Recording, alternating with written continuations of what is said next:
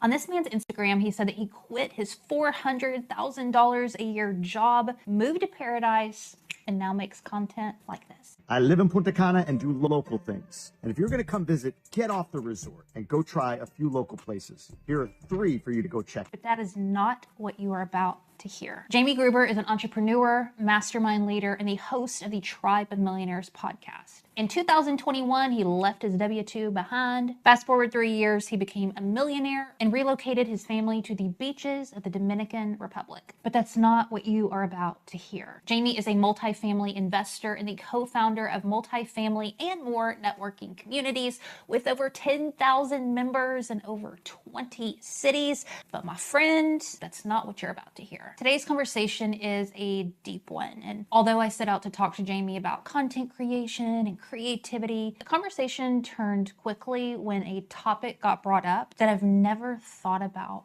before. Partnering with our ego. What? And although this is a totally politically incorrect thing to say, Jamie believes that healing our ego and sometimes listening to it, well, that's how you accomplish big goals and even make an impact in this world. But what about morality and serving other people? Well, we're gonna get into that too. Y'all need to grab a cup of coffee and your Snuggie for this one. I'm not even playing. This, my friends, is the incredible Jamie Gruber. I don't believe in putting down the ego. I used to. And that I learned was the worst thing that I'd ever done. We vilify trauma. We vilify inner child, like broken inner child. We vilify ego. None of this happens without learning how to harness and partner with the ego. That's a deep, deep, deep question. I'm going to try not to get too way off the rails and lose you or your audience on this. No, go off the rails.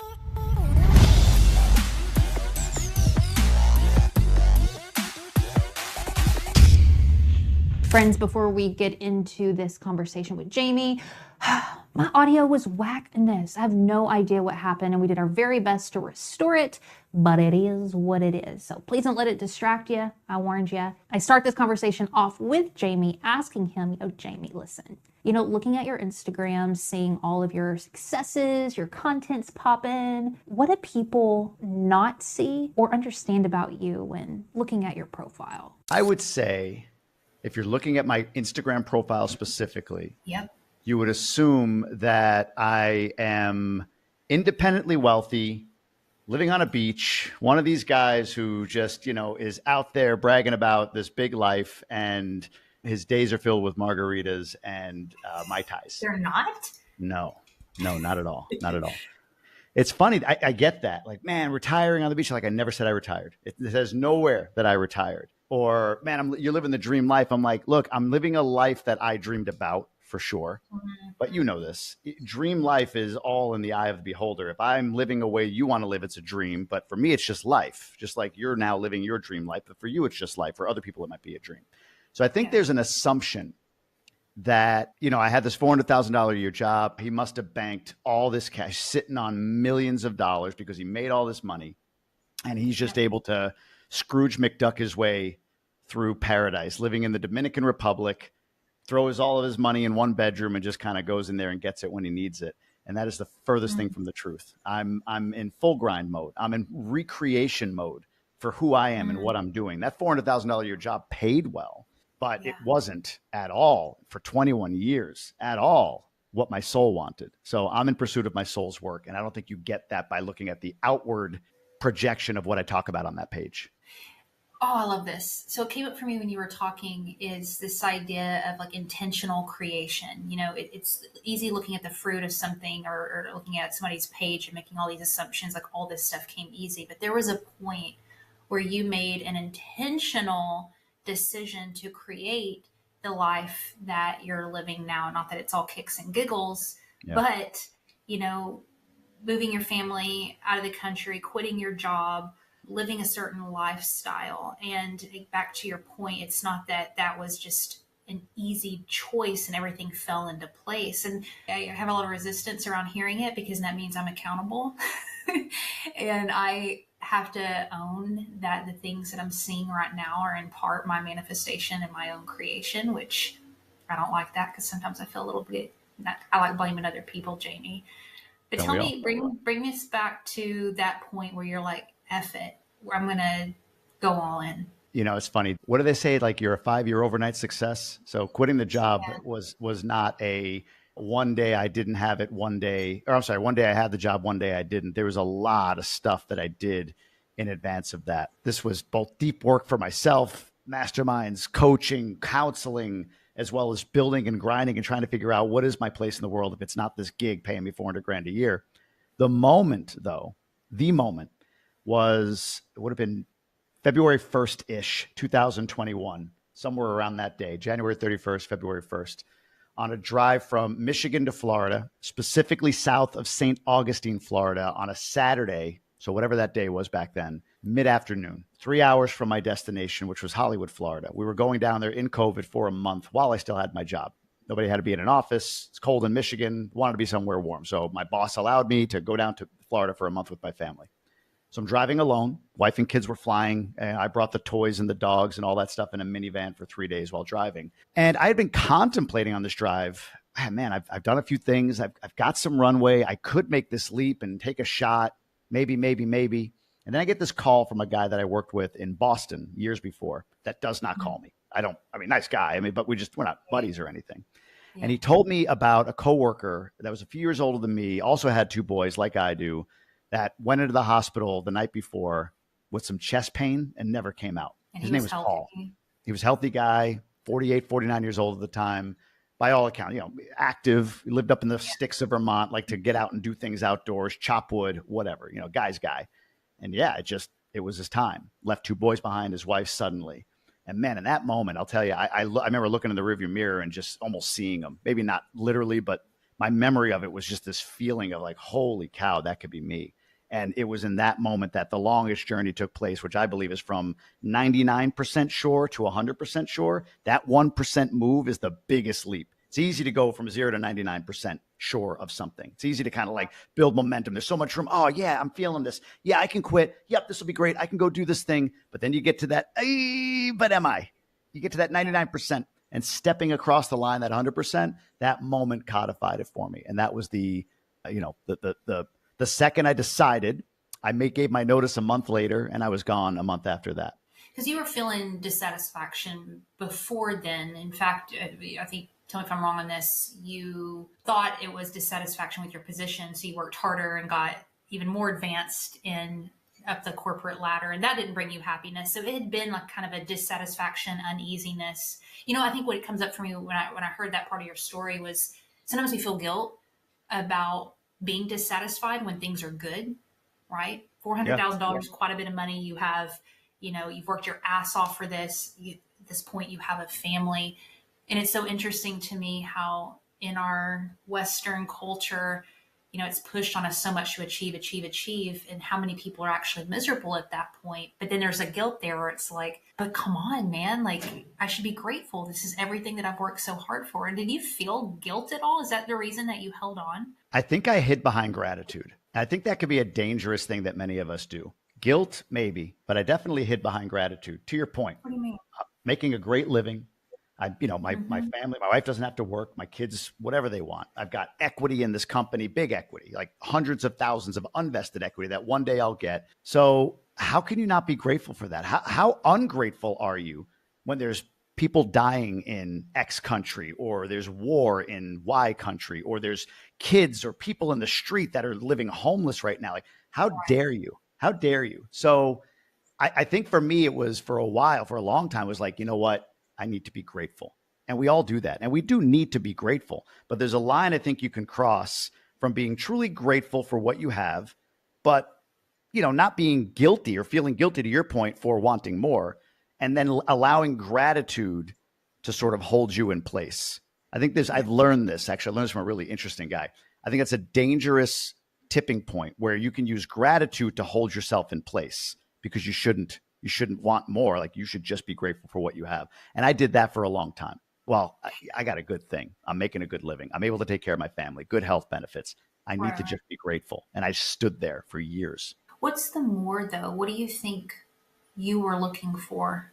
It's funny because I didn't know. I really didn't know. And I think that's part of the process that you learn, especially if you're a corporate person, W-2 person. If you are, you likely went through all of your schooling, 13 years of kindergarten through 12th grade, 4 years of college, maybe more.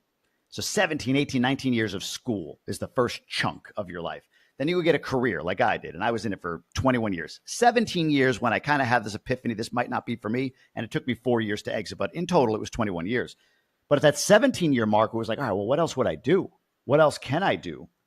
It was hard for me to decide, like, well, what do I want? Like, I don't even know. What am I good at? What can I make money doing? All of that stuff. And I think I believe it's because most of us, because we've done 17 years or 18 years of school, we've done whatever, 10, 15, 20 years of a corporate career, that the next move, the decision of what we're going to do next, it needs to be the next 20 or the next 30 years. Like, we've got to be able to see this for the next 30 years. And what I've learned in my 3 years outside of the corporate environment as a self-employed entrepreneur, and as you defined yourself, and I love this, I've started to do this myself, a creator, like every year or 6 months or sometimes every month, there's a pivot, there's a change, there's a need to adjust. And it at first feels like you're erratic or all over the place, and others will judge you for that. So I think it's important who you surround yourself with.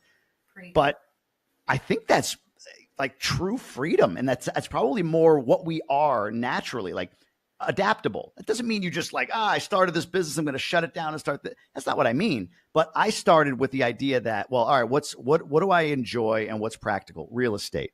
So I go into real estate and I'm buying real estate, and that seems like the thing. And then I don't like real estate. I love what it does. I don't like doing it. So then it was like, well, but I like networking in real estate. So I started doing things around the networking space in real estate. And then that evolved to more broad discussions, broad branding, and all of that stuff.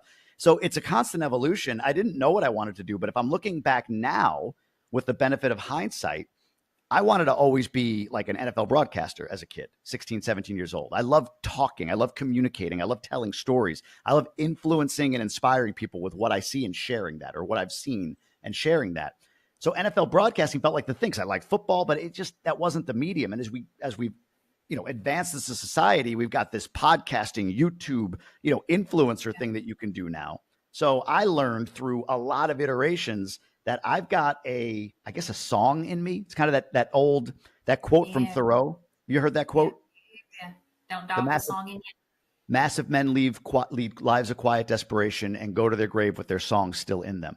My song, right? Truthfully, my song is to inspire and motivate other people to be the best versions that they can be of themselves.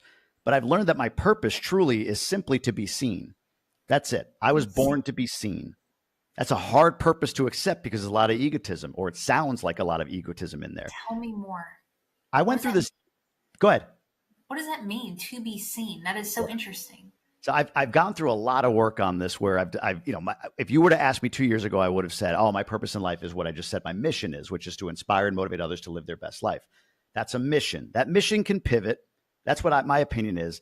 But true purpose, like why you are, why you were made, why you're on this earth, I think is a layer deeper than what most of us are willing to admit. I do these solo weekends, 2-3 days on my own with intention, just getting off the grid, putting the phone down, and like meditating and journaling and just working through and almost detoxing my brain for 3 days, no kids, no wife, nothing. So on a solo weekend, I go through this exercise. And by the end of it, I came out of this like deep meditation. I started writing things down, and it was like, holy cow. I do want to inspire and motivate others to live their best life. But that mission comes from the fact that I think I was just born and put on this earth to be seen. There are people that aren't meant to be visible, to be seen. They're better, like I'm the guy or gal behind the scenes. I'm the person you never hear of that makes it all work. And man, that's a great purpose. Part of me wishes I had it. But there's something about me, in me, that craves and desires and feels as though I'm in the best service to others to fulfill my mission simply by being seen. And again, I really battled with this. Like, is that all ego? Is that just, me trying to heal some childhood wound where I didn't feel seen? Maybe, I don't know. But that purpose feels very much aligned. If I am seen, then I am really good, I believe. The gift I have, I've always say, I'm not born with height, pigment, or good looks, but I was born with this ability to take a message and communicate it passionately in such a way that it touches somebody on the other side. So the only way to get that to more people and fulfill the mission of inspiring and motivating others to live their best life is to be seen. Okay, y'all, if you're not watching this on YouTube, my mouth is like dropped open. Jamie, I don't hear people say what you just said.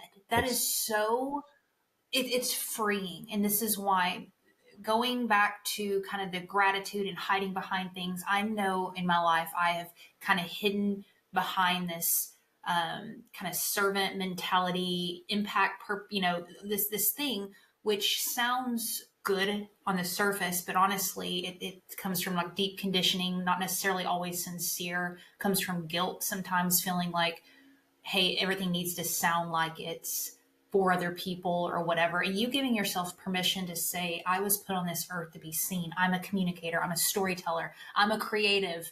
I love being in front of people and communicating a message, and the freedom that recently you've stepped into to broaden what that could even look like is so cool. And we'll get to that in a minute, but dig into that a little bit more for me, I'd because love to.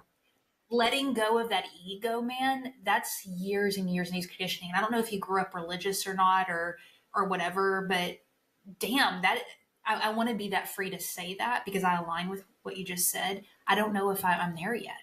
I would change what you said in terms of the purpose of, to serve the purpose of what you just talked about. I do want to go a layer deeper, because I think ego is the through line here. When you hear somebody say, hey, my whole purpose in life is for other people to see me, like I said before, it comes across as egotistical. I don't believe in putting down the ego. I used to. And that I learned, and I'll explain how, was the worst thing that I'd ever done. What I've learned to do is partner with the ego, satisfy the ego. Let me put it this way. Let's just say there's a goal that I have, or that I give you, and I say it's a big goal. It's a hard one. And I put it across the room, and I say to you, Heather, you go get it, or send your ego to go after it. Who's going to get there first? The ego. Your ego is going to get there first. This idea, the Stoics and everything else of like, ego is the enemy, your ego is not your amigo, all of that. I get it, because ego does tend to be the thing at the center of anything bad that you do. You insult somebody, you act like a jerk or whatever. That's all ego driven. But I learned through a psychedelic experience, some things that I did again on this journey of like, oh my God, I'm this corporate guy. How dare I try to go outside of that? I went to mushrooms. I literally went to mushrooms with a guide to try to figure this out. And I went into that ceremony saying, what is it that's blocking me from being the best version of myself? And the psychedelic experience was a very dark one. So there was this sort of almost evil presence, demonic, devil-like presence that came after me in this deep psychedelic experience. And then I worked with an integrator, a psychologist after, who explained to me and talked to me through it. She's like, I think this is your ego. How do you feel about it? I'm like, oh, ego's bad. She's like, yeah, your ego essentially came and said, hey, you want to know how to be the best version of you? Stop kicking me to the corner. I'm the reason you've achieved goals that you've achieved. I'm the reason that you're safe and protected when others are insulting you. I'm the reason. I'm there with you, trying to help and push you forward. All you see me as is the worst version of me, which is the part that gets too far and goes over the top and insults people or whatever. You keep kicking me to the curb, nothing's going to work for you. You partner with me, it can work. And I set out on a long journey of trying to heal my relationship with my ego. So when I flash forward to that solo weekend, when I came out of this meditation, and To Be Seen was right at the forefront, you're in kind of a deep state, right? Meditation, long weekend, no phone, just really your brain is so clear. You're feeling much more connected and maybe vibrating at a different level at that point. I said that, like, is this my ego? And I was like, yeah, sure. And that's okay. That's partnering with the ego, in my opinion. That's my ego saying, hey, look, I need a cut here. I need a piece of this. I like to be seen. I like significance. Tony Robbins calls it one of the 6 human needs. I like significance, my ego says to me. Yeah. So I'm like, okay, ego, I'm going to give you significance. I'm going to admit this to be seen. Let me just do a check here. Does it serve authentically who I am, and does it serve others? Because I believe in service to others. You know what? It does. I have to admit that. I have evidence that shows that when I am seen, it has a positive impact mostly on other people. So what is wrong with saying to be seen if it satisfies the ego, which is part of us, not something to kick to the curb? It's something that we absolutely need to harness and partner with, but also serves others. What's wrong with that is what I came to the conclusion of. This is like the most badass conversation I've had in a while. I've seen some of your guests. That's a big compliment. Let's, like, if you're cool with it, I'm going to kick all this other stuff to the curb real quick, because let's just go here. This is where we need to go. Last night, I'm driving down the road. I get a phone call. It's a woman who, her and her husband makes movies, and she was talking to me about, producing and some of the behind the scenes stuff with film, and saying, I really think you'll be good at this, and we want to get you involved in X, Y, Z. She goes, do you really want, because I've been taking acting classes for years and done some short films and stuff like that. She goes, do you really want to pursue the acting, storytelling, like in front of camera stuff, or are you cool being behind the scenes because you're really good at it? And I am. And there's something inside of me that's just like, ugh. Like, I love being on camera and I love communicating and I love storytelling. And when I hung up the phone with her and I started I had a 2-hour drive, I was just really wrestling with this, Jamie. It's so fun we're having this conversation because I was like, Heather, what is wrong with your ego that you want to be in front of the camera so much? What I'm hearing you say is liberating, but I'm not sure I know how I partner with my ego. Is there a healthy way to partner with your ego and a non-healthy way? And how do you gauge that? That's a deep question. I'm going to try not to get too way off the rails and lose you or your audience No, on go this. off the rails. Go off the rails. I'm ready. So let me give you the ascension for me and then what I do now, because it wasn't something I learned in regular consciousness, if you will. I told you about the first psychedelic experience. 5 grams of mushrooms on a couch with a psychologist, crazy music, evil ego comes after me and tells me, this is why you're not the best version of yourself, is because you keep kicking me to the curb. I then went through these other sort of spiritual healings, if you will. One's called constellation healing. Constellation healing is you get in a room with strangers, 6, 7 strangers.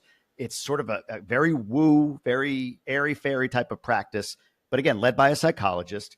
And essentially, everybody in that room comes looking to heal a relationship with something. Could be with your lineage, with your past trauma, with generational trauma. Could be with a current parent, husband, wife, whatever, but trying to heal some sort of relational trauma. You can also heal a relational trauma with what's called a meta position, AKA the ego. So I go into this room as like the corporate guy. I'm out of my job, but still, these are all kind of like hippie chicks sitting on bean bags, and then this guy walking in his polo shirt, right? So, and I'm like, all right, I had this psychedelic thing. And by the way, I've never smoked a joint, never done a drug to this day. The only drug I've done, I do that in air quotes, is psilocybin, mushrooms. That's it. So I went through that. I'm like, whoa, okay. That's a new level of consciousness I never understood before. And I got this ego problem and I'm trying to navigate it. All right, I'll come check out your constellation healing with these hippie chicks. So I sit on this beanbag. The leader kind of meditates us in or drops us into a meditation just to kind of get the room kind of feeling. She's like, listen, one of you will feel drawn. It's okay. You'll just feel it when you want to confront this, relative generational trauma, meta position. And I'm like, yeah, okay. And I swear to you, as I'm saying, yeah, okay, my hand just like goes up. I'm like, what's it doing? So I stand up and she's like, great. Who do you want to address? I'm like, my ego. Then she looks around the room. She says, who wants to represent his ego today? And a woman across the room says, yeah, I'm feeling it. Me, I feel this. I could be his ego.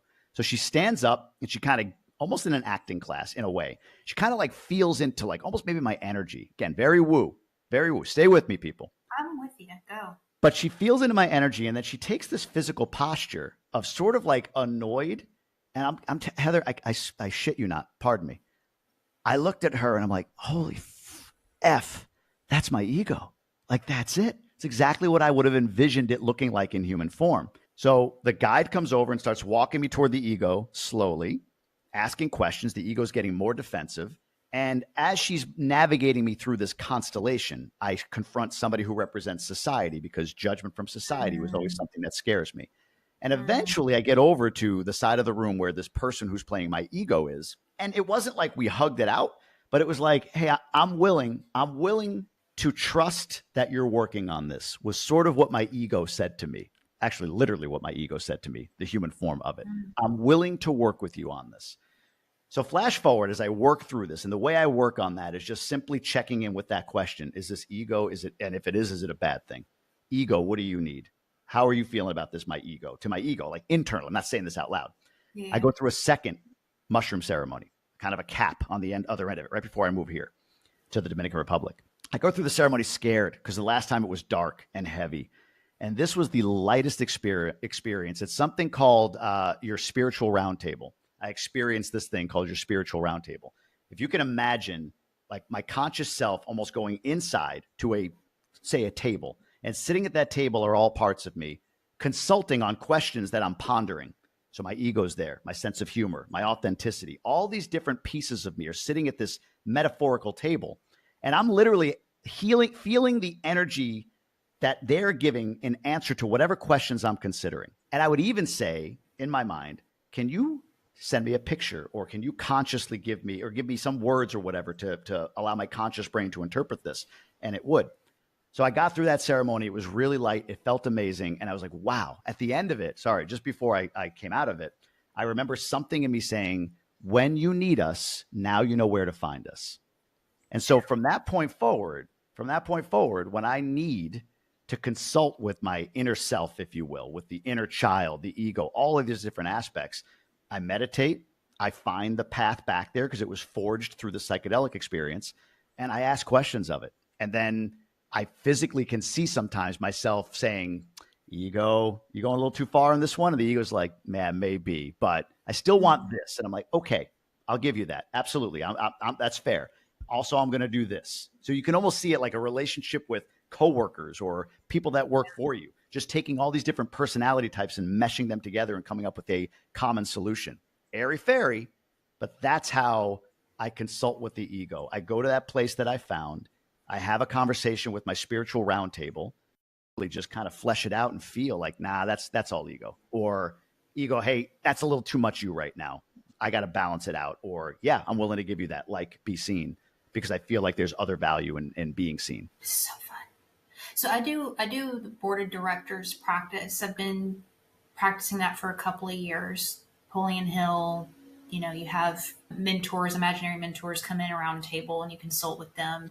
I've never thought about nor heard having parts of yourself around that table, which would argue it's probably the same thing because myself is manifested through those people. But anyway, what parts of yourself are around the table again? Did I miss that? Who are Yeah. those? So what I recall, like say, like the big one's the ego. Like that's the one I check in with the most. But I feel like there's the ego there. There's this like authentic self, this sort of raw, I don't care what anybody thinks. Like, this is just me. That whatever that is, I can't even describe that. My inner child is there, whatever trauma I suffered as a kid, the kid that was bullied in 4th grade and so on. So like the inner child is there. There might be some other meta position I'm not thinking about, but those are the biggies for me. And honestly, like the biggest check-in, like, the COO is the ego. That's the one that I go to first to check in with and sort of elevated him, her, it, whatever the heck it is in the hierarchy a bit. Because again, before it was like, get out of the room, ego. You're not allowed in here. You're bad. You're awful. And now I found the need to bring this person in as a partner. So that's the biggest one, but there's these other small elements of me there as well. Can you give me an example? And it can be general or specific, I don't care, but just to have some context. Like, let's say you had something come up and you want to consult with your ego in this round table. Maybe a time you didn't go with the ego. Yeah.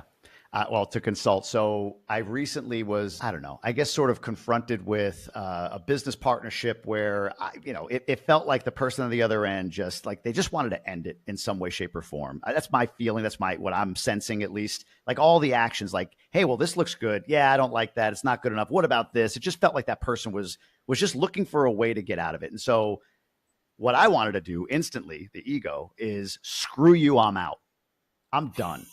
The heck with you, F you kind of thing. And so that's one of those times where you go, okay, what is this? What is it that this is? And honestly, it is like, my ego saying like, yeah, man, screw them. And you got to like, okay, wait a minute. Okay, I feel that. That is all ego. Like that instinct is all ego. What else is there? And I remember hearing like, doesn't cost you anything to have a conversation. Right. So like that was sort of maybe the authentic self, or maybe it's my inner child, whatever. Another voice in me or whatever is like, it costs you nothing to have a conversation. Why don't you have a conversation with this person instead of going after them? Another one is when I had my job, and it's funny, like I'm going to use this example, even though I didn't, it's like, I'm looking at it. This is what I did, but I didn't realize like all this ego stuff happened after this incident, but it's the same premise. But I had a boss that we did not get along. That was actually a really good thing in retrospect, because it helped me like wanting to leave even more at the end of my career. And I remember we had these 6 different points of contention along the way, like really bad points of contention.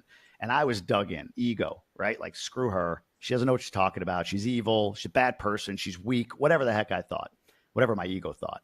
But I remember at one point going, wait a minute, what would her perspective be on all of these? And going inside to this theoretical roundtable and saying, I guess if I'm on her side of this, it might have felt this way. And then what about this other incident? Yeah, it might have felt that way. And then again, it doesn't cost you anything to have a conversation. Going in and talking to her about, hey, I wrote this down this is likely how you felt. And for that, I apologize. On this incident, this is something you might have felt because of my action, and I might apologize. This is what I meant, but I could see how you felt this way likely. And she was over the moon happy that we had the conversation, and it really improved our relationship going forward. So I think it's those sorts of things, going in and understanding like, okay, that's all ego. What else do I need to consider here? And that whole, like, it doesn't cost you more to have a conversation is a voice that I got. A time where it was all ego. I mean, I'm sure there are a ton. I know there are a ton. I can't think of something off the top of my head right now, but if it comes up, I'll definitely chime in with it. Why do you think the ego showed itself to you as a dark form and kind of demonic? Pissed. It's the best way I could describe it. It Really? was pissed. Yeah, Why? it was. Why? So imagine having a best friend that is there for you always, wants to help you with everything you're doing. And you say to the best friend, or the best friend hears you talking about like, yeah, I'm going to do this. And the best friend's like, I can help you with that. And you're like, shut up, get away from me. You're an idiot. Right. And the whole time for years, your entire life, your best friend's still there. They're not gone, but you keep kicking them every time they step in to help. And even sometimes they're like, oh, hey, you wanted this. Look, I took care of it. And you're like, yeah, no, that's whatever. You don't even recognize it. Imagine how that best friend is going to feel if one day you walk in, best friend sitting there with you, and you say to somebody else, I'm trying to figure out what's like certain things, like some things get done, but I can't figure out why. And I'm trying to figure out how to overcome that. And your best friend's going like, are you freaking kidding me? I'm there every step of the way. I'm doing this with you. I'm helping you. What are you talking about? Like, you're going to walk in here with me standing here, jumping up and down, showing you this list of things that I've helped you do, and then wonder where you get strength from, how to get strength, how to become the best version of you. So I was pissed, and it came hard and heavy. I even remember at a point, like being dragged down, like what I would describe as being pulled to hell, and seeing a light, like a peephole of light that was getting smaller and smaller. And I remember saying this to the psychologist in the room. I was like holding on to that light. Like, if you can imagine, like it's above ground, like holding on to the edge of the ground so that I didn't get fully dragged in, because I literally, my conscious thought was, this is where people go mad. This is that guy, like, you know, in a straitjacket, back and forth in a mental facility. Like, this is how that happens. She kept telling me, like, you need to go through what it wants to take you through to see to the other side. You got to let go. You have to let go of this hand grip I had on earth, if you will, as I was being dragged down to hell. I didn't allow myself to fully let go. I allowed myself to go pretty deep, and it healed a lot for me with me and my ego, or it was the beginning of healing. But it was pissed. It was absolutely upset that I'm ignoring all that it's done for me, and then had the audacity to say, yeah, I don't know. What's keeping me back from, you know, why can't I accomplish stuff sometimes? Like, well, because you're not listening to me. I keep showing you the way and you're not listening to me. So pissed. Damn. Morality and the ego, how do you gauge between that? Because sometimes you weren't ready for me, Jamie. Like, let's go. Because you think about sometimes what you want hurts someone else, or isn't necessarily, and it could be as simple as hurting somebody's feelings, or, you know, not being faithful, or whatever. I mean, how do you gauge morality with the ego?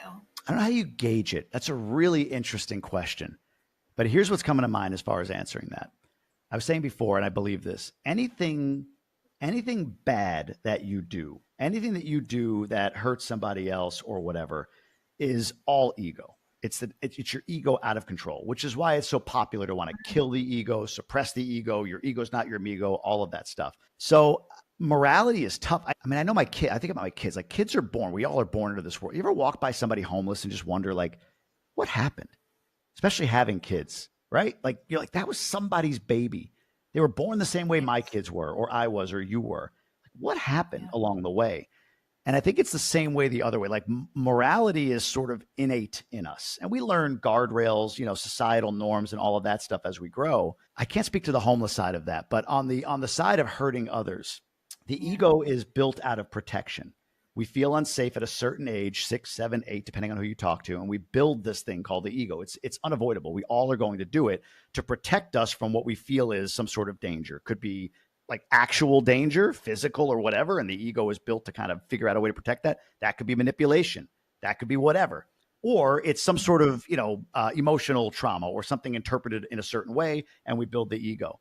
So I guess there's sort of like your morality is there, but if you allow your ego to become too large a player, your morality kind of suppresses along with the increase of your ego. So I think morality, you have, ego, you have, and it's like if your ego is turned all the way up, your sense of morality gets turned all the way down. So balancing between those things, I guess, is the best method. But that's a really, really good question. I don't know how to gauge it. I can't say I know how to gauge it other than what I described about meditating and finding your way and partnering.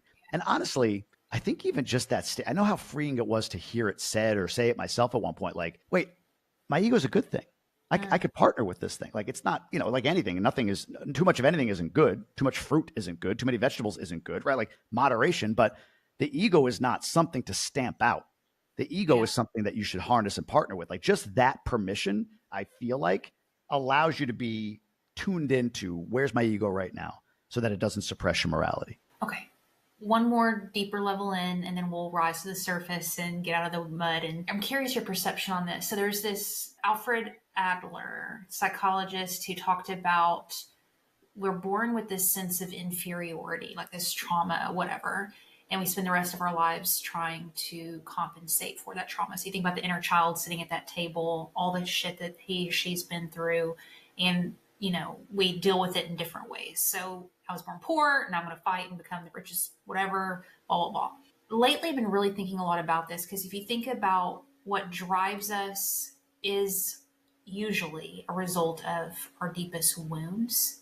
And there's a light and a dark side to it. And I love what Adler talks about as he says he doesn't believe there's a way to ever overcome or run away from our inferiority. The best that we can do is figure out how to point it towards societal good. So I have this pain. I'm drawn to this. I'll use myself as an example. I didn't feel like I was ever seen growing up. I didn't feel like I belonged. And now I love communication. I want to be on camera. I want you to see me, just like you said. And so there's a dark side to that of Heather trauma. But there's also a light side to it that I'm good at it. And I bring joy to some folks. So it's interesting to me to try to figure out, and I guess it goes maybe back to your round table concept or, the whole gauging question. I think I put a lot of guilt on myself, admitting to myself what you just said earlier. I was put on this earth to be seen because my mind immediately goes to inner child trauma, Heather, versus this is actually a light and a good thing. And I'm just curious, anything I just said there, what comes up for you? That was really, really good. And to your point, like, I think we vilify trauma, we vilify inner child, like broken inner child, we vilify ego. And I think it's just, kind of reframing our relationship with those. But to something you said a minute ago, so I distinctly remember this, such an innocent thing. You want to talk about trauma. That's not trauma, but I perceived it to be trauma. And I built a life around it that I do try to harness for the greater good of society, but something I'm running from. 6 years old, my grandfather was sick with cancer. This is when I lived on Long Island, New York. And I drew a picture of him at school. This is my mother's father. We went after school to my grandmother, my father's mother. So not the married couple, opposite grandparents. And she was hard of hearing. So she asked what I did in school. I said, I drew a picture of grandpa. And she just struck this pose like, oh, you drew a picture of grandma? She was like so excited. And I was starting to say, no, I drew a picture of grandpa. But before I could finish, even the O of no, my mother kind of like stopped me. She's like, don't say anything. Just let her believe it. And again, a lot of work. It wasn't in the moment that I realized. There's a lot of work to realize like, wow, that's such a simple, innocent moment. My mother was doing nothing wrong. I mean, she's like, hey, like let her have her moment. But it taught me that other people's feelings are more important than my voice. So from that point forward, I became a people pleaser. Whatever anybody else needed to hear. However else anybody else, as long as they were comfortable, I didn't need to be, right? Like it's about everybody else, not me. And so today, to your point, that ego suppression was the culmination, or the moment in which I recognized that my ego was pissed about me suppressing it, was the culmination of 6-year-old kid being told not to tell grandma the truth, to please everybody else, kick your own ego to the side, kick your own needs, essentially, is what I would make the analogy of. Kick your own needs of significance or whatever to the side. And so when my ego was allowed to come out and play, when I allowed it to come out and play and partnered with it, it was me saying, okay, I can actually have fun and enjoy and get something from this experience too. And by the way, that people pleaser energy, that trauma I had that my mother, innocently placed upon me or that I interpreted, I please people by hopefully an interview like this. I hope somebody reaches out and says, man, I got so much from that. That felt freeing to me. I got unlocked because of something that dude said or whatever. So that's my people pleasing energy that I bring to the table from my past trauma. And I think that's what you're talking about with the psychologist, I think you said, and quoted him. But the healthy version of that now is trying to balance that with my own needs, not needing to people please despite me, but people pleasing and pleasing myself at the same time. Tell me if I'm thinking about this correctly, if this is kind of plays into your, I love that young people call it receipts now. I think it's so funny. I love seeing receipts like I'm 23.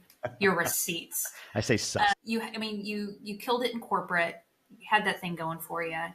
Then you leave there and you multi-family investor with over 10,000 members in your community, become a millionaire.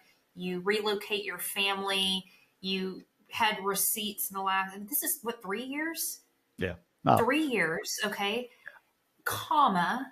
A few months ago, you start doing something, tell me if I'm wrong on this, pretty left field from the entrepreneurial leadership, blah, blah, blah stuff that a lot of us are in. You started putting out content about traveling and being a little bit more creative with your stuff and really making a niche in that, and your following's blown up. So all that to say, success in corporate, hit millionaire as an entrepreneur, built a strong ass community. Now you're killing it in content creation. And I know there's a lot of crap in between. And like you said earlier, life's not perfect and beautiful all the time, but there's still just some really huge wins there. And I'm curious, within the context of ego and tapping into that side of yourself, do you attribute that kind of inner work towards following the ego and bringing the ego in that's helped you create some of this stuff? Or am I thinking about this incorrectly? No, God, that's exactly. None of this happens without learning how to harness and partner with the ego. It's just kind of finding your lane, in my opinion. This is what I feel like I'm doing, have done, at least in the last few years. It's just trying to find my center again. Do you ever hear this? If you take off from New York and fly to LAX, that's a certain flight path. If the flight path deviates, I think it's like half a degree, you end up like 70 miles south in a different location by the time it's all done. So I feel like that's like a lot of us in our teenage years, early 20s, right? Like we've got this sort of center. It's somewhat pure still. And then, we just sort of like, well, I got to get a job. And that just creates that little separation, that half degree off of our center, if you will. And over 10, 20, 30 years, whatever it is in your job, that 70-mile gap emerges, if you will. So the work I've been doing, I feel like, is closing the gap. The center never changes. This is the path. New York to LA never changed, right? Like that's my center. But my 1 degree flight path change over time and settling for something that really wasn't authentically me for whatever reason, maybe because the ego wanted me to make more money, who knows, right? But was my deviation from the path. So now the last few years, and even still now, I'm just trying to bring that flight back around to center, if you will, and stay on my natural path. So all of this work, I hope this answers your question, is trying to refine the lane of authenticity to the best I possibly can. And I could be wrong today. It could be a year from now. I could find another lane, and that's okay. I'm enjoying the journey of just pursuing it, if you will. But the stuff you're seeing, the blow up of the brand, the building of communities, the ability to sustain a life in another country, all of that, I don't know how to relate them all in a word, but they all fit into this sort of feeling of authenticity that I have, this sense of who I truly am. I am a guy who likes to have adventure. I love bringing people together. I love connecting people. I love sharing content. I love this. So this was honestly, like you said, I know it's another podcast. Like, I love this. I love getting on shows, especially with great hosts and having a great conversation. So I just feel like I'm doing things in my lane. And what's crazy about that is, and this is where it gets a little bit like, I can't describe to you completely how that's earning me income, but it is.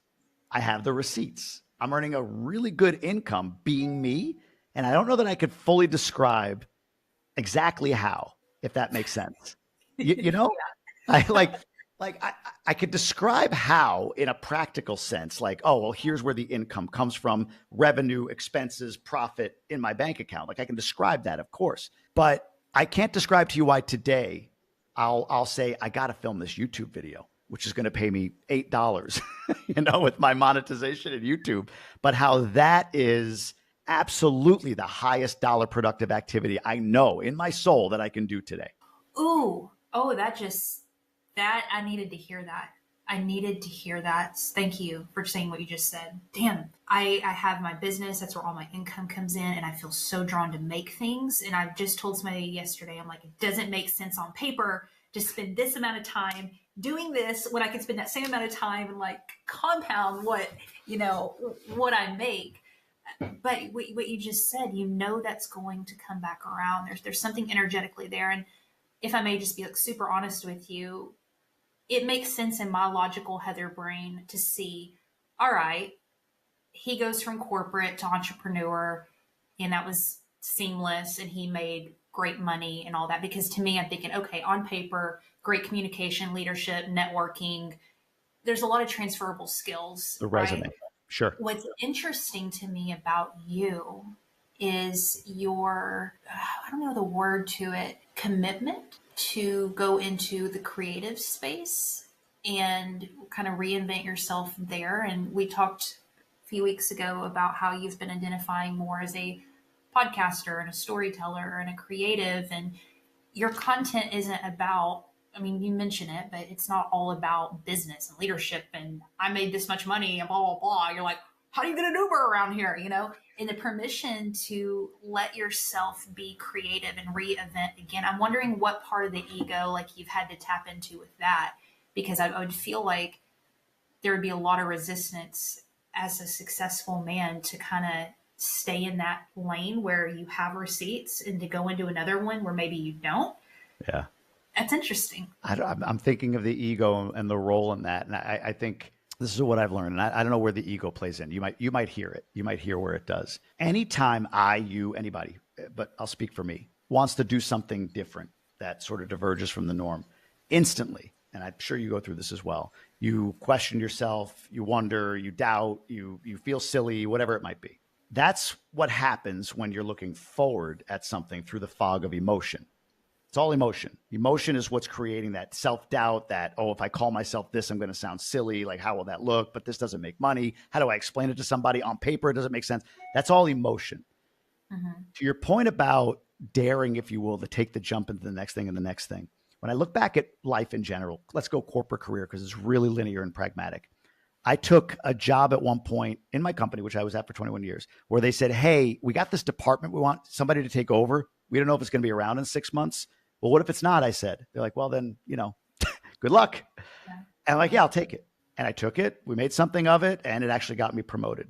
I took another job where it was 45 weeks a year traveling when we just had our first kid, 45 weeks on a plane a year traveling. And again, there was like, wow, it'll be good experience for you. And I was like, okay, sure, I'll go do it. And it got me promoted. So looking forward into the unknown is all emotion. And what I'm learning and have learned is to look backward at evidence. So it's not the same thing. I can't speak to evidence of if I go from community builder to podcaster and or creator, like I know exactly what's going to happen because I have evidence of that. But I do have evidence of what happens when I feel like, even though it doesn't make sense, maybe, but it just feels right to take this next step, it's always worked out.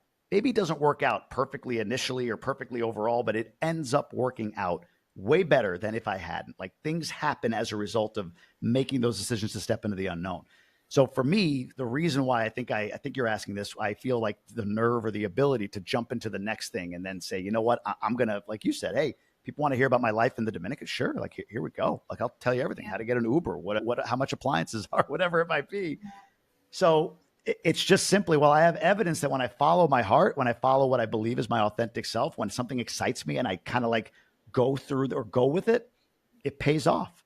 So evidence instead of emotion is what I try to lean on. I have a friend who is an entrepreneur, super successful, and I think he's an underground creative. And I was talking to him the other day, and he was kind of teasing, but he said this, and I'm curious your perception on it as a creative and entrepreneur yourself. He said, yeah, I'd love to be creative, but I also like making money. Yeah. And it just hit me. And he was laughing, but it hit me. And I thought, damn, is that what we've trained ourselves to believe is the trade off? And I know there's some practicality here to be, you know, you have to be business minded and entrepreneurial as a creative, right? How do you view that now after you have this underneath your belt here and then you're kind of going into this space? Do you think that we need to build business success first before we can fully be free in the creative? Or is this just a narrative that's just complete BS? What do you My think, take, honestly? my take is it's a narrative. My take is it's a narrative. I believe that, and I've had, again, evidence in my life that if you're a creative and you've got that creative energy and you want to create something and put it out into the world and it serves people in some way, shape, or form, money, accolades, whatever it is you're pursuing. Some people it's like, yeah, I like to make money. Other people it's like, I like people to love me. Whatever that is, whatever that measure of success or measure of tangible outcome that you need, love, money, possessions, cars, whatever it might be, it comes. It does come. Or at least your ability to acquire those things comes. And what I mean is, like, you build a creative career, but decide not to monetize it. That's okay, but you could. You've created something that could monetize. Maybe money's not your thing. You want it to stay in your mind pure or whatever. But I don't know. Like I spent 21 years, leaning into the pragmatic. And if you spent any time in corporate America, somebody would know this. Like it was probably 7 revolutions of 3-year sameness. And what I mean is, like, okay, year 1, we're all focused on this. And then we did it. Year 2, we're going to focus on that. Yay, we did it. Year 3, this other thing. Yay, we did it. Year 4 was back to the first thing again, because we put all of our focus on one thing. So it was just like motion for the sake of motion in corporate. And then a paycheck came in. Like, that was soul sucking for me, right? Like, cool, I'm doing the same thing every 3rd year, and then money hits a bank account. Whereas now it's like I can build and create and put stuff out into the world that truly lights me up. And then I get feedback from others that, hey, it's helped me quite a bit. Yeah. I'd rather that. And by the way, the money comes, or the car comes, or the love or the praise comes, or the followers come, whatever your measure of success is comes. So money's obviously a practical thing, like you said, but I'm not saying like, hey man, just snap fingers and record stuff and here comes the money. Yeah. You got to have some planning, some sense of it, entrepreneurial. I like what you said, but I guess what I'm internalizing is that question. It's like, how does this make you money? Like, when that comes, like, hey man, you're talking about Dominican, like, how do you make money? Is that a big enough market? It's like, stop. But that's how our brains sometimes work. Like, I got to understand how that pays you. And that just drives me nuts. It's like, I don't know. It'll be fine. I'll be good. Thanks. And I'll wrap us up here. I have one more kind of question for you, and then we'll get you out. That's a lie. I have 2.5 questions left. I'll sneak them in. I'll be quick. I am not ready to take anything that scares the hell out of me so bad. I've never done drugs before. I've never smoked, never done anything, just like you. And I know this isn't drugs. This is something different. I also am so ready for a deeper awareness and level of spirituality. And I mean, like, I don't get super wooed out. I can go there. What would you suggest for anybody who's like me, who may not be ready to kind of do some of that work just yet, but to kind of really explore and understand on a deeper level what you've shared today? Any books, any resources? What's helpful besides going and drinking tea? I would say, so this is, again, the practice that I put together some time ago. It was something it was a gift to my wife to get away for a long weekend. And then it became like a ritual that we both do separately. Actually, I just said to her the other day, I know when it's like time for your weekend, you please, she needs to go do a weekend. But the concept of a solo weekend, and the idea is you have to set an intention, whatever that intention is for the weekend. And then I would say this: Friday, Saturday, Sunday. Friday, allow yourself to decompress. Shoot, I got to return that text. Oh man, that email, I got to make sure I send that to that person. Allow yourself to do that. As you go into Saturday, put it away and just be. Like, don't worry about, you got an intention, have to have an intention, whatever that is for the weekend. How do I monetize my business? What's the next best step forward for me? Whatever that intention is that you want to ask yourself, and just have that present. As you meditate on that intention and then come out of that meditation and just write down whatever, through the weekend, it'll become more clear on paper. Like, you're going to write down gobbledygook after your first meditation because you're packed up. It's like when your gut is filled with crap. You just got to shit it out. So same thing. And then as you go along, keeping the intention in mind. You do another meditation, grab something to eat, do another one, 30 minutes, hour, 20 minutes, 10 minutes, whatever. And you journal out of that. It just, every time I've done this, and I've done it for a few years, I come up with something, a nugget, a thought, a line by the end of the weekend that allows me to go, oh, okay, there it is. There's a sense of clarity. There's a break in the wall that I couldn't see with some light coming through that I'm going to pursue. So without going the route of psychedelics, I think you can have an equal experience by doing something like a solo weekend. Beautiful. Listen, you did not have to do this. I was sitting here trying to even think a minute ago. I don't even know how I met you, but I'm so glad I did. Like, I'm so glad that.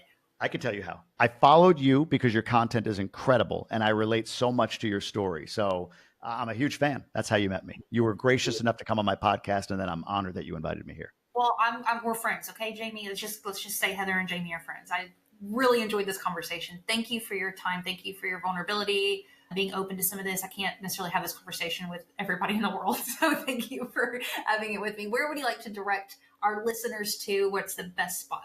So I would say if you want to come to Instagram or YouTube, either one's at the Jamie Gruber. You can do both. If you're interested in being part of my community, you can go to GoBundancyMerge.com and check that out and apply there. Sweet. Very last question. What is something you are deeply questioning you do not have the answer to right now? Honestly, what does life look like at 65? What does life look like at 65? Good. It looks real good. I hope so. There's your answer. Jamie, thanks for your time today. Thank you. Thank you.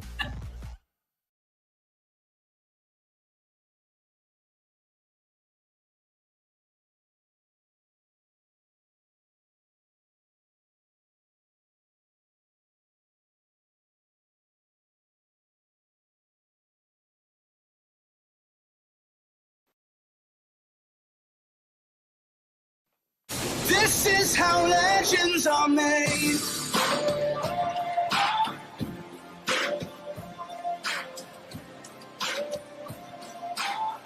This is how legends are made.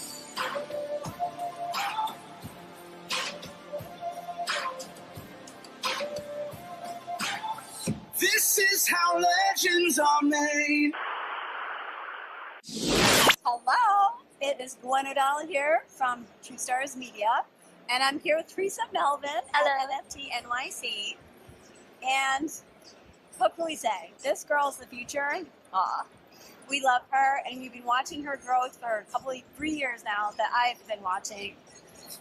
And her art, well, we're going to let her tell you about herself and her art and everything else.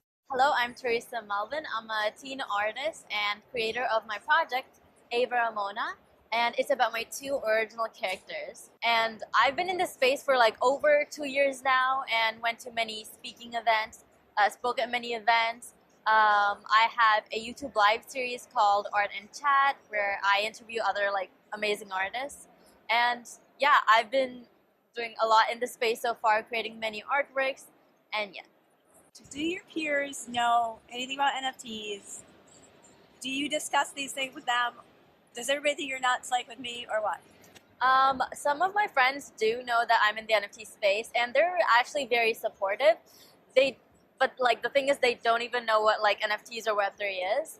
I haven't really like had that discussion with them. It's more like they accidentally searched my name up one day, and they're like, "Oh my God, I had no idea." So I'm just like, well, there's one side of me, the really colorful side on social media. But yeah, there are like, in my school, NFT is not like really common. Some people do know it. But yeah, I'm just like really happy to be in this space with a lot of other people that are like me. Yeah, finally you're amongst a bunch of people who actually know what you're talking about, right? Yeah. So how did you get the idea for Ava Ramona? Like, well, how did this whole thing evolve? So basically, even before going into the NFT space, I had these characters, Ava and Ramona, and I created them when I was actually 9 years old. Back then, I was like, they were kind of like my imaginary friends in a way, being an only child. And I think they kind of like helped me like all like throughout my years, and made my like personality more like developed. And I wanted this to be like a way to support other young artists as well. So far, I've donated $2,000 to the Adobe for Kids initiative. And I plan on doing so much more with that. And yeah, I want to keep continuing with Ava Ramona and creating more stuff with it, like maybe books. I'm thinking of like, learning animation, so maybe incorporating them in that. And yeah. How do you see, the NFT space opening up to more young artists? Are you seeing this happen? Are you seeing more artists coming on board? And what would you say to people coming in to give them encouragement? Yeah, I definitely do see a lot of like kid artists or young creators joining the space, and to me that's amazing. And for me, I feel like my purpose here is to share my experiences, share my art, to represent all of these young creators and to give back to them as well. And I feel like the NFT, the Web3 space in general, has a lot of opportunities for young creators. It really helped me to develop, my speaking skills as well, to manage my time, and also give, more opportunities to, prepare yourself for the future and keep continuing like doing what you love at an early age. This brings something that's really important to me, and that is, I feel like these schools really have to start embracing the whole concept of Web3. And I think that it's not really happening yet, like, because there's a lot of maybe negativity about crypto, and people don't quite understand what an NFT is. Tell us, like, do you think it would be great or good or not good if schools were to start incorporating some of this education? What would be your opinion on that? I think that's a great idea, introducing, schools and like students into, the new technology, the new like innovating things happening in the space. Because not like a lot of people in school I think they got on the wrong side of NFTs. Like, it's just like an image, I can screenshot it, but there's so much more to NFTs than just like buying and selling, and so much more than just art. So I think if the school introduced, more in depth about what Web3 is, what NFTs is, it's really an incredible opportunity for students to learn like the benefits from it. And yeah, that's why I really love this space. It's all about, collaboration and experimenting with so many different like fields and mediums and tools. Is there anything else that you would like to say that I have not asked you about?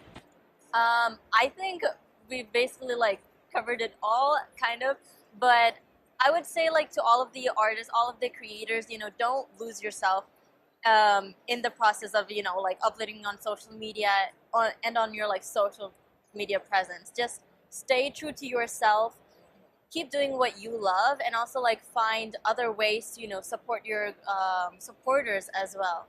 So yeah, keep creating. Thank you, Teresa. We think you're great. We can't wait to see what you're going to do in this world. Thank you so much. This is how legends are made. We are talking to Tony from Doodlegenics. Woo!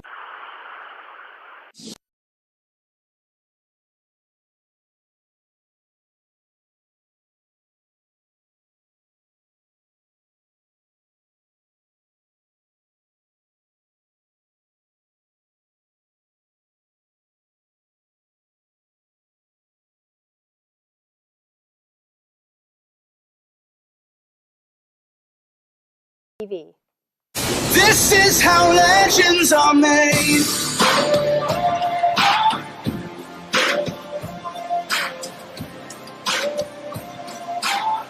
This is how legends are made.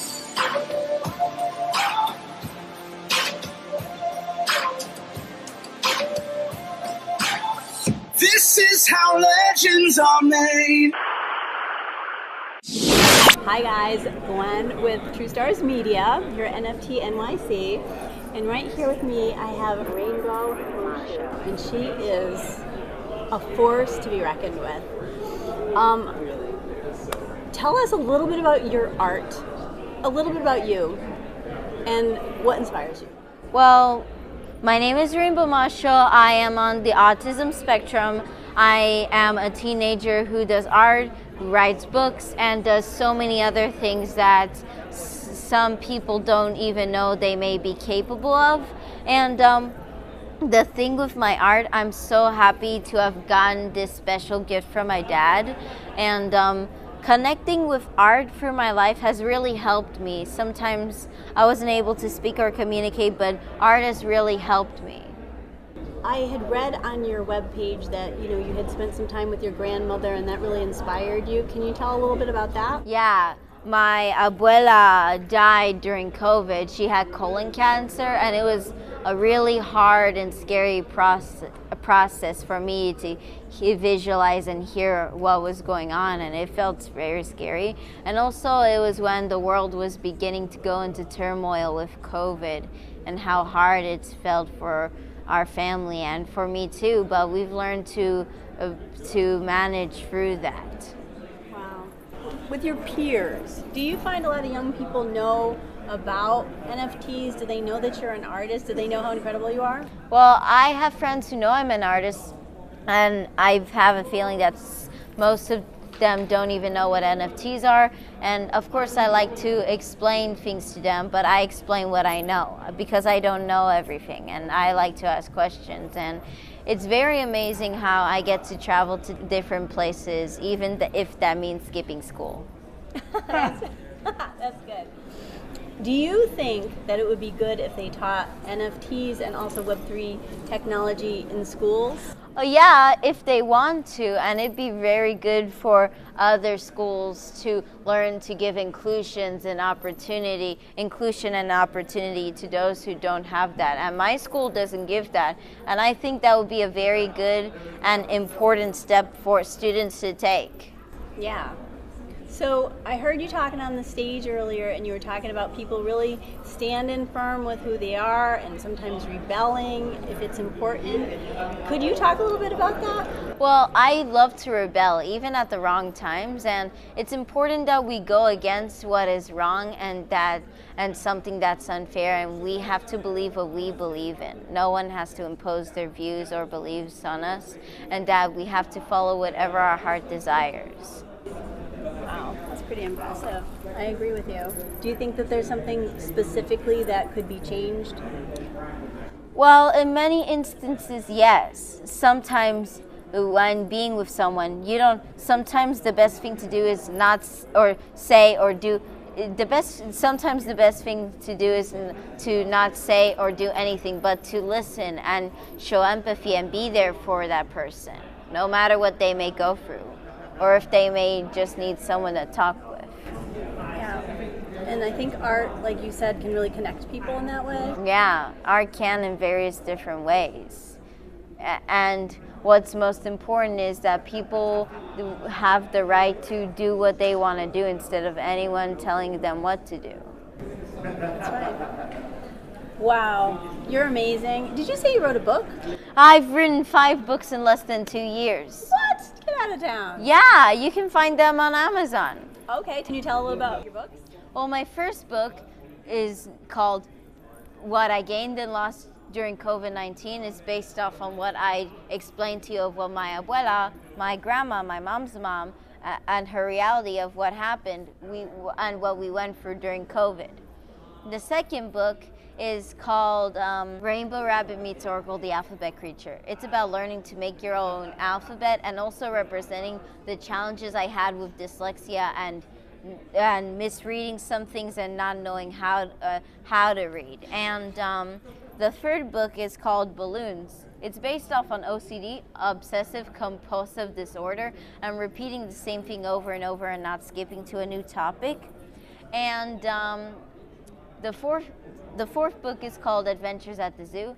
It's me connecting with wildlife and also representing a fictional side to what summer school was like at the Nashville Zoo in 2021. And last but never least, there is Rogue Girls Rule, my 5th book, and it's about female empowerment and going against sexism and showing that women should never be told to be ladylike and know their place in society, and that they know they have the right to just literally go out there and be who they want to be and do what they want to do and say what they want to say. Right on, girl. Oh my God, I'm so glad that you told us about this stuff. So where can people find you and your work and all that stuff online? Well, like I just said, my books are found on Amazon, and I am found on Instagram, Facebook, Twitter, TikTok, And so far from what I remember, that's it. That's where people can find me. Cool. All right. Well, we really appreciate talking to you, and we'll keep watching your art. Thank you so much. You're welcome. Okay. Bye. This is how legends are made. I think that's a great idea, introducing, schools and like students into, the new technology, the new like innovating things happening in the space.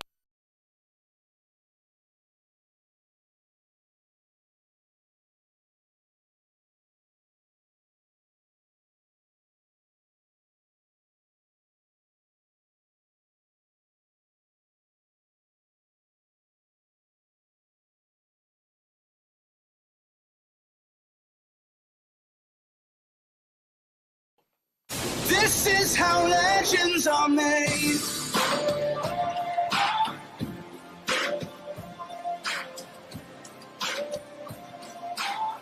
This is how legends are made.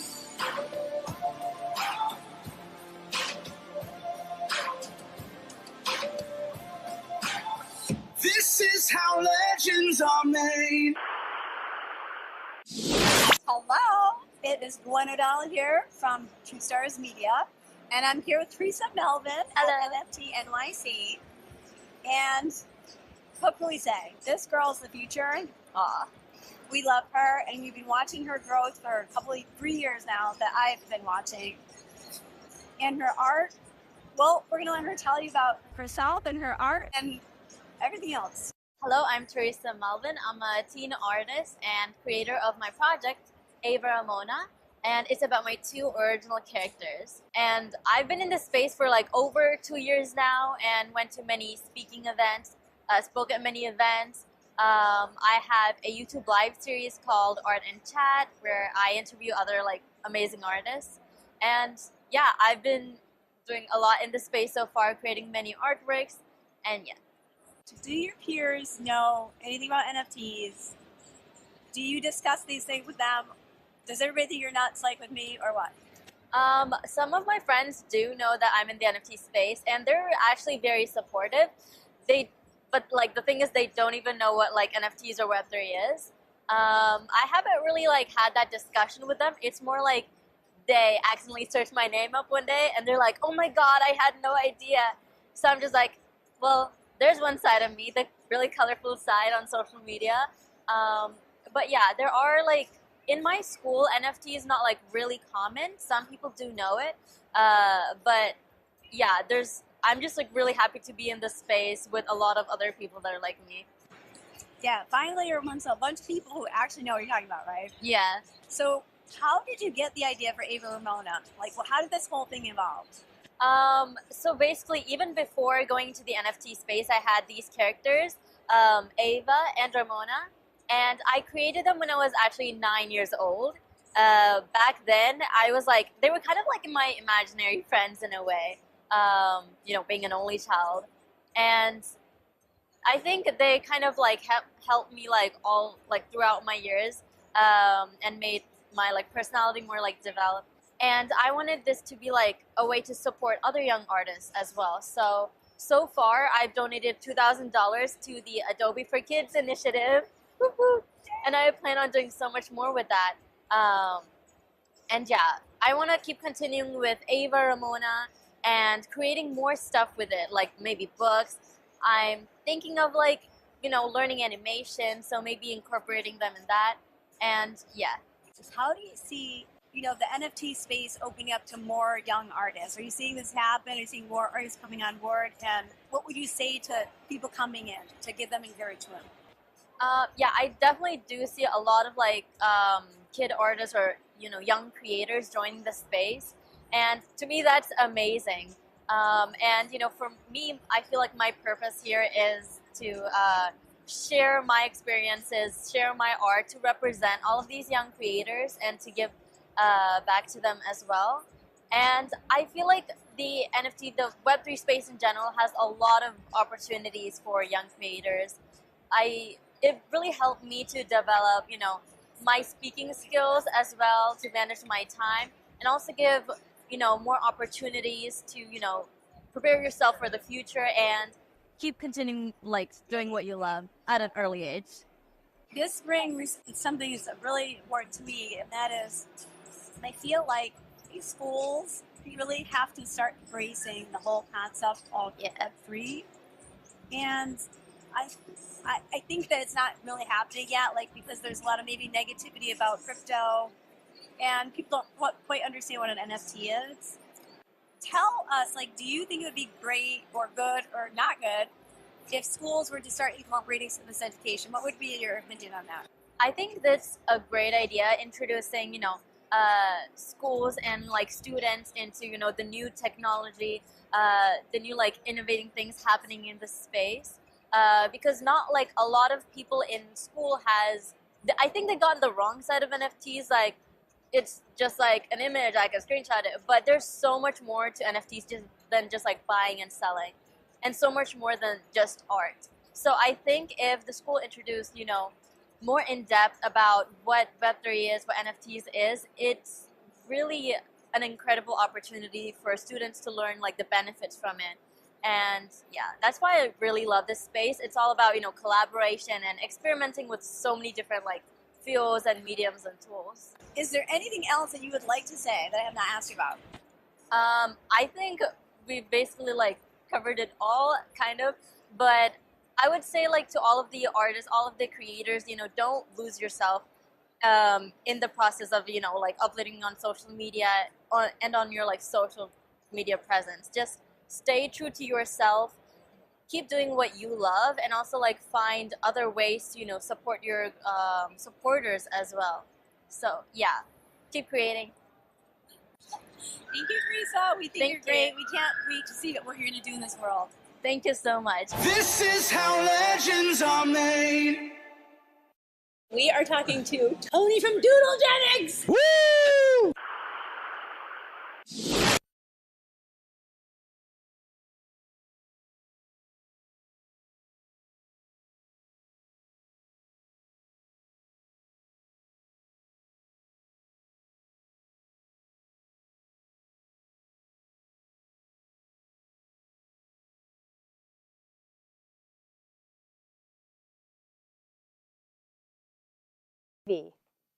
This is how legends are made.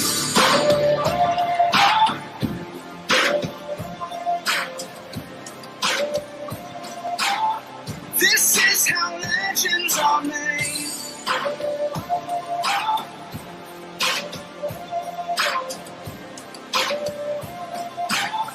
This is how legends are made.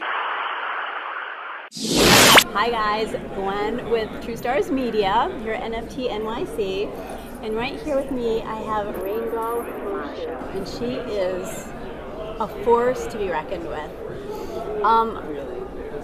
Tell us a little bit about your art, a little bit about you, and what inspires you. Well, my name is Rainbow Marshall. I am on the autism spectrum. I am a teenager who does art, writes books, and does so many other things that some people don't even know they may be capable of. And the thing with my art, I'm so happy to have gotten this special gift from my dad. And connecting with art through my life has really helped me. Sometimes I wasn't able to speak or communicate, but art has really helped me.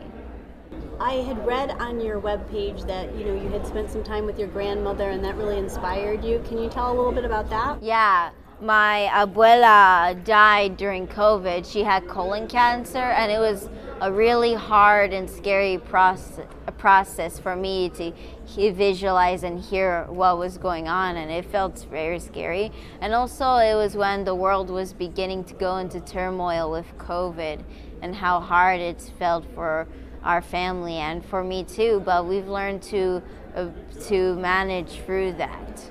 Wow. With your peers, do you find a lot of young people know about NFTs? Do they know that you're an artist? Do they know how incredible you are? Well, I have friends who know I'm an artist, and I have a feeling that most of them don't even know what NFTs are. And of course I like to explain things to them, but I explain what I know because I don't know everything, and I like to ask questions. And it's very amazing how I get to travel to different places, even if that means skipping school. That's good. Do you think that it would be good if they taught NFTs and also Web3 technology in schools? Oh yeah, if they want to, and it'd be very good for other schools to learn to give inclusion and opportunity to those who don't have that. And my school doesn't give that, and I think that would be a very good and important step for students to take. Yeah. So I heard you talking on the stage earlier, and you were talking about people really standing firm with who they are and sometimes rebelling if it's important. Could you talk a little bit about that? Well, I love to rebel, even at the wrong times, and it's important that we go against what is wrong and something that's unfair, and we have to believe what we believe in. No one has to impose their views or beliefs on us, and that we have to follow whatever our heart desires. Wow, that's pretty impressive. I agree with you. Do you think that there's something specifically that could be changed? Well, in many instances, yes. Sometimes when being with someone, sometimes the best thing to do is not, or say or do, sometimes the best thing to do is to not say or do anything, but to listen and show empathy and be there for that person, no matter what they may go through, or if they may just need someone to talk with. Yeah. And I think art, like you said, can really connect people in that way. Yeah, art can in various different ways. And what's most important is that people have the right to do what they want to do instead of anyone telling them what to do. That's right. Wow, you're amazing. Did you say you wrote a book? I've written 5 books in less than 2 years. What? Get out of town. Yeah, you can find them on Amazon. Okay, can you tell a little about your books? Well, my first book is called What I Gained and Lost During COVID-19. It's based off on what I explained to you of what my abuela, my grandma, my mom's mom, and her reality of what happened and what we went through during COVID.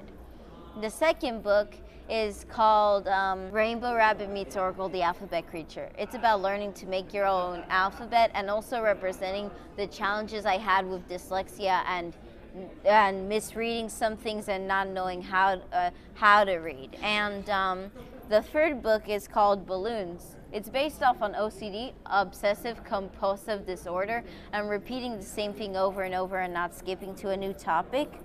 And the fourth book is called Adventures at the Zoo. It's me connecting with wildlife and also representing a fictional side to what summer school was like at the Nashville Zoo in 2021. And last but never least, there is Rogue Girls Rule, my 5th book, and it's about female empowerment and going against sexism and showing that women should never be told to be ladylike and know their place in society, and that they know they have the right to just literally go out there and be who they want to be and do what they want to do and say what they want to say. Right on, girl. Oh my God, I'm so glad that you told us about this stuff. So where can people find you and your work and all that stuff online? Well, like I just said, my books are found on Amazon, and I am found on Instagram, Facebook, Twitter, TikTok, and so far from what I remember, that's it. That's where people can find me. Cool. All right. Well, we really appreciate talking to you, and we'll keep watching your art. Thank you so much. You're welcome. Okay. Bye. This is how legends are made. I think that's a great idea, introducing, schools and students into, the new technology, the new innovating things happening in the space.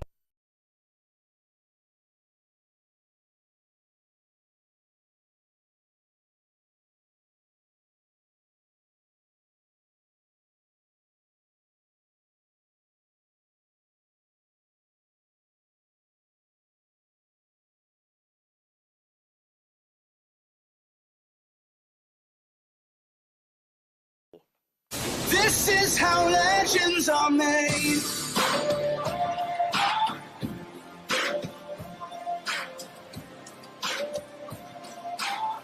This is how legends are made.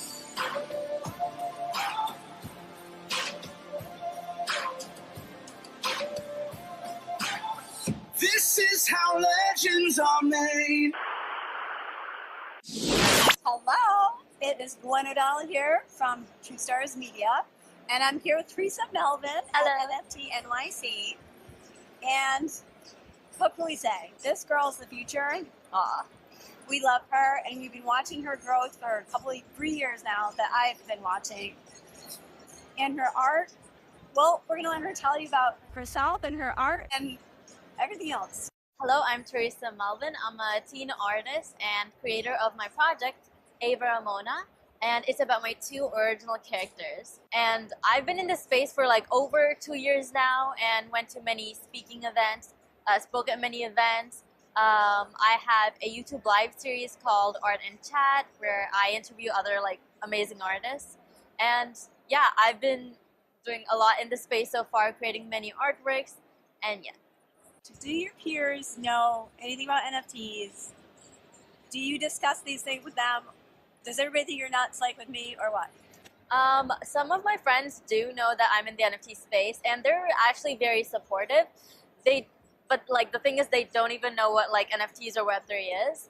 I haven't really like had that discussion with them. It's more like they accidentally searched my name up one day, and they're like, "Oh my God, I had no idea." So I'm just like, well, there's one side of me, the really colorful side on social media. But yeah, there are like, in my school, NFT is not like really common. Some people do know it. But yeah, I'm just like really happy to be in this space with a lot of other people that are like me. Yeah, finally you're amongst a bunch of people who actually know what you're talking about, right? Yeah. So how did you get the idea for Ava Ramona? Like, well, how did this whole thing evolve? So basically, even before going to the NFT space, I had these characters, Ava and Ramona, and I created them when I was actually 9 years old. Back then, I was like, they were kind of like my imaginary friends in a way, being an only child. And I think they kind of like helped me like all like throughout my years, and made my like personality more like developed. And I wanted this to be like a way to support other young artists as well. So far, I've donated $2,000 to the Adobe for Kids initiative. And I plan on doing so much more with that.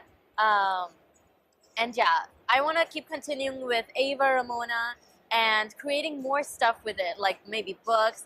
I'm thinking of like, learning animation, so maybe incorporating them in that. And yeah.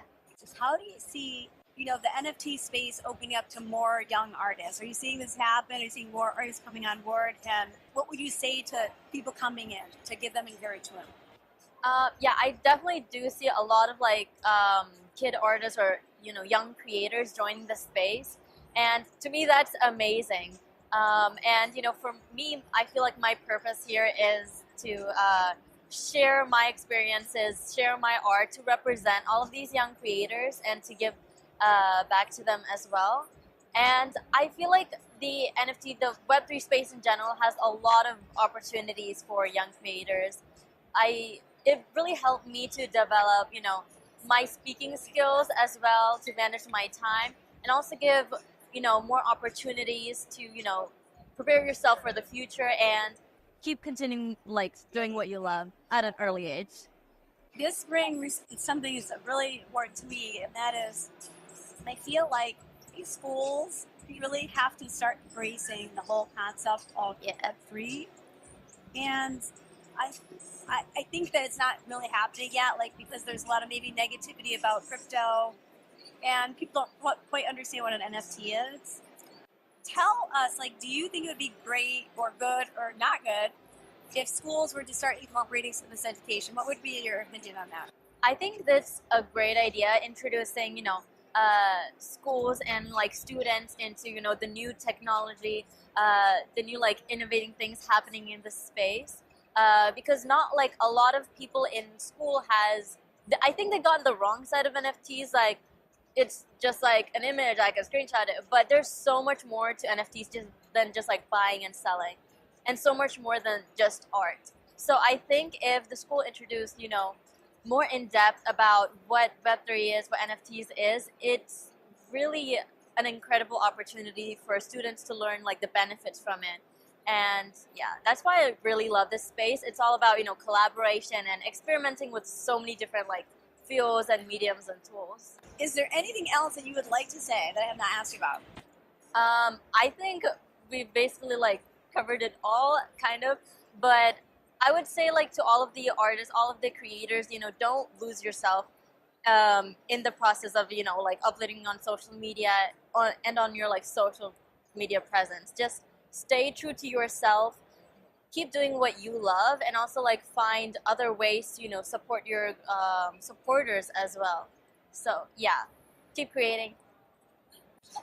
Thank you, Teresa. We think you're great. We can't wait to see what you're going to do in this world. Thank you so much. This is how legends are made. We are talking to Tony from Doodlegenics. Woo!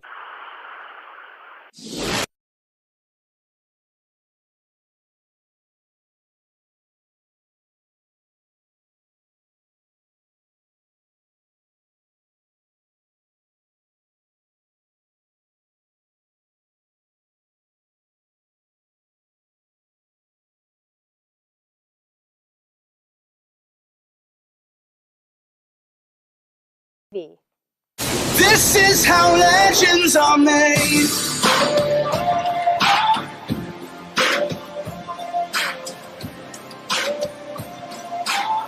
This is how legends are made.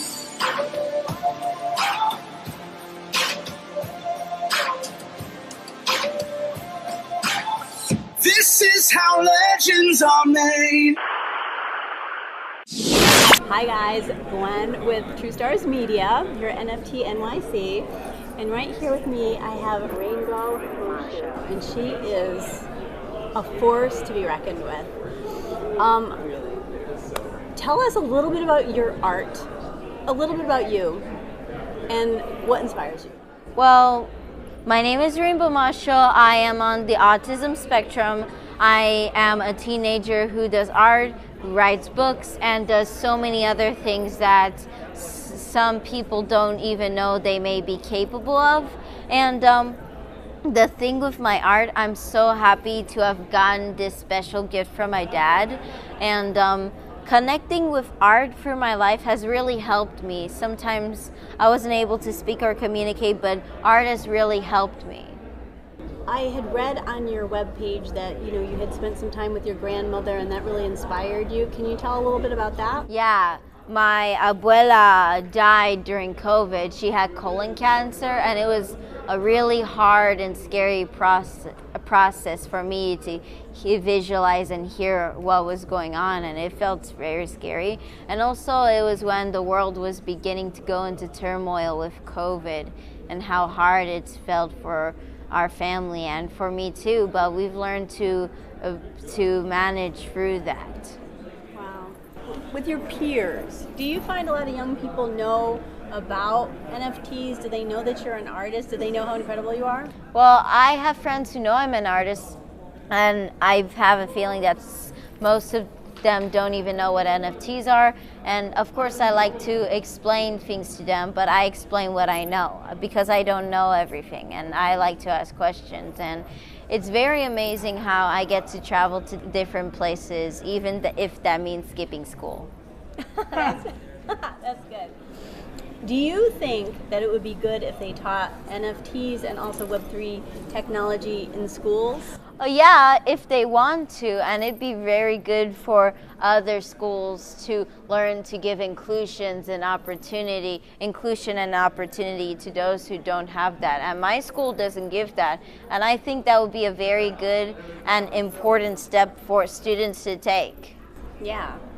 So I heard you talking on the stage earlier, and you were talking about people really standing firm with who they are and sometimes rebelling if it's important.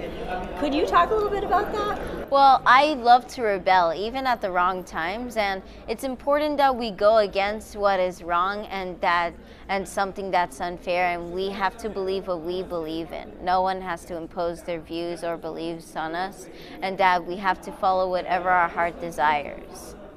Wow, that's pretty impressive. I agree with you. Do you think that there's something specifically that could be changed? Well, in many instances, yes. Sometimes when being with someone. You don't, sometimes the best thing to do is not or say or do sometimes the best thing to do is to not say or do anything, but to listen and show empathy and be there for that person, no matter what they may go through, or if they may just need someone to talk with. Yeah. And I think art, like you said, can really connect people in that way. Yeah, art can in various different ways. And what's most important is that people have the right to do what they want to do instead of anyone telling them what to do. That's right. Wow, you're amazing. Did you say you wrote a book? I've written 5 books in less than 2 years. What? Get out of town. Yeah, you can find them on Amazon. Okay, can you tell a little about your books? Well, my first book is called What I Gained and Lost During COVID-19. It's based off on what I explained to you of what my abuela, my grandma, my mom's mom, and her reality of what happened and what we went through during COVID. The second book is called Rainbow Rabbit Meets Oracle, the Alphabet Creature. It's about learning to make your own alphabet and also representing the challenges I had with dyslexia and misreading some things and not knowing how to read. And the third book is called Balloons. It's based off on OCD, obsessive compulsive disorder, and repeating the same thing over and over and not skipping to a new topic. And the fourth book is called Adventures at the Zoo. It's me connecting with wildlife and also representing a fictional side to what summer school was like at the Nashville Zoo in 2021. And last but never least, there is Rogue Girls Rule, my 5th book, and it's about female empowerment and going against sexism and showing that women should never be told to be ladylike and know their place in society, and that they know they have the right to just literally go out there and be who they want to be and do what they want to do and say what they want to say. Right on, girl. Oh my God, I'm so glad that you told us about this stuff. So where can people find you and your work and all that stuff online? Well, like I just said, my books are found on Amazon, and I am found on Instagram, Facebook, Twitter, TikTok, and so far from what I remember, that's it. That's where people can find me. Cool. All right. Well, we really appreciate talking to you, and we'll keep watching your art. Thank you so much. You're welcome. Okay. Bye. This is how legends are made. I think that's a great idea, introducing, schools and like students into, the new technology, the new like innovating things happening in the space.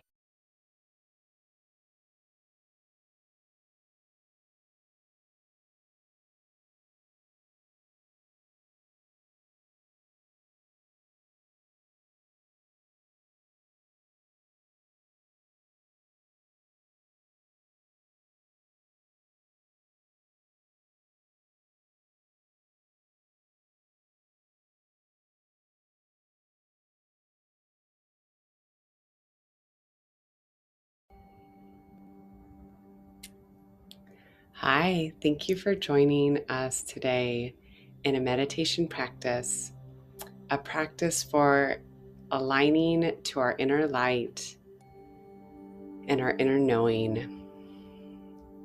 Regardless of your level of practice, everything and anything is welcome in this space. So we'll start today with just a few invitations,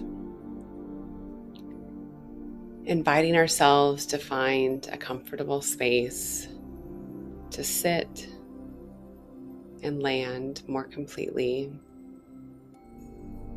If possible, finding a place with our back body and seat supported. We'll invite us to close our eyes if we're comfortable, or gently rest our gaze in front of us, allowing the space between and around our brow to soften.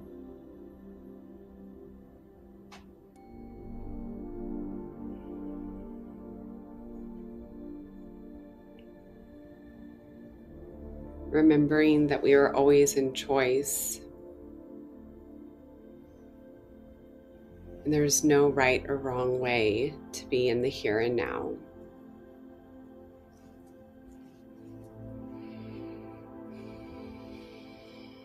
We'll begin by feeling our feet supported and connected to the earth. Feeling the roots that sprout from the bottoms of our feet. They are at least as deep as we are tall.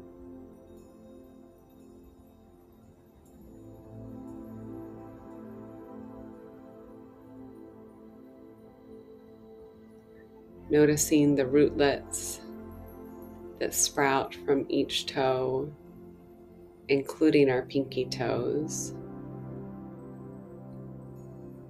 further anchoring us to the earth.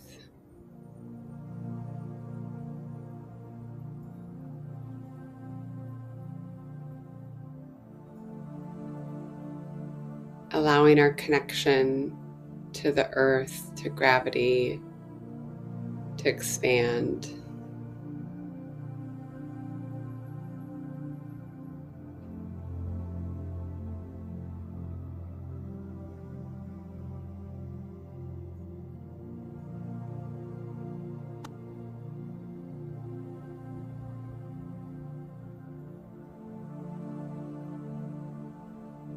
Allowing us to soften just a little bit more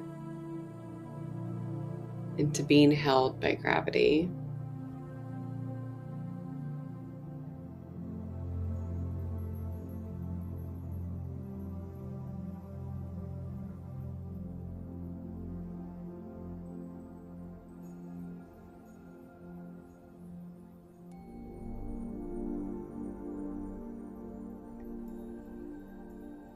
Begin to connect to the sky through our breath without going anywhere. The sky actually comes all the way down to the earth to greet us. So with ease and gentleness, we're opening up to the sky energy, coming in through our breath and in through our crown, and gently washing all the way down our body back to the earth through our roots.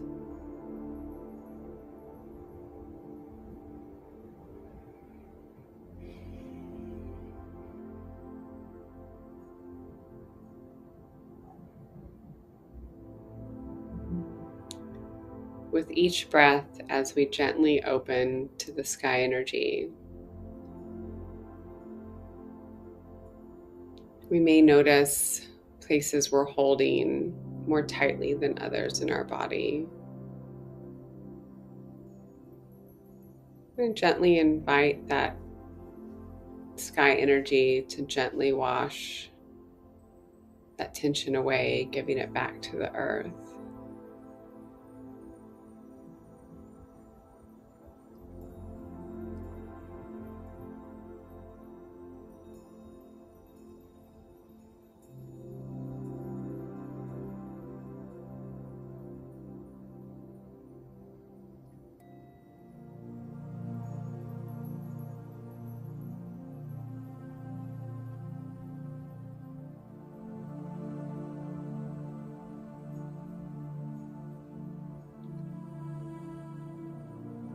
Without judgment or attachment, we'll use our breath to gently guide our consciousness down to the cubby hole that lives inside of our heart. If this seems new or strange, don't worry, we'll do it together. On an inhale, just noticing, observing, without judgment or attachment. And on the exhale, allowing our mind to gently float past the backs of our eyes.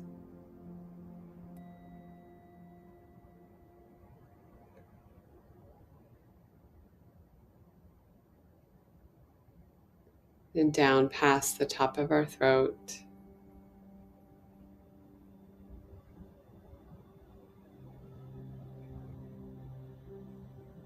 down past the tops of our lungs,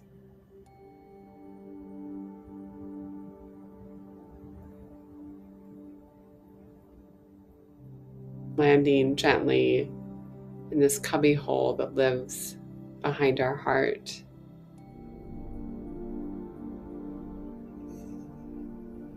It's from this place that we connect to a space inside ourselves that shines like the sun.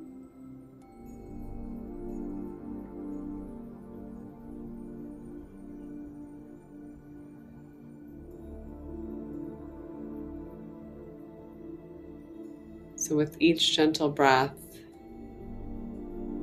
we'll allow our inner sun to grow, starting out at the size of a candle.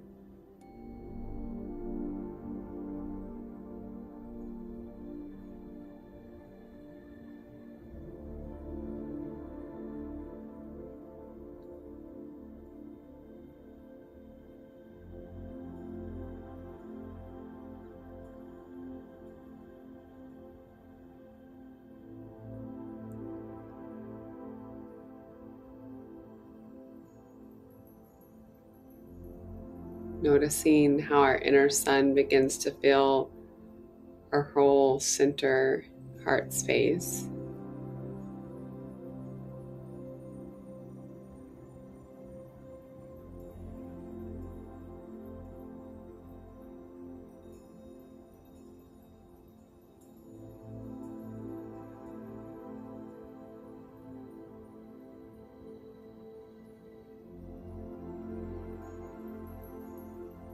We might find a tender spot, a memory, a care, or worry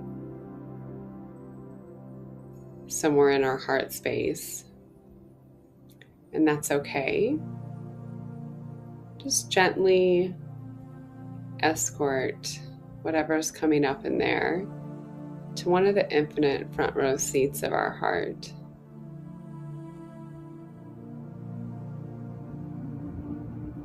Allowing our inner light to flow into this newfound space and expand.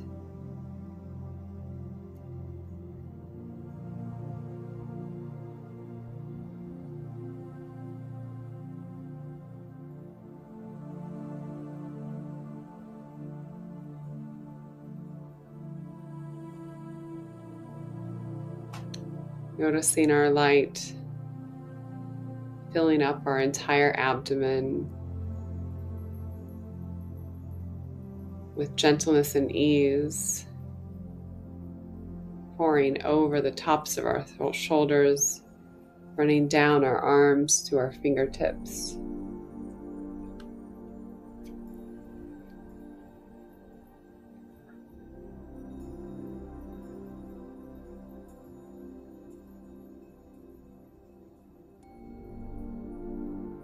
With gentleness and ease flowing down through our legs, our calves, down to our feet and toes, connecting with the earth through our roots.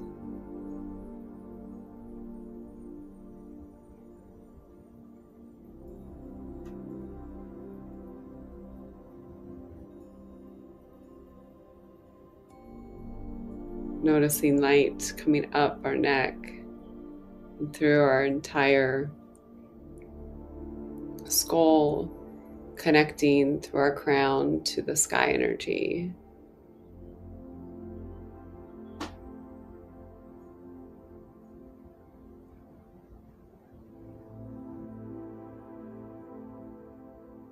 Allowing light to flow from the front of us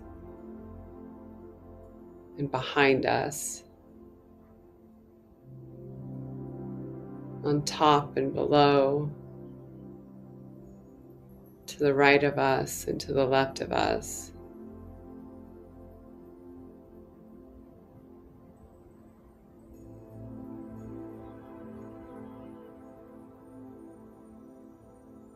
to where we are completely full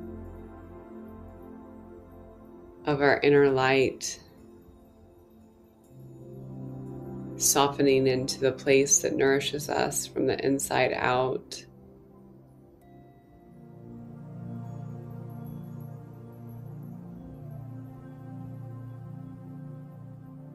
Aligning to our divine essence.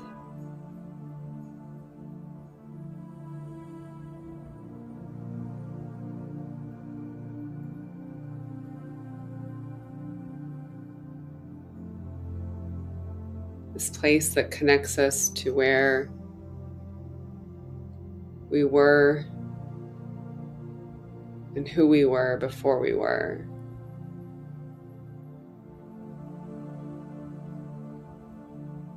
So we might notice a little doorway at the back of our heart,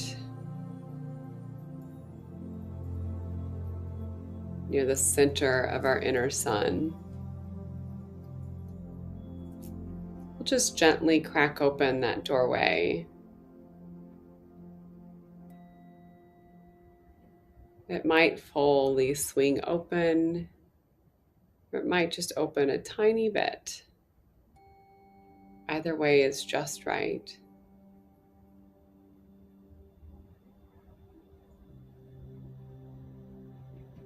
We invite ourselves to connect through this doorway to the big heart,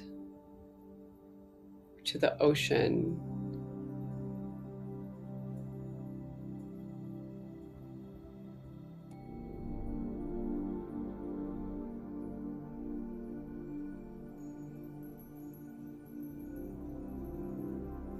Bringing in,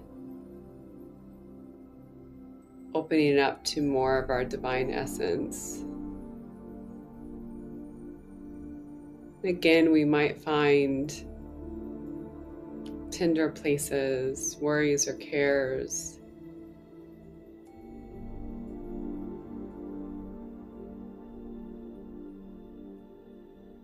limiting beliefs or old friends in these spaces, and just gently, without judgment or attachment, escort them to one of the infinite front row seats.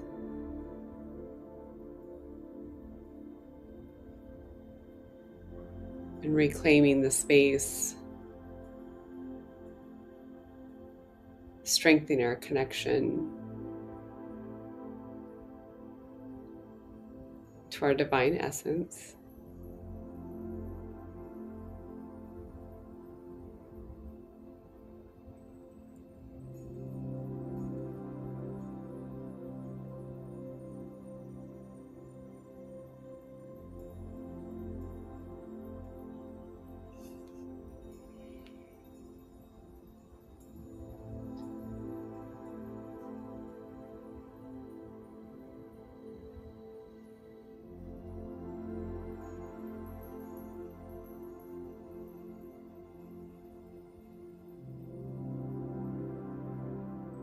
Allowing ourselves to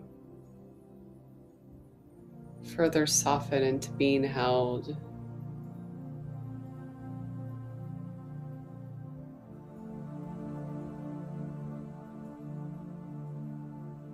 Being held in this ocean and warmed or nourished by our inner light.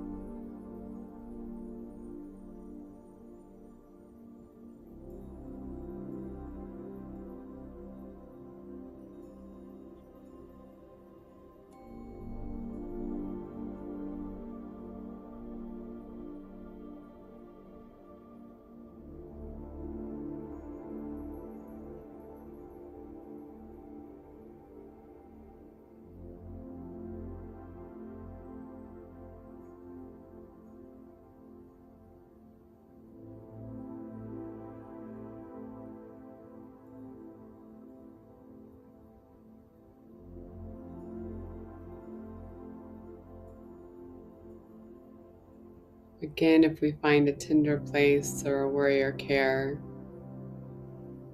without judgment or attachment, allowing that to float into the infinite front row seat.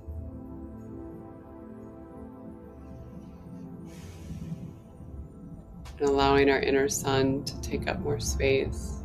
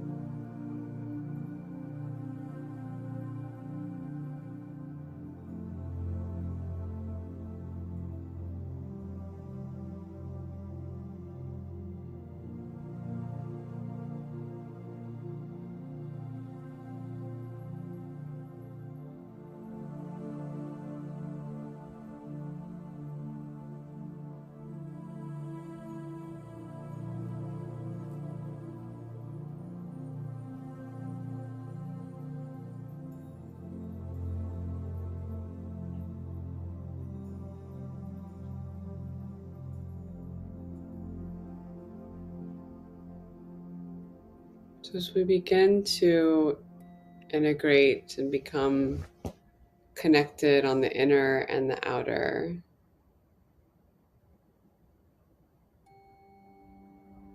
I'd like to invite you to wiggle your toes and notice how your roots move with you.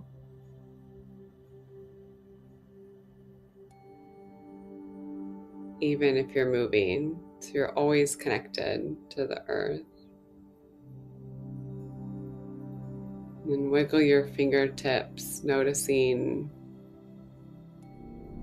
the energy flowing from your fingertips, still radiating.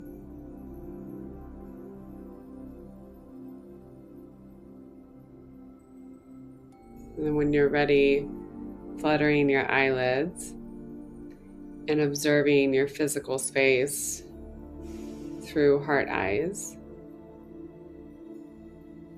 I often notice that things feel or seem a little bit softer or brighter after this practice.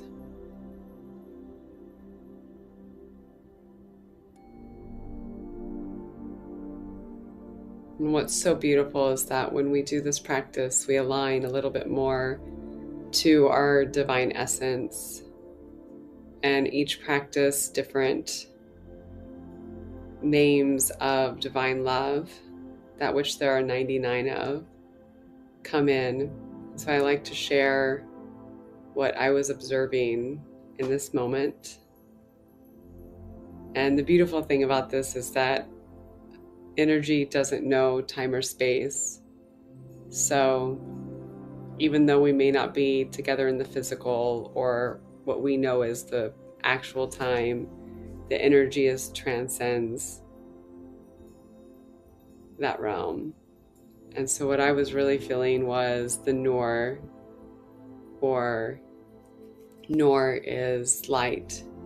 It's a really beautiful divine light coming through and shining and connecting us all together. And then the Rahman and Rahim, which are the most merciful and most compassionate, and said to be like the ocean of mercy, that which opens up our hearts to all of the other names and opens us up to our divine essence. So you may have noticed something else for yourself.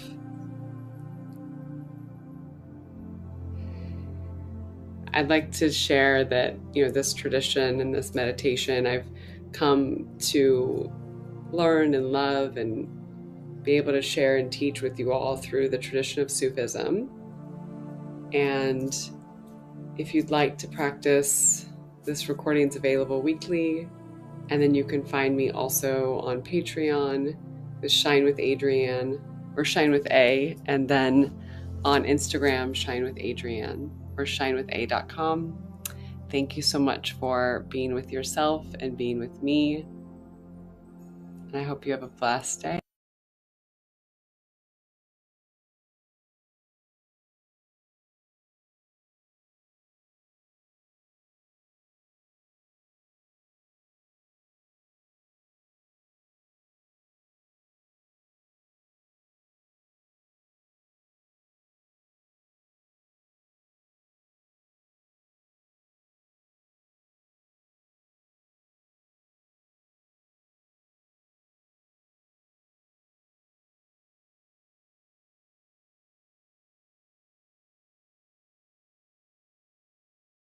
Hello, glad to have you here. Be ready for the next minutes of Real Talk with Rainbow Masho. Thank you for listening.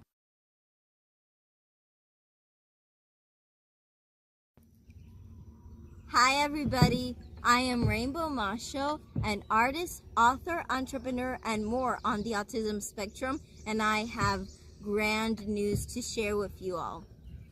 NFT NYC is exposing me and my creativity because of a very special drawing I made as a donation for St. Jude Children's Hospital of sickle cell anemia.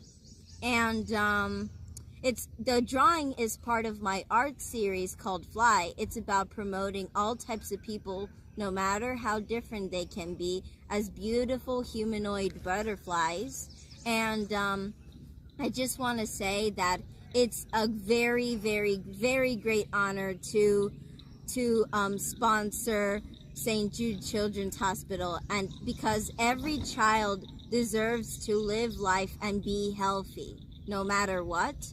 And I just want to thank NFT NYC and Kiksorish for exposing me.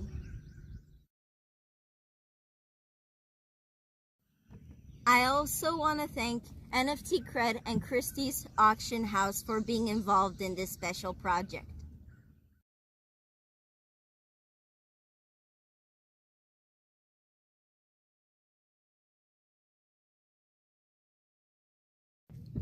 You know, I really want to thank Web3 and so many people for giving me opportunities that my school doesn't and some other people don't. But the best part is that I get to learn, grow, and experience more wonderful stuff as the wonderful human I know I can be. And it's a pleasure always being a part of the wonderful events that you host.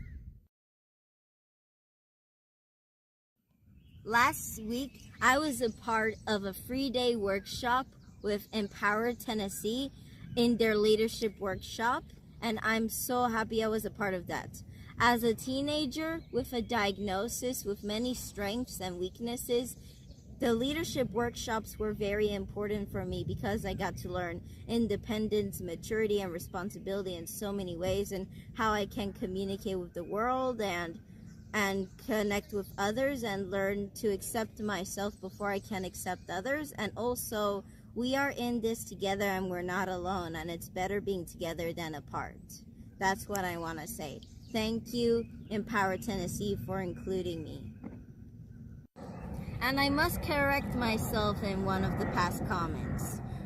I am not a weak person. I have challenges, but negativity and challenges do not affect me. Sure, we have to go through challenges sometimes because that's a part of life, and we are not weak. We are strong. I believe in myself, and I want you to believe in me.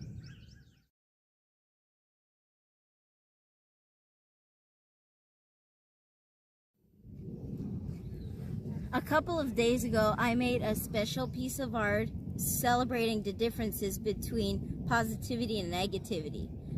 Throughout time, positivity has been seen as trustworthy and comforting, while negativity has only been seen as untrustworthy and something that doesn't give comfort. But sometimes many of the things that we perceive as negative are misunderstood, and being positive is not always easy, but it's a part of us being human, and it's important to express ourselves rather than expressing ourselves in a way that that's not who we are, and we should learn to look through the world through the eyes of another and respect others.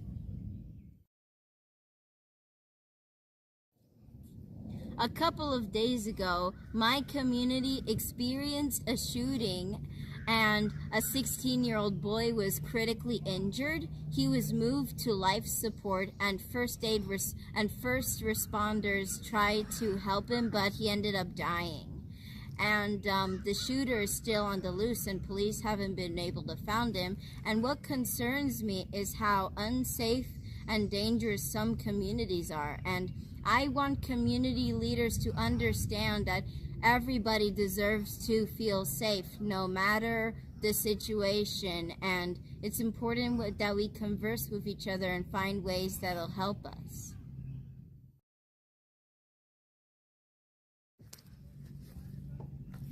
A couple of days ago, my dad came to visit from Australia for my 16th birthday, and I had such a wonderful time with him, and I got to do so many fun stuff that we don't get to do because he's so far away. And every time he leaves back to Australia, I always feel sad and lonely, and also hoping that one day we'll be closer and we'll never be separated. But the best part is I get to be with someone who cares about me and is one of the two people who brought me into the world. And I just want to say that I love him so much and I can't wait to be with him again.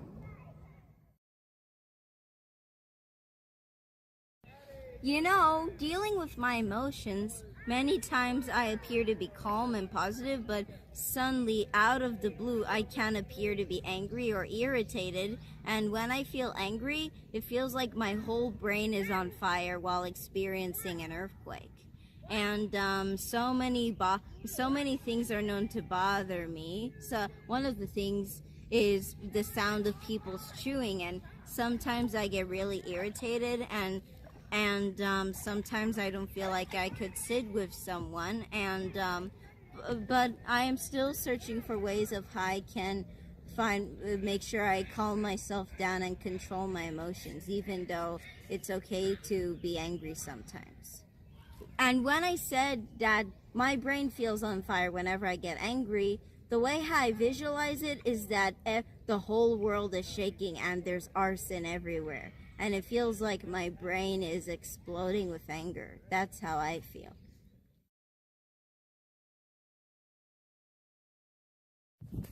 Greetings, everyone. I am Yadira. I am Rainbow Mosha's mom. And the reason why she makes these recordings, the reason why she is fulfilling her desire to share what she's all about, what she's interested in, what concerns her, what worries her, what spikes her interest, acknowledging a lot of these realities as a teen, going through so many transitions. It is because many times she doesn't have anyone to talk to, and I am making sure that her voice is heard and that she gets to say what she wants to say, what she thinks about life, the world, and what is happening around us, because she has something to say. She has meaning and she has conviction and she is learning as well.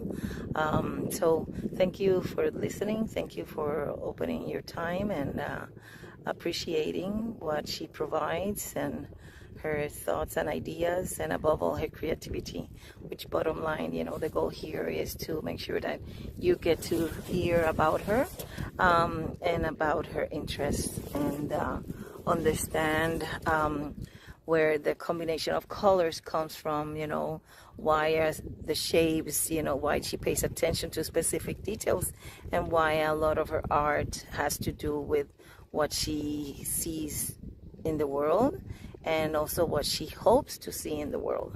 So thank you again. Thank you for supporting Rainbow Mosho. If you can like, comment, share. There might be someone out there who wants to see her art and they might be interested. They will become interested in acquiring her art in the many different ways. Thank you so much. Keep in touch and there will be more Real Talk with Rainbow. Thanks.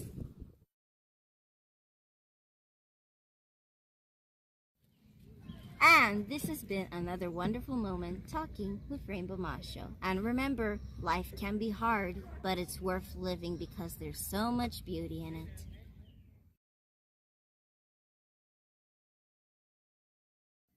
Let's keep the conversation real.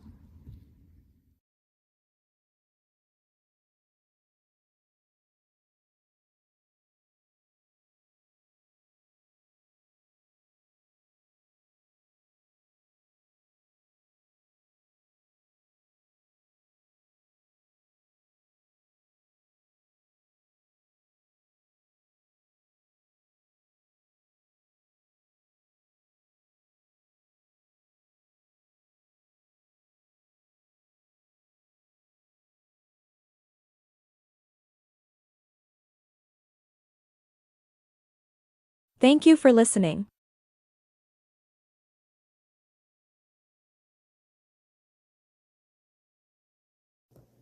Hi everybody, Rainbow Macho here, and now I'm making a very special drawing about bullying. I'm gonna start off with this little person on the street looking like if they are doing great, but their shadow is gonna depict them being mistreated and abused by society.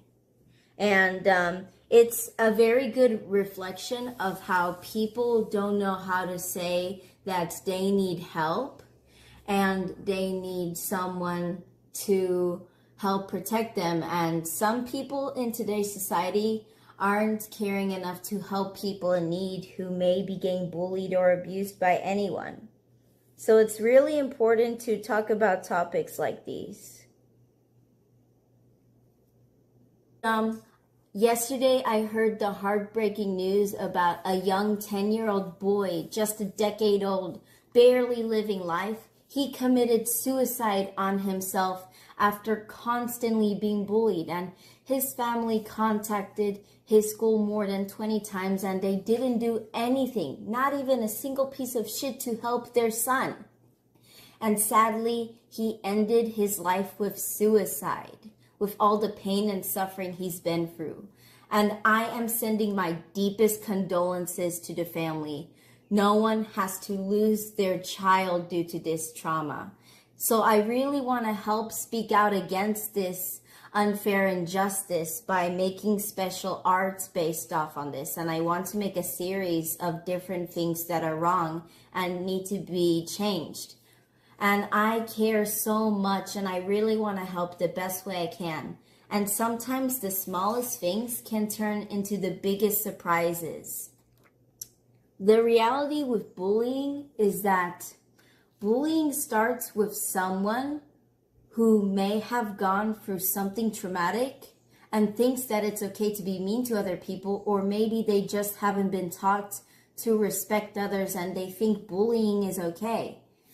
It's important to start conversations like these so that they don't get ignored and thrown in the trash, because when we talk about this and find solutions, we can help end up saving lives. And that's what's needed in our world today. So who's with me to help stop bullying? There have been various moments that I've been bullied throughout my life. When I was younger in elementary, many kids would make fun of my name. My name is Tomais, but they would mispronounce it as Thomas, like if I was a boy, and I felt so small. And sometimes I would get hit, pushed around, or even slapped. And in middle school, I was bullied so much that the teachers were like, I'm sure they didn't mean it. It was an accident. And they did not hold themselves accountable. And in high school, I was mistreated and treated poorly by a bunch of girls who thought they were better than me. And they didn't care about who I was. And every time I would get bullied and mistreated by people around me in society, I would feel so small, like if I didn't belong. And of course, I would have the courage to tell my mom in the end many times, and she teaches me to be strong, seek out for people who will really care for me, and express my needs, no matter what.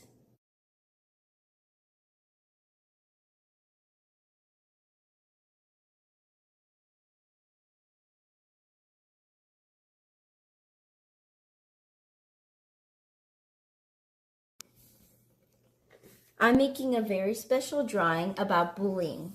Some people, when they get bullied, they may say, nothing is wrong, I'm all fine, but their shadow will say of how abused they are based off on what they may have experienced, whether it's in school, with a friend they thought they could trust, or someone else. Anything can happen when someone is vulnerable due to bullying.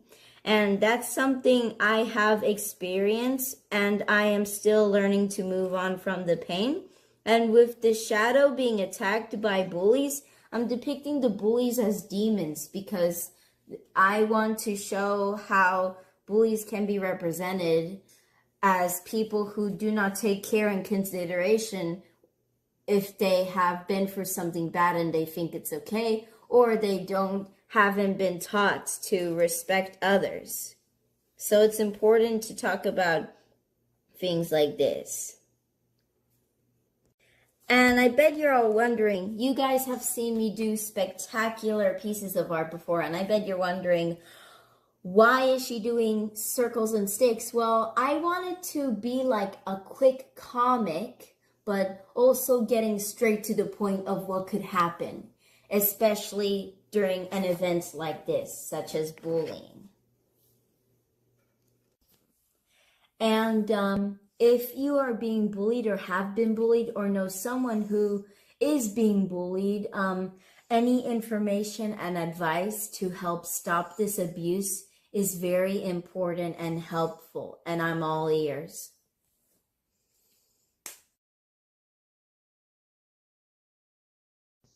Oh, and one more thing. Bullying is never accepted, and bullies must be held accountable for their actions. Hi everybody, I'm back and I have completed my piece from yesterday, and this is a very special piece of art that represents how people can feel when they're being bullied or mistreated. And they'll pretend like everything is fine, and they'll say things like, nothing is wrong, I'm all fine, why would I be really afraid and getting abused? No need to worry. And that's also part of the denial of how they feel, and also not wanting people to have concern for them and not to know about what could happen to them. And the person's shadow depicts of what's really happening in abuse and bullying, along with demons saying nasty stuff and doing nasty things like punching, hitting, pushing them, and drawing weapons at them. And this is what can happen during bullying. And at the bottom I wrote, it's not fine. And it's important to talk about things like this, even though they are hard to mention.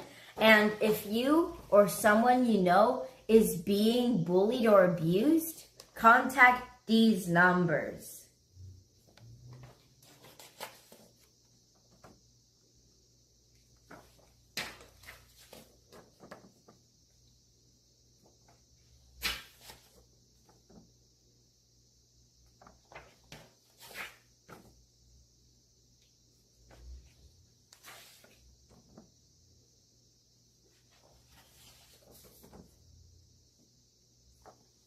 And so many families and parents who have their children being bullied and abused feel helpless, but there are so many people out here in this world who will help. And many times with the victims of this unfair injustice have the responsibility put on them, and it's not fair. And things like this don't deserve to happen. So we need to find ways and better solutions to help end this mess.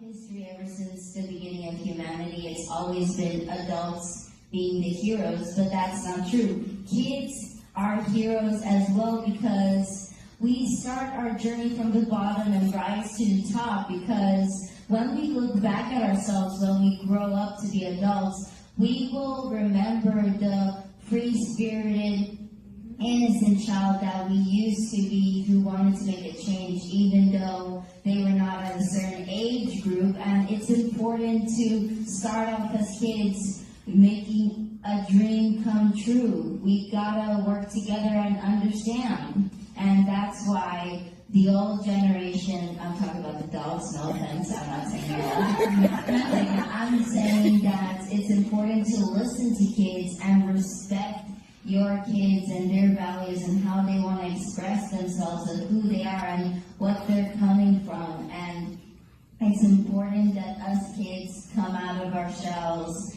and we gotta show acceptance, awareness, respect, and support to all types of children, no matter what.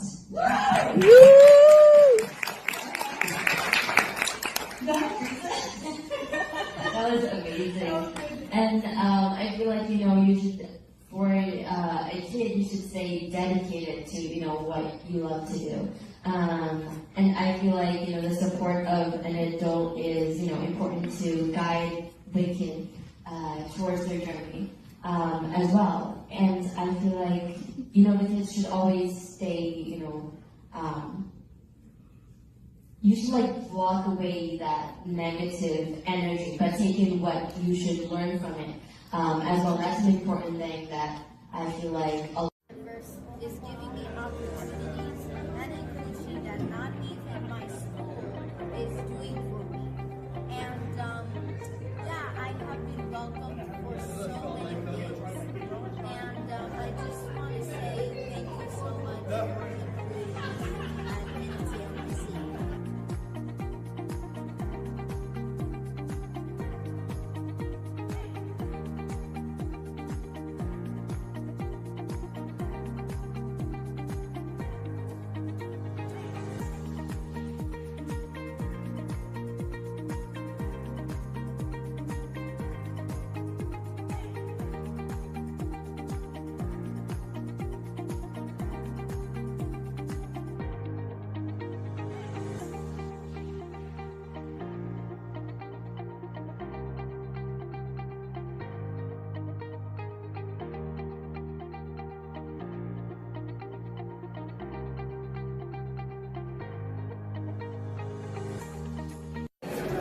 Hey Moon Mars Museum, Rainbow Mars Show here in the Museum of Natural History in New York City, and look what I found, a model of the moon, and check it out, right here on number 9, Mare Crisium.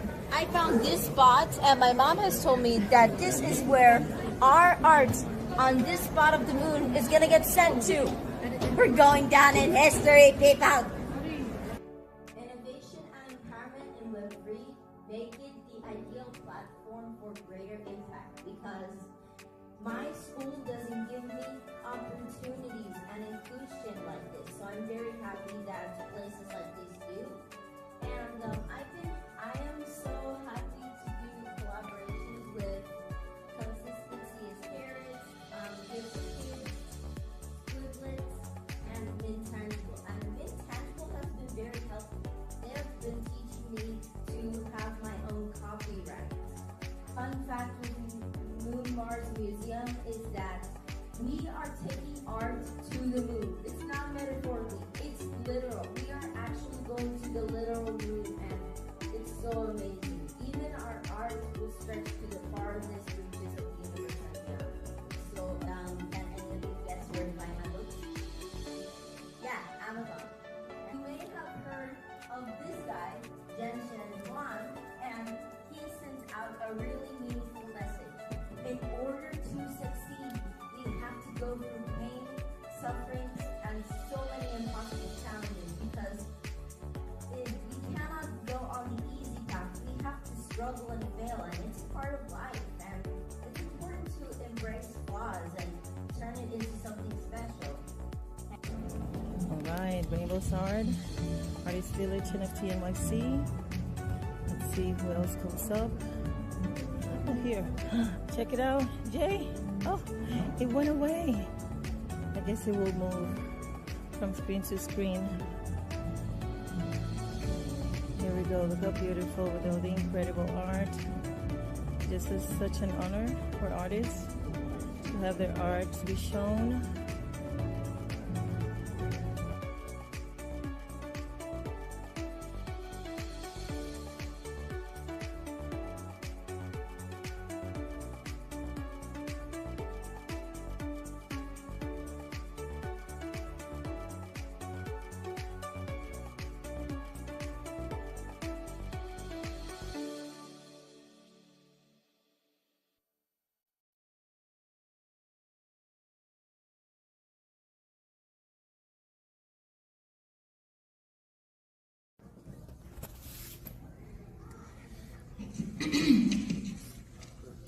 I will now be reading Whispers and Whirlwinds by Hope McKee. A silent pause, a moment's grace, a canvas of thoughts left to face, not in the hustle of voices loud, but in that stillness where hearts are allowed. It is there, whispers, the sound of silence, trying to calm the whirlwinds with guidance. The absence of sound, like a thoughtful plea, encourages us all and sets our spirits free. A canvas blank without color's hue, a dancer poised, waiting music's cue. Yet in this space, a simple truth's call, the absence of sound, the grandest of all. The canvas untouched, a world of dreams awaits. Each color and shade, an artist's heart creates. A gentle stroke, a brush with tender care. In silence, colors mingle and declare. The brush whispers softly on the page. The colors blend, emotions engage. Each dot, a verse that softly speaks to soothe, and silence reigns. The artist finds the truth. The artist's hand provides a gentle guide. With stroke and shade, emotions come alive. As colors blend, the sleeping thoughts collide, revealing secrets buried deep inside. With every mark, the artist finds release in tones of passion, joy, and inner peace. She paints the world where silence is a choice, rising above limits, a discovered voice. My painted pictures are my words, I say, a rhythm in my heart that won't fade away. In this world full of noise, I feel so confined, but in the depths of silence, I find peace of mind. My voice echoes loud, but feels like a dream. I stand in the spotlight, as I stand in the spotlight and let my heart scream. The feelings build, anxiety starts the flight. In the quiet, my mind dances gracefully with the night. I'm a puppet on a stage, my words pulled by strings, seeking acceptance, each note that I sing.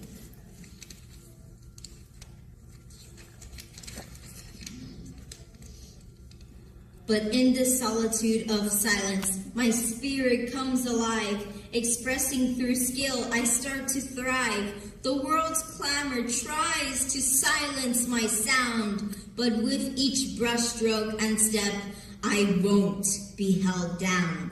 In the stillness, I uncover the strength I hold, and let the imagination create stories untold. Whispers and whirlwinds collide in me, a clash of emotions that no one can see. In the depths of my silence, I find my escape.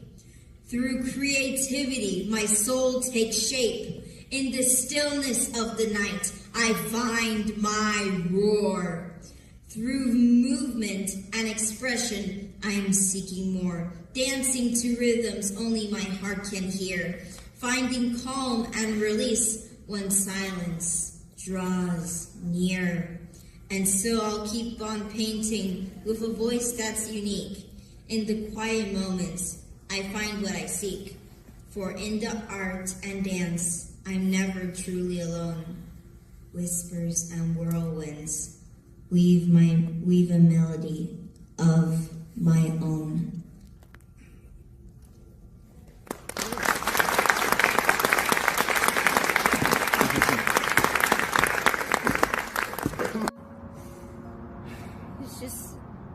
It's just so awful what can happen in our world nowadays. It's just unforgivable how some of us humans treat nature and wildlife. We gotta do something about it. It's too heartbreaking. It cannot be ignored. I'm now gonna recite a little prayer for the bird.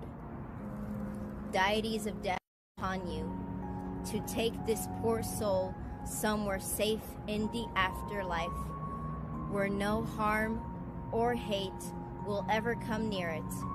Make sure its spirit will be able to fly free within the skies. It is destined to feel love and comfort in the afterlife. Make sure it's in a place where it can be free during death, as it remembers the joy and happiness it has experienced when living life. I'm literally so sorry. You didn't deserve to die. I'm so sorry. Please forgive us. Please forgive us, humans. I'm sorry. Ugh. Look at all this garbage here. It's just so disgusting. Some of us humans, literally. Why? Of course I have autism, and I am very proud to have a very unique perspective of the world around me. Of course I have autism, but that doesn't make me any less intelligent or creative. Of course I have autism, and I deeply appreciate it when others take the time to support and respect me as a human being. Of course I have autism, but that doesn't mean I am not charismatic, empathetic, kind, or giving. I'm all those things. Of course I have autism, and I do stimming, even at times where it may seem weird or not necessary. Of course I have autism, but even when I have to adapt to new situations, that doesn't mean I don't belong. And of course, you better not forget, this month, which is April, is Autism Inclusion, Awareness, and Acceptance Month. What do you do after a bad day in school? Hi everybody, my name is Rainbow Masho. I'm a teenage artist, author, entrepreneur, advocate, and more with autism. And throughout my life, art has been my main goal, and it has been helping me through a lot of things, such as emotions, obstacles, and even bad days. And art is a very special skill that I've gotten from my dad. And with that skill, I have been able to write storybooks and be a part of organizations and art conferences. And I got to sell my art and my merch. And also, I also co-sponsored with various companies such as Lippy Lou and Consistency is Carrots. And I actually brought a special guest here with us today. She isn't going to be part of the story that we're going to be reading today. Her name is Oracle, and she is known as the alphabet creature, and she is a very friendly creature. And her main goal is to help kids learn about the alphabet, and she also encourages them to create their own alphabet and be themselves, no matter how different they may be. And today's story that we're going to be talking about, though, real quick, I need to ask you all a very good question right here. Do any of you enjoy going to the zoo? Nice. We got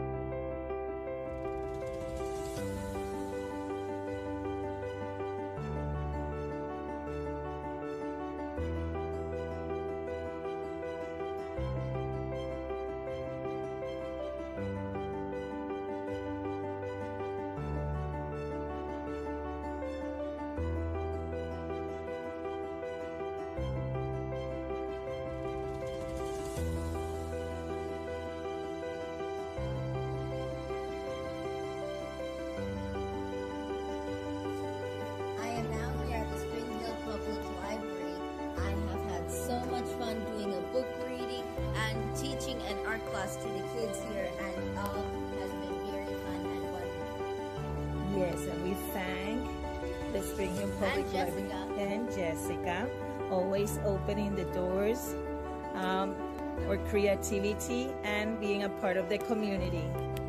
Thank you.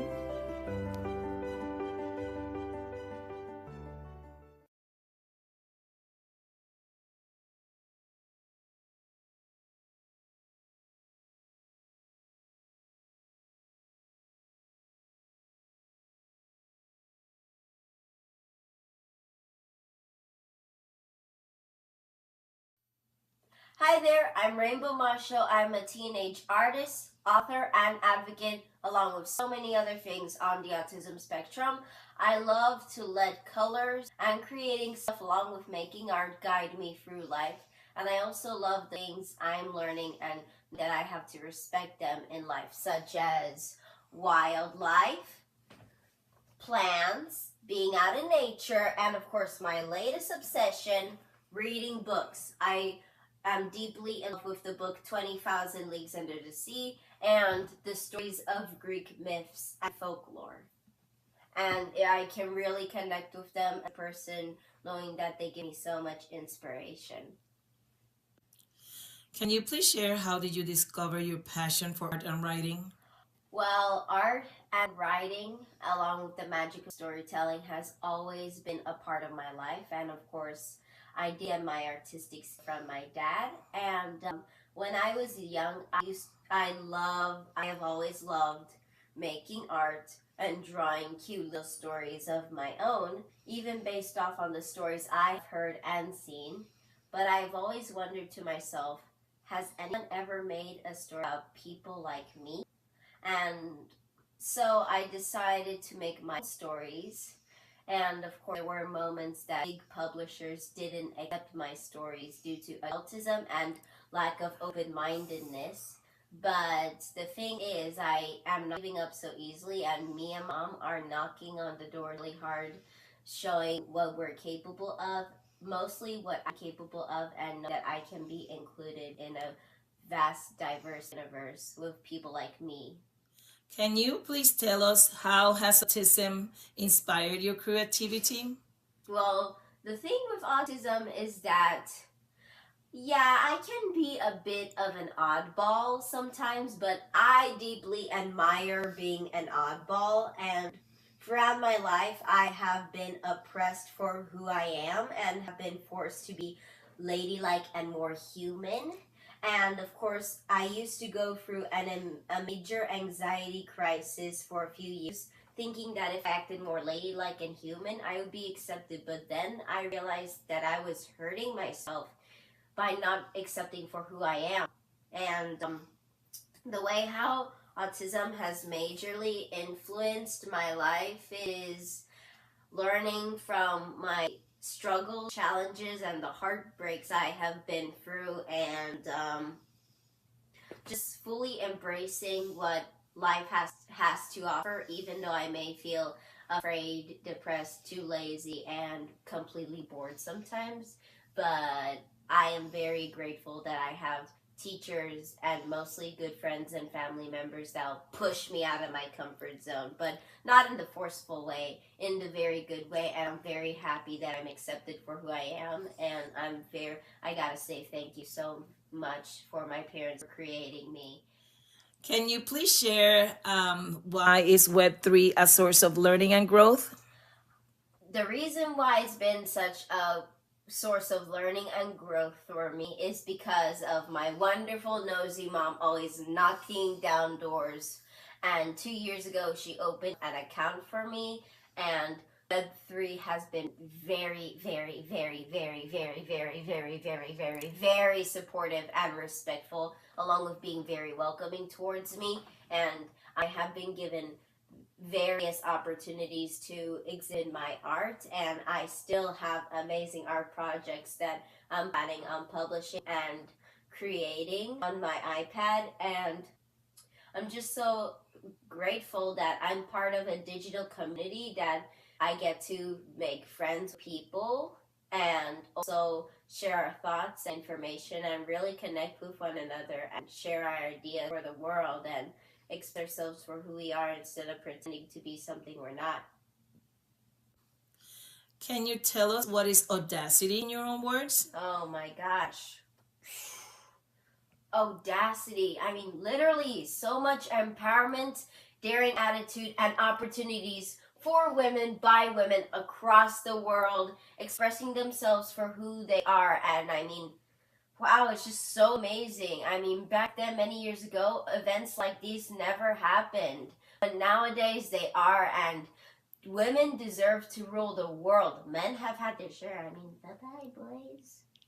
Women are gonna take their own stand. I mean, bam, they're knocking down doors.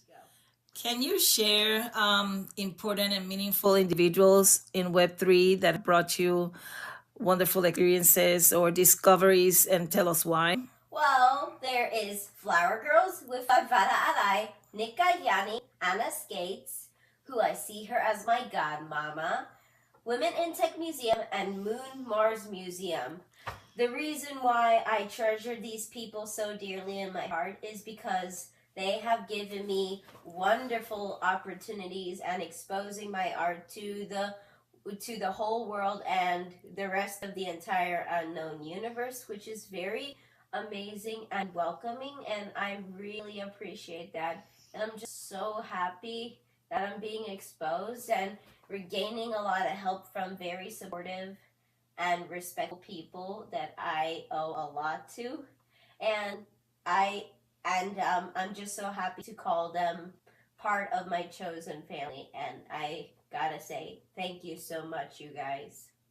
Now, I've been told that you have donated art before. Why do you do that? Well, I really do love doing donations and charity for good causes, such as Troglodyte Society in Sierra Leone for the stopping the kidnapping and the rape that goes on with girls of all types, young and old, and Save the Rhinos, which I made a beautiful piece of art as part of a good cause to help an endangered species from going extinct. And of course, Sebastian Alonso, which I made a beautiful piece of art for his new album cover, which he does beautiful songs and amazing singing and music for his album, that he expresses his life through autism and how he is reviving his soul from the pain. And I just gotta say that whenever I have the opportunity to do donations and charity work that help the world and other people in need, I feel very good of myself. And even though I am given a lot of opportunities, and even though I can sometimes be a little bit spoiled, that doesn't mean I don't have responsibility and empathy for others, and I am always looking forward to do things for good causes and to help make this world a better place one step at a time. As a teen and artist who has opportunities, discoveries, good experiences, but you also have a fair share of challenges and difficulties in society, in school. What would you share with youth at your age who may be facing similar situations?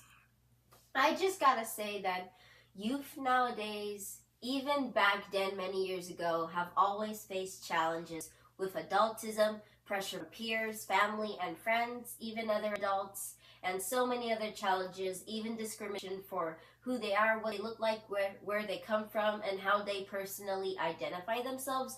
I just gotta say, do not let that crap get all over you. And even though the world is gonna turn you down just for being youth and for you being yourself, it's not fair, and you gotta take a stand for what's right.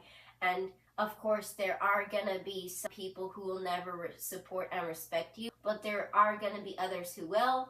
And you don't need to get praise and attention from everybody. Just look for praise and attention by those who give unconditional support, respect, and care.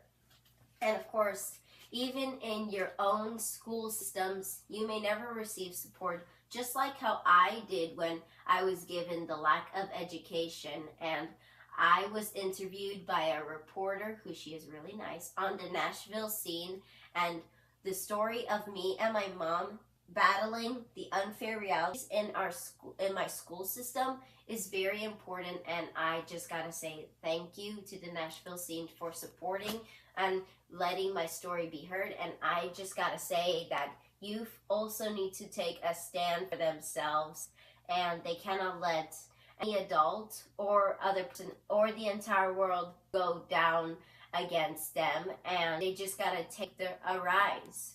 The harder you fall, the higher you are gonna fly.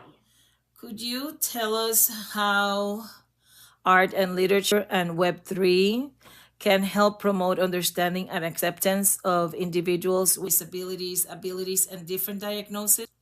Well, what I can say is that when it comes to struggling, whether it's based off on your diagnosis, special needs, or disability, and many other factors in life, you just have to find what inspires you and create something wonderful, whether it's a song, soundtrack, or a piece of music, a book, or a piece of art. Even graffiti can help express how you truly feel and who you are as a human being instead of letting yourself be labeled. Understand? What has really helped me express myself and go up against the cruel reality of society is showing my spiritual strength as an artist on the autism spectrum, and learning not to let society run all over me, and also advocating for myself and helping others advocate for themselves. It just has to take one tiny whisper to become a giant voice that will be heard and stretched across the entire world. All great voices start with a whisper. Now, can you share about your hopes and aspirations for the future? Amazon Prime, Netflix, Disney Plus, Hulu, and all y'all streaming services. I am literally making art and stories for people of all skin colors, hair textures, genders, personal identifications of all types from all across the world in various different ways, into amazing stories that have to be heard no matter what the age or personality may be, whether it's from near or far, all over the world.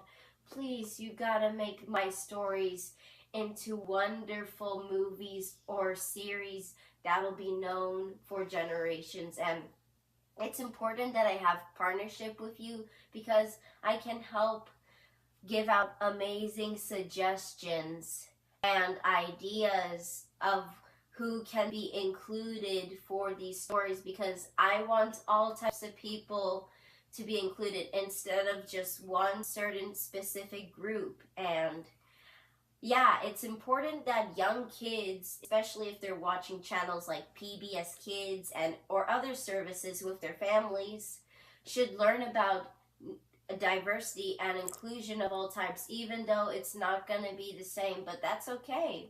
And it's important that we also express our flaws, and being flawless is just a myth.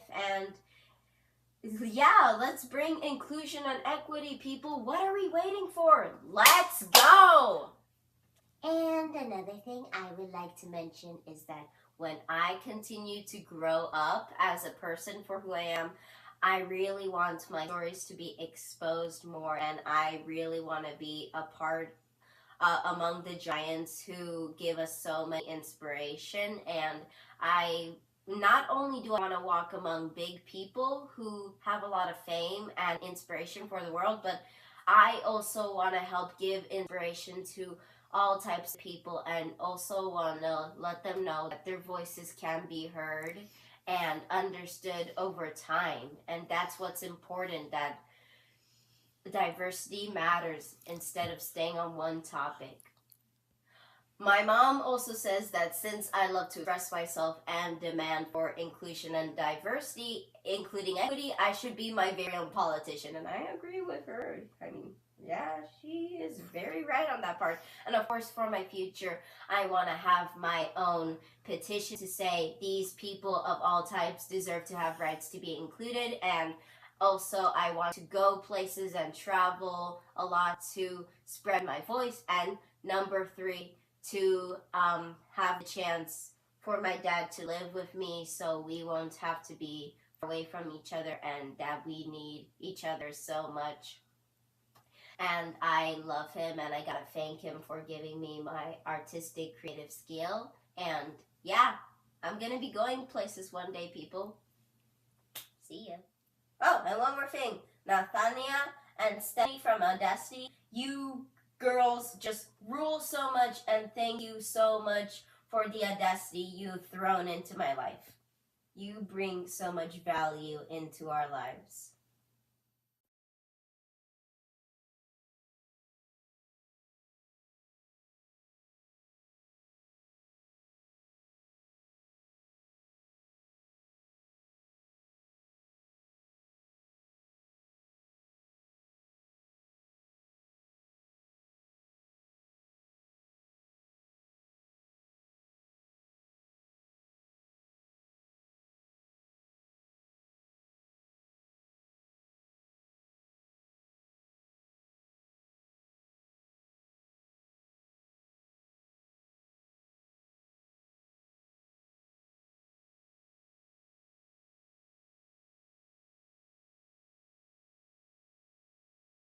Amazing quantum experiences. I am actually here in Cancun, and I just got done with a week-long advanced retreat with Dr. Joe Dispenza, and last day, going home today, and I really wanted to go into the caves and, you know, just experience swimming in the caves and what the water felt like, you know, seeing the stalactites, and it's a really cool thing down here, but timing was really tight. And so I had made a determination I was going to wake up early today. We went on the beach. There was still a couple hundred people, even though the retreat ended yesterday, out on the beach meditating at 6 a.m. this morning. It was incredible. Grabbed some food, and then a friend of mine who's here, she came up and said, hey, this guy went to the caves just the other day and said that it's a lot further than you think, you know, the local ones. And he started telling me that, you know, like I probably wouldn't have enough time. And this is about literally setting your intention and then letting the universe unfold the way it needs to or it wants to. I had a half hour for breakfast, and then I had a half hour to literally get to the destination. It was like about 10 minutes away. And I had to make a decision. And so I was all in, and I was like, I'm going, I will figure it out. And this is, mind you, I have to have enough time to come home, change clothes, or come back to the hotel rather, change clothes, and then still get down to catch my shuttle.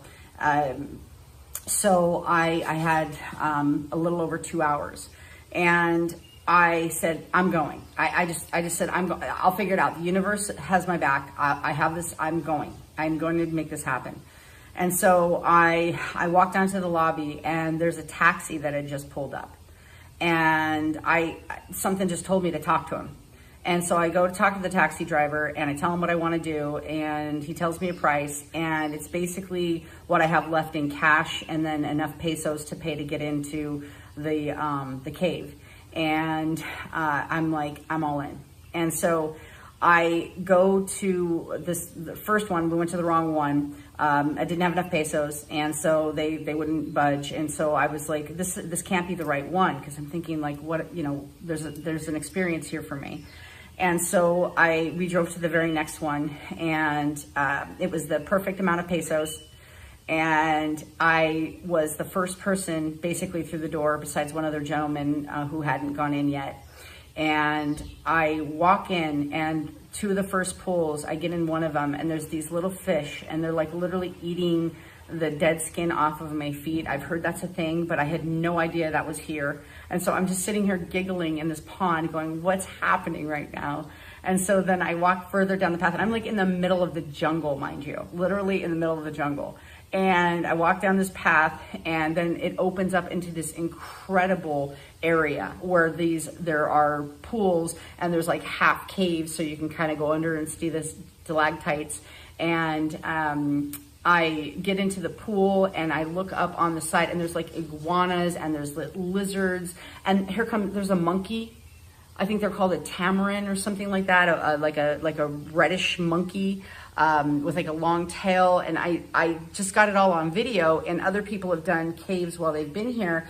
And in the ones that they went that were more expensive, that were like actual tours, like you couldn't take pictures, you couldn't take videos. They would take a picture, but then, you know, it was a lot. It was really expensive to get the pictures. And I'm sitting here taking videos. I'm taking pictures. They didn't care. I had the entire place to myself. I was literally swimming in paradise in the quantum field by myself with pure intention and just crying in gratitude. I'm still amazed. And literally, so I come back and I literally, I had enough to pay the taxi and give him a tip. And to top it all off, my taxi driver was Julio Iglesias. So I just wanted to get this, because when you set your intention and you allow the universe to unfold the way it needs to for you and bring you what you want, it happens. And it happens rapido, fast, super fast. And unlike anything you could ever imagine. It was a better experience that I could have ever even made up for myself. And it was purely because I set my intention and I went all in. And I said, this is an experience I'm gonna have before I go to the airport. And here I am on my balcony recording, because I still have an extra 40 minutes before I have to catch my shuttle. So I mean, if you don't know about Dr. Joe Dispenza's work, definitely check him out. I thank you to him, Kelly, the staff, amazing, all the people here at the conference. I just love you guys so much. I have so much love in my heart and so much gratitude right now. And I'm just swimming in possibilities. So yeah, go live your dreams, you guys. Get clear.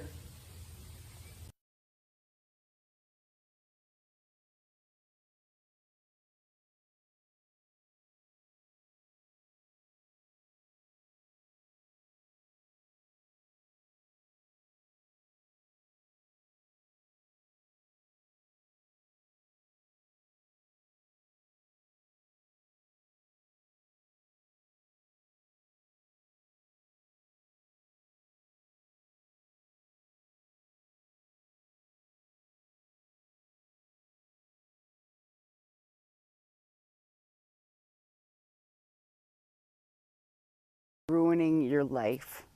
Overthinking and overanalyzing everything never did anybody any good. Sometimes it's better just to not think and just maybe get into meditation or get into that quiet space where you can actually feel nothing and be nothing and do nothing and connect with the conscious universe. There's a little spider. How cute. Look, just a little guy. I'm going to put him back on the branch here.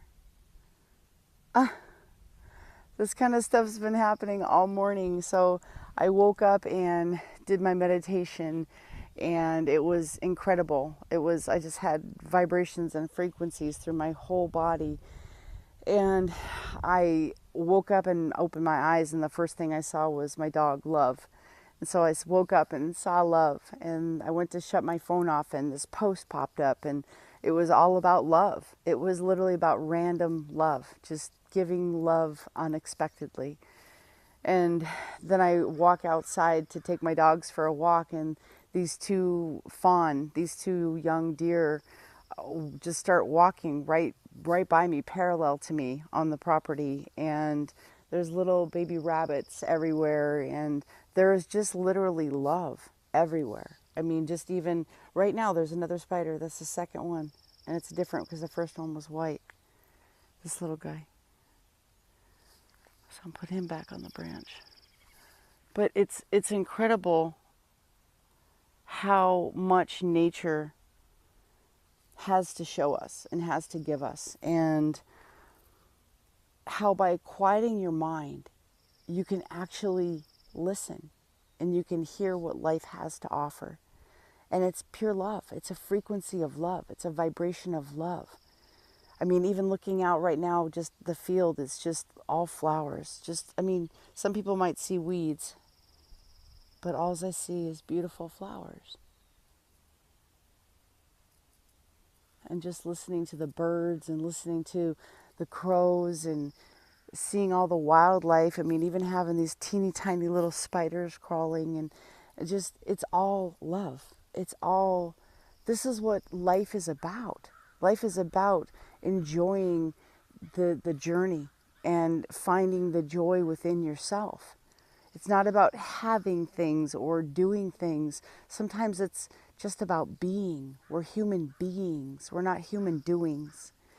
So we're meant to be. We're meant to just be ourselves and find the joy within, because nothing out there is going to bring you the joy or the satisfaction of doing the work to figure out who you are and what you truly want from this life.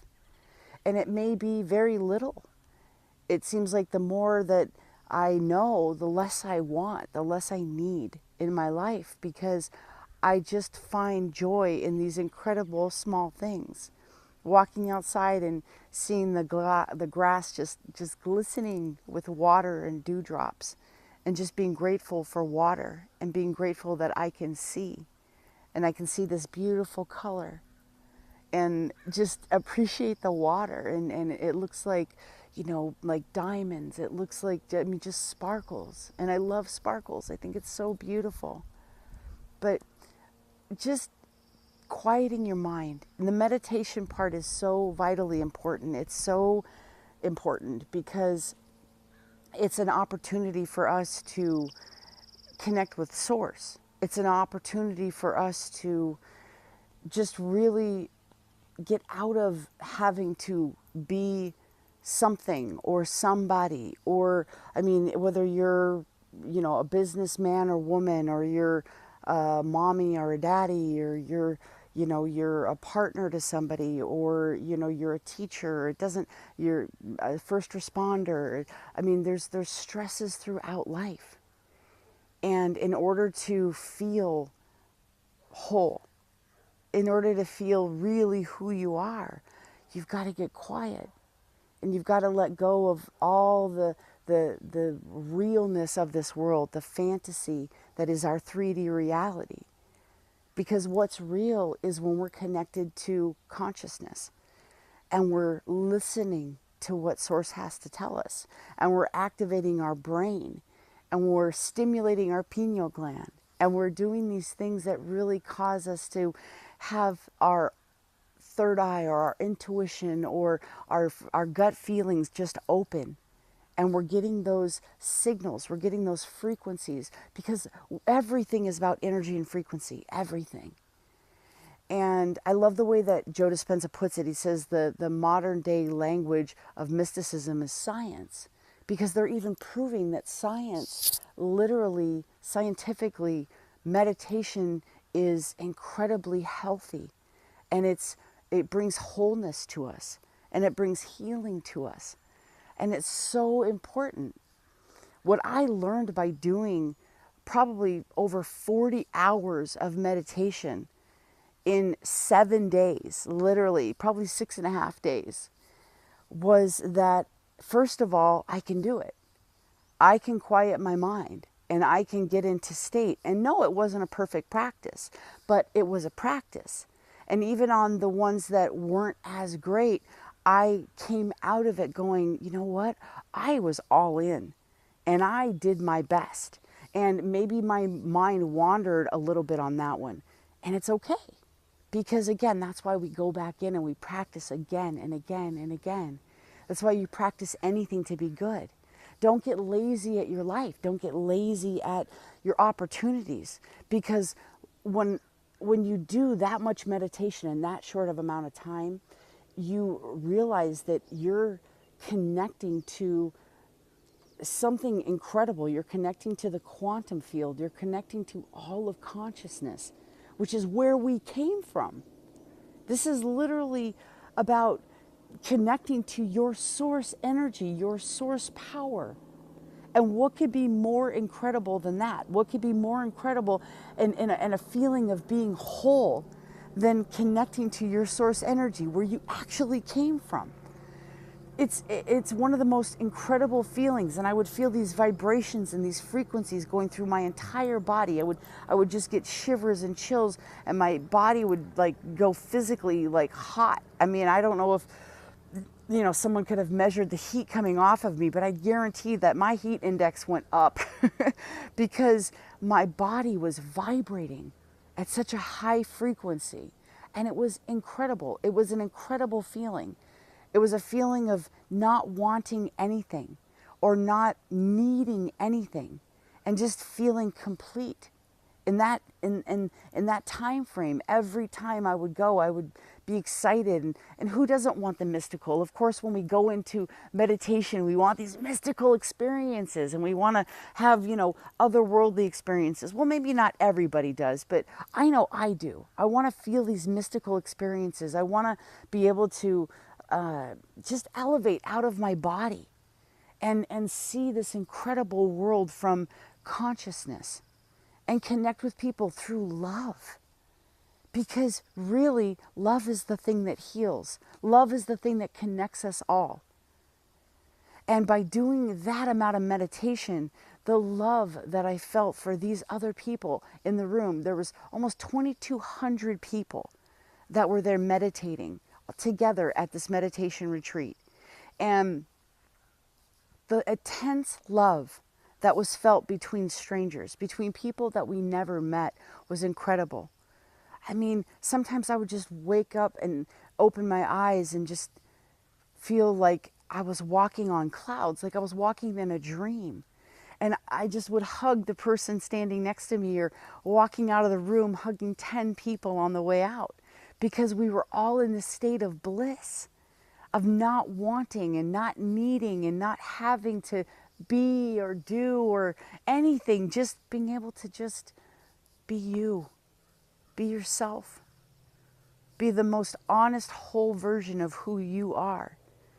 And that's what meditation brings to you. I learned that you can connect with people, you can connect with strangers, you can connect with love, you can connect with the conscious universe, you can heal your body. And I know that's not proper to say, or I know you can't say that in marketing, that something heals you. There's things against saying that things heal you, but meditation heals and love heals. And these are incredible practices that I would highly encourage you to start working on. And yeah, you might have to start with small practices, maybe a couple minutes a day, or just sitting down and getting your brain back to center and stop the thinking. The thinking is what's ruining your life. Stop overthinking things, stop overanalyzing everything, and just be. Just keep bringing your brain back to center. Keep bringing your mind back. And if a thought flashes through your mind, it's okay. Release it and say, I'm here now. I'm here now. That's one of the things that I do, and I love it. It makes me feel, it just sends this vibration through my whole body when I say, I'm here now. And so I just wanted to share this wisdom with you. I just wanted to share my experience with you of what meditation can bring into your life. And it is a daily practice. I mean, some people meditate multiple times a day to get faster results. Some people, meditate for a couple hours in the morning and set their intention for the day. There's so many experts that say the best time to meditate is at 4 a.m, because our brain is still in that lull, that sleep, that alpha wavelength, maybe even into delta. But you're still in that subconscious category of your wavelength of your brain, where you can absorb information and you can program your mind. That's why it's so dangerous to go to sleep with the TV on, because it's programming. They're programming you. They're playing these commercials. They're playing these things. I mean, sometimes, I don't ever really watch TV. I watch a couple of, like Net Geo. I like the survival games, like when they do the greatest races and they do things like that. And I'll watch some National Geographic or Discovery or Gaia. I love those programs. And when I go through the guide, there's so many times where I see like murder and death and betrayal, and just even in the title. It's crazy how there is so much fear in programming, and there's so much anger and hatred and division in programming. That's why if you're not doing your own programming of your own mind, of your own heart, of your own soul, you're allowing somebody else to do it. And you're living your life by default. And you're allowing your brain to just think obsessively about everything and anything. And it's not healthy. But you can do something about it. You can change. You can. I don't care how old you are. I don't care where you are in life. You can do things differently. It takes effort. It takes work. But so does life. Nobody ever said it would be easy. It's simple ideas. But nobody said it would be easy. And why do you want it to be easy? Who wants to sit in an easy chair and just watch movies all day long? That's no way to live. There's so much life to be explored. There's so much beauty to be seen.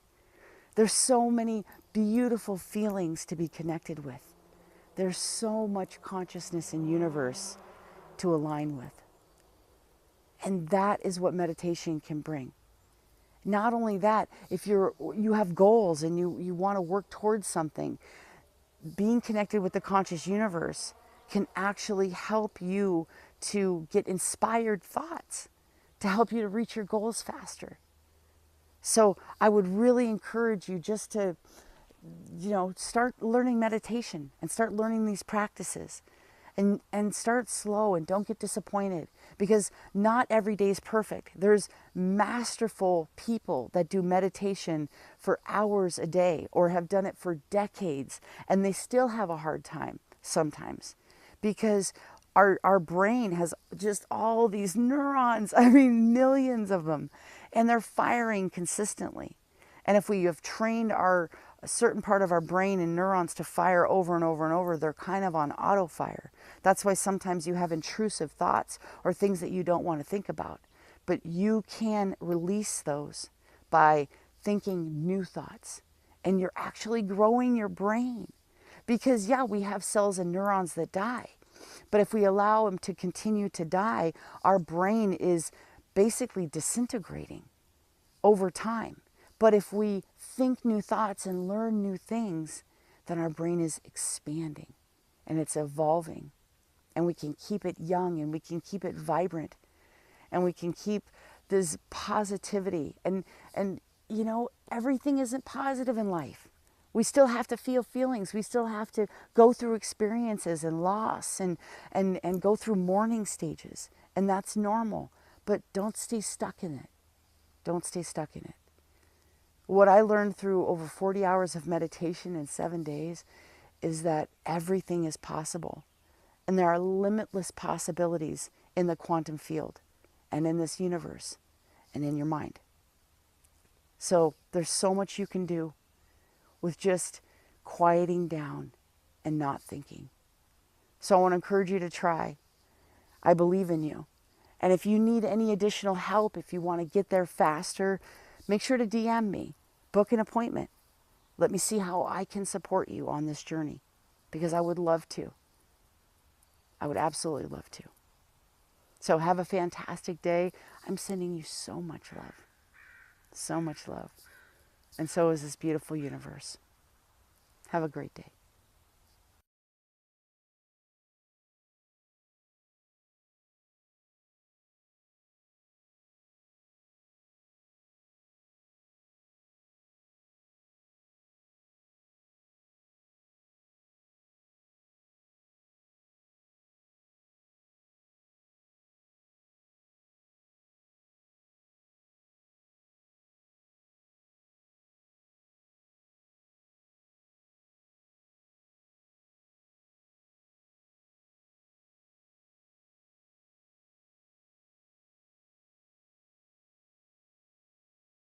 Or taking you into quantum mind thinking, into alpha and theta brainwaves.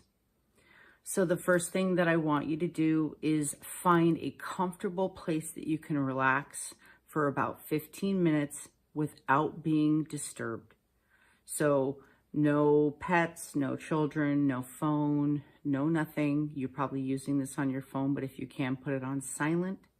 So make sure that you have a comfortable place, preferably without a pillow if your neck can tolerate it, that you are in a comfortable and relaxed position.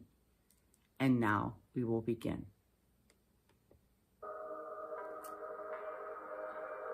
So I want you to close your eyes, take a deep breath in, and as you breathe out in your mind's eye, I want you to see the number 3 and repeat it 3 times. 3, 3, 3. Take another deep breath in, and now do the same with number 2. As you breathe out, 2, 2, 2. Take another deep breath in and do the same thing with number 1. 1, 1, 1. Now I'm going to take you deeper into the alpha brainwaves by counting down from 10 and allowing you to relax even more. 10, 9, relaxing your shoulders, your back. 8, 7, relaxing your jaw, releasing your tongue from the roof of your mouth and letting it settle on the bottom. 6, 5, 4, feeling relaxation throughout your entire body as you sink deeper and deeper and go further and further into your alpha brain waves. 3, 2, and 1. Feeling deeply relaxed, taking deep breaths in and slowly letting them out. Tell yourself in your mind, I am deeply relaxed. My body is relaxed. My mind is calm. This will allow you to have a single focus. I want you to just focus on my voice and listen to my words as you continue to focus on one thing and one thing only. Shutting out any other thoughts, letting them float through your mind just like wispy clouds. If anything disrupts your thinking or tries to force its way in, just allow it to gently float away and bring yourself back to my voice. Now I want you to bring the picture, the image of the alternate version of yourself. That other person that is you in a parallel universe that has exactly what it is that you want right now. What is that one thing that you want to focus on having right now? See that version of yourself in your mind's eye. What are you wearing? What do you look like? Where are you living? What type of people do you talk to and meet with? Now I want you to see yourself in a hallway, in a small hallway, and at the end of the hallway there's a door. On the other side of that door is the infinite universe with infinite possibilities and infinite versions of you. You're going to walk down the hallway, and when you come up to the door, don't open the door yet. I will count you down. But when you do open the door, that version of yourself that you just imagined is going to appear on the other side of the door. You're going to jump through the door and immediately meet with that other version of yourself. So when I count to 3, you're going to open the door and jump through. 1, 2, 3. Open the door and jump through. Jump into that quantum other universe, the parallel universe, where the version of you that has exactly what it is that you want already exists. Ask yourself a question. What do I need to know?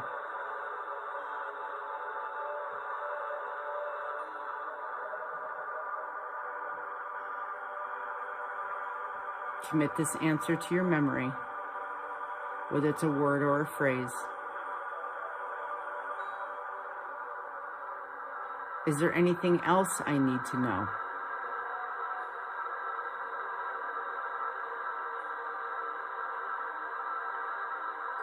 Commit this word or phrase to your memory.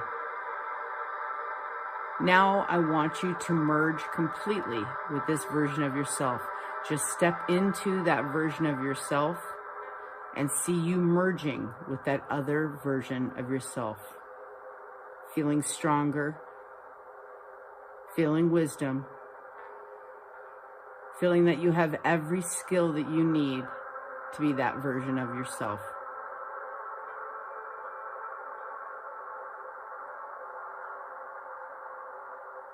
Now that the merge is complete, I want you to step back through the doorway and into this present realm. I want you to close the door. And I want you to feel the feelings of this other version of you now completely entangled and intermingled with this current reality. You have brought all those skills back. You're feeling stronger and more confident. You have gotten the tips that you need to begin the process of becoming this version of yourself.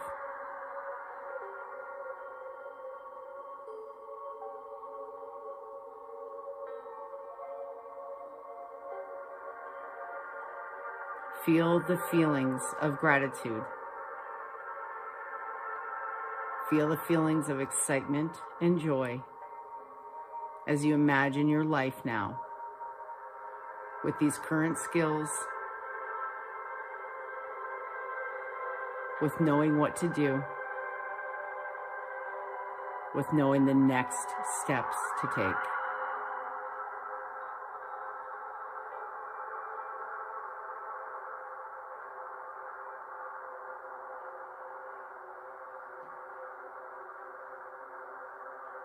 And now,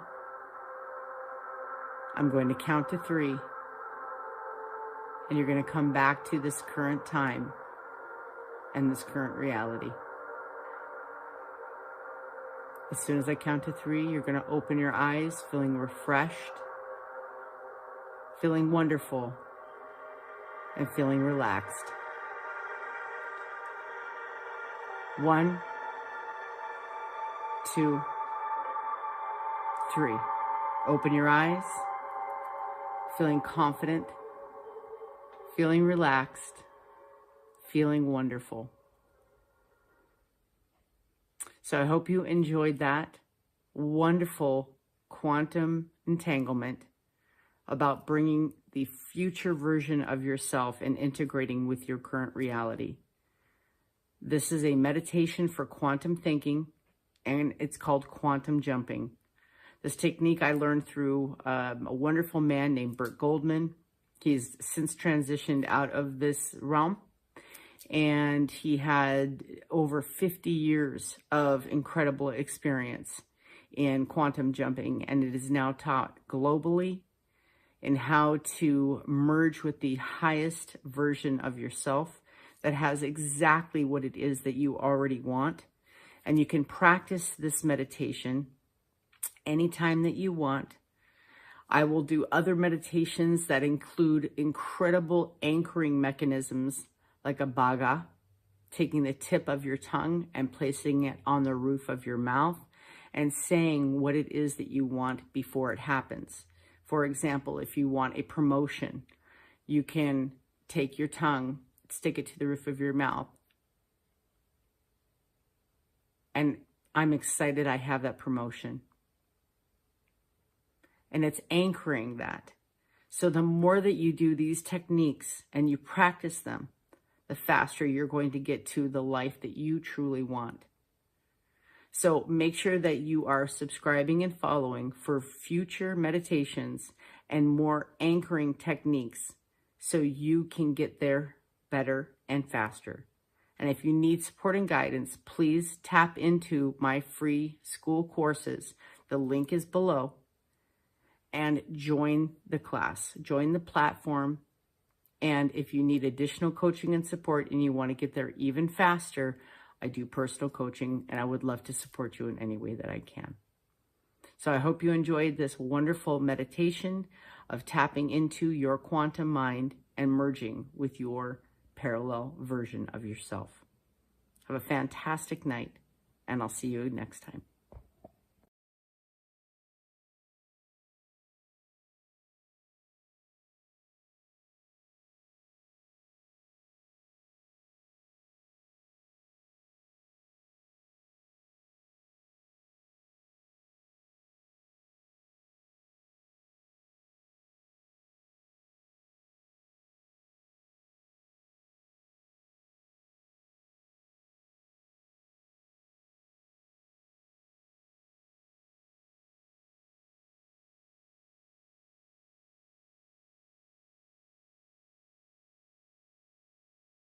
Your quantum mind might sound like something out of a sci-fi movie, or maybe even Marvel movies nowadays with the multiverse and everything else that they talk about. But scientists have long had theories, and some of them, they're very close to proving that it looks like there are alternate universes out there. That means there's infinite possibilities for you and your life, because there's parallel versions of you everywhere.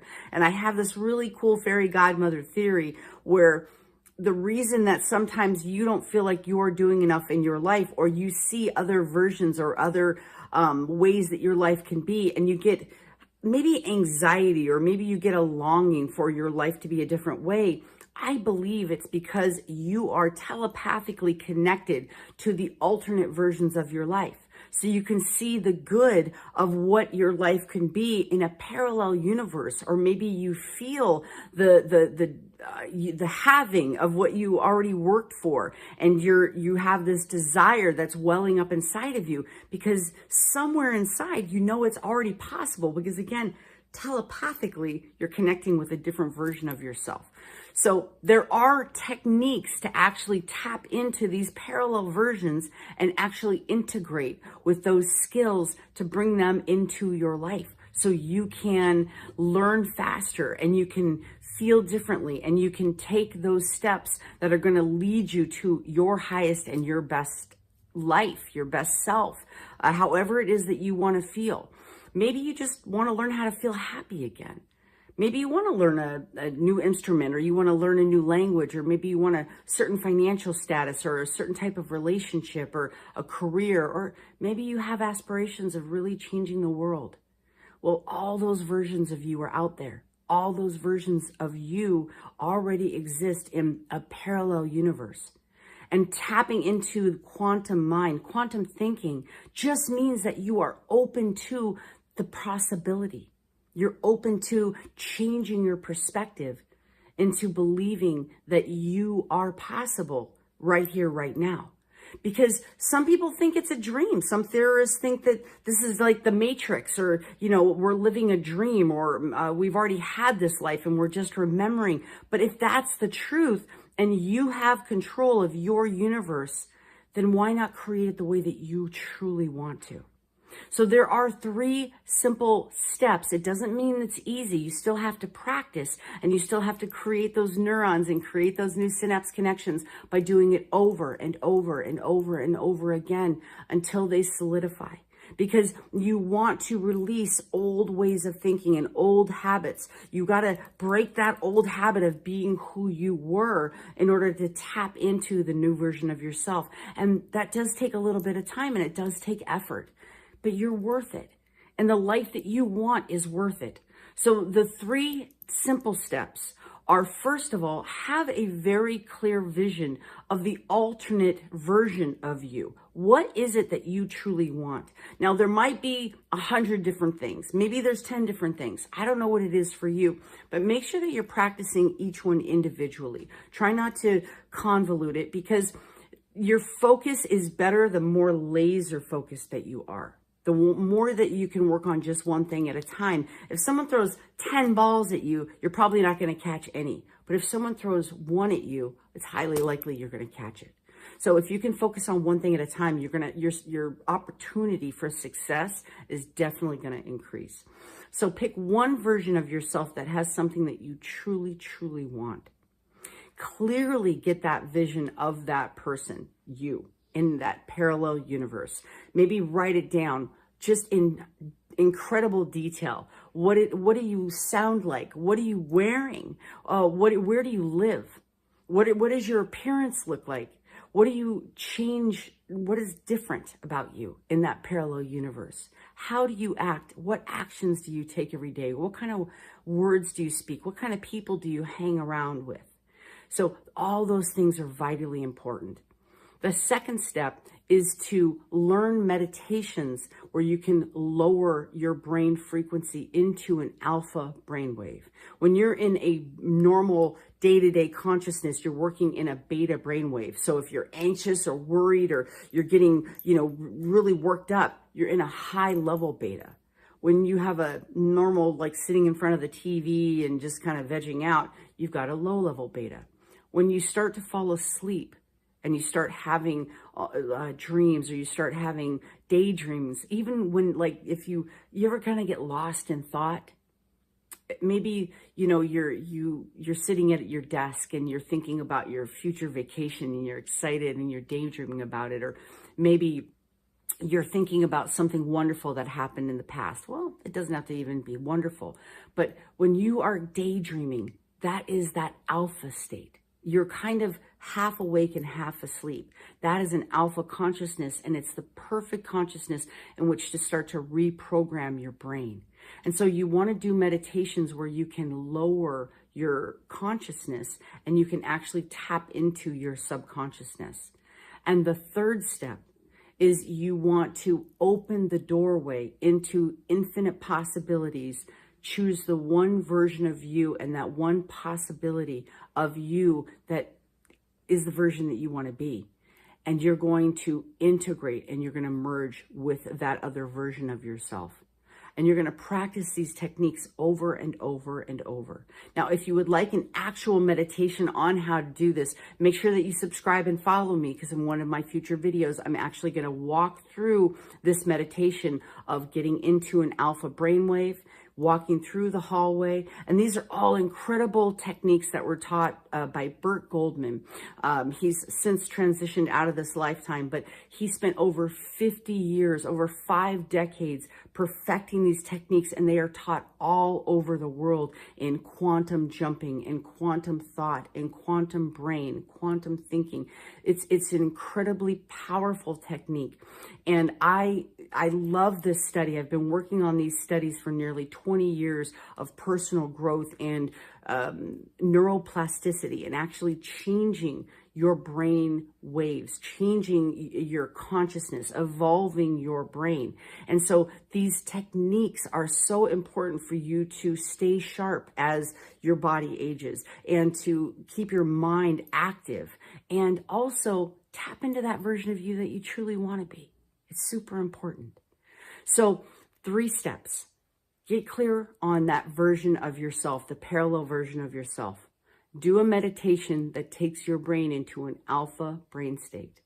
And 3, tap into that alternate version of yourself by opening the door to that other universe and actually tapping into that parallel version of you that has what you already want.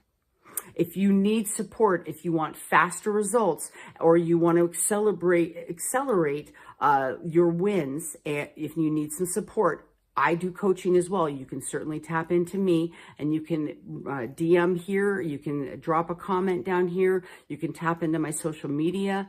You can join my free community on School. There's lots of options and lots of ways to find me. Cat Heart, Fairy Godmother, and make sure that you are getting the support that you truly need. So I'm here for you. I'm going to keep putting free content out. So make sure you subscribe and follow, and I'll see you on the next video.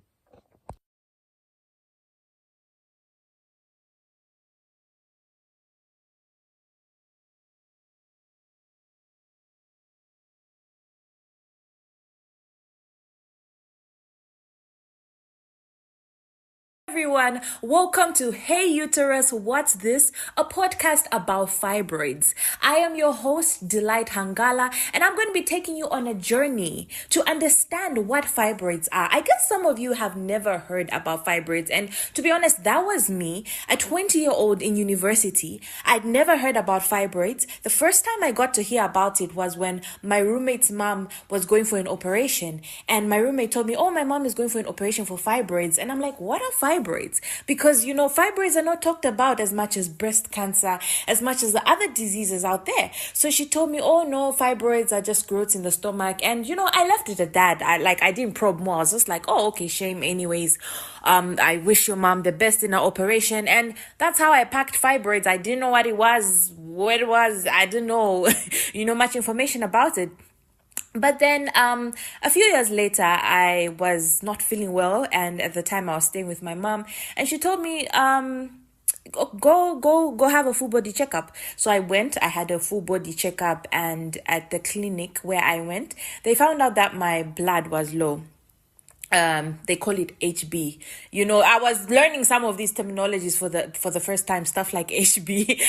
So yeah, my HB was low. I can't remember the exact figure, but it was really low. And, they told me, no, go see a gynecologist. So I went to see a gynecologist, and they did a scan. For ladies that have been for a scan, you have to drink your water, have to have enough water in your system.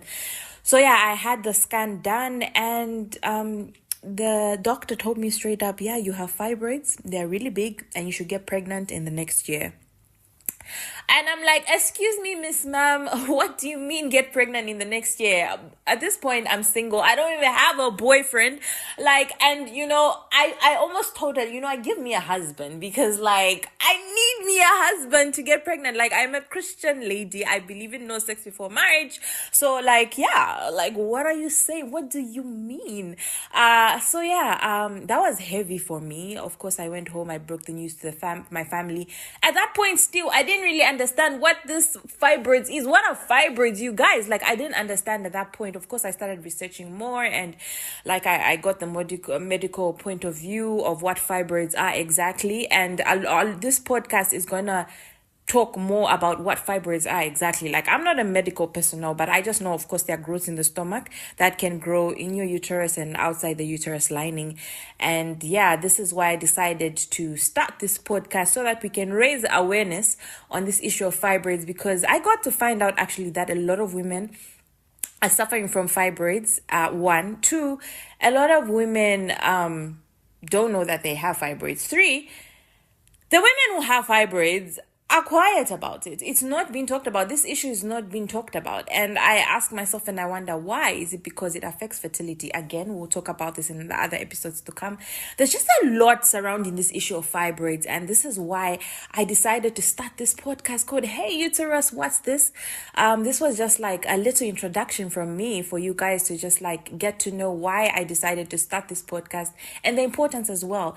And to all men listening, by any chance, if there's a man listening to this, I'm glad you're listening, because this podcast is for both male and female, because men also need to know about fibroids as well, because men have sisters, men have wives, nieces, that are experiencing this, that go through this. Bosses at work need to know about fibroids, because of course, when you have fibroids, there a lot of your menstruation is heavy, your flow is so heavy.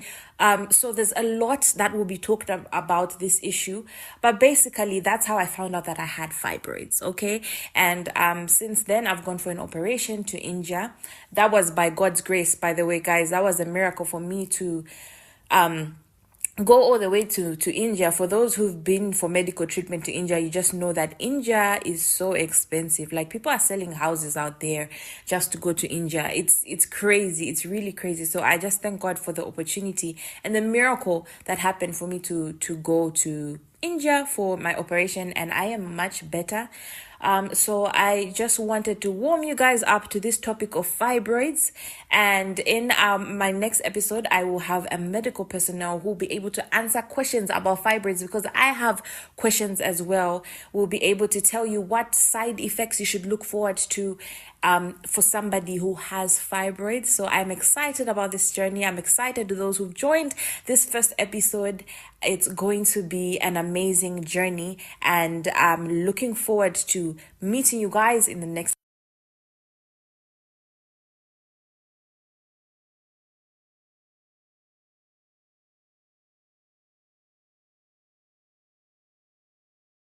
everyone, welcome to Hey Uterus, What's This? A podcast about fibroids. I am your host, Delight Hangala, and I'm going to be taking you on a journey to understand what fibroids are. I guess some of you have never heard about fibroids, and to be honest, that was me, a 20-year-old in university. I'd never heard about fibroids. The first time I got to hear about it was when my roommate's mom was going for an operation, and my roommate told me, oh, my mom is going for an operation for fibroids. And I'm like, what are fibroids? Because fibroids are not talked about as much as breast cancer, as much as the other diseases out there. So she told me, oh no, fibroids are just growths in the stomach. And I left it at that. I didn't probe more. I was just like, oh, okay, shame anyways. I wish your mom the best in her operation. And that's how I packed fibroids. I didn't know what it was, I didn't know much information about it. But then a few years later, I was not feeling well, and at the time I was staying with my mom, and she told me, go have a full body checkup. So I went. I had a full body checkup, and at the clinic where I went, they found out that my blood was low. They call it HB. I was learning some of these terminologies for the first time, stuff like HB. So yeah, my HB was low. I can't remember the exact figure, but it was really low. And, they told me, no, go see a gynecologist. So I went to see a gynecologist, and they did a scan. For ladies that have been for a scan, you have to drink your water, have to have enough water in your system. So yeah, I had the scan done, and the doctor told me straight up, yeah, you have fibroids. They're really big, and you should get pregnant in the next year. And I'm like, excuse me, Miss Ma'am, what do you mean get pregnant in the next year? At this point, I'm single. I don't even have a boyfriend.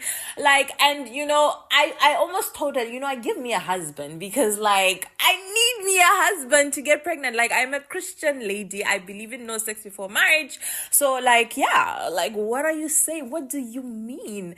That was heavy for me. Of course, I went home. I broke the news to my family. At that point, still, I didn't really understand what this fibroids is. What are fibroids, you guys? I didn't understand at that point. Of course, I started researching more, and I got the medical point of view of what fibroids are exactly. And this podcast is gonna talk more about what fibroids are exactly. Like, I'm not a medical personnel, but I just know, of course, there are growths in the stomach that can grow in your uterus and outside the uterus lining. And yeah, this is why I decided to start this podcast, so that we can raise awareness on this issue of fibroids, because I got to find out actually that a lot of women are suffering from fibroids. One, two, a lot of women don't know that they have fibroids. Three, the women who have fibroids are quiet about it. It's not being talked about. This issue is not being talked about. And I ask myself and I wonder why. Is it because it affects fertility? Again, we'll talk about this in the other episodes to come. There's just a lot surrounding this issue of fibroids. And this is why I decided to start this podcast called Hey Uterus, What's This? This was just like a little introduction from me for you guys to just like get to know why I decided to start this podcast and the importance as well. And to all men listening, by any chance, if there's a man listening to this, I'm glad you're listening, because this podcast is for both male and female, because men also need to know about fibroids as well, because men have sisters, men have wives, nieces, that are experiencing this, that go through this. Bosses at work need to know about fibroids, because of course, when you have fibroids, there a lot of your menstruation is heavy, your flow is so heavy. So there's a lot that will be talked about this issue, but basically that's how I found out that I had fibroids. Okay. And since then I've gone for an operation to India. That was by God's grace, by the way, guys. That was a miracle for me to go all the way to India. For those who've been for medical treatment to India, you just know that India is so expensive. Like, people are selling houses out there just to go to India. It's crazy. It's really crazy. So I just thank God for the opportunity and the miracle that happened for me to go to India for my operation, and I am much better. So I just wanted to warm you guys up to this topic of fibroids, and in my next episode I will have a medical personnel who will be able to answer questions about fibroids, because I have questions as well. We'll be able to tell you what side effects you should look forward to for somebody who has fibroids. So I'm excited about this journey. I'm excited to those who've joined this first episode. It's going to be an amazing journey, and I'm looking forward to meeting you guys.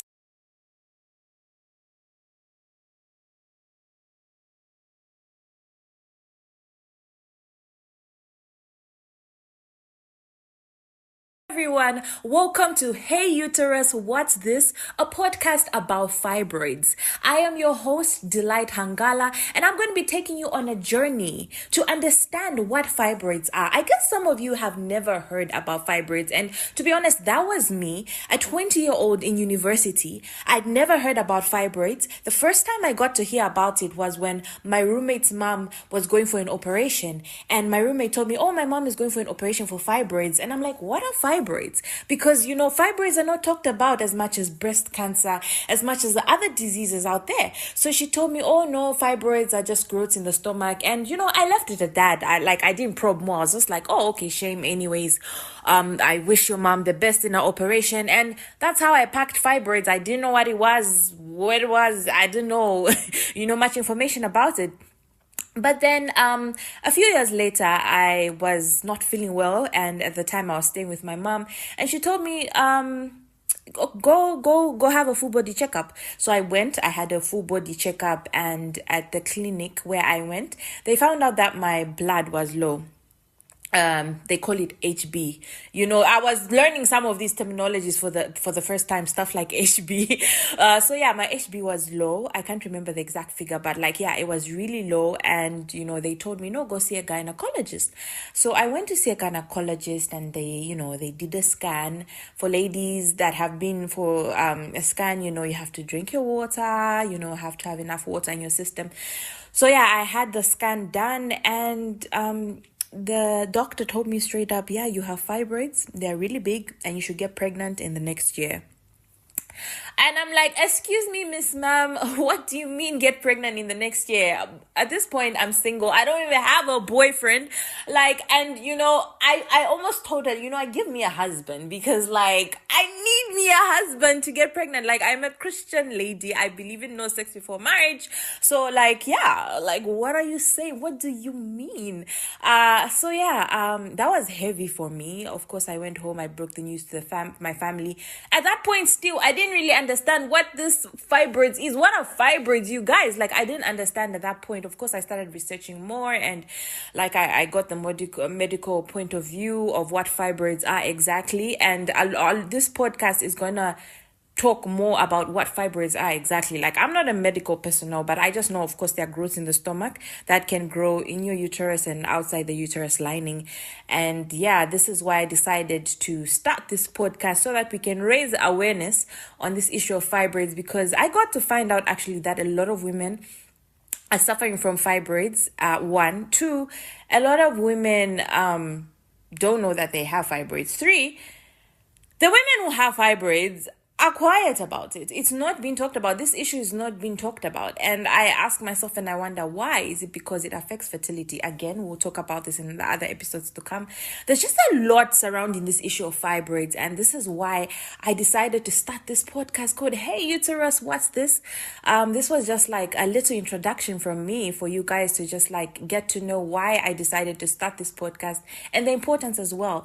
And to all men listening, by any chance, if there's a man listening to this, I'm glad you're listening, because this podcast is for both male and female, because men also need to know about fibroids as well, because men have sisters, men have wives, nieces, that are experiencing this, that go through this. Bosses at work need to know about fibroids, because of course, when you have fibroids, there a lot of your menstruation is heavy, your flow is so heavy. So there's a lot that will be talked about this issue, but basically that's how I found out that I had fibroids. Okay. And since then I've gone for an operation to India. That was by God's grace, by the way, guys. That was a miracle for me to go all the way to India. For those who've been for medical treatment to India, you just know that India is so expensive. Like, people are selling houses out there just to go to India. It's crazy. It's really crazy. So I just thank God for the opportunity and the miracle that happened for me to go to India for my operation, and I am much better. So I just wanted to warm you guys up to this topic of fibroids. And in my next episode, I will have a medical personnel who will be able to answer questions about fibroids, because I have questions as well. We'll be able to tell you what side effects you should look forward to for somebody who has fibroids. So I'm excited about this journey. I'm excited to those who've joined this first episode. It's going to be an amazing journey, and I'm looking forward to meeting you guys in the next.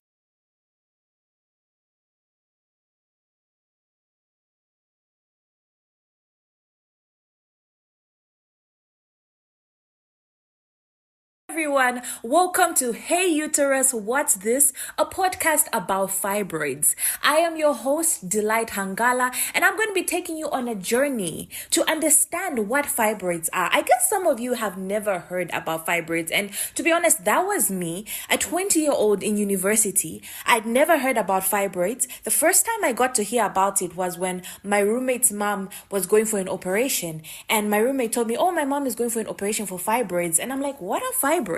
Because fibroids are not talked about as much as breast cancer, as much as the other diseases out there. So she told me, oh no, fibroids are just growths in the stomach. And I left it at that. I didn't probe more. I was just like, oh, okay, shame anyways. I wish your mom the best in her operation. And that's how I packed fibroids. I didn't know what it was, I didn't know much information about it.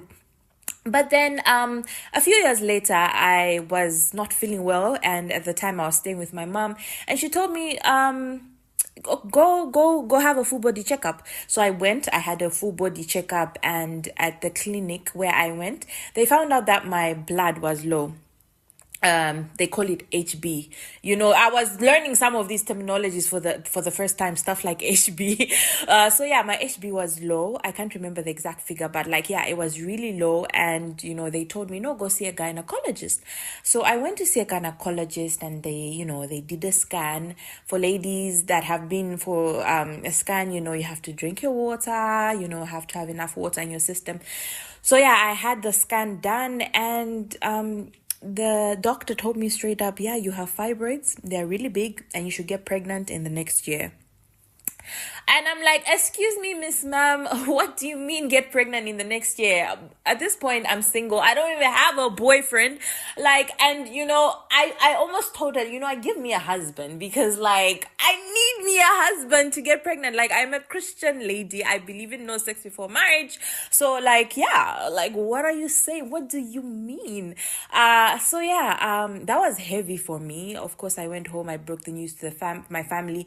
At that point, still, I didn't really understand what this fibroids is. What are fibroids, you guys? Like, I didn't understand at that point. Of course, I started researching more, and like I got the medical point of view of what fibroids are exactly. And this podcast is gonna talk more about what fibroids are exactly. Like, I'm not a medical personnel, but I just know, of course, there are growths in the stomach that can grow in your uterus and outside the uterus lining. And yeah, this is why I decided to start this podcast so that we can raise awareness on this issue of fibroids, because I got to find out actually that a lot of women are suffering from fibroids. One, two, a lot of women don't know that they have fibroids. Three, the women who have fibroids are quiet about it. It's not being talked about. This issue is not being talked about. And I ask myself and I wonder why. Is it because it affects fertility? Again, we'll talk about this in the other episodes to come. There's just a lot surrounding this issue of fibroids. And this is why I decided to start this podcast called Hey Uterus, What's This? This was just like a little introduction from me for you guys to just like get to know why I decided to start this podcast and the importance as well. And to all men listening, by any chance, if there's a man listening to this, I'm glad you're listening, because this podcast is for both male and female, because men also need to know about fibroids as well, because men have sisters, men have wives, nieces, that are experiencing this, that go through this. Bosses at work need to know about fibroids, because of course, when you have fibroids, there a lot of your menstruation is heavy, your flow is so heavy. So there's a lot that will be talked about this issue, but basically that's how I found out that I had fibroids. Okay. And since then I've gone for an operation to India. That was by God's grace, by the way, guys. That was a miracle for me to go all the way to India. For those who've been for medical treatment to India, you just know that India is so expensive. Like, people are selling houses out there just to go to India. It's crazy. It's really crazy. So I just thank God for the opportunity and the miracle that happened for me to go to India for my operation, and I am much better. So I just wanted to warm you guys up to this topic of fibroids. And in my next episode, I will have a medical personnel who will be able to answer questions about fibroids, because I have questions as well. We'll be able to tell you what side effects you should look forward to for somebody who has fibroids. So I'm excited about this journey. I'm excited to those who've joined this first episode. It's going to be an amazing journey, and I'm looking forward to meeting you guys in the next.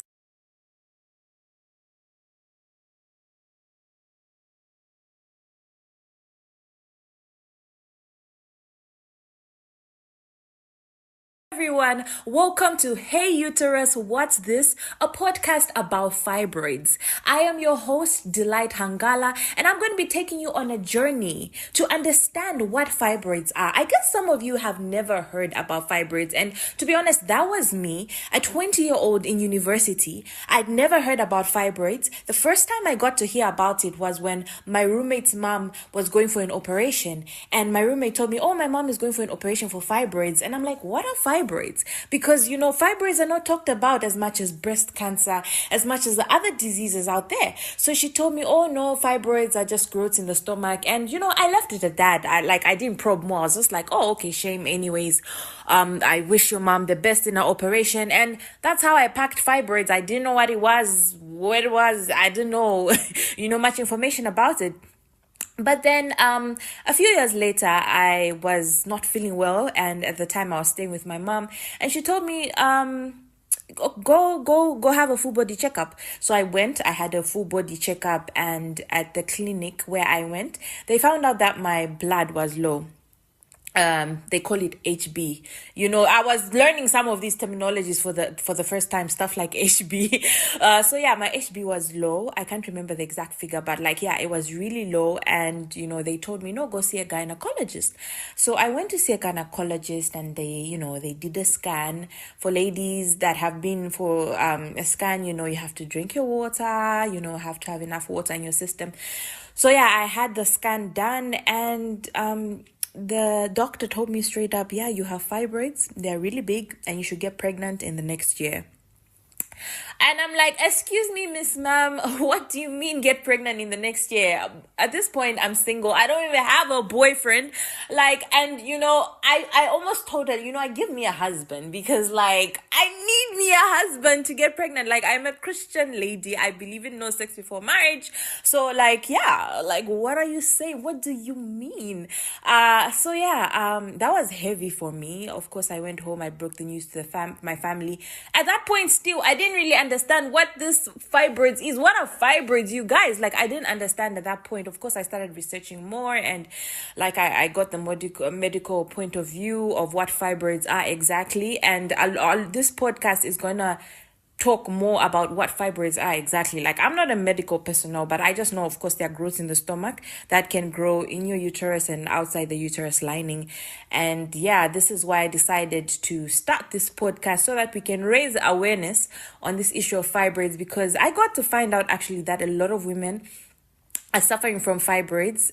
1, 2, a lot of women don't know that they have fibroids. 3, the women who have fibroids are quiet about it. It's not being talked about. This issue is not being talked about. And I ask myself, and I wonder, why? Is it because it affects fertility? Again, we'll talk about this in the other episodes to come. There's just a lot surrounding this issue of fibroids. And this is why I decided to start this podcast called Hey Uterus, What's This? This was just a little introduction from me for you guys to just get to know why I decided to start this podcast, and the importance as well.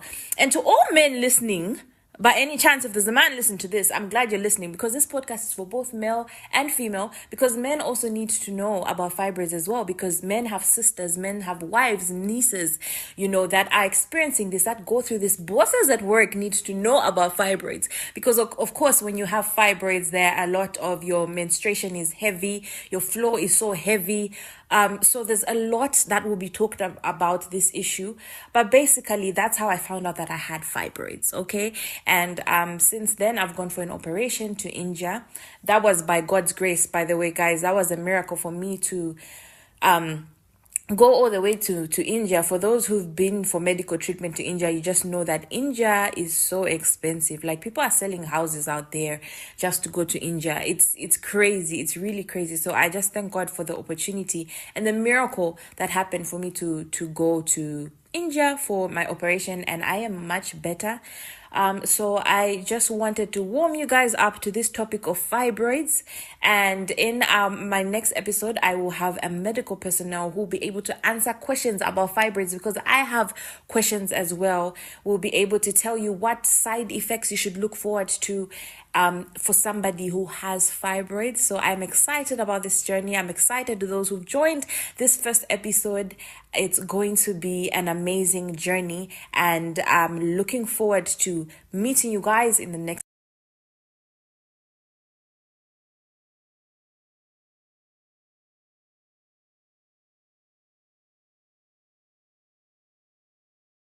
Everyone, welcome to Hey Uterus, What's This? A podcast about fibroids. I am your host, Delight Hangala, and I'm going to be taking you on a journey to understand what fibroids are. I guess some of you have never heard about fibroids, and to be honest, that was me, a 20-year-old in university. I'd never heard about fibroids. The first time I got to hear about it was when my roommate's mom was going for an operation, and my roommate told me, oh, my mom is going for an operation for fibroids, and I'm like, what are fibroids?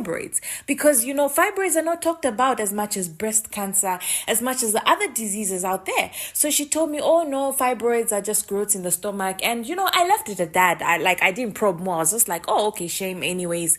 I wish your mom the best in her operation. And that's how I packed fibroids. I didn't know what it was, I didn't know much information about it.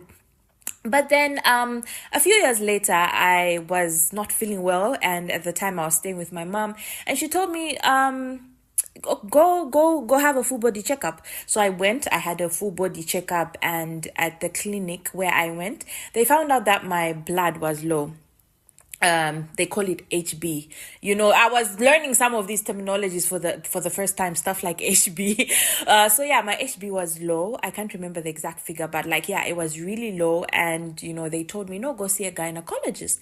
So I went to see a gynecologist, and they did a scan. For ladies that have been for a scan, you know, you have to drink your water, you know, have to have enough water in your system.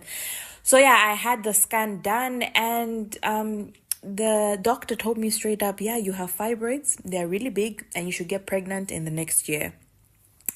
And I'm like, excuse me, Miss Ma'am, what do you mean get pregnant in the next year? At this point, I'm single. I don't even have a boyfriend. Like, and, you know, I almost told her, you know, give me a husband, because, like, I need me a husband to get pregnant. Like, I'm a Christian lady. I believe in no sex before marriage. So, like, yeah, like, what are you saying? What do you mean? So, yeah, that was heavy for me. Of course, I went home. I broke the news to my family.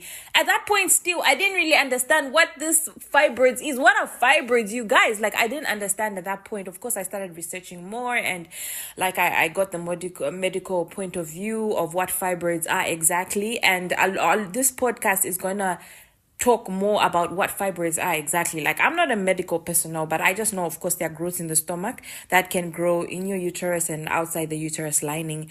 And yeah, this is why I decided to start this podcast, so that we can raise awareness on this issue of fibroids, because I got to find out actually that a lot of women are suffering from fibroids.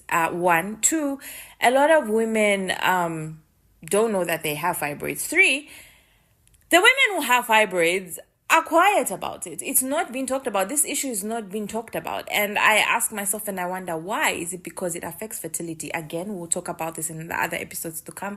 There's just a lot surrounding this issue of fibroids. And this is why I decided to start this podcast called Hey Uterus, What's This? This was just like a little introduction from me for you guys to just like get to know why I decided to start this podcast and the importance as well.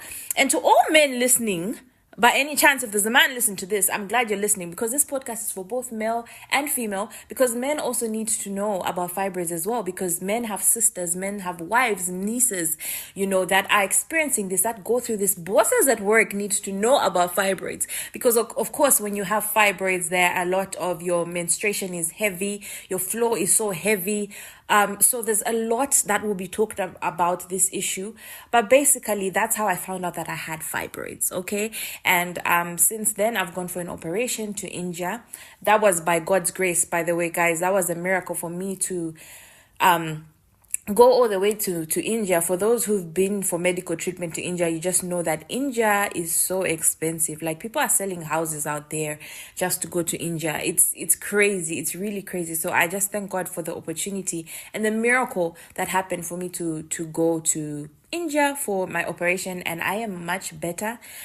So I just wanted to warm you guys up to this topic of fibroids, and in my next episode I will have a medical personnel who will be able to answer questions about fibroids, because I have questions as well.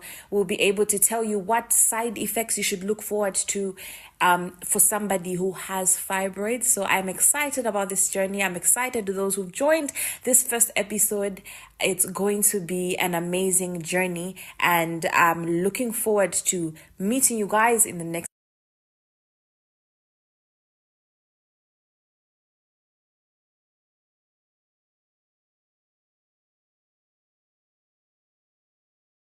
Everyone, welcome to Hey Uterus, What's This? A podcast about fibroids. I am your host, Delight Hangala, and I'm going to be taking you on a journey to understand what fibroids are. I guess some of you have never heard about fibroids, and to be honest, that was me, a 20-year-old in university. I'd never heard about fibroids. The first time I got to hear about it was when my roommate's mom was going for an operation, and my roommate told me, oh, my mom is going for an operation for fibroids, and I'm like, what are fibroids?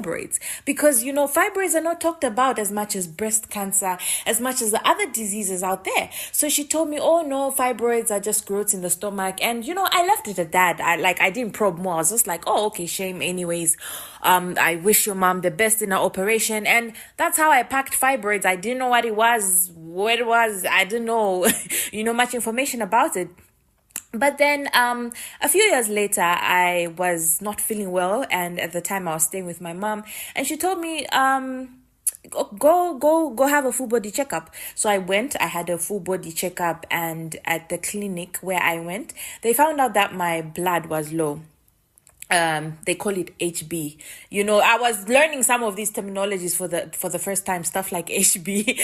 So yeah, my HB was low. I can't remember the exact figure, but it was really low. And they told me, no, go see a gynecologist. So I went to see a gynecologist, and they did a scan. For ladies that have been for a scan, you have to drink your water, have to have enough water in your system. So yeah, I had the scan done, and the doctor told me straight up, yeah, you have fibroids. They're really big, and you should get pregnant in the next year. And I'm like, excuse me, Miss Ma'am, what do you mean get pregnant in the next year? At this point, I'm single. I don't even have a boyfriend. I almost told her, give me a husband, because I need me a husband to get pregnant. I'm a Christian lady. I believe in no sex before marriage. So what are you saying? What do you mean? That was heavy for me. Of course, I went home. I broke the news to my family. At that point, still, I didn't really understand what this fibroids is. What are fibroids, you guys? I didn't understand at that point. Of course, I started researching more, and I got the medical point of view of what fibroids are exactly. And this podcast is gonna talk more about what fibroids are exactly. I'm not a medical personnel, but I just know, of course, there are growths in the stomach that can grow in your uterus and outside the uterus lining. And yeah, this is why I decided to start this podcast, so that we can raise awareness on this issue of fibroids, because I got to find out actually that a lot of women are suffering from fibroids. One, two, a lot of women don't know that they have fibroids. Three, the women who have fibroids are quiet about it. It's not being talked about. This issue is not being talked about. And I ask myself, and I wonder why. Is it because it affects fertility? Again, we'll talk about this in the other episodes to come. There's just a lot surrounding this issue of fibroids. And this is why I decided to start this podcast called Hey Uterus, What's This? This was just a little introduction from me for you guys to just get to know why I decided to start this podcast and the importance as well. And to all men listening, by any chance, if there's a man listening to this, I'm glad you're listening, because this podcast is for both male and female, because men also need to know about fibroids as well, because men have sisters, men have wives, nieces, that are experiencing this, that go through this. Bosses at work need to know about fibroids, because of course, when you have fibroids, there a lot of your menstruation is heavy, your flow is so heavy. So there's a lot that will be talked about this issue, but basically that's how I found out that I had fibroids. Okay. And since then I've gone for an operation to India. That was by God's grace, by the way, guys. That was a miracle for me to go all the way to India. For those who've been for medical treatment to India, you just know that India is so expensive. People are selling houses out there just to go to India. It's crazy. It's really crazy. So I just thank God for the opportunity and the miracle that happened for me to go to India for my operation, and I am much better. So I just wanted to warm you guys up to this topic of fibroids, and in my next episode I will have a medical personnel who will be able to answer questions about fibroids, because I have questions as well. We'll be able to tell you what side effects you should look forward to for somebody who has fibroids. So I'm excited about this journey. I'm excited to those who've joined this first episode. It's going to be an amazing journey, and I'm looking forward to meeting you guys in the next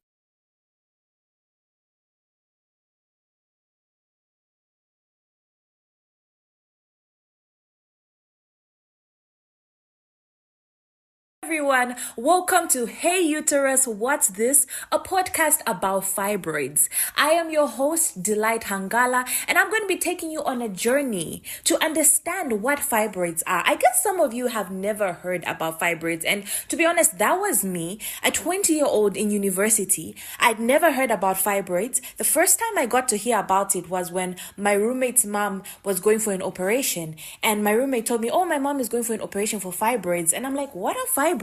Because, fibroids are not talked about as much as breast cancer, as much as the other diseases out there. So she told me, oh no, fibroids are just growths in the stomach. And, I left it at that. I didn't probe more. I was just like, oh, okay, shame anyways. I wish your mom the best in her operation. And that's how I packed fibroids. I didn't know what it was, what it was. I didn't know, much information about it. But then a few years later, I was not feeling well, and at the time I was staying with my mom, and she told me, go have a full body checkup. So I went, I had a full body checkup, and at the clinic where I went, they found out that my blood was low. They call it HB.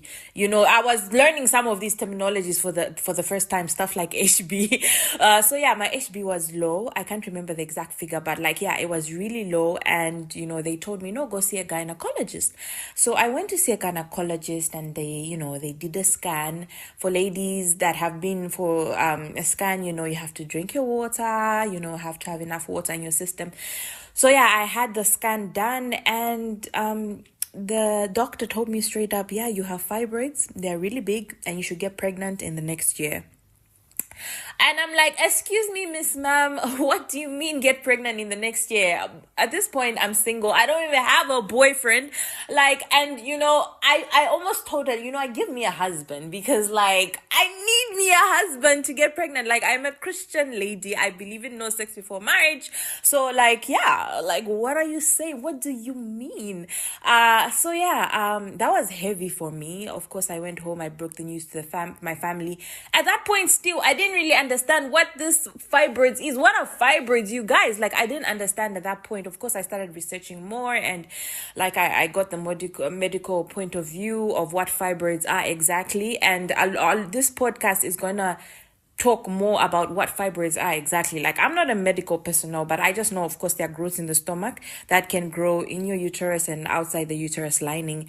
And yeah, this is why I decided to start this podcast, so that we can raise awareness on this issue of fibroids, because I got to find out actually that a lot of women are suffering from fibroids. 1, 2, a lot of women don't know that they have fibroids. 3, the women who have fibroids are quiet about it. It's not being talked about. This issue is not being talked about. And I ask myself, and I wonder, why? Is it because it affects fertility? Again, we'll talk about this in the other episodes to come. There's just a lot surrounding this issue of fibroids. And this is why I decided to start this podcast called Hey Uterus, What's This?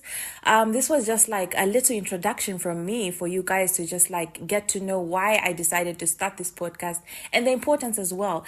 And to all men listening, by any chance, if there's a man listening to this, I'm glad you're listening, because this podcast is for both male and female, because men also need to know about fibroids as well, because men have sisters, men have wives, nieces, that are experiencing this, that go through this. Bosses at work need to know about fibroids, because of course, when you have fibroids, there a lot of your menstruation is heavy, your flow is so heavy.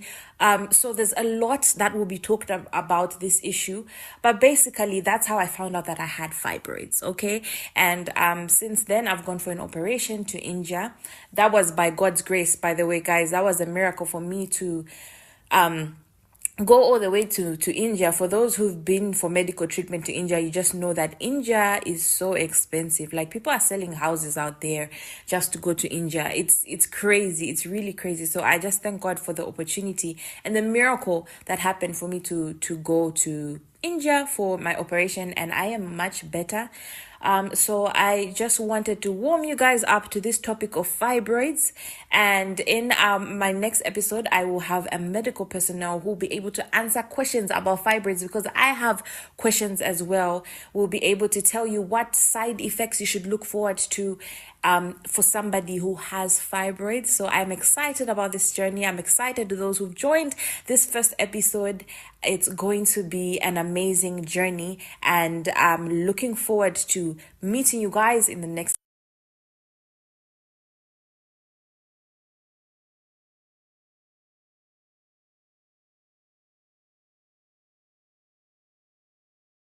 Everyone, welcome to Hey Uterus, What's This? A podcast about fibroids. I am your host, Delight Hangala, and I'm going to be taking you on a journey to understand what fibroids are. I guess some of you have never heard about fibroids, and to be honest, that was me, a 20-year-old in university. I'd never heard about fibroids. The first time I got to hear about it was when my roommate's mom was going for an operation, and my roommate told me, oh, my mom is going for an operation for fibroids, and I'm like, what are fibroids?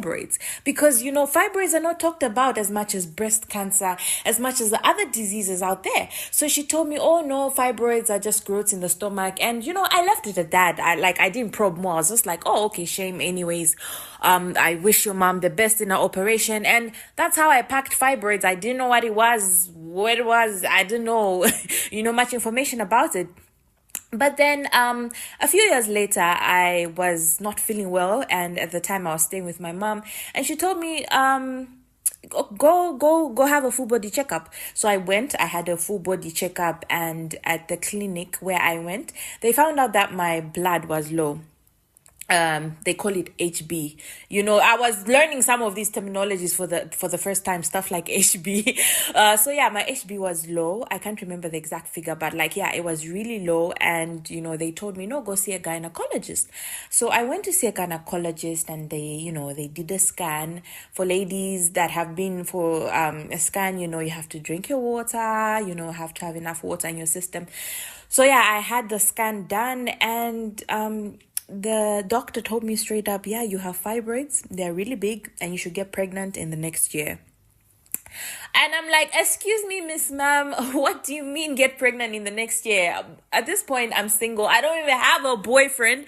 I almost told her, give me a husband, because I need me a husband to get pregnant. I'm a Christian lady. I believe in no sex before marriage. So what are you saying? What do you mean? That was heavy for me. Of course, I went home. I broke the news to my family. At that point, still, I didn't really understand what this fibroids is. What are fibroids, you guys? I didn't understand at that point. Of course, I started researching more, and I got the medical point of view of what fibroids are exactly. And this podcast is gonna talk more about what fibroids are exactly. I'm not a medical personnel, but I just know, of course, there are growths in the stomach that can grow in your uterus and outside the uterus lining. And yeah, this is why I decided to start this podcast, so that we can raise awareness on this issue of fibroids, because I got to find out actually that a lot of women are suffering from fibroids.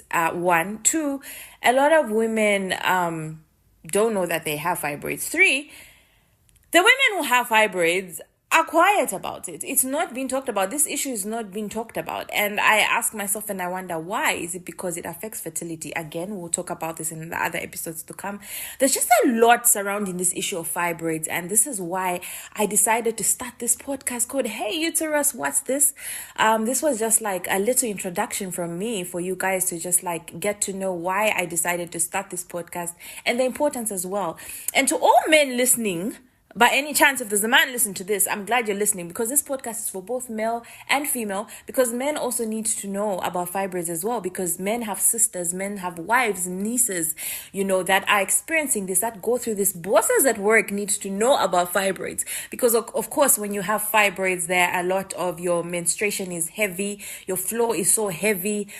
So there's a lot that will be talked about this issue, but basically that's how I found out that I had fibroids. Okay.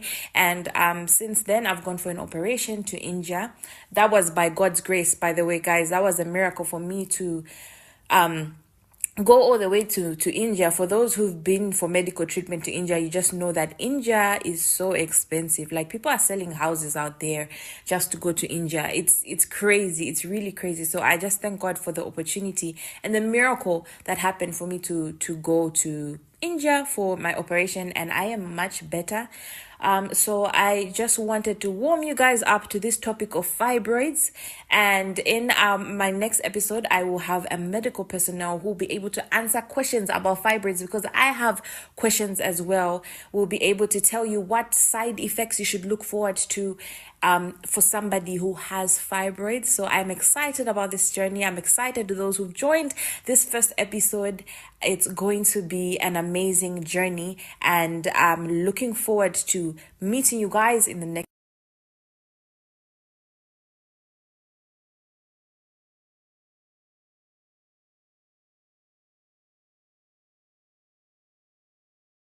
Everyone, welcome to Hey Uterus, What's This? A podcast about fibroids. I am your host, Delight Hangala, and I'm going to be taking you on a journey to understand what fibroids are. I guess some of you have never heard about fibroids, and to be honest, that was me, a 20-year-old in university. I'd never heard about fibroids. The first time I got to hear about it was when my roommate's mom was going for an operation, and my roommate told me, oh, my mom is going for an operation for fibroids, and I'm like, what are fibroids? Because, you know, fibroids are not talked about as much as breast cancer, as much as the other diseases out there. So she told me, oh no, fibroids are just growths in the stomach. And, you know, I left it at that. I didn't probe more. I was just like, oh, okay, shame anyways. I wish your mom the best in her operation. And that's how I packed fibroids. I didn't know what it was, what it was. I didn't know, much information about it. But then a few years later, I was not feeling well, and at the time I was staying with my mom, and she told me, go have a full body checkup. So I went. I had a full body checkup, and at the clinic where I went, they found out that my blood was low. They call it HB. I was learning some of these terminologies for the first time, stuff like HB. So yeah, my HB was low. I can't remember the exact figure, but it was really low. And they told me, no, go see a gynecologist. So I went to see a gynecologist, and they did a scan. For ladies that have been for a scan, you have to drink your water, have to have enough water in your system. So yeah, I had the scan done, and the doctor told me straight up, yeah, you have fibroids. They're really big, and you should get pregnant in the next year. And I'm like, excuse me, Miss Ma'am, what do you mean get pregnant in the next year? At this point, I'm single. I don't even have a boyfriend. I almost told her, give me a husband, because I need me a husband to get pregnant. I'm a Christian lady. I believe in no sex before marriage. So what are you saying? What do you mean? That was heavy for me. Of course, I went home. I broke the news to my family. At that point, still, I didn't really understand what this fibroids is. What are fibroids, you guys? I didn't understand at that point. Of course, I started researching more, and I got the medical point of view of what fibroids are exactly. And this podcast is gonna talk more about what fibroids are exactly. I'm not a medical personnel, but I just know, of course, there are growths in the stomach that can grow in your uterus and outside the uterus lining. And yeah, this is why I decided to start this podcast, so that we can raise awareness on this issue of fibroids, because I got to find out actually that a lot of women are suffering from fibroids. 1, 2, a lot of women don't know that they have fibroids. 3, the women who have fibroids are quiet about it. It's not being talked about. This issue is not being talked about. And I ask myself, and I wonder, why? Is it because it affects fertility? Again, we'll talk about this in the other episodes to come. There's just a lot surrounding this issue of fibroids. And this is why I decided to start this podcast called Hey Uterus, What's This? This was just a little introduction from me for you guys to just get to know why I decided to start this podcast, and the importance as well. And to all men listening, by any chance, if there's a man listening to this, I'm glad you're listening, because this podcast is for both male and female, because men also need to know about fibroids as well, because men have sisters, men have wives, nieces, that are experiencing this, that go through this. Bosses at work need to know about fibroids, because of course, when you have fibroids, there a lot of your menstruation is heavy, your flow is so heavy. So there's a lot that will be talked about this issue, but basically that's how I found out that I had fibroids. Okay. And since then I've gone for an operation to India. That was by God's grace, by the way, guys. That was a miracle for me to go all the way to India. For those who've been for medical treatment to India, you just know that India is so expensive. Like, people are selling houses out there just to go to India. It's crazy. It's really crazy. So I just thank God for the opportunity and the miracle that happened for me to go to India for my operation, and I am much better. So I just wanted to warm you guys up to this topic of fibroids, and in my next episode I will have a medical personnel who will be able to answer questions about fibroids, because I have questions as well. We'll be able to tell you what side effects you should look forward to for somebody who has fibroids. So I'm excited about this journey. I'm excited to those who've joined this first episode. It's going to be an amazing journey, and I'm looking forward to meeting you guys in the next.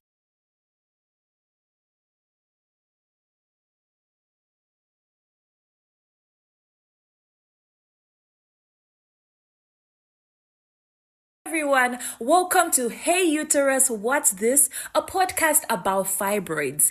I am your host, Delight Hangala, and I'm going to be taking you on a journey to understand what fibroids are. I guess some of you have never heard about fibroids, and to be honest, that was me, a 20-year-old in university. I'd never heard about fibroids. The first time I got to hear about it was when my roommate's mom was going for an operation, and my roommate told me, oh, my mom is going for an operation for fibroids, and I'm like, what are fibroids? Because, you know, fibroids are not talked about as much as breast cancer, as much as the other diseases out there. So she told me, oh no, fibroids are just growths in the stomach. And, you know, I left it at that. I didn't probe more. I was just like, oh, okay, shame anyways. I wish your mom the best in her operation. And that's how I packed fibroids. I didn't know what it was, what it was. I didn't know, much information about it. But then a few years later, I was not feeling well, and at the time I was staying with my mom, and she told me, go have a full body checkup. So I went. I had a full body checkup, and at the clinic where I went, they found out that my blood was low. They call it HB. I was learning some of these terminologies for the first time, stuff like HB. So yeah, my HB was low. I can't remember the exact figure, but it was really low. And they told me, no, go see a gynecologist. So I went to see a gynecologist, and they did a scan. For ladies that have been for a scan, you have to drink your water, have to have enough water in your system. So yeah, I had the scan done, and the doctor told me straight up, yeah, you have fibroids. They're really big, and you should get pregnant in the next year. And I'm like, excuse me, Miss Ma'am, what do you mean get pregnant in the next year? At this point, I'm single. I don't even have a boyfriend. I almost told her, give me a husband, because I need me a husband to get pregnant. I'm a Christian lady. I believe in no sex before marriage. So what are you saying? What do you mean? That was heavy for me. Of course, I went home. I broke the news to my family.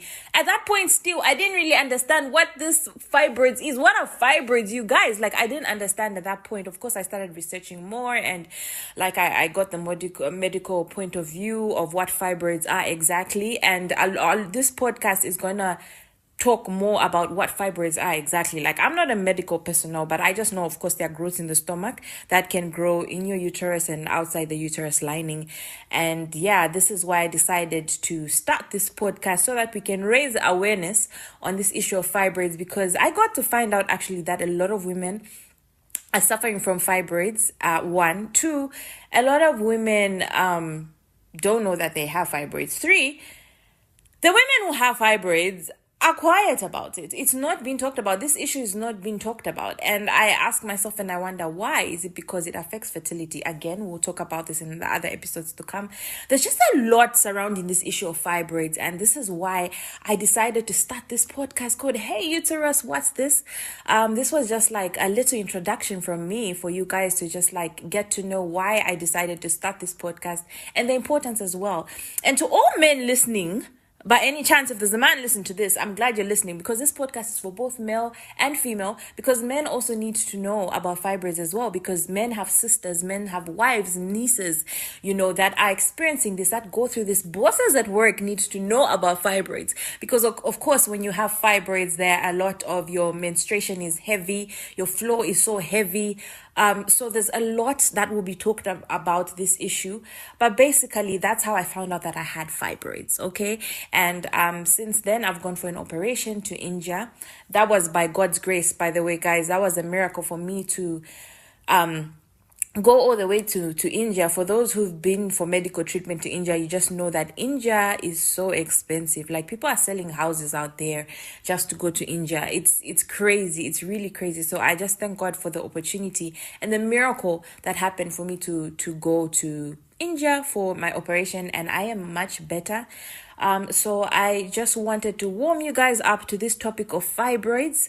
And in my next episode, I will have a medical personnel who will be able to answer questions about fibroids, because I have questions as well. We'll be able to tell you what side effects you should look forward to for somebody who has fibroids. So I'm excited about this journey. I'm excited to those who've joined this first episode.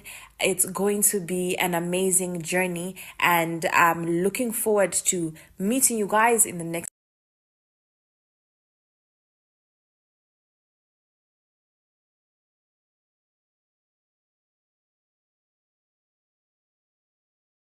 Everyone, welcome to Hey Uterus, What's This? A podcast about fibroids. I am your host, Delight Hangala, and I'm going to be taking you on a journey to understand what fibroids are. I guess some of you have never heard about fibroids, and to be honest, that was me, a 20-year-old in university. I'd never heard about fibroids. The first time I got to hear about it was when my roommate's mom was going for an operation, and my roommate told me, oh, my mom is going for an operation for fibroids. And I'm like, what are fibroids? Because, you know, fibroids are not talked about as much as breast cancer, as much as the other diseases out there. So she told me, oh no, fibroids are just growths in the stomach. And, you know, I left it at that. I didn't probe more. I was just like, oh, okay, shame anyways. I wish your mom the best in her operation. And that's how I packed fibroids. I didn't know what it was, I didn't know, much information about it. But then a few years later, I was not feeling well, and at the time I was staying with my mom, and she told me, go have a full body checkup. So I went. I had a full body checkup, and at the clinic where I went, they found out that my blood was low. They call it HB.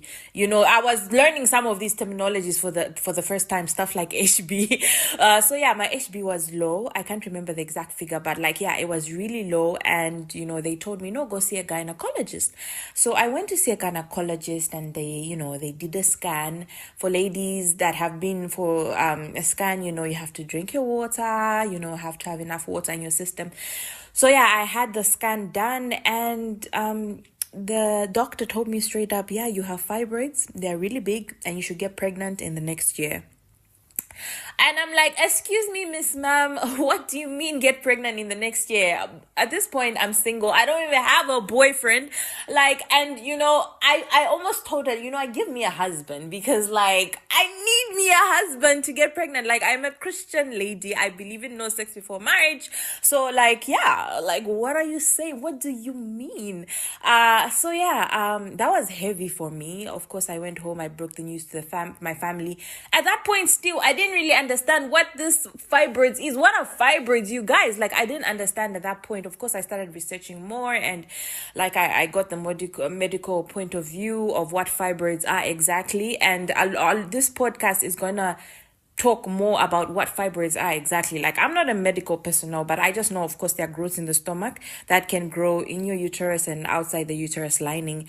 And yeah, this is why I decided to start this podcast, so that we can raise awareness on this issue of fibroids, because I got to find out actually that a lot of women are suffering from fibroids. 1, 2, a lot of women don't know that they have fibroids. 3, the women who have fibroids are quiet about it. It's not being talked about. This issue is not being talked about. And I ask myself, and I wonder, why? Is it because it affects fertility? Again, we'll talk about this in the other episodes to come. There's just a lot surrounding this issue of fibroids. And this is why I decided to start this podcast called Hey Uterus, What's This? This was just a little introduction from me for you guys to just get to know why I decided to start this podcast and the importance as well. And to all men listening, By any chance, if there's a man listening to this, I'm glad you're listening, because this podcast is for both male and female, because men also need to know about fibroids as well, because men have sisters, men have wives, nieces, that are experiencing this, that go through this. Bosses at work need to know about fibroids, because of course, when you have fibroids, there a lot of your menstruation is heavy, your flow is so heavy. So there's a lot that will be talked about this issue, but basically that's how I found out that I had fibroids. Okay. And since then I've gone for an operation to India. That was by God's grace, by the way, guys. That was a miracle for me to go all the way to India. For those who've been for medical treatment to India, you just know that India is so expensive. Like, people are selling houses out there just to go to India. It's crazy. It's really crazy. So I just thank God for the opportunity and the miracle that happened for me to go to India for my operation, and I am much better. So I just wanted to warm you guys up to this topic of fibroids, and in my next episode I will have a medical personnel who will be able to answer questions about fibroids, because I have questions as well. We'll be able to tell you what side effects you should look forward to for somebody who has fibroids. So I'm excited about this journey. I'm excited to those who've joined this first episode. It's going to be an amazing journey, and I'm looking forward to meeting you guys in the next.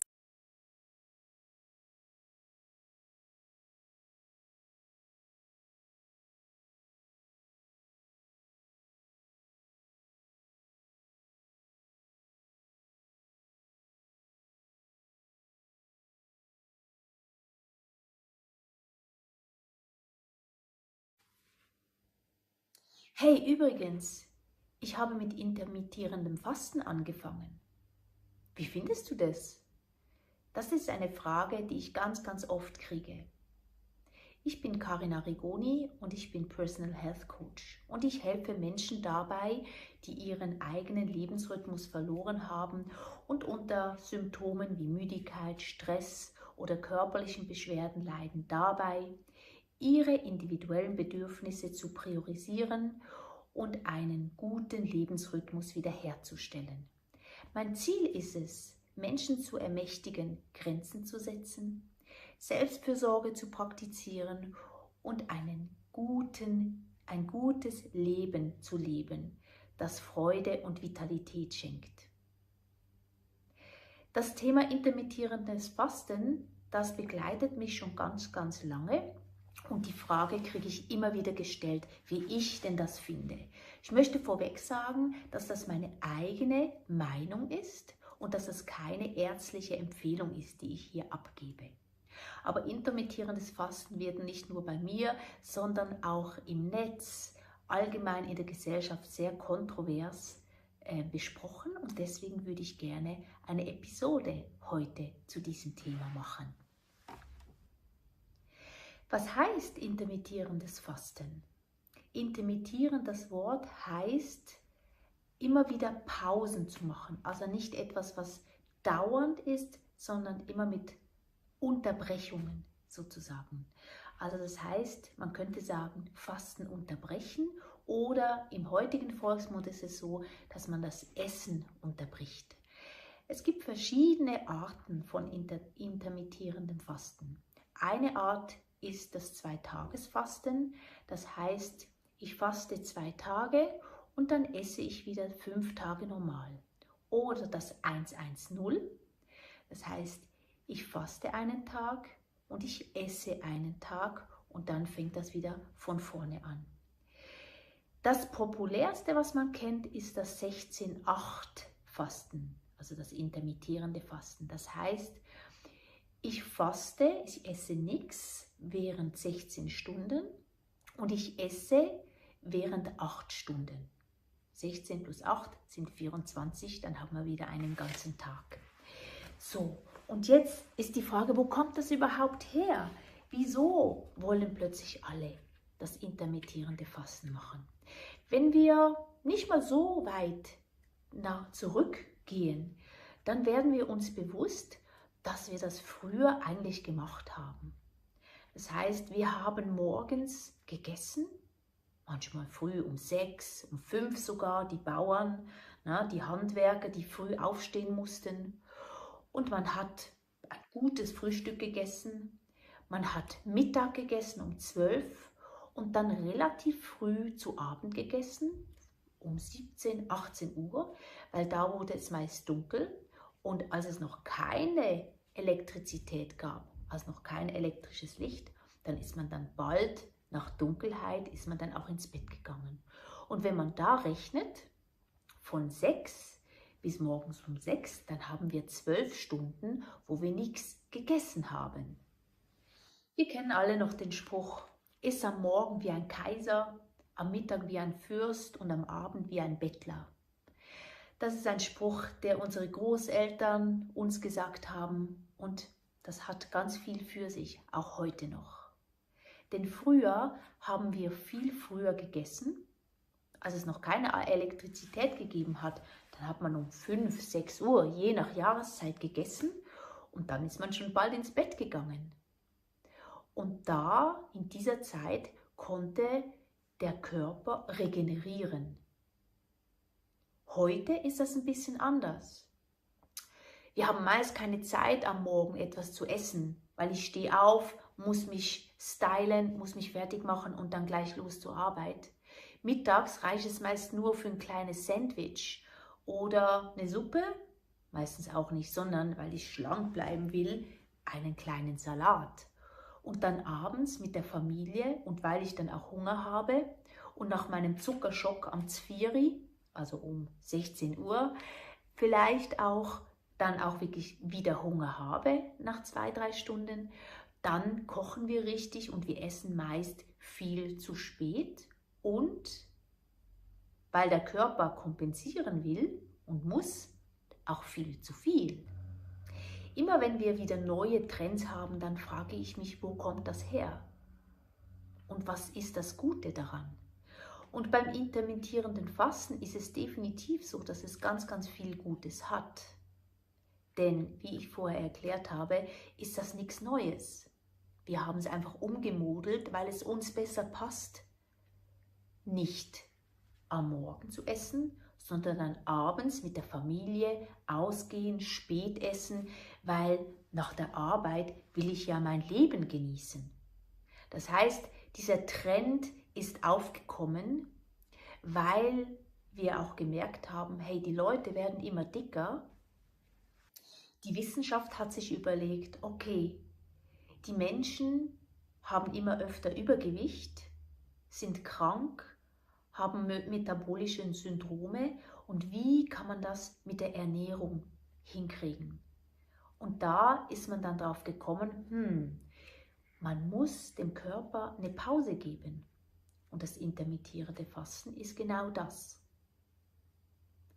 Ich persönlich finde es wunderbar, am Abend früh zu essen oder auch mal eine Mahlzeit auszulassen, aber nicht am Morgen, sondern am Abend.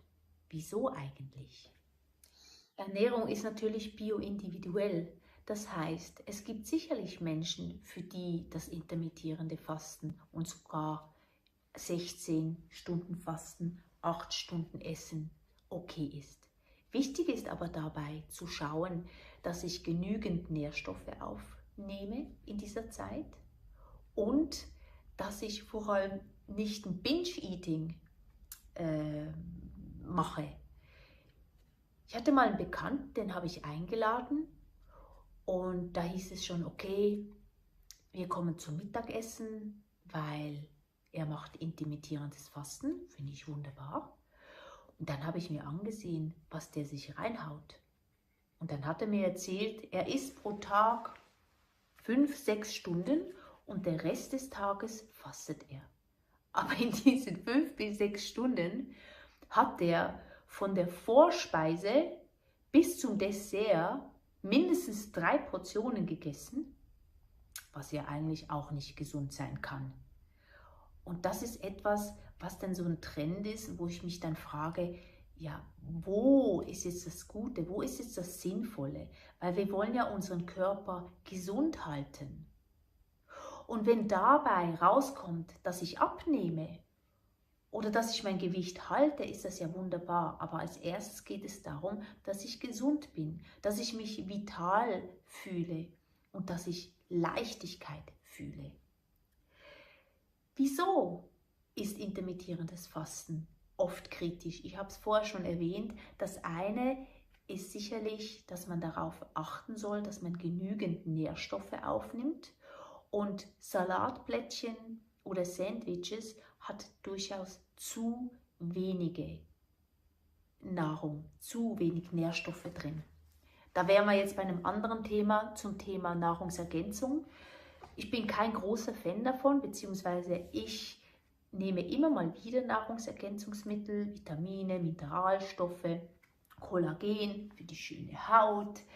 Aber ich nehme das nicht dauernd, sondern ich nehme es dann, wenn ich das Gefühl habe, okay, jetzt gab es eine Zeit, da konnte ich nicht ganz so auf die Ernährung schauen oder es war eine intensive Zeit mit viel Stress, positivem Stress auch, und dann nehme ich doch ab und zu Omega-3, Vitamin D, was es so gibt, aber eben immer mal wieder phasenweise.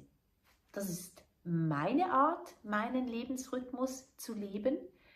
Das muss nicht für jeden sein, das kann für einige Inspiration sein. Also das andere Thema ist das Hormonthema. Wir Frauen unterliegen ganz stark hormonellen Schwankungen. Ab dem Zeitpunkt, an dem wir unsere Menstruation kriegen, bis zur Menopause, aber auch Männer unterliegen hormonellen Schwankungen. Und der Hormonhaushalt ist sehr, sehr sensibel auf Ernährung, auf Nahrungsaufnahme. Der dritte Punkt ist die Hungersnot. Wenn ich meinem Körper immer wieder vorgaukle, dass wir plötzlich in einer Hungersnot sind, dann im übertragenen Sinne wird er dafür sorgen, dass er für die schlechten Zeiten Vorrat anhäuft. Und zwar beim Körper ist es natürlich so, dass er Vorrat in Form von Fettzellen anhäuft. Das heißt also schöne Fettpölsterchen. Vielleicht ist dir das auch schon aufgefallen, dass wenn man Diät gemacht hat und man hat wenig Kalorien gegessen und dann nachher wieder ganz normal gegessen hat, dass man plötzlich wieder zugenommen hat, der sogenannte Jojo-Effekt.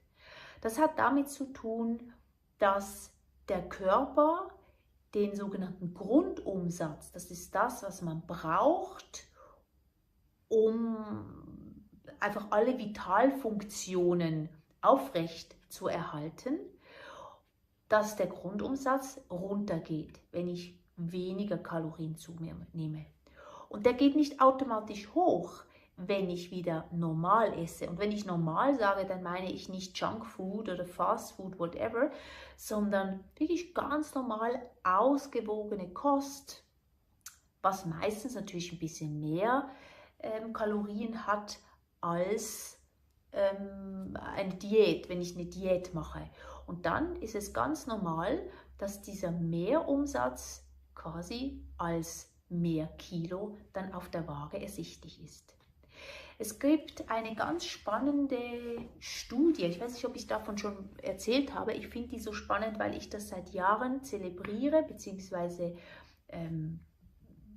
wie eine Windmühle oder gegen die Windmühle, wie sagt man das so schön? Ja, ich spreche immer, ich kämpfe gegen die Windmühlen bezüglich Kalorien. Ich sage immer, Kalorien sind nicht gleich Kalorien.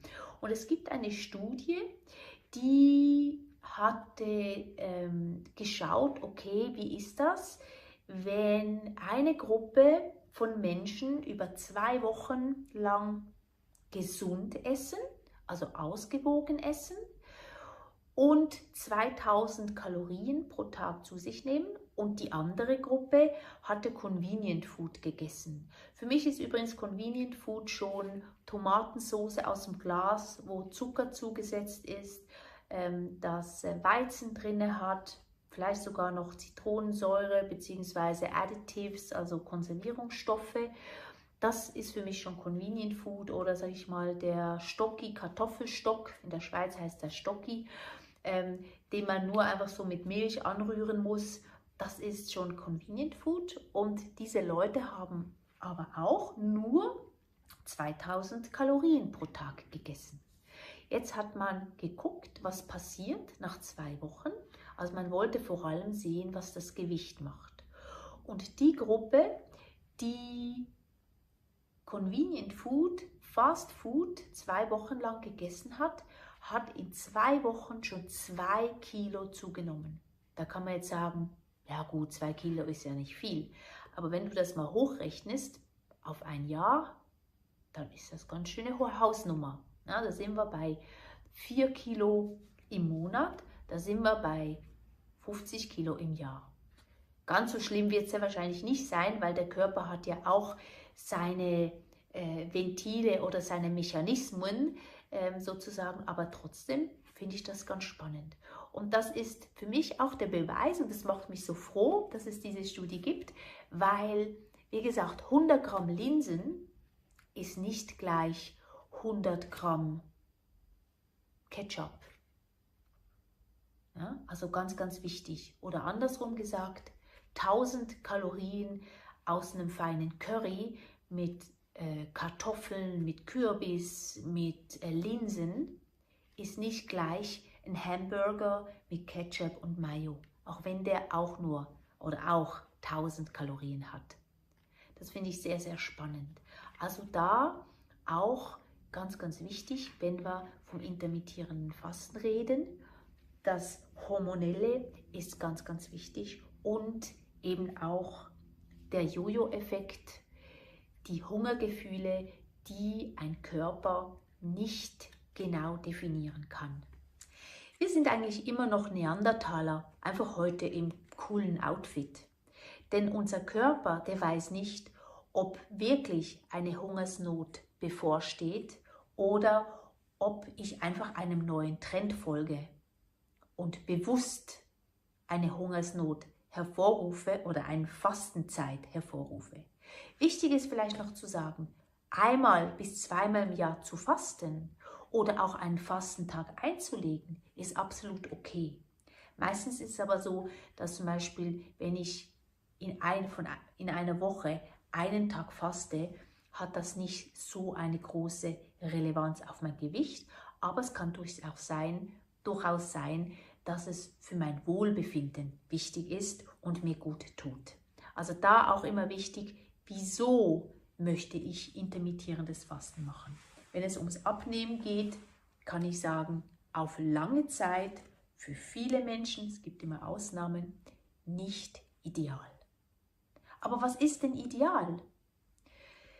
Ich möchte dir einfach mein Konzept vorstellen bzw. erzählen, wie ich das mache. Und zwar lebe ich sehr stark in der traditionellen chinesischen Medizin und esse eigentlich auch nach diesem Ernährungsstil. In der chinesischen Medizin, wie auch früher in der traditionellen europäischen Medizin, Ernährungslehre, geht es darum, regelmäßig zu essen und vor allem mindestens 2-mal, besser 3-mal am Tag warm zu essen. Wieso ist das so? Warme Nahrung kann der Körper besser aufnehmen, er kann es besser verdauen und ich rege damit mein Magenfeuer an. Und da kommen wir jetzt auch wieder zum intermittierenden Fasten bzw. zum Frühstücken. Unsere Stoffwechselzeit ist der Morgen. Du hast vielleicht schon mal von der Organuhr gehört. Und zwar nach der Organuhr, der TCM, ist zwischen 7 und 9 Uhr die Magenzeit. Das heißt, da ist eine ideale Zeit zu essen, weil da hat der Magen seine Hochzeit, arbeitet also am stärksten und dadurch kann auch alles sehr, sehr gut verdaut werden. Es gibt noch ein anderes Konzept, das für mich sehr, sehr schlüssig und klar ist, und zwar das Thema Magenfeuer. Wir haben ja unsere Vitalfunktionen und unser Körper hat immer plus minus 37 Grad und das ist auch wichtig, dass er die behält. Wenn ich jetzt dauernd kalte Nahrung und kalte Flüssigkeit in meinem Magen zuführe, dann kühlt er irgendwann ab. Und wenn du dir vorstellst, dass der Magen wie so ein großer Topf ist, wo eine Suppe drin brodelt, schön, unten die Nieren, sie ist unser Feuer und der Magen ist unser Topf, ist unsere Feuerstelle. Und wenn ich da dauernd kaltes Wasser einschenke, dann wird die Suppe mit der Zeit trübe, sie wird kalt, die Nahrungsteile, die Nahrung kann nicht richtig kochen, die kann nicht richtig verarbeitet werden. Und was gibt es? Da gibt es denn die Schlacken. Und das ist ein Thema, was ich sehr, sehr spannend finde, was ich auch nochmal näher darauf eingehen kann. Aber das ist das Thema warmes Essen am Morgen. Am Mittag etwas Warmes kann nicht immer sein, aber du kannst zum Beispiel ein warmes Glas Wasser trinken, bevor du dein Sandwich isst. Oder du nimmst etwas mit und wärmst es auf. Eine kleine Pfanne oder so, oder zum Beispiel auch ein Behälter, wo es warm hält. Das ist auch etwas, was du zum Beispiel mitnehmen kannst. Du kannst dir auch mal überlegen, ob du vielleicht abends mal nicht ganz so viel isst und eine Portion zur Seite legst, damit du das am anderen Tag zum Mittagessen essen kannst oder mitnehmen kannst. Und abends etwas Leichtes, etwas Warmes ist natürlich hervorragend. Suppen, Ofengemüse, dies sind alles Dinge, die leicht verdaubar sind. Jetzt haben wir wieder neue Trends wie erst Eiweiß essen, dann Kohlenhydrate, dann whatever. Ich weiß es schon gar nicht mehr. Für mich ist das immer so ein bisschen wie soll ich das sagen? So die Verzweiflung, hey, wir müssen irgendwie noch was Neues finden, um die Leute zu beschäftigen. Hey Leute, es geht doch einfach darum, gesund zu essen, ausgewogen zu essen und auf seinen Körper wieder zu hören.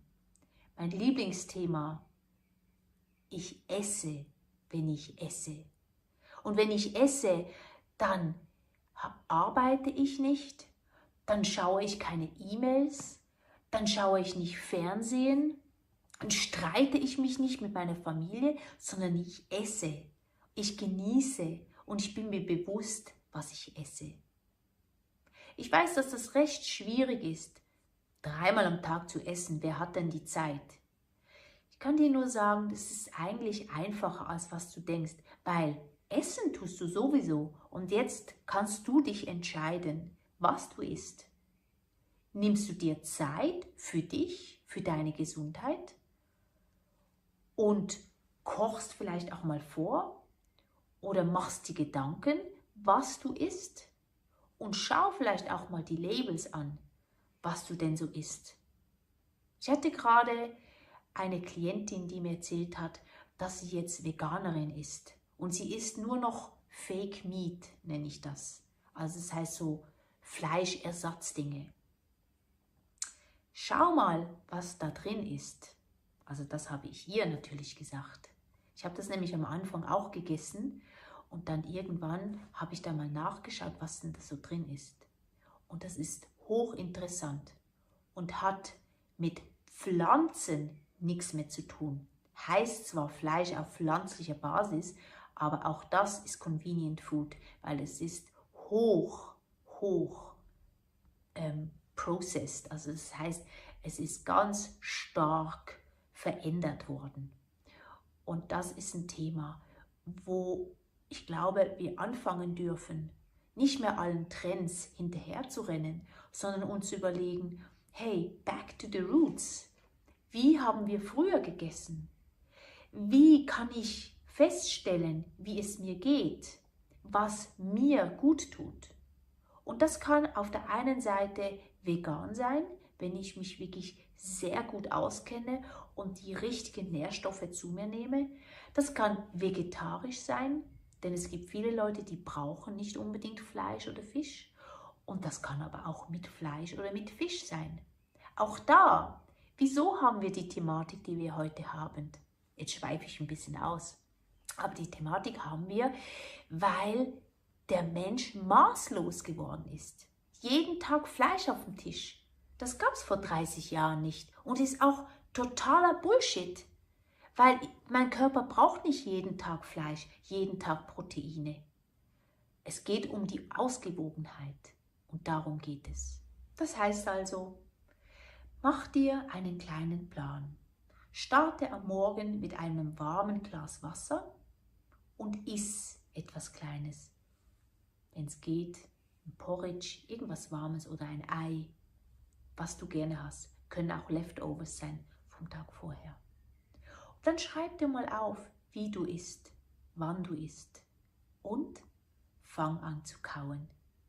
Wenn du Fragen hast oder Anmerkungen oder auch kritische Kommentare, freue ich mich auf die nächste Episode und ich werde deine Fragen beantworten. Ich wünsche dir ein Happy Life, ich wünsche dir eine gute Zeit und freue mich aufs nächste Mal. Ciao.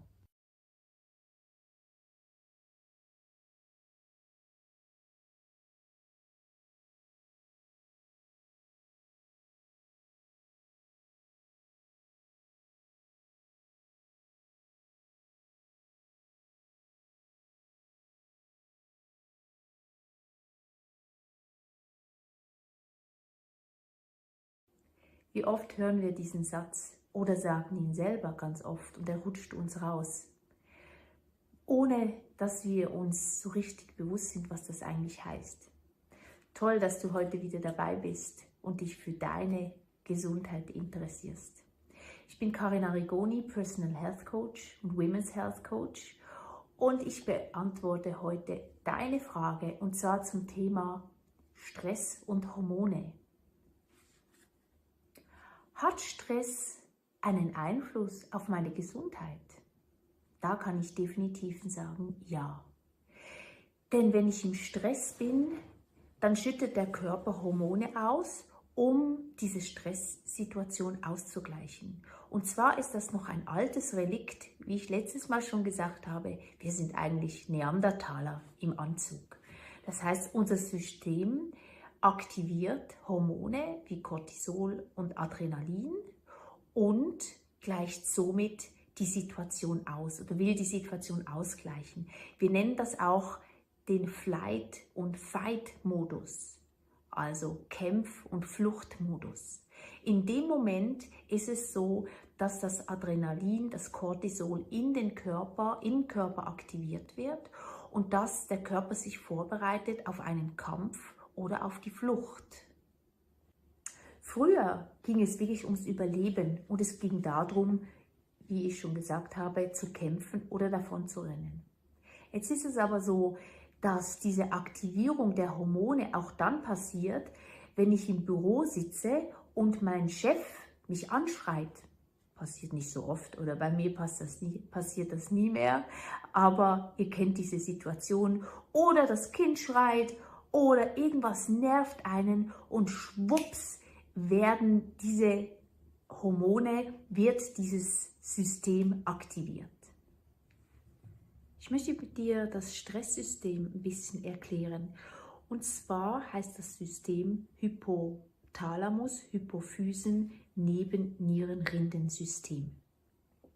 2 davon sind im Hirn, 1 ist unten bei den Nieren. Der Hypothalamus ist gerade so oberhalb vom Rückenmark und die Hypophyse ist ein bisschen weiter unten, aber gerade anschließend. Und der Hypothalamus koordiniert eigentlich so als übergeordnetes Zentrum den Wasserhaushalt, Blutdruck und auch den Salzgehalt. Und er ist auch zuständig für unser Sexualverhalten und für die Gefühlsverhalten, die Gefühlswelt unter anderem. Wenn der Hypothalamus mitkriegt, dass Stress da ist, also etwas, was uns beeinflusst, emotional, was uns Angst macht, übergeordnet oder uns ärgert, dann aktiviert er die Hypophyse. Also Der Hypothalamus gibt das Signal an die Hypophyse, ein Hormon freizusetzen, und dieses Hormon stimuliert wiederum die Nebennierenrinden und diese setzt Cortisol frei. Und das ist ein System, dass dieser Stress, dass das wieder ausgeglichen wird. Ja, also das heißt, es ist etwas Gutes, sodass ich nach einer Stressattacke oder etwas, was mir Angst macht, dass da der Körper Hormone ausschüttet, um wieder in die Ruhe zu kommen. Cortisol ist also ein Hormon, das an der Stressreduktion beteiligt ist und unter anderem auch für das Immunsystem, den Stoffwechsel und den Blutdruck verantwortlich ist, mitverantwortlich ist natürlich. Jetzt gehen wir mal davon aus, dass wir ganz oft oder öfter Stress haben. Also nicht nur ab und zu, sondern mit dem heutigen Lifestyle ist es so, dass wir eigentlich immer im Hamsterrad drehen. Wir sind oft wirklich unterwegs, wir sind unter Strom, wie man so schön sagt. Und wie ich vorher schon erwähnt habe, der Körper kann nicht unterscheiden, ob ich jetzt flüchten oder kämpfen muss oder ob ich einfach mir selber diesen Stress auferlege, weil ich sehr viel zu tun habe, weil ich Dinge jetzt erledigen muss, weil ich noch zum nächsten Meeting rennen muss, ohne überhaupt zu verschnaufen. Und das heißt, auch Cortisol und Adrenalin gehören zu unserem Sympathikussystem, das ist unser Aktivierungssystem, was auch dafür verantwortlich ist, dass wir morgens natürlich aufstehen können, dass wir aktiv sein können, dass wir in Bewegung kommen. Und das Gegenteil ist der Parasympathikus. Der Parasympathikus ist für die Entspannung und für die Verdauung zuständig. Wenn wir jetzt davon ausgehen, dass wir ganz schön viel am Rad drehen, wie man so schön sagt, und der Cortisolspiegel, der Adrenalinspiegel, die Stresshormone ganz schön aktiviert sind, dann hat das natürlich auch zur Folge, dass meine Verdauung nicht so richtig funktioniert oder das Immunsystem auf die Länge angegriffen wird und auch der Blutdruck unter anderem nicht so ausgeglichen ist. Ganz, ganz wichtig, zu viel Stress kann auch Auswirkungen auf deine Schilddrüse haben. Zu viel Cortisol, zu viele Stresshormone im Blutspiegel kann dafür sorgen, dass die Schilddrüsenhormone nicht mehr produziert werden können, die eben fürs Immunsystem bzw. auch für den Stoffwechsel ganz, ganz wichtig sind. Oder die andere Seite ist bei Frauen der Zyklus, das heißt Unregelmäßigkeiten, Schmerzen, PMS können eine Folge von zu viel Stress sein. Der Menstruationszyklus wird beeinträchtigt, Östrogen und Progesteron werden nicht mehr in dem Maße, in dem wir es brauchen, produziert. Und es kann zum Ausbleiben von Menstruation, von der Periode kommen und es kann auch die Fruchtbarkeit beeinträchtigen. Bei den Männern nebenher gesagt ist es natürlich so, dass es auch den Testosteronspiegel beeinträchtigen kann, zu viel Stress, und das sorgt dafür, dass die Libido abnimmt oder auch, dass die Fruchtbarkeit abnehmen kann. Dass Stress natürlich auch andere Hormonsysteme beeinflussen, ist selbstredend. Da möchte ich aber heute gar nicht so drauf eingehen. Ist ein ganz, ganz großes Thema. Was noch spannend ist, ist das Geschlechterspezifische, das heißt die Unterschiede. Von verschiedenen Studien kann man davon ausgehen, dass zum Beispiel Östrogen uns schützt vor Stress eher. Das kennen wir vielleicht auch diejenigen Frauen, die schon mal schwanger waren. Wenn man schwanger ist, ist man ziemlich gelassen, man ist stressresistent. Auf der anderen Seite, Stress kann bei Männern Testosteron anregen und das kann auch zu vermehrter Aggression führen. Ich möchte gerne die Nebennieren nochmals genauer betrachten. Und zwar liegen die, wir haben 2 davon, oberhalb der Nieren, und das sind so kleine Dreieckchen. die, wie gesagt, für die Ausschüttung des Cortisols zuständig sind. Wenn wir jetzt viel Stress haben, viel unterwegs sind, unterwegs meine ich nicht nur unterwegs in dem Sinne, dass ich auf der Straße unterwegs bin, sondern unterwegs heißt für mich auch mental. Also nicht zur Ruhe kommen, sondern immer gedanklich irgendwie unterwegs zu sein, Gedankenkarussell, nicht zur Ruhe zu kommen. Dann brauche ich sehr viel Cortisol, beziehungsweise das Cortisol wird angeregt. Und wenn ich zu viel Cortisol brauche, dann ist ja irgendwann die Nebenniere auch mal erschöpft. Da sprechen wir von der Nebennierenmüdigkeit, Adrenal Fatigue. Es gibt Experten, die das nicht anerkennen. Ich finde es eine spannende Theorie und deswegen möchte ich dir die erklären. Und zwar geht es darum, dass wenn ich eine Nebennierenerschöpfung habe und die Nebenniere nicht mehr genügend Cortisol produzieren kann, dann fängt sie an zu stehlen. Und zwar sagt man, dass sie da unter Umständen von den Sexualhormonen stiehlt, um daraus Cortisol zu machen. Und prädestiniert ist Progesteron.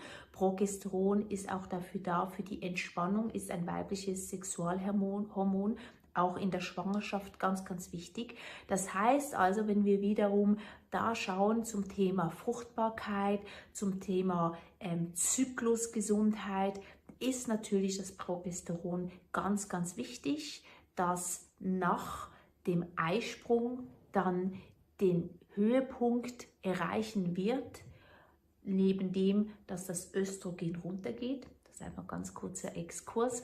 Und wenn ich natürlich jetzt meine Nebenniere habe, die aus anderen Hormonen Cortisol macht, dann kann es gut sein, dass mein Sexualhormonzyklus, mein Monatzyklus, dass der darunter leidet.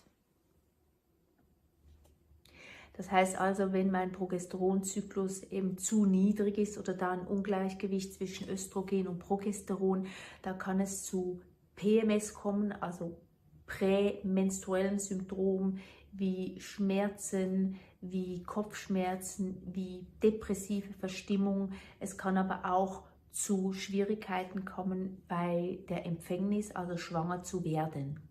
Wie ich vorher schon gesagt habe, das ist nicht ein wissenschaftlich akzeptiertes Feld. Ich finde es aber sehr spannend und da ihr wisst, dass ich ganzheitlich arbeite, ziehe ich mir verschiedene Theorien hin und da wir wissen, dass immer mehr Frauen Schwierigkeiten haben, schwanger zu werden, ist das sicherlich ein Konzept, was man im Fall von viel Stress mal näher beleuchten könnte.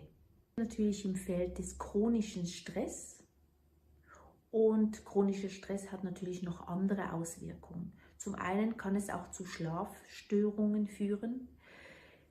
Adrenalin, aktivierende Hormone, die werden ja früh morgens, so ab 4, 5 Uhr werden die aktiviert, wird das mehr ausgeschüttet, sodass ich dann langsam wach werde. Und wenn ich im Dauerstress bin, dann kann das etwas sein, dass der Körper nicht regenerieren kann. Das heißt, dass diese Parasympathikus, dieses aktivierendes Hormonsystem, dass das schon viel zu früh aktiviert ist oder abends gar nicht runterfahren kann. Dann haben wir auch das Thema Stoffwechsel. Thema Übergewicht ist auch ein ganz, ganz großes Thema. Und zwar habe ich es vorher schon gesagt, wenn das System der Flucht- und Kampfmodus aktiviert wird, also Cortisol aktiviert wird, dann brauche ich keine Verdauung, weil ich muss kämpfen oder ich muss davon rennen. Das heißt also, der Körper stellt den Verdauungsapparat auf Null. Also da passiert überhaupt nichts. Und jetzt stell dir vor, wenn du dauernd im Stress bist und du isst aber gleichzeitig und vielleicht nicht die besten Sachen und vielleicht manchmal auch dann Convenient Food und zu viel und zu lange, zu spät und der Körper kann dann auch noch nicht verdauen, dann kannst du dir vorstellen, dass diese ganzen Dinge, die du isst, eben nicht verdaut werden, nicht genutzt werden, nicht in deinen Zellen da, wo es sollte, ankommt, sondern es wird in Fettzellen umgewandelt, beziehungsweise es liegt einfach brach in deinem Magen. Das sind einfach die Themen Völlegefühl, Blähungen, Unwohlsein, je nachdem, was man isst. Ja, soll ich jetzt den ganzen Tag auf dem Teppich sitzen und meditieren, damit ich aus dem Stress rauskomme? Das ist so eine Floskel, die mir manchmal die Leute zuwerfen, wenn ich sage, hey, du musst ein bisschen auf deinen Stresslevel gucken. Aber Butter bei den Fischen. Was kann man tun, um das Stresssystem nicht immer aktiviert zu haben? Wichtig ist, den Parasympathikus zu aktivieren. Was heißt das jetzt schon wieder? Also der Parasympathikus ist das System für die Entspannung und für die Verdauung und unter anderem sind das die Hormone Endorphin und Serotonin, die ausgeschüttet werden. Das sind ja auch so die Happy-Hormone. Und wenn ich zum Beispiel in die Bewegung komme, beim Sport, dann werden diese Hormone aktiviert und neutralisieren die Stresshormone. Wenn ich das nicht tue, dann ist es so, dass wirklich diese innere Anspannung einfach auch da ist und dass es zum Unwohlsein kommt und dass sich eben diese verschiedenen Symptome, dass die sich mit der Zeit wie aufbauen können. Also Sport bzw. Bewegung ist etwas sehr, sehr Schönes, wenn es in Verbindung ist, zum Beispiel auch mit der Natur, wo ich visuell auch das Grün sehe. Momentan finde ich es mega schön, im Wald oder in der Natur oder einfach im Feld entlang zu spazieren und bewusst dieses Grün aufzunehmen, diese Farbe Grün, die heilend ist, die mir wirklich so die Ruhe gibt. Und durch die Atmung, durch die langsame Atmung kann ich diese guten Hormone, also gut, nein, es gibt nicht gut und schlecht, sondern einfach diese Endorphine, diese Serotonin kann ich ausschütten und kann somit meine Stresshormone neutralisieren. Ich habe es vorher gerade gesagt, Thema Atmung.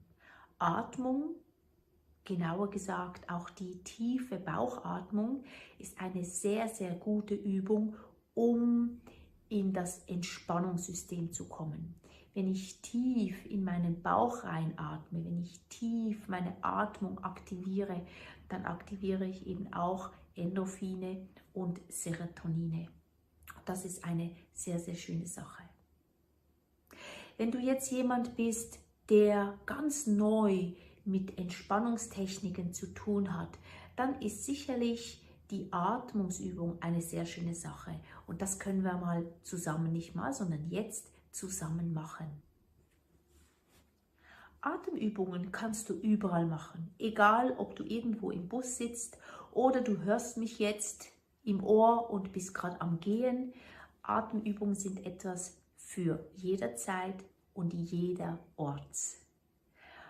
Ja, und deswegen würde ich dir jetzt empfehlen, einfach einen Moment deine Hände, wenn es geht, auf die Brust zu legen, die Augen zu schließen. Wenn du läufst, wenn du Auto fährst, bitte Augen offen lassen, aber trotzdem die Konzentration, beziehungsweise wenn du Auto fährst, entweder Pause machen oder das Video jetzt stoppen und wenn du irgendwo wieder angehalten hast, dann weiter sehen oder weiter hören. Ich mache also die Augen zu, habe die Hand auf meinem Brustbein und ich atme tief durch die Nase ein und einmal tief durch den Mund ausatmen und noch einmal.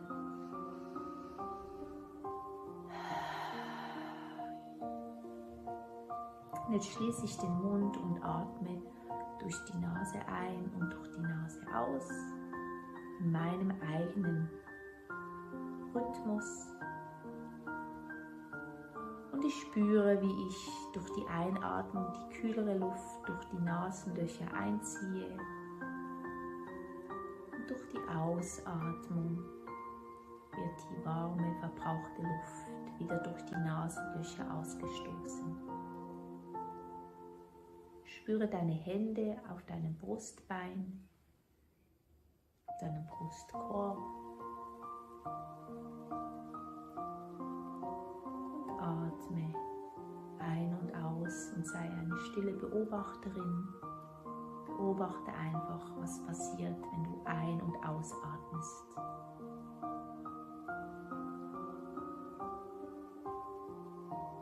Dann darfst du deine Ein- und Ausatmung ein wenig vertiefen, indem du tiefer einatmest und tiefer ausatmest.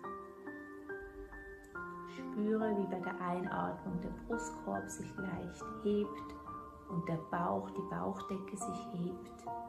Und bei der Ausatmung senkt sich die Bauchdecke wieder und der Brustkorb senkt sich.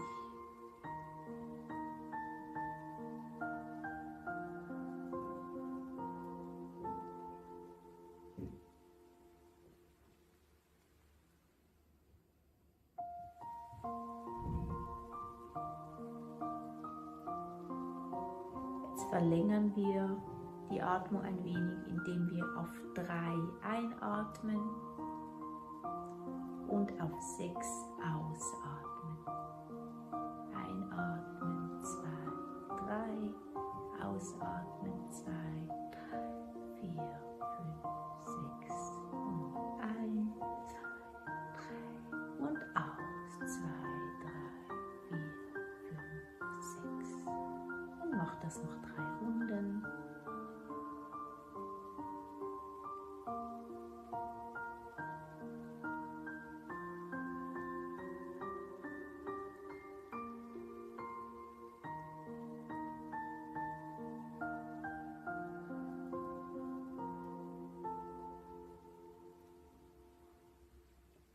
Dann löst du langsam die Hände, du öffnest langsam die Augen. Und jetzt könntest du wieder weiter laufen, weitergehen oder einfach mir weiter zuhören. Dies ist eine ganz, ganz kleine Übung, die nicht viel Zeit braucht. Du brauchst auch keine Hilfsmittel dafür, sondern nur einen Moment Zeit für dich. Ein Moment, in dem du deinen Körper spürst und deine Atmung bewusst aktivierst und gleichzeitig auch dein Entspannungssystem aktivierst. Und damit aktivierst du auch dein Verdauungssystem. Bei den Tipps für Stressreduktion darf natürlich die Ernährung nicht fehlen. Es gibt tendenziell Lebensmittel, wo man denkt, dass die eine Auswirkung auf den Hormon- oder den Stressauslöser haben können. Das kann zum Beispiel Koffein sein. Koffein ist im Kaffee, aber auch im Tee drin. Und zu viel Koffein kann stressauslösend sein. Dann aber auch Zucker, sehr stark zuckerhaltige Getränke und Lebensmittel und auch das Thema Fett, und zwar nicht die guten Fette, sondern die sogenannten Transfette, die industriell hergestellten Fette. Da kann es dazu führen, dass diese auch in hohem Maße, also wenn sie viel und oft über lange Zeit regelmäßig konsumiert werden, dass die auch stressauslösend sein können. Und wenn ich sage stressauslösend, dann meine ich wirklich, dass sie Stresshormone auslösend sein können. Und wie oft oder wie wissen wir ja, wie gut wissen wir, dass Fett und Zucker, Industriezucker, ja oft ein Buddy sind. Also die gehören oft zusammen. Was sind denn gute Nahrungsmittel? Und da reden wir ja auch von vom Brain Food, ne, von der Stressnahrung in dem Sinne. Und da sind natürlich Nüsse an vorderster Front. Ich habe versucht, so ein bisschen das Thema Stress und den Impact auf die Gesundheit zu erklären. Wie ich das erklärt habe, ist sehr stark medizinisch geprägt. Und du weißt oder weißt vielleicht nicht, ich bin sehr stark TCM geprägt. Ich habe selber traditionelle chinesische Medizin erfahren dürfen als Patientin vor über 10 Jahren und bin dann auch in diesen Bereich gekommen, mache jetzt gerade noch eine Weiterbildung im Bereich TCM Ernährung und ich selber ernähre mich auch so. Das heißt, in der TCM geht es nicht um Hormone per se. Hormondysbalancen, Stress und die Reaktion auf Stress ist in der TCM mitunter eine Leber-Qi-Stagnation.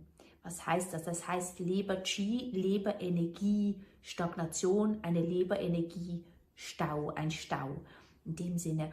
Und die Leber ist das Element des Holzes, die Leber, deren Emotion auch Zorn ist. Und deswegen geh mal ein bisschen in dich und überleg dir, wenn du gestresst bist, bist du auch öfter vielleicht ein bisschen zornig.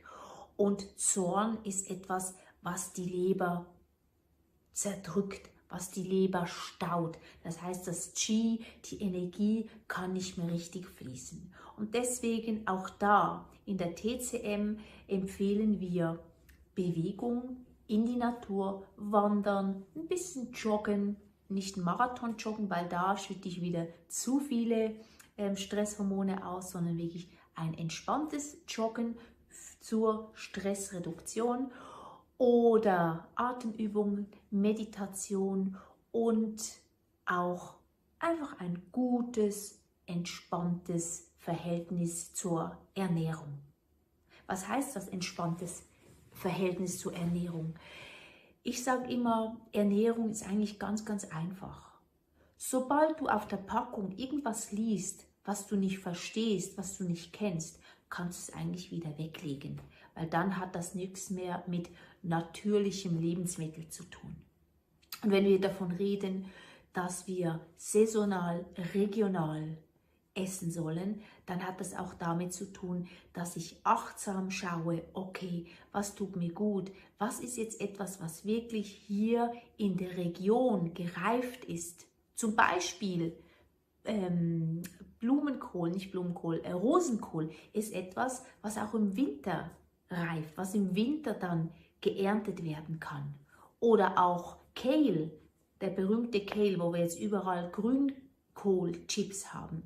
Das sind Dinge, die hier in der Region, ich lebe in der Schweiz, dann im Winter, also zwischen Oktober, November bis März, wächst, auch hier gedeiht. Und natürlich, wenn es hier gedeiht, dann hat es auch am meisten Energie. Das sind so Ansätze, die ich dir einfach so als Inspiration noch mitgeben möchte. Diese Thematik Stress und der Impact auf Gesundheit ist sicherlich hier nicht abschließend.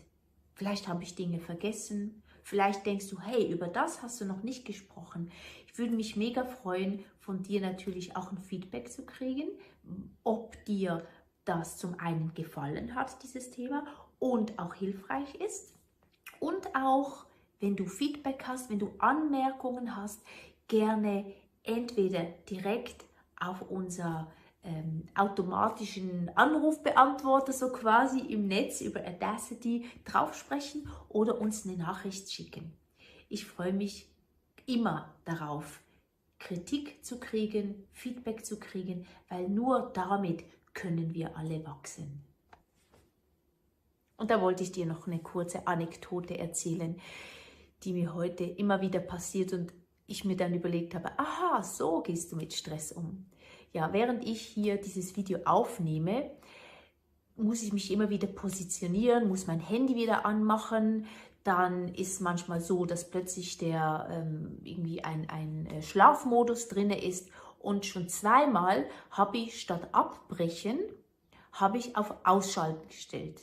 Und beim zweiten Mal habe ich mich dann schon ein bisschen genervt und habe dann 2-3 Sekunden später gemerkt, hey Karin, du hast keinen Stress. Vielleicht ist es einfach ein Zeichen, einen Moment Pause zu machen, durchzuatmen, etwas trinken zu holen und dann anschließend dein Handy wieder anzuschalten und dir wieder weiter zu filmen. In diesem Sinne, ich wünsche dir eine ganz tolle Zeit und ich freue mich schon aufs nächste Mal bzw. auf deine Frage, die ich gerne beantworte. Ciao!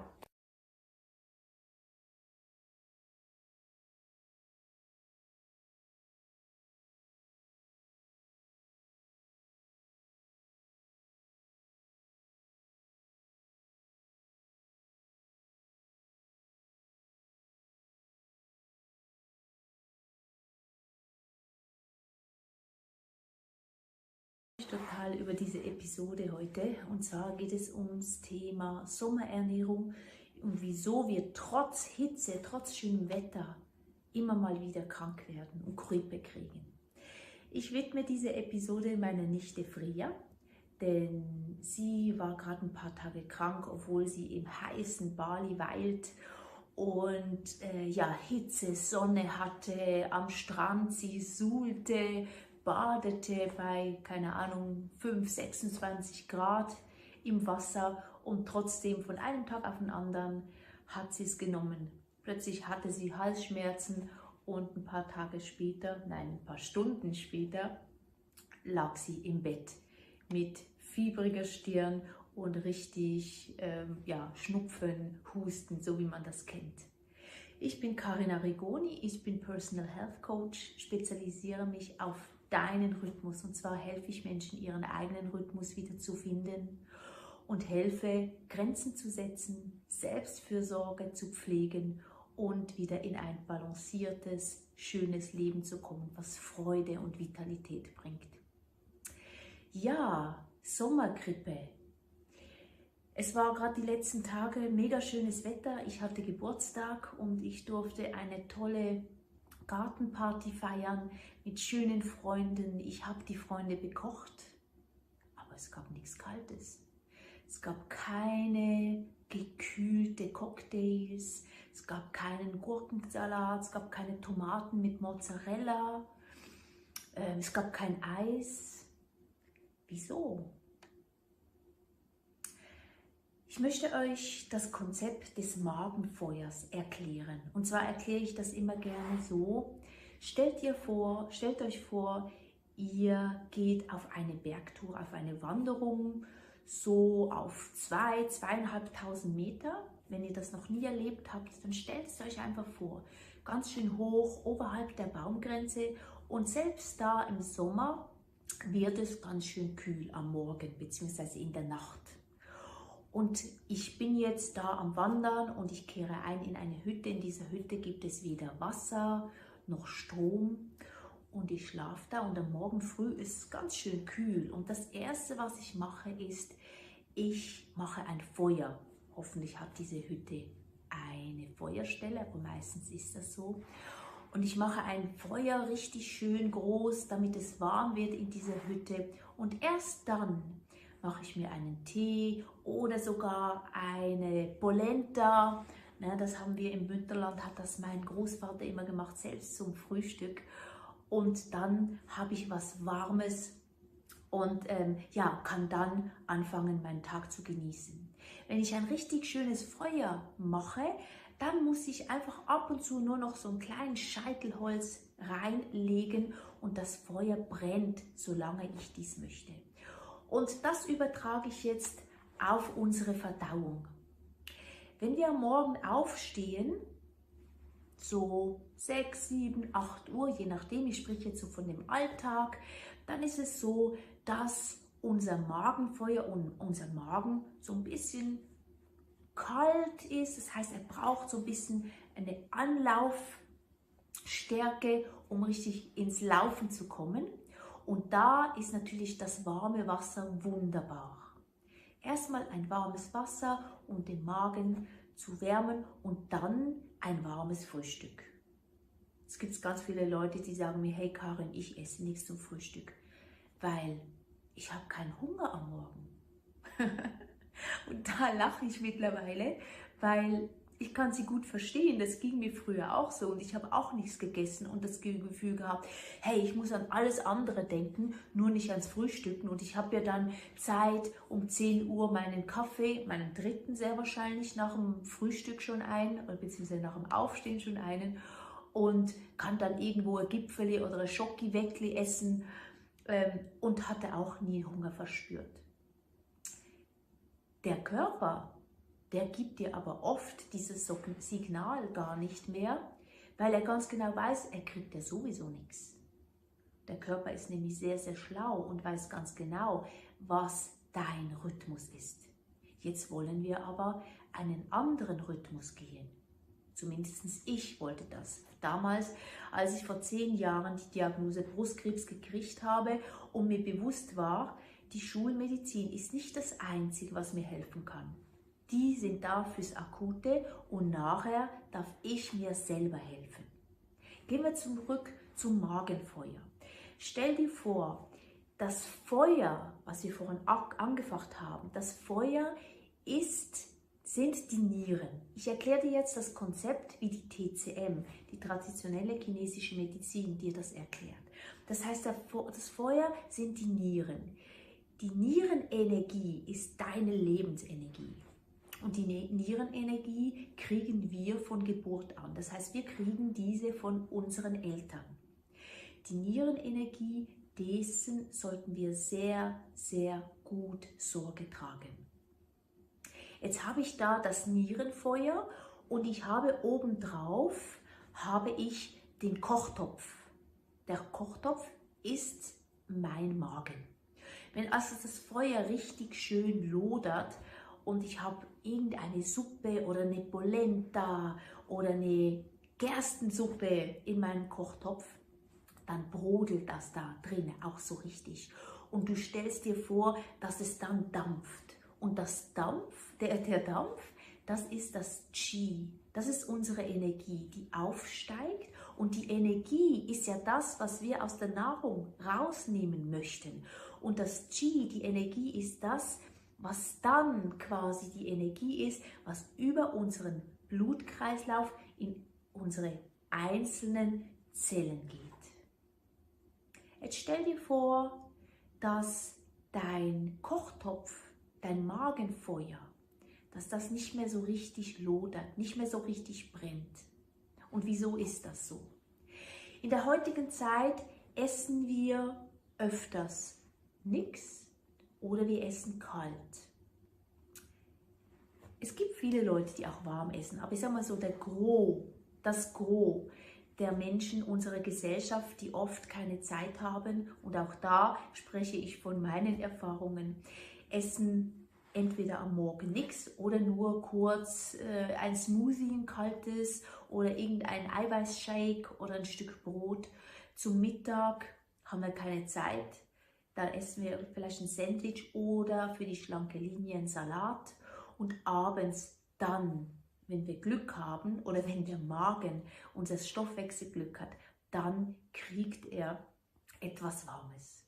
Das heißt, von Haus auf, von Geburt an, wenn wir gesund sind, haben wir genügend Energie und unser Magenfeuer lodert. Unser Magenfeuer ist warm. Und mit der Zeit, mit den Jahren bzw. mit den Jahrzehnten, wenn ich wenig esse, wenn ich Mahlzeiten auslasse und wenn ich anfange, eben viel kalt zu essen, dann wird mein Magenfeuer immer kälter.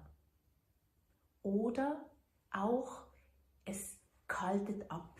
Und jetzt stell dir vor, du hast eine Suppe, die nicht richtig kocht, die nicht kochen kann. Was gibt das? Ich stelle mir immer vor, das gibt so eine gräuliche Masse, so eine gräuliche Suppe, und das Qi, die Energie, kann nicht verdampfen. Die Energie kann nirgends hingehen. Und das heißt natürlich auch jetzt, okay, was passiert denn mit dieser Energie, die nirgends hingehen kann?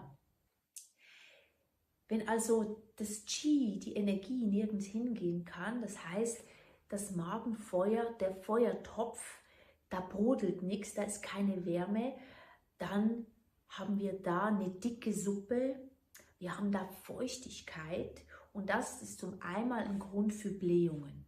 Das ist ein Grund für weichen, durchfallartigen Stuhlgang. Gerade am Morgen haben das viele Leute. Das heißt, das ist ganz, ganz wichtig. Und das ist auch ein Grund, wieso Nährstoffe nicht verstoffwechselt werden können. Das heißt, der Körper kann sie nicht brauchen, weil die Wärme nicht da ist. Jetzt gehen wir in den Sommer.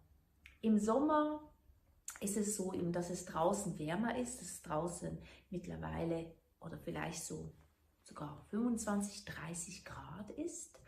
Und da kennen wir das, dass wir weniger Hunger haben, was ja auch okay ist. Jetzt ist es aber draußen heiß, vielleicht sind wir ab und zu auch im See oder im Wasser, im Meer und dann kommen wir raus, dann haben wir eine Kühle von draußen und ich trinke dann auch sehr viel eisgekühlte Getränke, ich trinke ein Smoothie, ich esse Salat und ich esse on the top auch noch sehr viel Glacé, also Eiscreme. Und da irgendwann kollabiert der Körper. Das heißt, der Körper bzw. das Magenfeuer müsste eigentlich der Magen, der müsste die ganze Zeit brodeln. Und er muss jetzt mehr Energie aufwenden, um diese Suppe, Eissuppe oder eben eisgekühlte Cola, um die aufzuwärmen, um dann wiederum die Essenz aus diesen Dingen rauszunehmen. Und wenn es nur der Zucker ist, der in Glucose umwechselt. Und da ist dieses Extreme ist so brutal für den Körper, denn er hat drinne kalt, er muss also mehr Energie aufnehmen oder aufwenden, so muss man sagen. Und auf der anderen Seite ist es draußen heiß, das heißt, er muss versuchen, die Haut zu kühlen. Also das heißt, da klatschen zwei Extreme aufeinander und irgendwann macht der Körper Tilt. Wenn ich es nicht merke, dann legt er sich einfach mal oder legt er mich einfach mal flach, sodass ich wieder ausruhe. Und wenn ich krank bin, dann ist es eher so, dass ich einen warmen Tee trinke oder eine warme Suppe. Also auch da, unser Körper ist wirklich schlau und irgendwann zieht er einfach die Handbremse und sagt, so, jetzt reicht's, jetzt schauen wir mal, wie wir dich wieder in den Griff kriegen und wie du wieder in deinen Rhythmus kommst. Was kann ich jetzt also machen, wenn ich Glacé liebe, also Eis, wenn ich eisgekühlte Getränke liebe? Als erstes, ich sage immer, nicht alles verbieten. Aber, und jetzt kommt ein großes Aber, diese Dinge in Kombination essen oder trinken. Also zum einen, wenn du Eis isst, dann guck doch, dass du vorher etwas Warmes gegessen hast oder vielleicht einen lauwarmen Tee trinkst. Schau, dass du am Morgen trotz Wärme ein warmes Frühstück isst, sodass dein Magenfeuer angewärmt ist, dass der Motor läuft und du nur ab und zu wieder was reinbringen darfst. Das ist so ein Tipp, was ich selber mache, wenn ich Eiscreme esse, dann gucke ich, dass ich vorher was gegessen habe oder dass ich was Warmes trinke. Ich trinke zum Beispiel auch nie mehr kaltes Wasser. Ich trinke mein Wasser warm und am Anfang ist das eine komische Idee oder beziehungsweise eine komische Vorstellung für viele Leute. Wenn du das aber mal probierst, in der Hitze, nicht gerade nach dem Sport oder während des Sports, aber sonst normalerweise, dann wirst du merken, dass der Körper dir das dankt. Jetzt haben wir in der TCM auch noch Lebensmittel, die wir unterteilen in verschiedene Temperaturen. Das heißt, ich habe zum einen kalte Lebensmittel, das sind alle Südfrüchte, plus Joghurt, plus Gurken oder auch Tomaten. Und ich habe das andere Extrem, das sind die heißen Lebensmittel, natürlich Chili, aber auch Fleisch. Lammfleisch ist das heißeste, ist das wärmste Fleisch unter dem Fleisch. Und wenn ich natürlich das Fleisch auch noch grilliere, also grille, dann wird es noch heißer. Und da habe ich auch wieder zwei Extreme, die aufeinander klatschen. weil ich habe zum einen, wenn ich grilliere als Beispiel, habe ich den Tomaten-Mozzarella-Salat und ich habe auf der anderen Seite das heiße Lammfilet, was ich auf dem Grill mache, vielleicht noch mit einer Chili-Salsa. Das heißt, ich habe wieder diese zwei Extremen und der Körper muss zwischen diesen zwei Extremen dealen. Was könnte ich jetzt machen? Ich kann zum einen das heiße Lammfleisch essen mit einem Chutney als Beispiel oder mit einer kühlenden Joghurtcreme, weil kalt und heiß. Und oder ich kann den Tomaten-Mozzarella-Salat essen und nebenbei vielleicht auch noch einen lauwarmen Karottensalat dabei haben und Mozzarella und Tomaten mit ganz, ganz viel Basilikum essen. Also nicht nur so eine homöopathische Gabe, sondern wirklich mit Basilikum. Also da ruhig einen halben Bund Basilikum klein schneiden und das mit dem Salat essen, weil Basilikum ist aromatisch, gibt die Wärme rein und gleicht das wieder aus. Ja, das ist so etwas, was man in diesem Bereich sehr, sehr gut machen kann. Jetzt haben wir vom Magenfeuer gesprochen, von der Energie, vom Nierenfeuer.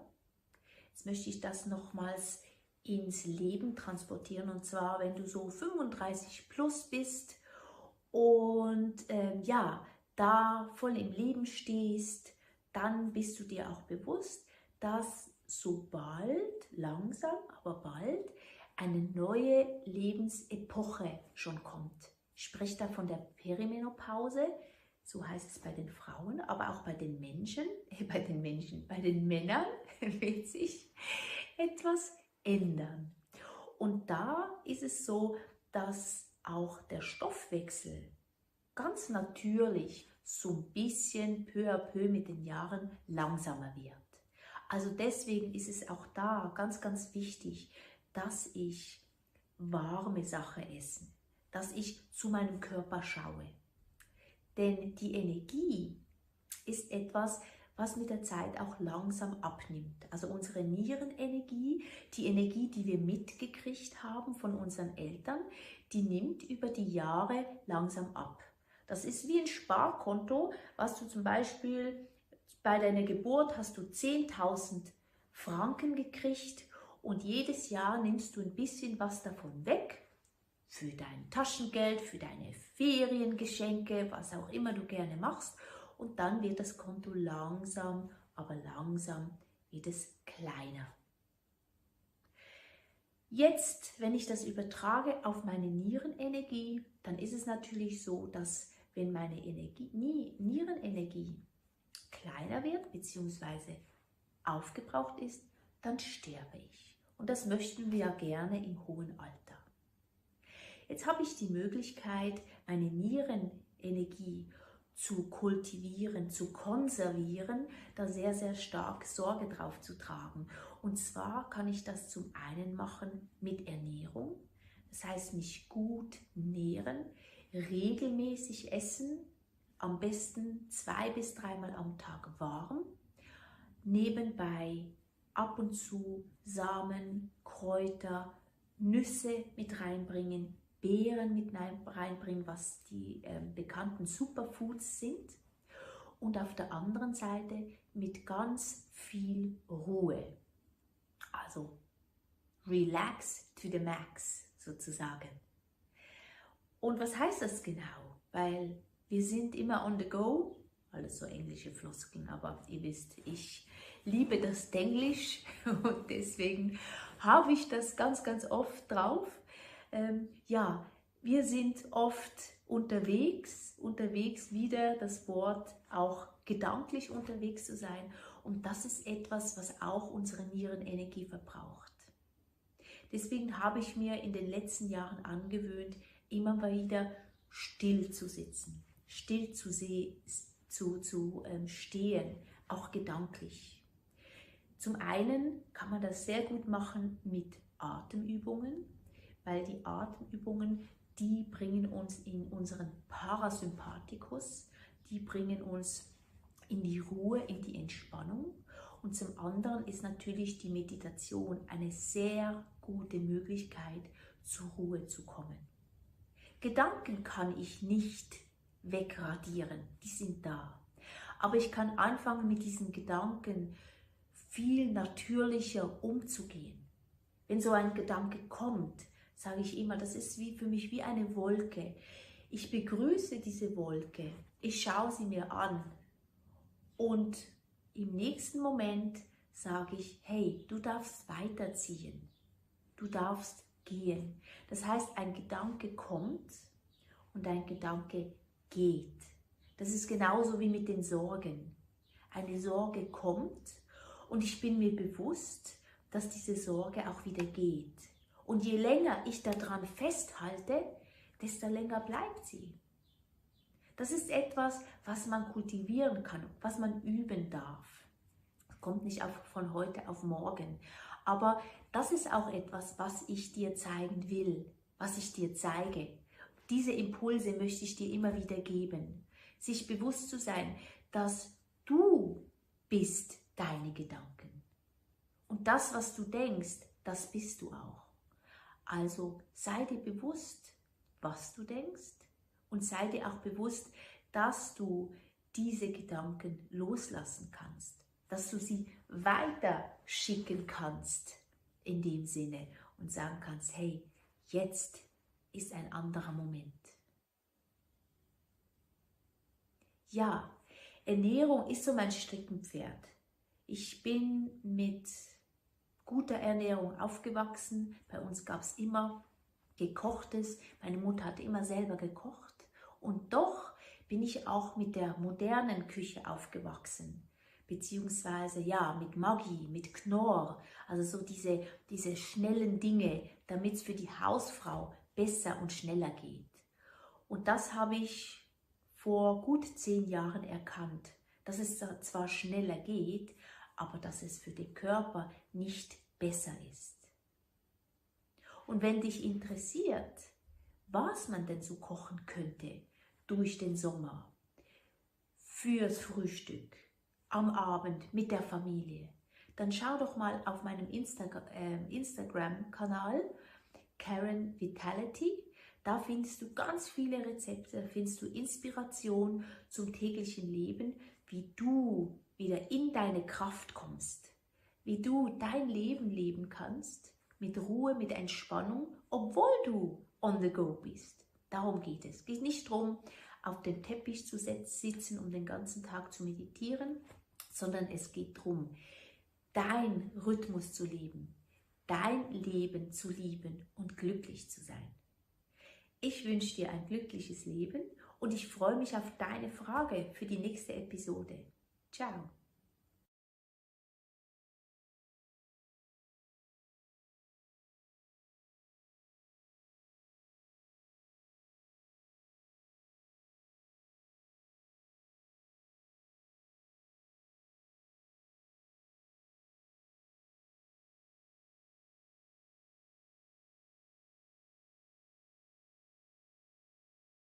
Und ich freue mich auf die heutige Frage bzw. diese zu beantworten.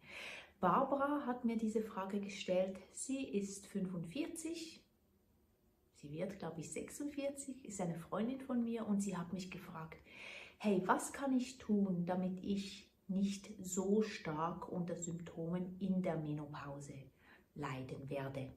Sie ist noch nicht in der Menopause, sie hat noch keine Symptome, aber bestimmt ist sie in der Perimenopause, weil wir ja wissen, im Durchschnitt kommen wir in die Menopause mit ungefähr 3,54, das ist das Durchschnittsalter. Und die Menopause wird ja auch so definiert, dass wenn wir 1 Jahr keine Blutung mehr haben, dann bin ich in der Menopause. Und vorher bin ich in der Vormenopause oder Perimenopause auch genannt. Wir hier in der Schweiz nennen es Wechseljahre, in Deutschland glaube ich auch. Und diese Wechseljahre, die können bis zu 10 Jahre dauern. Jetzt wollen wir wissen, was kann ich dafür tun? Und da ist vielleicht das Erste schon mal, sich nicht zu sorgen. Ich habe heute Morgen in ChatGPT eingegeben, was ist wichtig bei der Menopause, bei der Perimenopause. Und das Erste, was kam, war, du musst dich mit der Situation auseinandersetzen und diese Symptome wie Hitzewallungen, wie weniger Schlaf oder Schlafstörungen, wie Stimmungsschwankungen, das musst du einfach akzeptieren. Und da habe ich postwendend zurückgeschrieben und habe gesagt, ja, danke vielmals für die Information, ich bin aber nicht dieser Meinung, denn es gibt viele Völker und Kulturen, da haben die Frauen keine Menopause. Und dass ich der Meinung bin, dass diese ganzen Symptome durch den heutigen Lifestyle mitunter auch da sind. Ja, und schwupps, hat er mir geantwortet und hat gesagt, ja, ist eine sehr gute Sichtweise, ich hätte absolut recht, es gäbe Völker und es gibt Frauen, gerade in asiatischen Kulturen, die eben sehr, sehr wenig leiden oder sehr wenige Symptome haben und dass man da auch eben ganzheitlich schauen muss. Und das ist genau mein Thema, die Ganzheitlichkeit. Lebe deinen Rhythmus, das ist immer wieder das Thema oder das ist das Überthema bei meinen Themen, bei meiner Arbeit auch, wo ich sehr viel Coaching mache. Wer bin ich? Ich bin Karin Arrigoni, ich bin Personal Health Coach und Frauencoach und ich sorge dafür, dass die Frauen wieder in ihren eigenen Rhythmus kommen. Dass sie lernen, Grenzen zu setzen, Selbstfürsorge zu praktizieren und ihr Leben mit Freude und Vitalität leben können. Zum Thema Lebe deinen Rhythmus. Wenn wir uns kleine Kinder anschauen, dann ist es meist so, dass die ihren Rhythmus leben. Die essen, wenn sie Hunger haben, die spielen, wenn sie den Bewegungsdrang haben, die können aber auch mal ganz in Ruhe sitzen und einfach sich mit irgendetwas zu beschäftigen. Und dies ist etwas, was wir über die Jahre verlernt haben. Gerade wir Frauen haben das Gefühl, dass wir immer alles machen müssen, organisieren dürfen, kontrollieren müssen. Und da ist das große Thema. Das heißt, wir spüren uns nicht mehr. Wir sind immer im Kopf, überlegen uns, was kommt als nächstes. Und wenn es hochkommt, machen wir uns auch Sorgen. Und Sorgen ist ein ganz, ganz großer Hormonfresser, sage ich jetzt mal so im Groben. Was heißt das genau? Mit ungefähr 40 Jahren fängt es an, dass der Hormonspiegel sich verändert. Das heißt, das Progesteron nimmt langsam ab. Dadurch kann es ein Übermaß an Östrogen geben. Das sind auch so diese Hitzewallungen, diese Stimmungsschwankungen, ganz, ganz viele Symptome. Und mit der Zeit bis zur Menopause und dann auch in der Postmenopause, da nehmen die Hormone ganz stark ab, sodass wir nur noch wenig Hormone haben. Was ich ganz spannend finde, ist das Thema Zunehmen. Ganz viele Frauen haben total Panik davor, zuzunehmen. Der Körper ist aber total schlau und der macht das deswegen oder guckt, dass wir mehr Fettanteil haben, weil er aus den Fettzellen wiederum Sexualhormone produzieren kann. Gerade Östrogen wird in den Fettzellen gespeichert. Natürlich möchte ich nicht wahnsinnig zunehmen, aber ich brauche auch nicht meine sexy Wespentaille zu behalten. Denn wieso haben wir das? In der reproduktiven Phase, das heißt also, wenn wir in die Periode kommen, wenn wir geschlechtsreif werden, bis ungefähr 40, 45 sind wir im reproduktiven Alter und sind jetzt biologisch für Nachwuchs da. Ich sage das jetzt ganz plakativ. Und jetzt geht es in der Perimenopause bzw. nachher in der Menopause um ganz andere Dinge. Dies ist die Zeit, wo wir Frauen youngiger werden. Ihr kennt sicherlich ein oder zwei Frauen in eurem Umfeld, die plötzlich noch irgendwas anschieben, die etwas machen. Oder die auch sagen, das mache ich nicht mehr. Und da komme ich zu meinem ersten Thema. Was ist wichtig? Wichtig ist, sich selber wieder zu spüren. Mach dir eine Liste und schau, welche Dinge du nicht mehr machen möchtest. Welche Dinge du seit Jahren machst und dir Bauchschmerzen gibt dabei. Schaue, was gibt dir Energie? Was sind Dinge, die du mehr machen möchtest? Und das beinhaltet nicht nur das Berufliche, sondern das beinhaltet auch das Familiäre, Freundschaften, Familie, Ehepartner. Und wenn ich davon spreche, dann meine ich nicht, dass man sich trennen muss, dass man einen riesen Hack machen muss, sondern es geht darum, deine Perspektive zu suchen und zu schauen, hey, was sind Dinge, die ich anders machen möchte? Was sind Dinge, die meine Energie, was mir Energie spart, beziehungsweise was mir Energie gibt? In der westlichen Medizin reden wir oft bei Stress von Adrenalin, oder einfach dieser Sympathikus, diese Stresshormone, Cortisol auch, die wir ausschütten. In der TCM, in der traditionellen chinesischen Medizin, gibt es das nicht. Es gibt aber ein Organ, was sehr, sehr stark auch mit dem Adrenalin in Verbindung gebracht werden kann. Und zwar ist das die Niere. Die Nieren sind unser Speicherorgan für Energie. Das heißt, hier ist es jetzt auch wichtig, wenn ich anfange, Mitte 40 mal aufzuatmen. Die Kinder sind nicht mehr im Babyalter meistens, sondern ich habe wirklich Zeit, um mich zu schauen und wieder für mich zu schauen. Dann schaue ich auch mal, hey, was macht meine Nierenenergie? Wie fühle ich mich? Bin ich morgens immer müde? Bin ich abends total ausgelaugt? Dann ist es an der Zeit, wirklich für dich zu schauen und in die Entspannung zu kommen. Entspannung, was heißt das genau? Da meine ich damit, dass du wirklich Ruhephasen einplanst. Entspannen, entspannen, entspannen, damit deine Nierenenergie sich wieder füllen kann. Das kann ich zum einen mit Ernährung machen, da kommen wir noch drauf, aber viel, viel mehr mit Ruhe. Wenn ich mich immer aufrege, wenn ich von A nach B renne und dann auch noch zu C, dann bin ich nicht in der Ruhe. In der Ruhe bin ich, wenn ich im Flow bin, wenn ich etwas mache, was mich glücklich macht, wenn ich einfach lese, wenn ich einfach mal sitzen darf und nichts tun muss.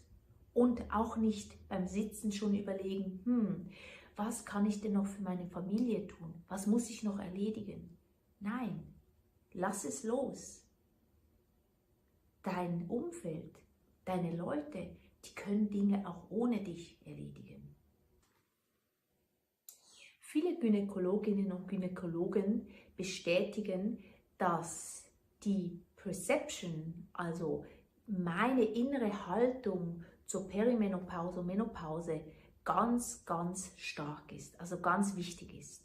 Das heißt, wenn ich Angst habe, oh, ich komme jetzt in diese Phase und dann werde ich alt und schrumpelig und dann habe ich ganz viele Symptome, dann wird das auch eintreffen können. Die andere Sache ist das Genetische, oder ich nenne es jetzt mal Epigenetik. Wenn meine Mutter sehr stark an Symptomen gelitten hat, dann kann das gut sein, dass ich damit auch umgehen muss. Und da ist aber ein großer Punkt. Wir wissen heute von der Epigenetik, dass wir die Genetik umwandeln können. Das heißt, da auch zu schauen, okay, was habe ich für Rituale oder was habe ich für Charakterzüge wie meine Mutter, die vielleicht dafür sorgen, dass ich im Stress bin, dass ich rumrenne, dass ich mir Sorgen mache. Also einfach das mal zu beleuchten und zu wissen, hey, ich bin nicht verdammt dazu, das Gleiche zu überleben wie meine Mutter, aber ich muss drauf schauen und ich muss es angucken. Jetzt hatten wir es vom Thema Entspannung. Entspannende Dinge sind Sachen wie Yoga zum Beispiel, Tai Chi, Qigong, Bewegung in der Natur, die sind alles Sachen, die einem gut tun oder die mir gut tun vor allem. Das heißt, ich bin da nicht so stark im Aktiven, im Sympathikus drinne, sondern bringe den Sympathikus runter, aktiviere den Parasympathikus. Dieses Thema nehme ich immer wieder auf, weil das ganz, ganz wichtig ist. Was auch gut ist zum Thema Entspannen, ist der Schlaf. Das heißt, da zum einen zu schauen, wie ist meine Schlafhygiene? Wie schlafe ich? Habe ich meine Ruhe? Habe ich meinen Rhythmus zum Schlafen? Und auf der anderen Seite aber auch nicht zu hektisch werden, wenn ich mal eine Phase habe, wo ich nicht so viel schlafe oder auch mal aufwache.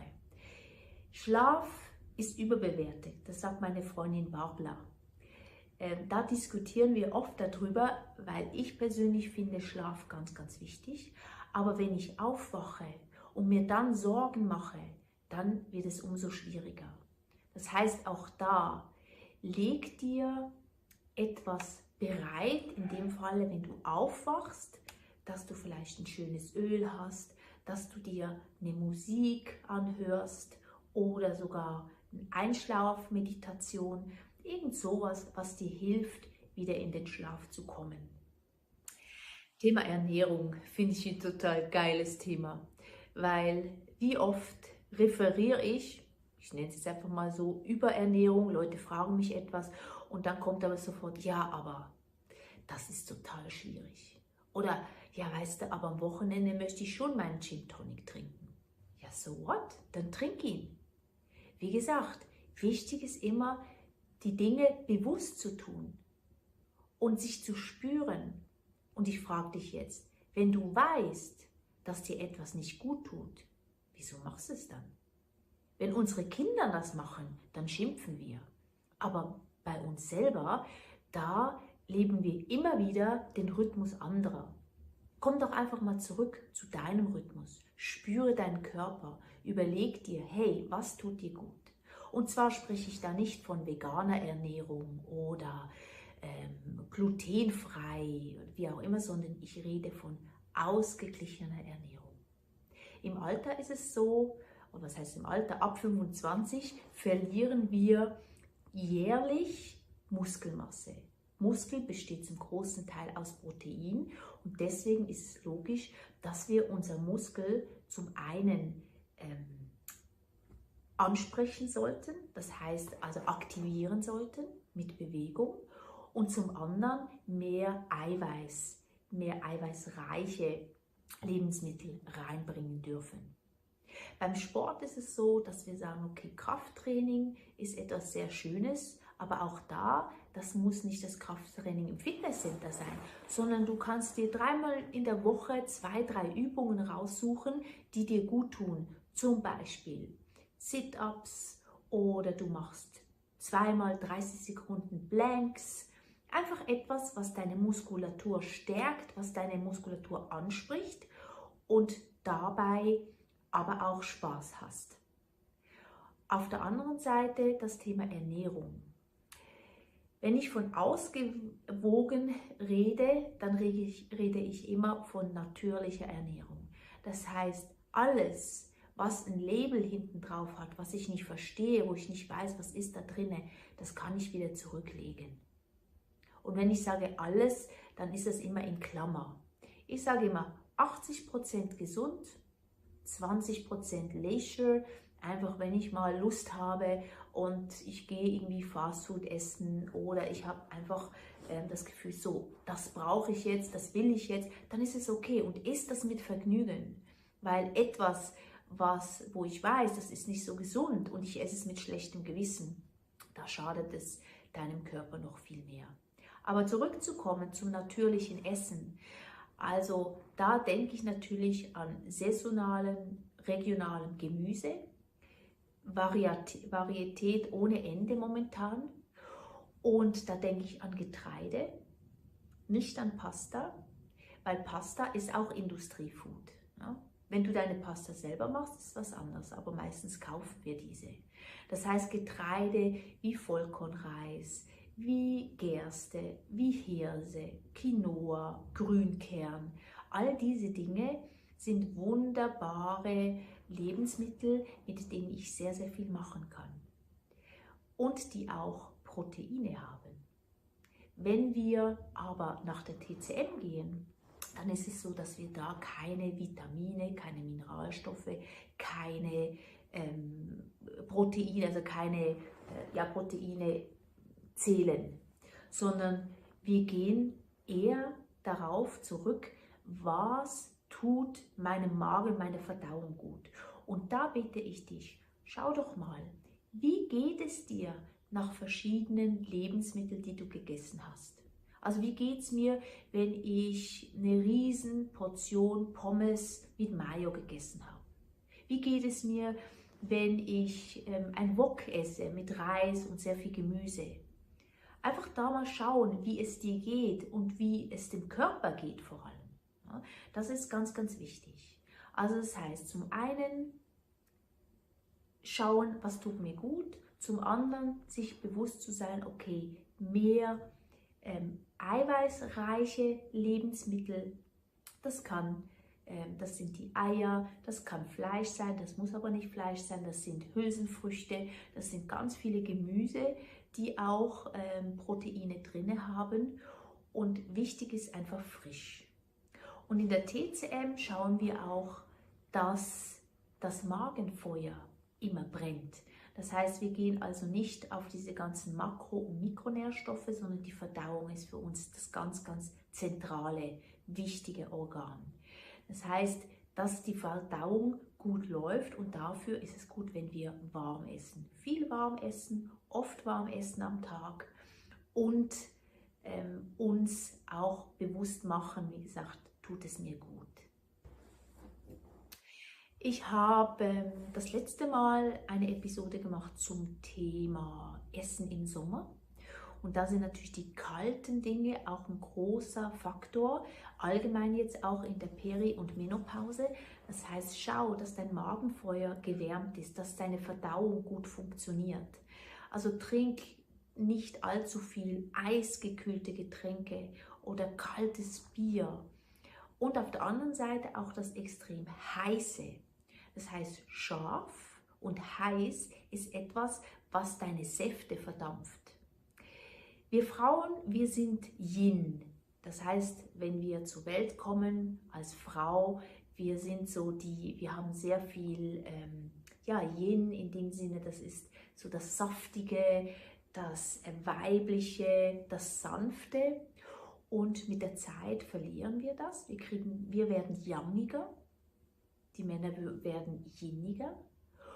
Und das hat auch damit zu tun, beziehungsweise da ist es auch ganz wichtig, dass wir in der Ernährung schauen, dass wir nicht zu heiß essen, also zu scharf essen, besser gesagt, und dass wir auch auf der anderen Seite nicht zu viel Alkohol zu uns nehmen. Alkohol ist auch scharf, ist heiß und das verdampft unsere Säfte noch zusätzlich.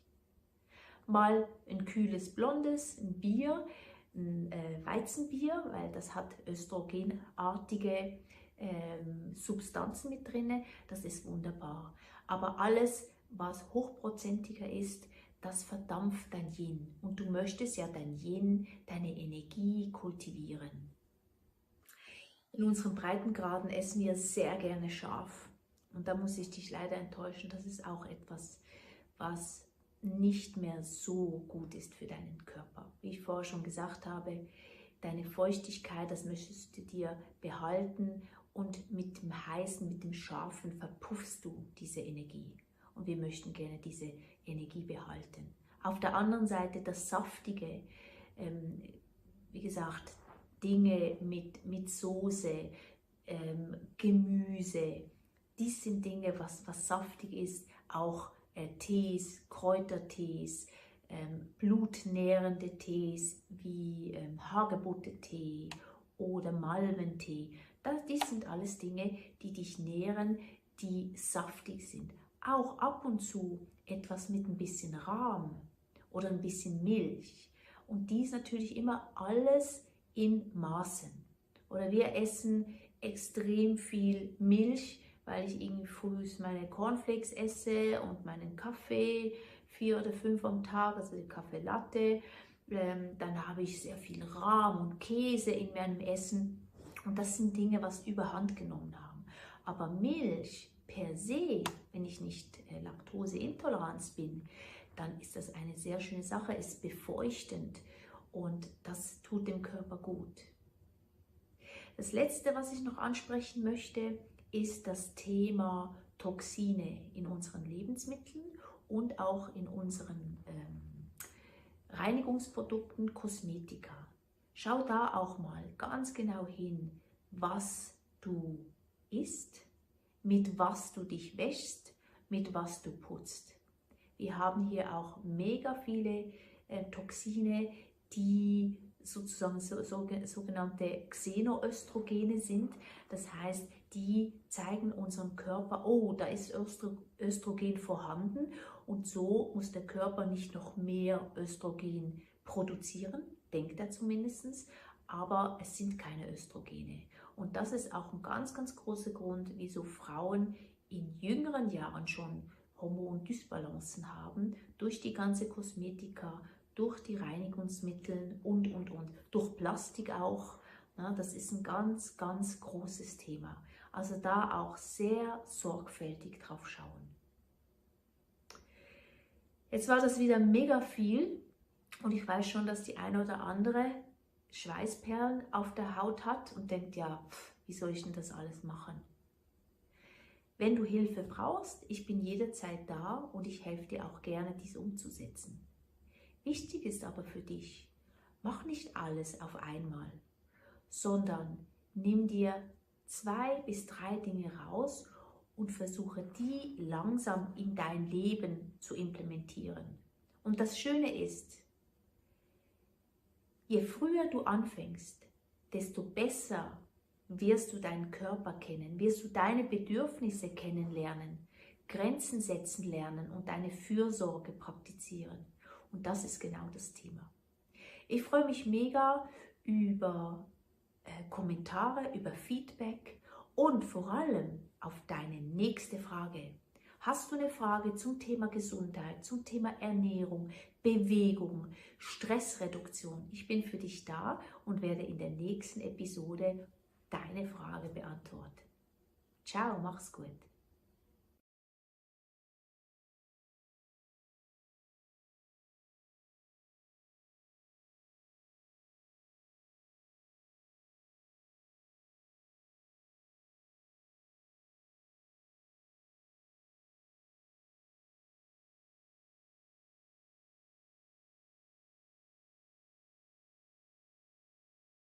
So heißt meine Firma und ich möchte heute mit dir über das Thema Vitalität sprechen. Was heißt das eigentlich, Vitalität? Wenn ich an das Wort Vitalität höre, dann denke ich an einen ganz frisch gereiften Apfel oder so einen prallen Pfirsich, der spritzt vor Saftigkeit, wenn ich reinbeiße, der rot ist, der gereift ist von der Sonne und der wirklich diese Kraft ausstrahlt. Das ist für mich Vitalität. Und für mich persönlich heißt Vitalität, dass ich am Morgen ganz schön in Ruhe aufstehen kann. Das heißt, dass ich Kraft habe, dass ich Mut habe, aufzustehen. Mut in dem Sinne, dass ich mich freue auf den neuen Tag und dass ich den Tag auch gut überstehe. Natürlich mache ich Pausen, aber wichtig ist es mir doch, dass ich nicht abends um 7 total kaputt auf dem Sofa liege, sondern dass ich auch abends noch Kraft und Vitalität habe, Power habe, mit meiner Familie was zu unternehmen oder mit einer Freundin, einem Freund essen zu gehen, ab und zu auch mit meinem Mann. Und das ist so das Thema, was ich unter Vitalität verstehe. Lass uns heute mal das Thema oder das Wort Vitalität anschauen und schauen, was braucht es für Vitalität. Für die Vitalität, denke ich mal, gibt es so 6 Faktoren, die ich mir aufgeschrieben habe, die für mich wichtig sind, damit ich ein gesundes, vitales Leben führen kann und mich auch wohlfühle dabei. Das erste, meine Paradedisziplin, die Ernährung. Bei der Ernährung geht es doch einfach darum, frisch zu essen. Es heißt ja auch Nahrungs- oder Lebensmittel und das heißt für mich schon Lebensmittel, dass das Nahrungsmittel noch lebt. Also gesunde, frische, wenn es geht, saisonale und regionale Nahrungsmittel. Da gibt es auch was sehr Spannendes und zwar das Thema Farben. Wir reden ja immer, ess deinen Regenbogen. Ja, und wieso eigentlich? Studien haben gezeigt, dass unser Körper auf Farben reagiert. Das heißt, wir schwingen mit verschiedenen Farben und deswegen ist es so wichtig, einen roten Apfel zu essen, grüner Spinat, violette Aubergine, grüne Avocado, was du gerne hast und was der Lebensmittelkorb so mit sich bringt. Also da sage ich immer, Ernährung ist eigentlich ganz, ganz einfach, denn schau, was frisch ist und auch das kannst du selbst kochen am Abend und kannst es mitnehmen. Oder du suchst dir in den Restaurants das aus, was wirklich ein natürliches Lebensmittel ist. Die zweite Sache ist das Thema Bewegung. Bewegung ist ganz, ganz wichtig, zum einen, um Stress abzubauen, aber natürlich zum anderen auch unsere Muskulatur zu bewegen, unseren Stoffwechsel, unseren Kreislauf in Bewegung zu bringen. Die Muskulatur vergessen wir oft, gerade so im Alter. Wir wissen, dass der Muskelumfang ab ca. 25 bis 30 Jahren jährlich 1-2% abnimmt. Das heißt, es ist umso wichtiger, ab 40, ab 50 Jahre, Mann oder Frau, egal, dass wir in der Bewegung bleiben. Die Muskulatur ist ein Organ und dieses Organ will gepflegt werden. Du musst nicht joggen gehen, du musst keinen Marathon oder Triathlon machen, sondern Bewegung heißt rausgehen, leichtes Transpirieren, leicht schwitzen ist sicherlich nicht schlecht, so 2-3 Mal in der Woche. Das kann aber auch Tanzen sein oder du gehst gerne Fahrrad fahren, irgendetwas, was du sehr, sehr gerne für dich machst und auch was dir Spaß macht. Das ist sehr, sehr wichtig. Der dritte Punkt, um vital durch das Leben zu gehen, ist für mich die Stressbewältigung.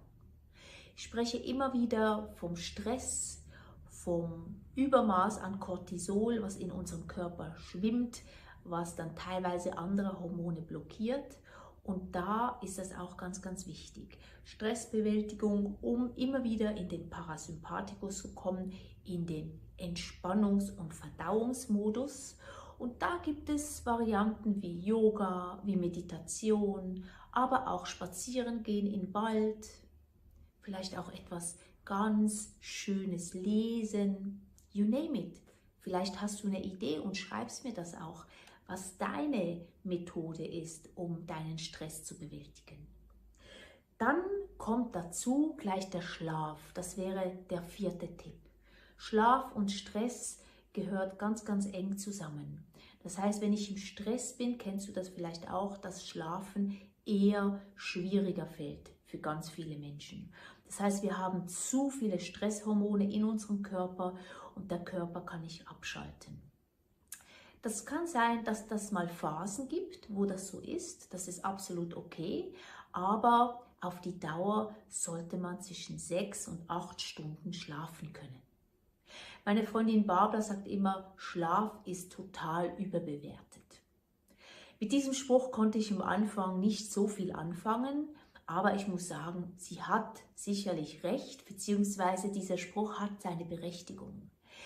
Denn wenn ich mich einfach auch ausruhe, mal eine halbe Stunde mich hinlege und einfach nichts tue, dann ist das auch schon Entspannung. Das heißt, ich muss nicht tief schlafen über 8 bis 9 Stunden.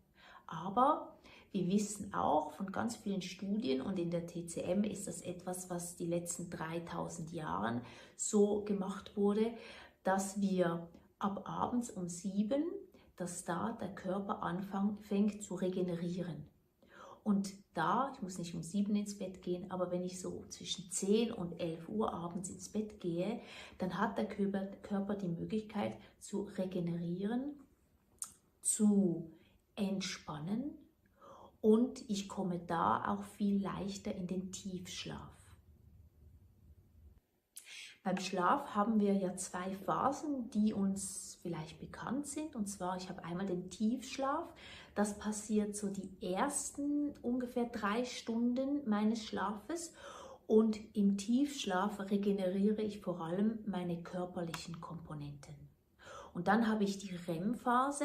Und in der REM-Phase, da geht es darum, vor allem das Erlebte zu verarbeiten. Also beide Phasen sind ganz, ganz wichtig und deswegen sagen wir natürlich für ein vitales Leben, für die Vitalität, dafür, dass du morgens wieder frisch, fit und munter aufstehen kannst, ist der Schlaf ganz, ganz wichtig. Was auch noch wichtig ist, ich habe es vorher schon gesagt, bei der Stressbewältigung, wenn ich meinen Körper trainiere, dass er immer wieder in die Entspannungsphase kommt, dann ist es auch leichter für den Körper, wirklich zu entspannen und nicht den ganzen Tag Cortisol auszuschütten bei Stress, sodass ich dann früh morgens um 4, 5 Uhr schon wieder wach bin. Denk auch an deine Freunde und deine Familie und deine Beziehung. Soziale Kontakte ist ganz, ganz wichtig für ein vitales Leben. Stell dir vor, wenn du abends nach Hause kommst, du bist total K.O., du hast ganz viel gearbeitet und dann zwingst du dich trotzdem noch mit deiner Freundin, deinem Freund, deiner Familie sich zu treffen, wie du dich hinterher fühlst. Oft sind das die schönsten Begegnungen.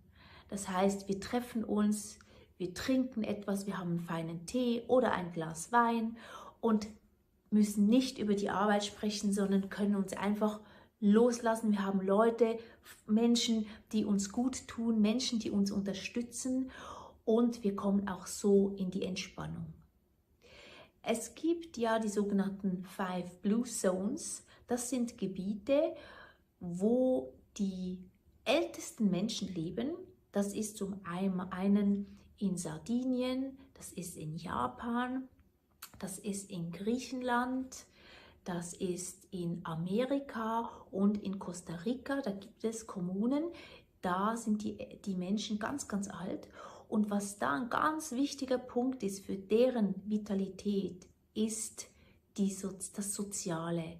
Der soziale Zusammenhang, für etwas da zu sein, für jemanden da sein zu dürfen und aber auch zu einer Gemeinschaft zu gehören. Das ist ein Thema, was wichtig ist und wo ich für mich merke, ich muss mir das immer wieder sagen, denn so in dem Rush, in der Schnelligkeit des Lebens vergesse ich das ab und zu. Oder denke dann, heute Abend auch noch weggehen, das ist mir zu viel. Und dann kommt aber zum Glück mein Engelchen auf der einen Schulter, die sagt, hey, das tut dir gut, treff dich mit lieben Freunden, mach etwas und bringe so wieder dein Leben oder beziehungsweise nicht dein Leben, sondern bring den Tag wieder in Balance. Und da kommen wir auch schon zum 6. Punkt, der mir ganz wichtig ist, und zwar die Selbstfürsorge. Selbst zu sorgen ist ganz, ganz wichtig. Nimm dir Zeit für dich und beobachte, was du machst, was dir Energie gibt und was die Energie nimmt. Und Selbstfürsorge heißt zuallererst zu erkennen, was deine Bedürfnisse sind und diese Bedürfnisse auch zu leben, anerkennen und auch zu kommunizieren. Das, denke ich mir mal, ist ganz, ganz wichtig. Selbstfürsorge oder Me-Time, wie das heute so schön heißt, das wird manchmal mit egoistisch verglichen. Ja, ich habe doch eine Familie, ich habe Kinder, ich muss doch mich um die kümmern. Ich habe auch noch eine Arbeit. Ja, alles hat seine Berechtigung. Aber du hast auch eine ganz, ganz große Berechtigung. Weil wenn es dir nicht gut geht, wie geht es denn deinen Kindern? Wie geht es deiner Familie? Wie geht es deinem Umfeld? Und das ist etwas, was ich in den letzten 10 Jahren sehr, sehr stark gelernt habe. Auf meine Bedürfnisse zu achten, mich immer wieder zu fragen, macht mir das Spaß, was ich gerade tue? Und mit der Zeit auch den Mut zu haben, zu sagen, okay, das mache ich nicht mehr.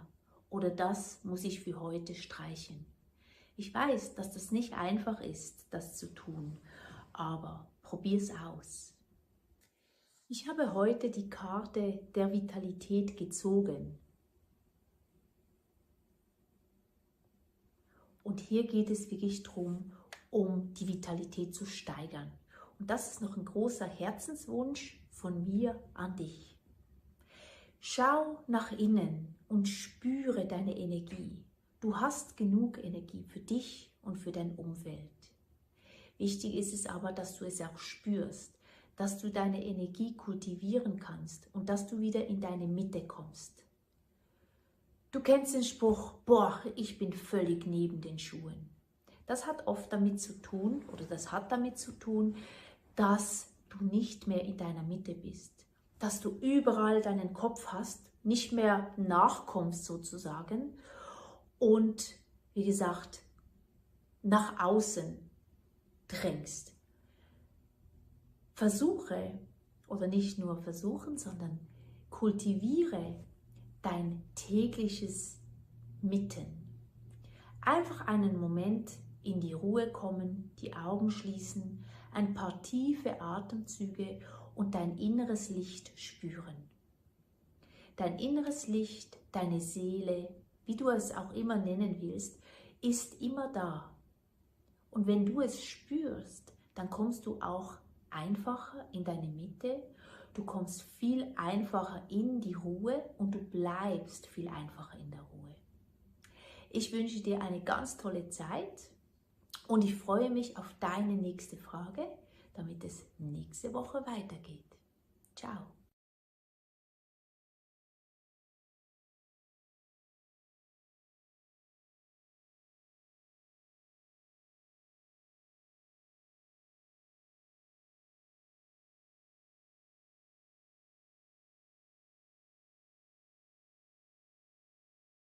Outdoor experiences, and this is based off of experience and seeing the impact as well it's had on my clients. I actually tend to prefer outdoors because, like I said, there's the sun, there's the trees, the fresh air. I've seen that the overall benefits for outdoor Pilates is actually pretty good because you're incorporating the vitamin D, for instance.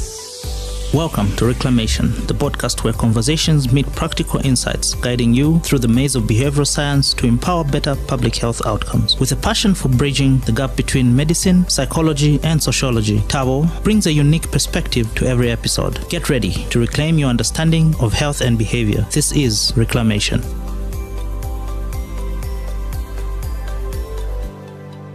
Welcome to another episode of Reclamation. So I'm actually excited today because we have our very first guest on the show. Today we have a special guest who has made a remarkable transition from the legal world to the wellness industry. Hey? So please welcome Mulenga Kapotre, a former lawyer who now runs a successful Pilates class in Zambia. Welcome to the show, Mulenga. Thank you so much. I'm so happy to be here. I'm excited to get into nice chats about wellness and Pilates. I'm so happy you are here because, you know, I've been reaching out to you since, what was it, last month, 2 months ago? Maybe 2 months. Yes. Yeah, you were relentless, but I'm so glad you were. I'm so happy you made the time to come through. I know how busy you are. No, thank you so much for having me, and hello, everybody. So, Mulenga, your journey from being a lawyer to a Pilates instructor it's inspiring. It's ballsy, as I always say. So can you share with us how that happened? What motivated you to make this career change, I guess? Is it a career change? I guess it could count as a career change, and it's definitely different. It's something I didn't see coming. Yeah. So I'm still a lawyer. I still consider myself a lawyer. I still have my law degree, but my transition, I'll give a bit of a brief background. Sure. So I was admitted to the Zambian bar in 2019, and I spent 5 years in practice. I loved practicing law. It was amazing, but it was also a very stressful time for me. I handled the stress well, but I noticed that my default state was usually anxiety, stress, fatigue. So during that time, I then started to look for ways to self-care, ways to take care of my mind, ways to take care of my body, especially ways that were convenient, things I could easily do. I had tried gym for a bit, but I was never really consistent with gym. So I wanted something I could easily do from home. And that's how I stumbled upon Pilates. I bought a yoga mat and I was able to do the workouts in the comfort of my home, in my living room or outside. And one thing I noticed, I was doing it mainly for my body and for the self-care, but I didn't expect how it would actually affect my mental well-being. During that time, during the times when I'd have my workouts, I was able to just zone out and find a nice Zen place. It helped with my breathing, which was then tied to a lot of mental clarity. It was tied into calming my nervous system, releasing that stress and anxiety. So it was a lot of benefits, really, that, it was all-encompassing. So I was working on my body, toning, shaping and strengthening my body, but at the same time finding that mental clarity and releasing the stress when I needed to. It just became my happy place. So at first I was doing it for myself. But as I got confident, I started posting videos about it. I then started receiving messages from people saying they had also started their Pilates journey, and it was just nice to sort of form that community. At this time, I still wasn't thinking of teaching, not yet, but slowly started feeling inclined into, instructing. And after 2 years or so of doing the workouts by myself in my living room, I then considered the Pilates certification and instructing, and that's how that started. So at this time, I still wasn't sure whether I'd do it full-time. So I was still pursuing my legal career and then doing Pilates part-time. But by January this year, I'd made that decision and I left the corporate world. So that is how Luna Core Pilates came about. And no regrets. So happy. That's actually, even I didn't know that. But thank you for sharing that. So I noticed you mentioned how you were not consistent with the gym, but then you found a way of doing it within your home. How did you navigate that with the environment? What made you consistent with doing that at home, since you found something that works for you at home? How exactly did you go about that, ensuring that it keeps working for you at home? So I think one thing that was key for me was convenience, because usually when you put yourself through a lot of pressure or, getting up from home, getting in your car, then taking that drive to the gym, it's not always convenient. It isn't. I mean, I'm speaking for myself. There's people that find it convenient, me too. But speaking for myself, that was not convenient. But just knowing I could get out from bed and take a few steps to my living room or step outside and it's a nice, beautiful morning, the sun is shining. It was just that convenience, I think, that allowed me to stay consistent. And there was also something about being in the comfort of my home that was very relaxing. When you're going to the gym, for instance, you're around other people, so you might be conscious of the people around you, or you're not necessarily very comfortable yet. So I was in the comfort of my home, and that allowed me to just be calm about it. And so I think the convenience and the comfort is what allowed me to be consistent. And then with the outdoors, there's just something about being outdoors as well that was then adding on to the benefits I was deriving from my workouts. Be it the sun with the vitamin D, it just feels really good to be outside. The trees, the green grass, the fresh air. So all those little things just allowed me to be consistent, and also knowing the benefits, like knowing how I was feeling after a workout. If I woke up a certain day and I was low, I knew that as soon as I worked out or as soon as I stepped outside and did my practice, I would then feel better.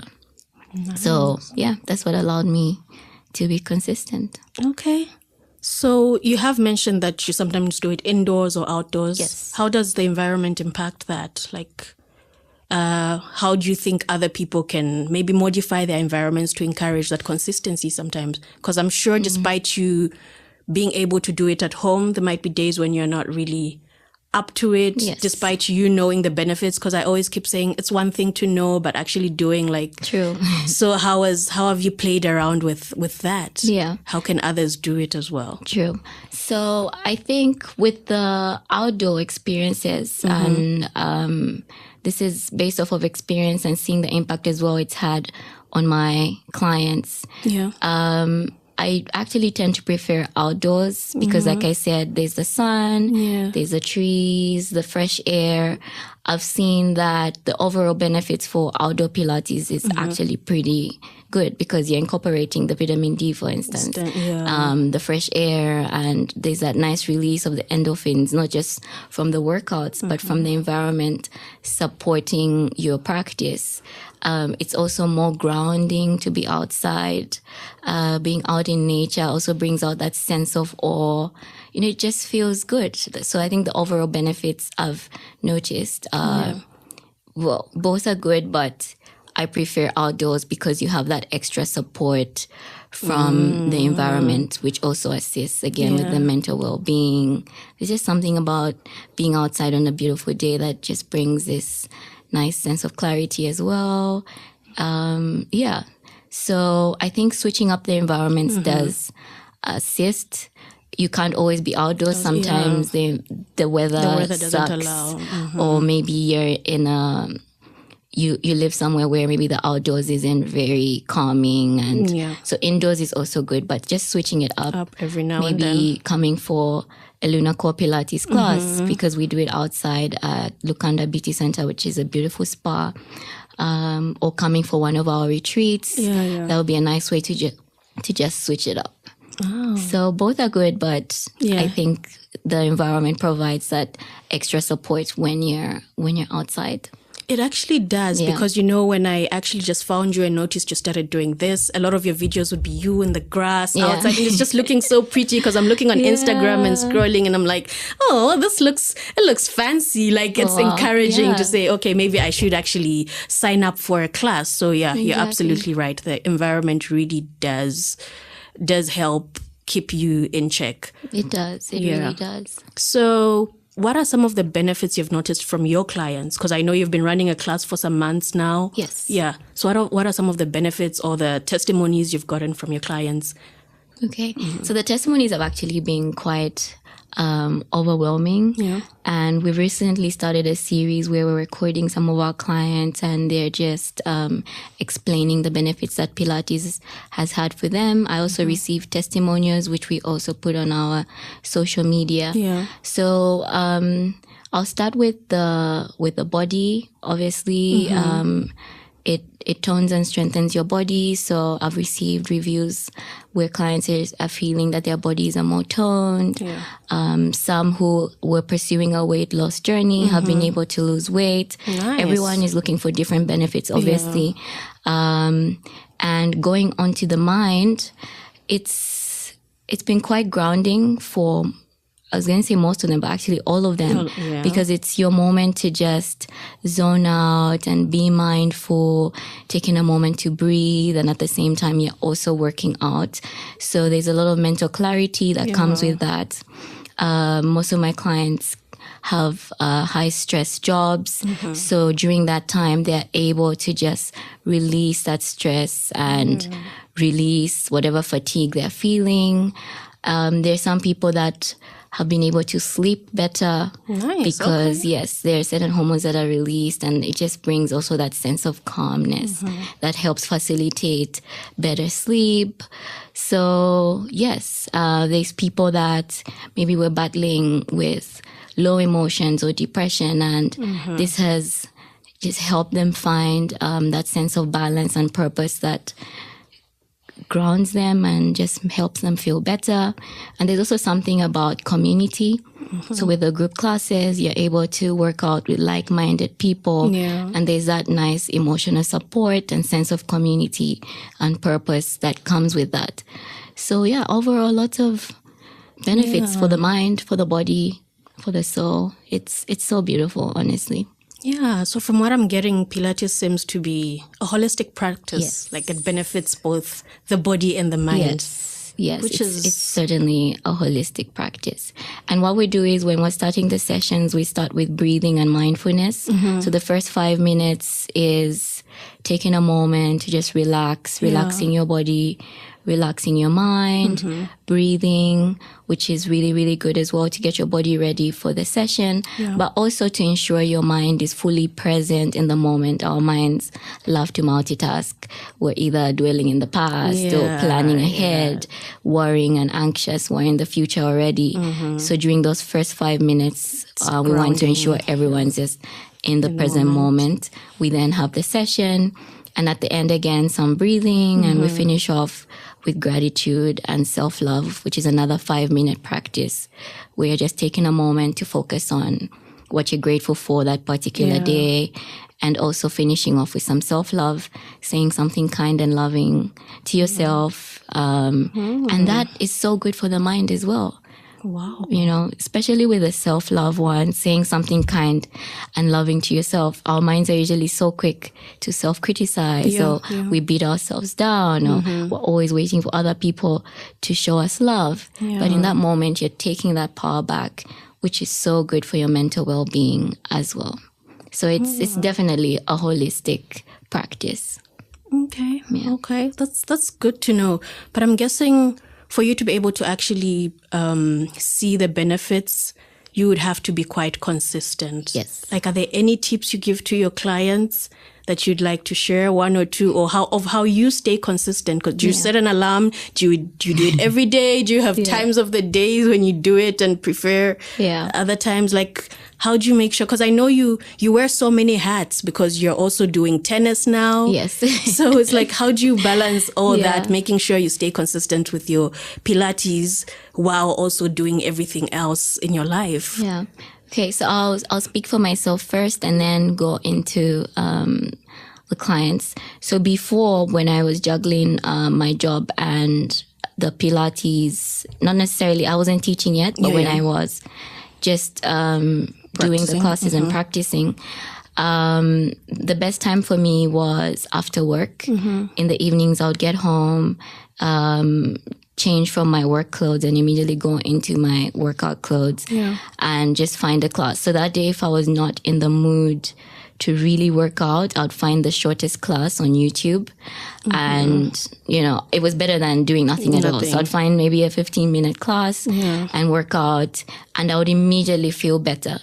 So keeping that feeling in mind, even on the days when you're not in the mood, really does help. Of course, there were days when I felt that way and I just fell off the wagon. But again, even when you fall off, showing yourself that grace, taking a moment, and then getting back on. So evenings were the best times for me. On weekends, I would then do it in the mornings. Yes. And then now that I no longer have my 9 to 5, now that I'm teaching, actually, it's been a bit hard to set time just to practice and not necessarily setting time to set the classes. Because now it's like I'm constantly working out. So when I'm doing it with the clients, I feel like I'm working out. But I'm now trying to be intentional about actually scheduling like a full class for myself. Not necessarily setting a class or writing down my flows. I want to set time for myself to just do a full Pilates session. So for me, that now looks like doing it at least 3 times a week. Which feels like a lot because, again, when I'm doing it with the clients, it's a workout altogether. But I think I'll manage and I'll get back to you guys on that one. But in terms of juggling, like you said, I'm also doing tennis, which helps me stay fit.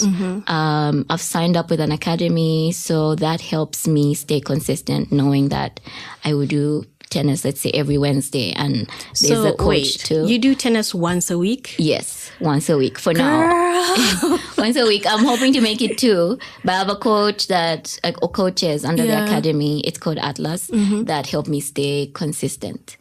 So I think having a coach and having, again, like if you come for Luna Core Pilates, I'll be there to help keep you accountable. So having someone that keeps you accountable is a big one. Either a friend or your instructor or coach that helps you stay consistent.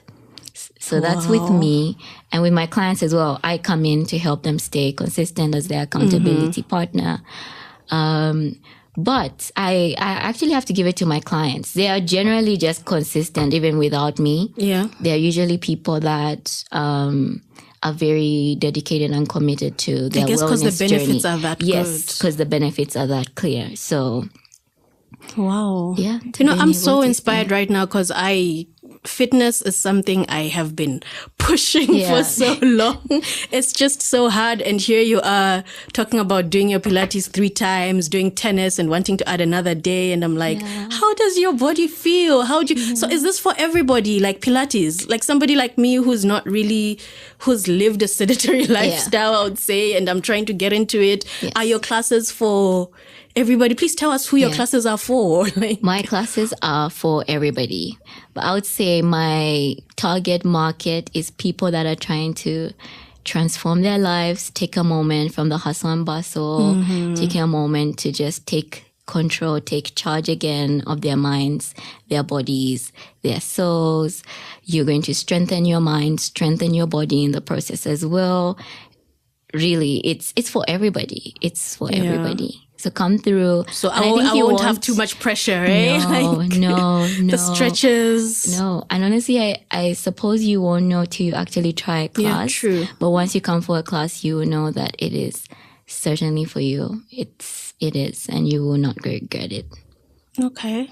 Well, so I guess consistency is key when trying to maintain a healthy behavior. I mean, you have an amazing body. Your skin is glowing. What other things are you doing to help keep healthy? Like food, juice. I saw recently that you partnered with some juice. Yes, Z's Juice Bar. Yeah. Yes. Can you tell us about that? Is that helping you?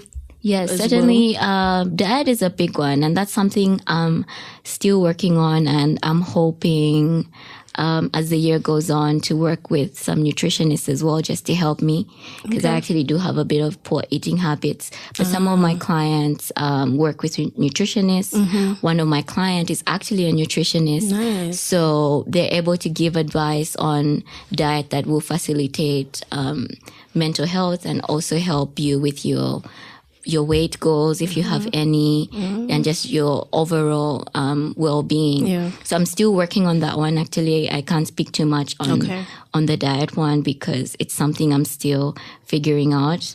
And I'm sure a lot of people will relate as well. Yeah. Just finding what works for you.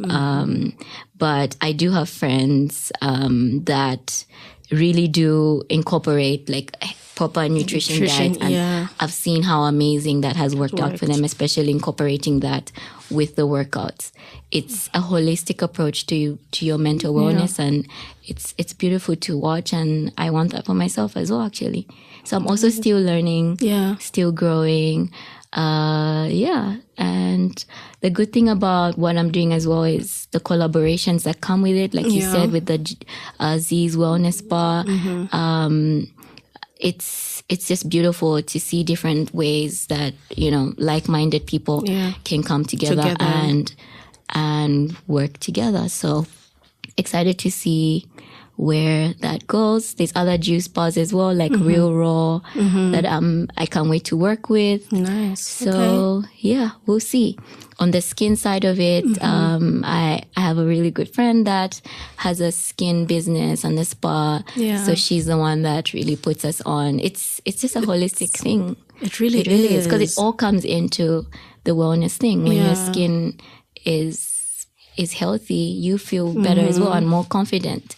when your body is whatever way you want it to be, whatever wellness goal or body goal you have for yourself, when you reach that goal as well, it brings a sudden boost of confidence. And also the journey to those goals, just giving yourself grace through each period. It doesn't mean when you haven't yet reached your skin goals or your body goals, it doesn't mean that, you shouldn't feel good about yourself. So it's all just it's a process, honestly, and it's a beautiful journey, really. It is. Actually, speaking of collaboration, you recently had is it a brunch? Was it a month or two ago at Nkwashi? Yes, with Nkwashi. That was amazing. How was that? Like, what were the benefits of that? Yes, so we were by the lakefront, and it was really, really, really beautiful. So the session was just right in front of the water and everything. I can imagine. It was amazing. And again, doing the Pilates outdoors in a beautiful space, it just adds on to that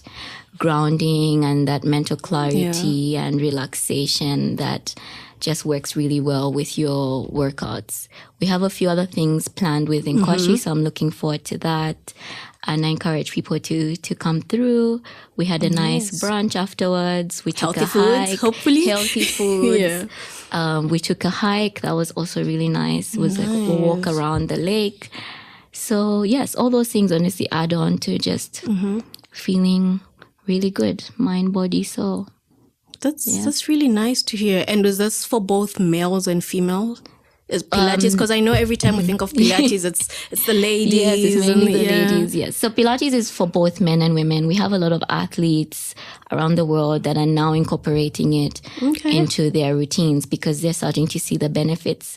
It really does strengthen, especially the core, which is key to any sport, really.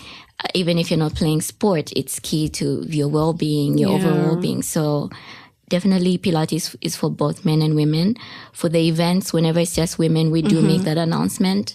So the brunch at Nkwashi was only women. Okay. So whenever it's just women, we do let people know. When it's combined, we let people know. And for my classes as well, there's a women's only class and there's a mixed class where men are free to come. That's beautiful to hear. You're creating a very nice space for we the women. No, it's amazing, and I'm always championing women just finding their power and following their pursuits and crushing their goals, but not just in the office or in their business, but also in their own personal lives. And something about finding that balance and grounding yourself, mind, body, soul, that also just helps boost all of those things that you have going on. And also taking a moment to just pause from the world. Yeah, from the world, taking time for yourself, It's self-care. Yeah, it is. And I think women really deserve that. They really do. We wear so many hats and it's nice to just take time for yourself, to pour into you, take a pause from being a mom, being a sister, being all those hats that we wear. Okay. Yeah. So what do you have planned for Lunar Core Pilates? Anything coming up? Anything interesting? What's happening in the next, I think, between now and the end of the year, maybe? Oh. What should we look out for? Okay. So some are still in the works, some are surprises. But next month, you can look out for another collaboration with Nkwashi. Okay. A few months down the line as well, we have an upcoming Pilates retreat, Lake Malawi with Robin Pope Safaris. Wow. So it was supposed to be end of June, but it was postponed and we'll announce those dates as well. That as well will be beautiful by the lakefront. And you mind telling me more about that? I'm curious. So what does that mean? What are people traveling for? Why should I join? Why come for a retreat? Especially if you're going to cross the border literally to another country. It's a beautiful property. I haven't been yet, but I've seen the videos and the pictures, and I've had people that have traveled there and they've given beautiful reviews. So with the Pilates retreats, we'll have workouts every mornings and some evenings, and it's an adventure retreat as well. So, there'll be fishing and kayaking and sailing on the boats. really just being out in nature and finding that balance and inner peace, but at the same time you're working out, having chats, wellness chats with like-minded people, you know, all encompassing. And really, that sounds really, really, really exciting. I highly recommend it. And, you know, we usually do the same things, everyday society. We do the same thing. So why not take a moment to just try something different? And that's, I think, an exciting way to give that it really a shot. is some self-care. Like, we deserve it. Yes. Is it for women only? Which one exactly? The retreat? No. Men and women. Nice. Men and women. Okay. That's good. So we'll announce the dates hopefully soon. Okay. So how do we know when you announce the dates? How do we find you? Where are your classes? Online presence? Yes. So online presence, we have an Instagram page. Okay. Luna Core Pilates. Luna Core Pilates. Yes. Luna with an R. We have a website as well, www.lunacorepilates.com. So you can learn more about Pilates, learn more about my journey, see some of our reviews as well. And yes, so website and Instagram is where you can find us. That's where the announcements will be made. And also LinkedIn. We have a LinkedIn page, Luna Core Pilates. So yes, you can search for us and join our loving community and see what else we have lined up for the rest of the year. Wow, nice. Thank you so much for sharing this. It's inspiring. And I'm sure for somebody listening, they'll be like, okay, I need to actually consider this and do it. Yeah, so is there anything else you wish I had asked? No, I think you've been amazing, actually. I think you really asked. Thank you. As the first guest, thank you. This was an amazing chat, and I'm so glad we finally did this. And it was so nice to just talk about my journey and also share the benefits of this world that I'm now in. And you're doing an amazing job.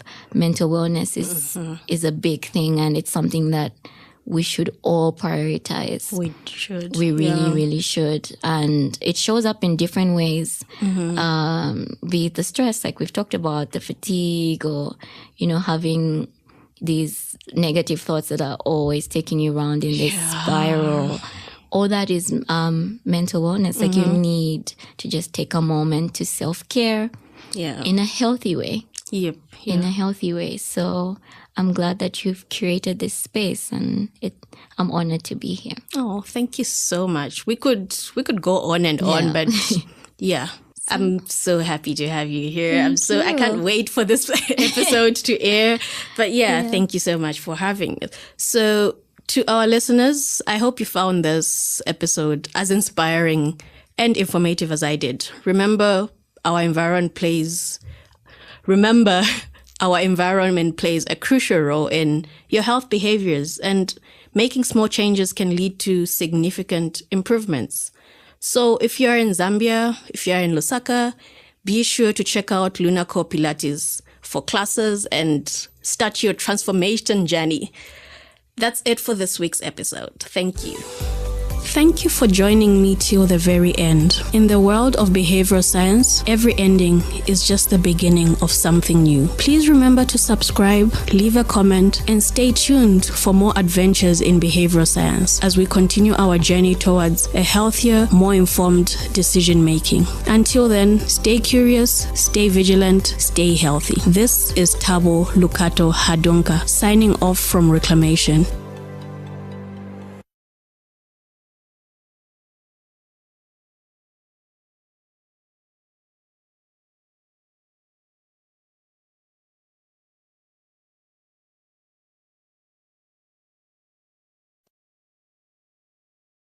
Biases that actually control how we make the health decisions we do. Now, there are actually over 170 cognitive biases. I don't know why we keep adding cognitive biases. I don't know why we have so many. Welcome to Reclamation, the podcast where conversations meet practical insights, guiding you through the maze of behavioral science to empower better public health outcomes. With a passion for bridging the gap between medicine, psychology, and sociology, Tabo brings a unique perspective to every episode. Get ready to reclaim your understanding of health and behavior. This is Reclamation. Welcome back to Reclamation. You've made it to the 3rd episode. Wow. So, it's actually so hard to talk so clearly and try to be fluent and try to be clear enough for people to understand what you're trying to say without them having to see you. And so it got me thinking about how I decided to start this podcast. Before starting Reclamation, I had to think about why I wanted to have the podcast. I had to think about if I was capable of actually hosting a podcast, if I had the time, if I had the energy, what I wanted to talk about, who the podcast is for. And that made me realize just how much thought got into the planning of the podcast, the planning of the episodes. What am I going to talk about? Who is it for? Is it going to be beneficial? Is it everything, all the, how am I going to record it? How's the editing going to be done? On what platforms? There's just so much thought that goes into preparing for a podcast and putting up an episode. But then this week I was attending a scholars boot camp, and during the tea breaks, we have options of having either coffee, tea, or a cold drink. And, for some reason, I didn't have to think it through. I automatically knew I had 2 options. Despite being given 3, in my head, it's like I only had to choose between the coffee or the cold juice, because that's what I like. That's what I prefer. And I had just been interchanging between the 2 continuously throughout the days. I didn't really give it a thought. It's not something that it just happened automatically. It made me realize how there's some decisions we make that we actually have to put so much thought into looking at, why do I want to do this? How am I going to do this? But then there are other decisions in our life that we make, and it's just, we don't really give it. It's like within 30 seconds, you know what you want to do. And I guess that applies to a lot of other things, because you can't keep spending so much time on simple decisions such as what color jersey, okay, not what color jersey you're going to wear, because we do put some thought into that, but something like what example can I think of? What example can I give?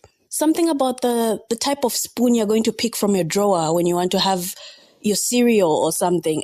I don't think it's something a lot of us go, and stand there and weigh the pros and the cons and the what, and why do I want to do this? What's going to work better? You just pick the quickest, because it's either what you do all the time or what you've seen being done by most people. And that is what we're going to talk about today. This episode is about cognitive biases. We're diving into the fascinating world of cognitive biases and their profound impact on health decisions and behaviors. When it comes to making healthy decisions, our brains play a crucial role. However, our brains are not always as rational as we think, and cognitive biases can impact our choices related to health and wellness in general. Nothing is more important to a human than health and well-being, yet certain cognitive and other cultural biases can impede the access to life-saving health and behavior interventions that we choose for ourselves. So cognitive biases are like silent puppeteers, I guess, pulling the strings of our mind and guiding our decisions in ways we might not even realize. So we're going to explore a few of the cognitive biases that actually control how we make the health decisions we do. Now, there are actually over 170 cognitive biases. I don't know why we keep adding cognitive biases. I don't know why we have so many, because I feel a lot of them keep overlapping or are somehow similar, or some I feel are actually the same thing, but then just very minimal, almost insignificant differences. But hey, I'm not on that level yet to argue as to what. So I picked 4 of my favorite that I think every single person should know. If you're trying to make better decisions in your life, if you're trying to make better decisions affecting your health, you really need to know these 4 cognitive biases and how they're actually working in your life, how they show up in your life without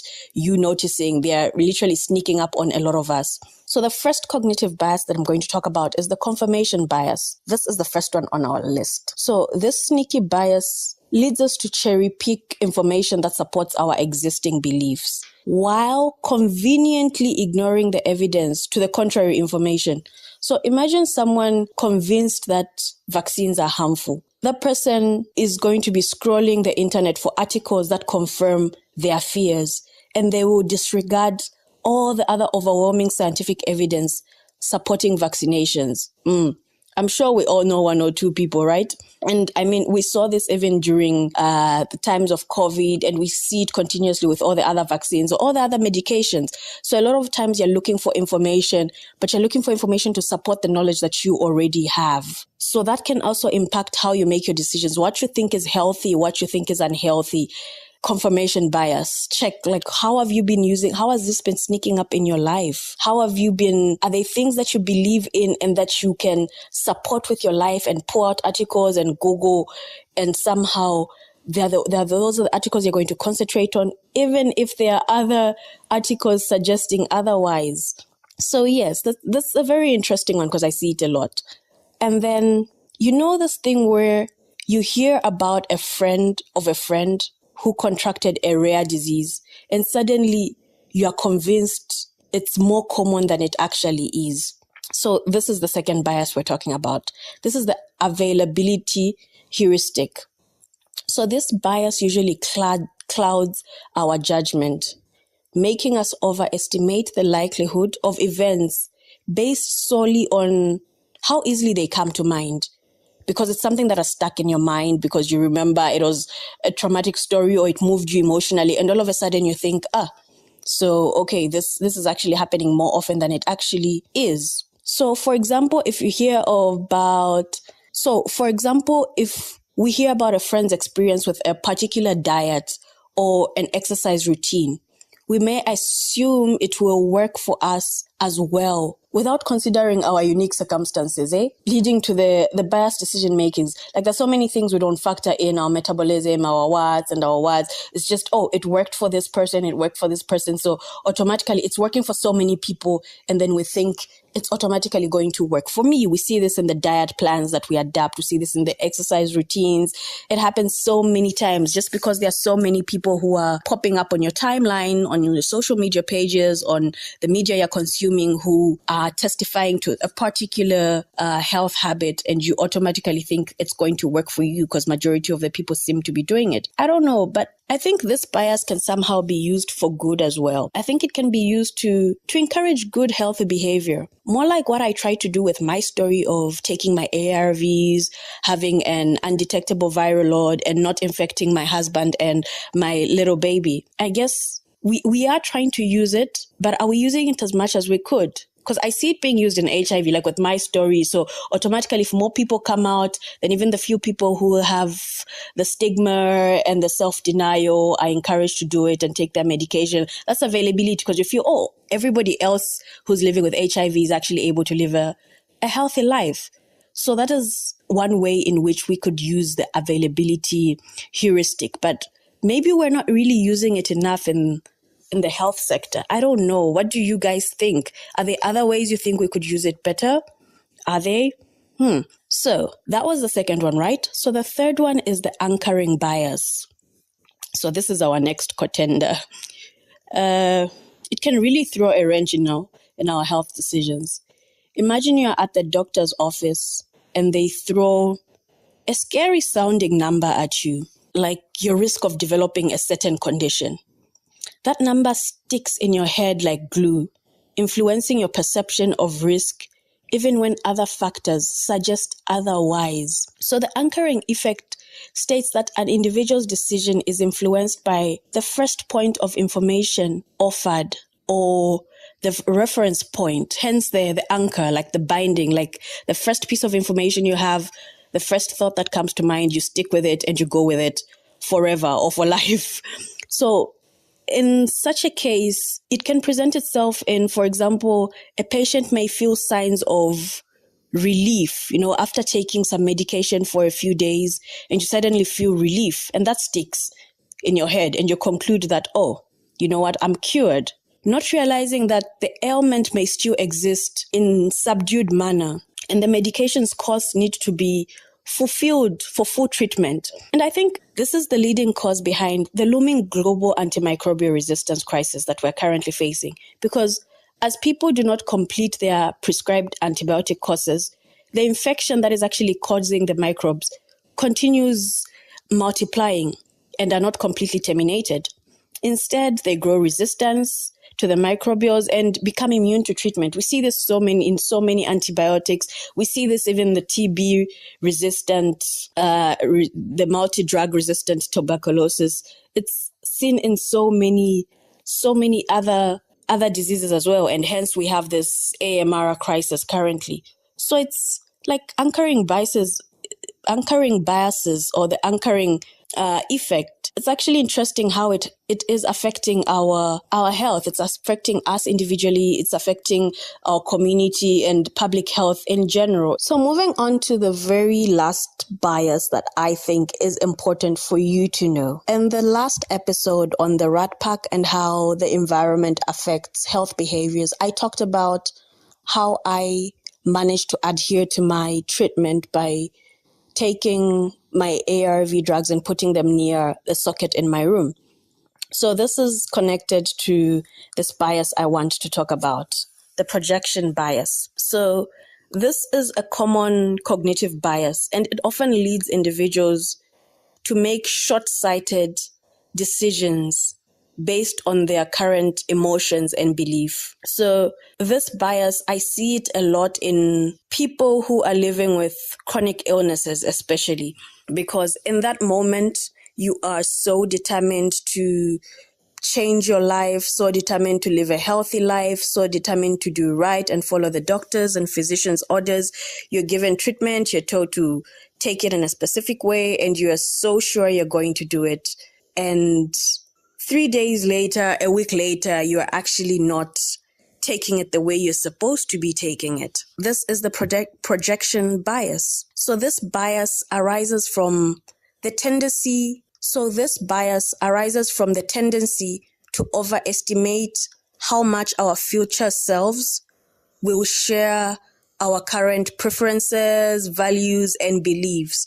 So just because in this moment you're feeling motivated to do something, you believe that that is always going to be like that in the future. In the realm of the healthcare, as I said, where chronic illnesses demand the long-term management and lifestyle changes, it's crucial to address this bias because we need to promote healthier habits and to improve patient outcomes. So the projection bias can actually significantly impact decision-making regarding health-related behaviors.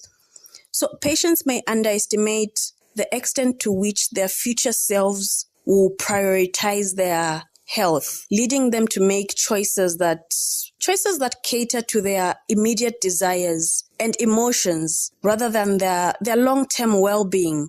I mean, we see this in the patients that are struggling with substance misuse of a particular substance and are not ready to give it up because they believe they are okay, they believe they are fine, and do not realize or do not anticipate that in the future what they're actually feeling and believing, because what is currently happening is giving them immediate gratification.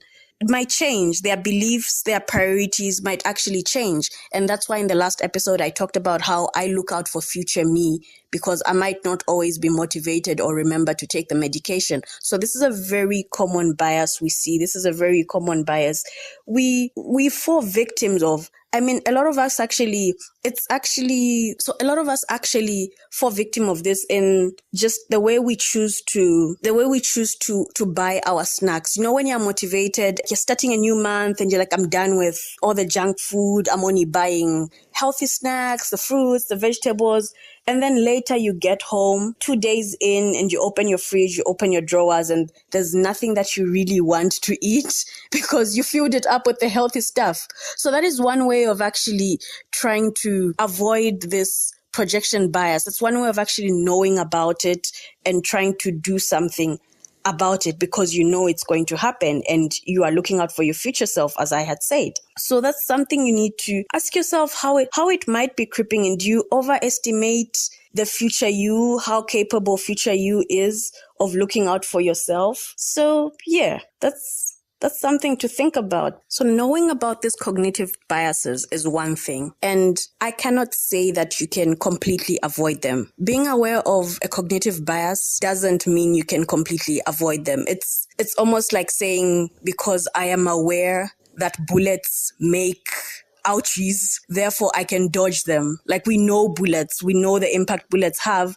but you can't always completely dodge them. But then the thing is, they are bulletproof. But the thing is, there's still bulletproof armor nonetheless. So it's something to actually know. It's definitely not going to help you avoid them completely, but if you know nothing about them, you can't do anything at all. And the people who actually know about these biases can weaponize them against those of us who may not actually know about them. So what can we actually do now that we know them? We need to equip ourselves with some tools to combat their influence on our health decision. Tools such as seeking diverse perspectives, surrounding ourselves with a variety of viewpoints can help challenge our biases and lead to a more well-rounded decision making when it comes to our health. Like, we need to hone our critical thinking skills by questioning assumptions. Like, just because we've always believed something doesn't mean it's true. So by interrogating our beliefs, we can uncover hidden biases that are actually contributing to our decision making when it comes to health. So biases aren't actually completely bad. Biases are not bad. We humans rely heavily on these cognitive biases as they can actually help us. We wouldn't want to unlearn all our autopilot features that help us get throughout the day without having to spend ridiculous amounts of brain power making small decisions. But that self-awareness can be really helpful to make sure we are not on autopilot all the time for decisions that actually do matter. So what biases have you actually been falling victims of? Can you think of any? Have you looked up any others? What other interesting biases have you found? As I said, there are over 170. So how are these biases appearing in your life? How are they affecting that health behavior you have been stuck to, that you've been believing in with all your heart? Like, I'm hoping me sharing a bit about this will open a worm of you wanting to seek more knowledge into looking at this and trying to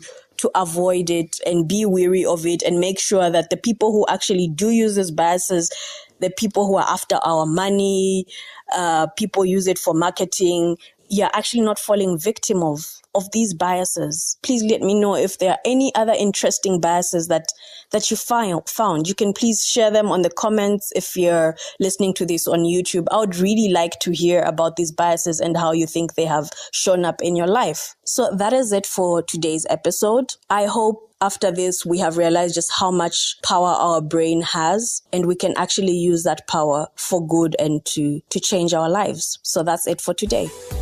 Thank you for joining me till the very end. In the world of behavioral science, every ending is just the beginning of something new. Please remember to subscribe, leave a comment, and stay tuned for more adventures in behavioral science as we continue our journey towards a healthier, more informed decision making. Until then, stay curious, stay vigilant, stay healthy. This is Tabo Lukato Hadonka signing off from Reclamation.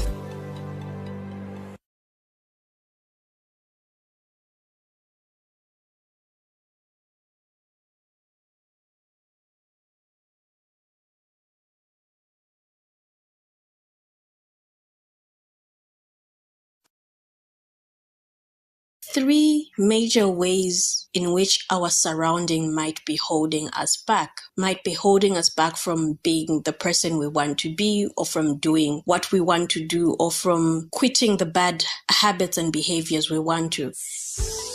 Welcome to Reclamation, the podcast where conversations meet practical insights, guiding you through the maze of behavioral science to empower better public health outcomes. With a passion for bridging the gap between medicine, psychology, and sociology, Tabo brings a unique perspective to every episode. Get ready to reclaim your understanding of health and behavior. This is Reclamation.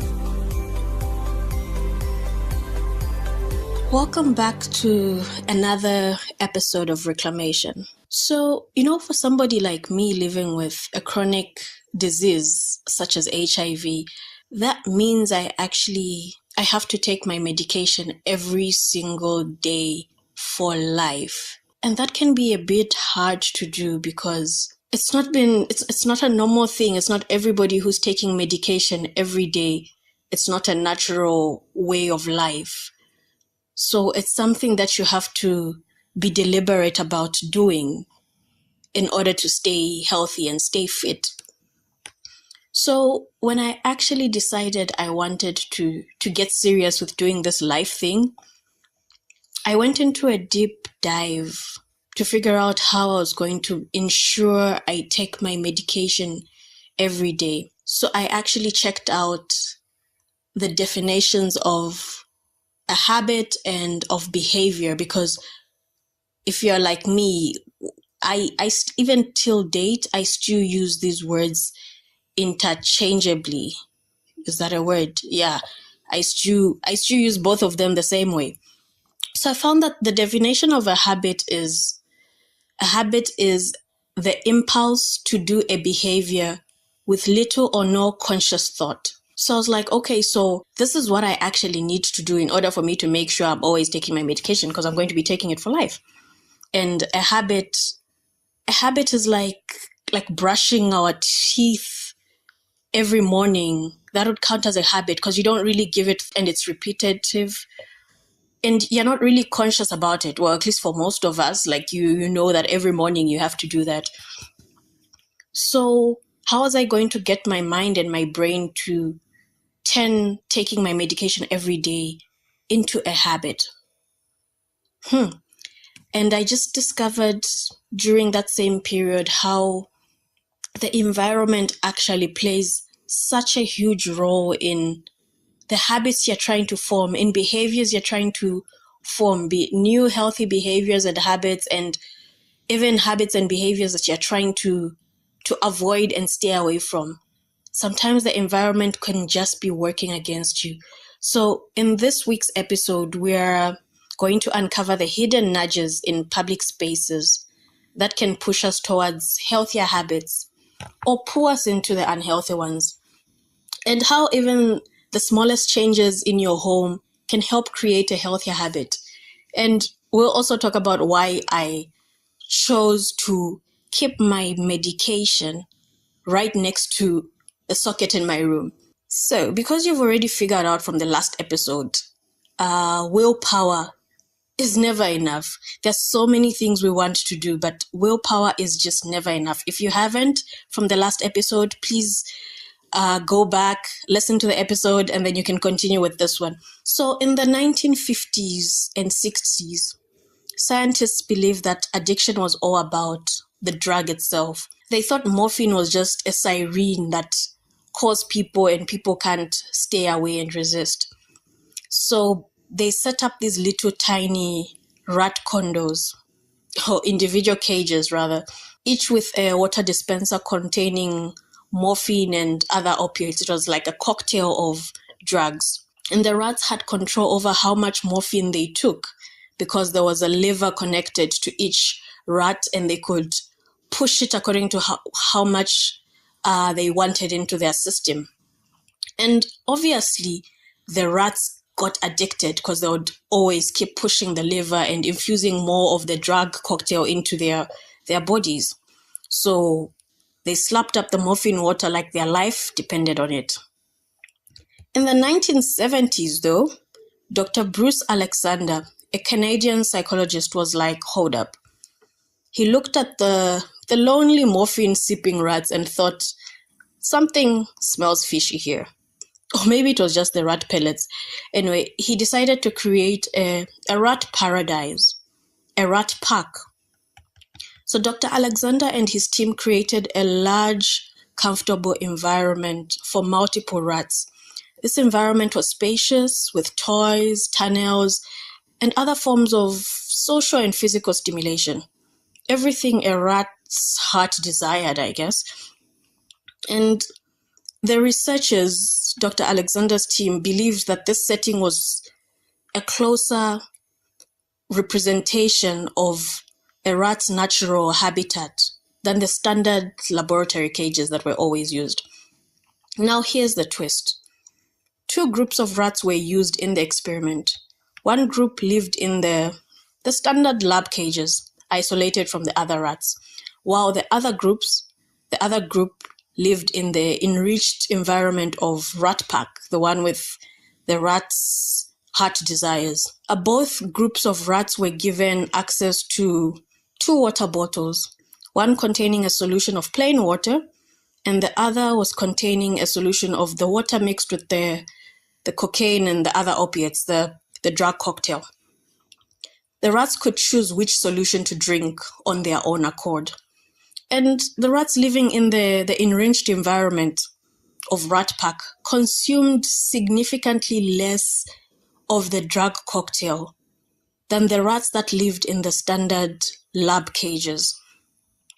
So Dr. Alexander's team concluded that social and environmental factors in rat pack, such as the social interactions and mental stimulation, played a crucial role in reducing the rats' inclination to self-administer the drugged water. I think this shows just how much impact the environment has on addiction, on substance abuse, and even in human behavior in general. So our environment, obviously, unlike the environment created by Dr. Alexander, the rat haven he created, the rat park, is far from stress-free. Like, it's almost impossible to recreate the perfect world, the utopia, where there's socialization and every of your heart's desires. Worse still, as far as I can tell, we will, for the foreseeable future, be unable to create such a utopia for most people on Earth. So we really have to work with what we have in a way, or change what we can change. And that's what we're talking about today. I like to believe there are three major ways in which our surrounding might be holding us back. Might be holding us back from being the person we want to be, or from doing what we want to do, or from quitting the bad habits and behaviors we want to. And I think it's very important for anybody who is actually trying to develop a new habit to be wary of these three things. I think you being aware about them and knowing how to go about them is very important for you to achieve the goal that you're trying to when it comes to health behavior and behavior change. The first one being the environmental triggers. Like, what around you, what in your environment is encouraging that behavior that you want to get rid of, that behavior that is affecting your health or your mental well-being.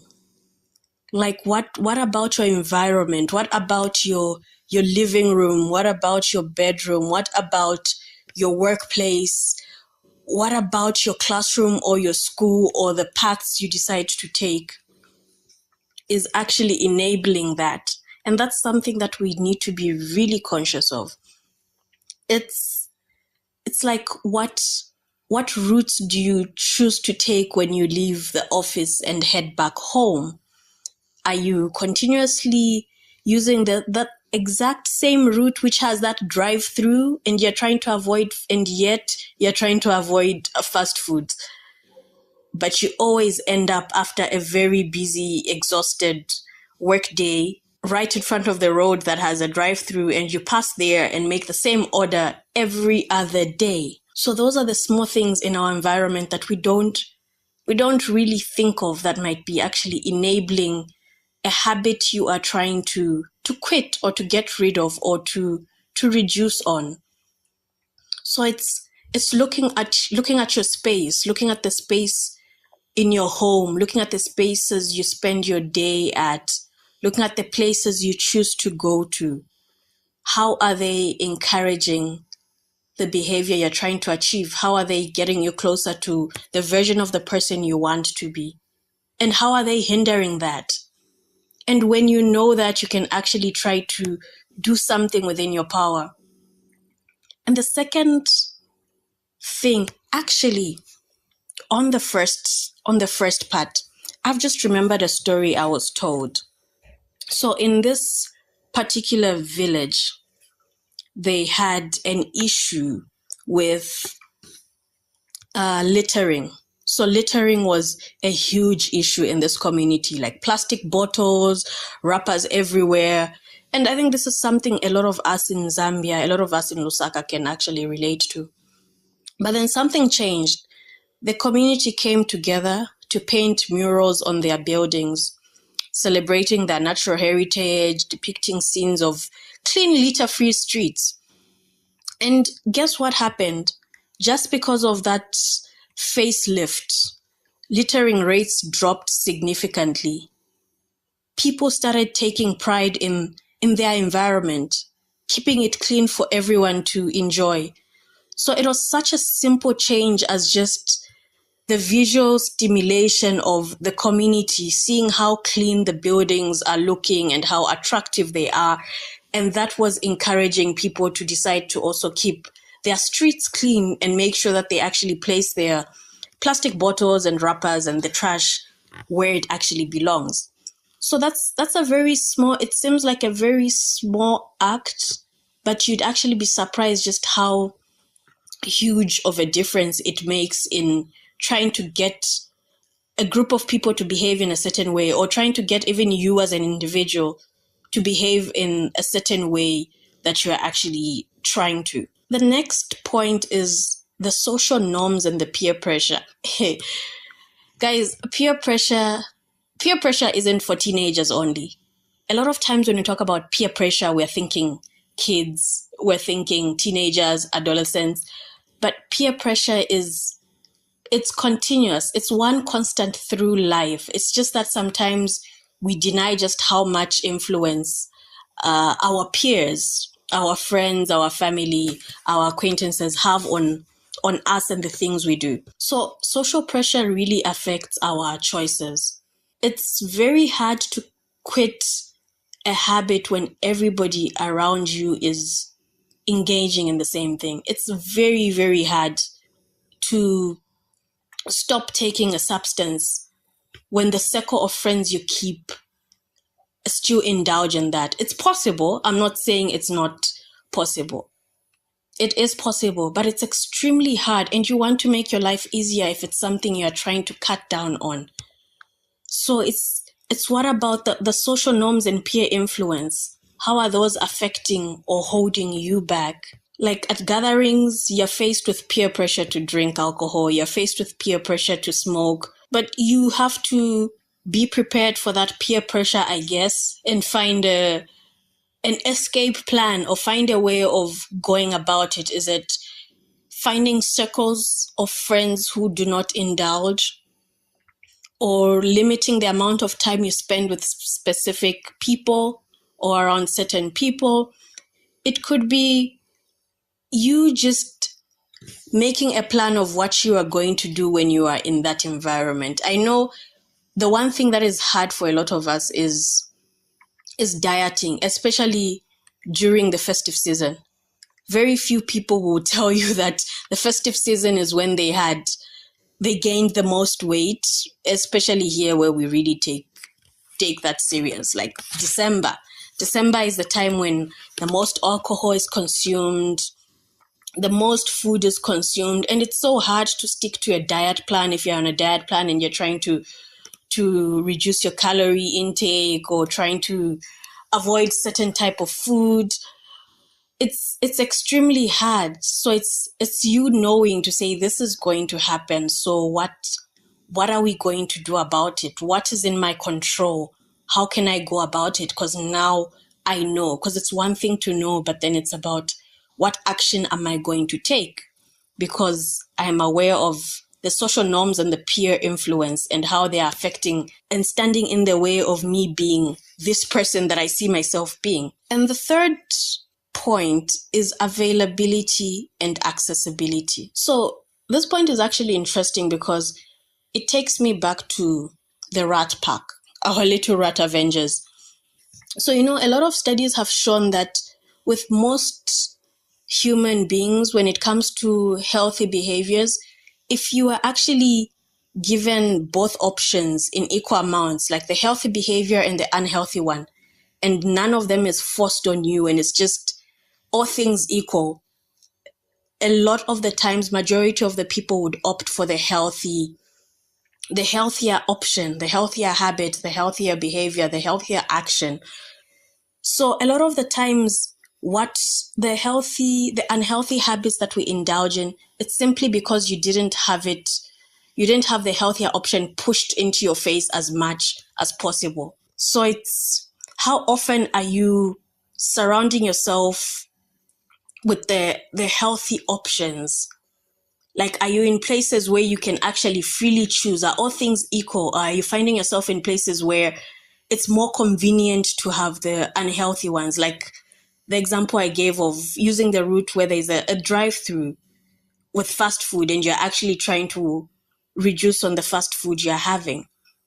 So that is accessibility and availability. Make it easier for yourself. It's already, willpower is not enough. I keep repeating this. Willpower is not enough. Me wanting to take my medication every day is not enough. I need to also help myself. I need to think of future me. Like, I want to take my medication right now, but will I want to do it 6 hours from now when I'm actually supposed to take my medication? What am I doing to make it easier for future me? Future me could be me 6 hours from now. Future me could be me 2 days from now. Like, what am I actually doing to ensure that it's an easy option for me? The option is available. The option is accessible.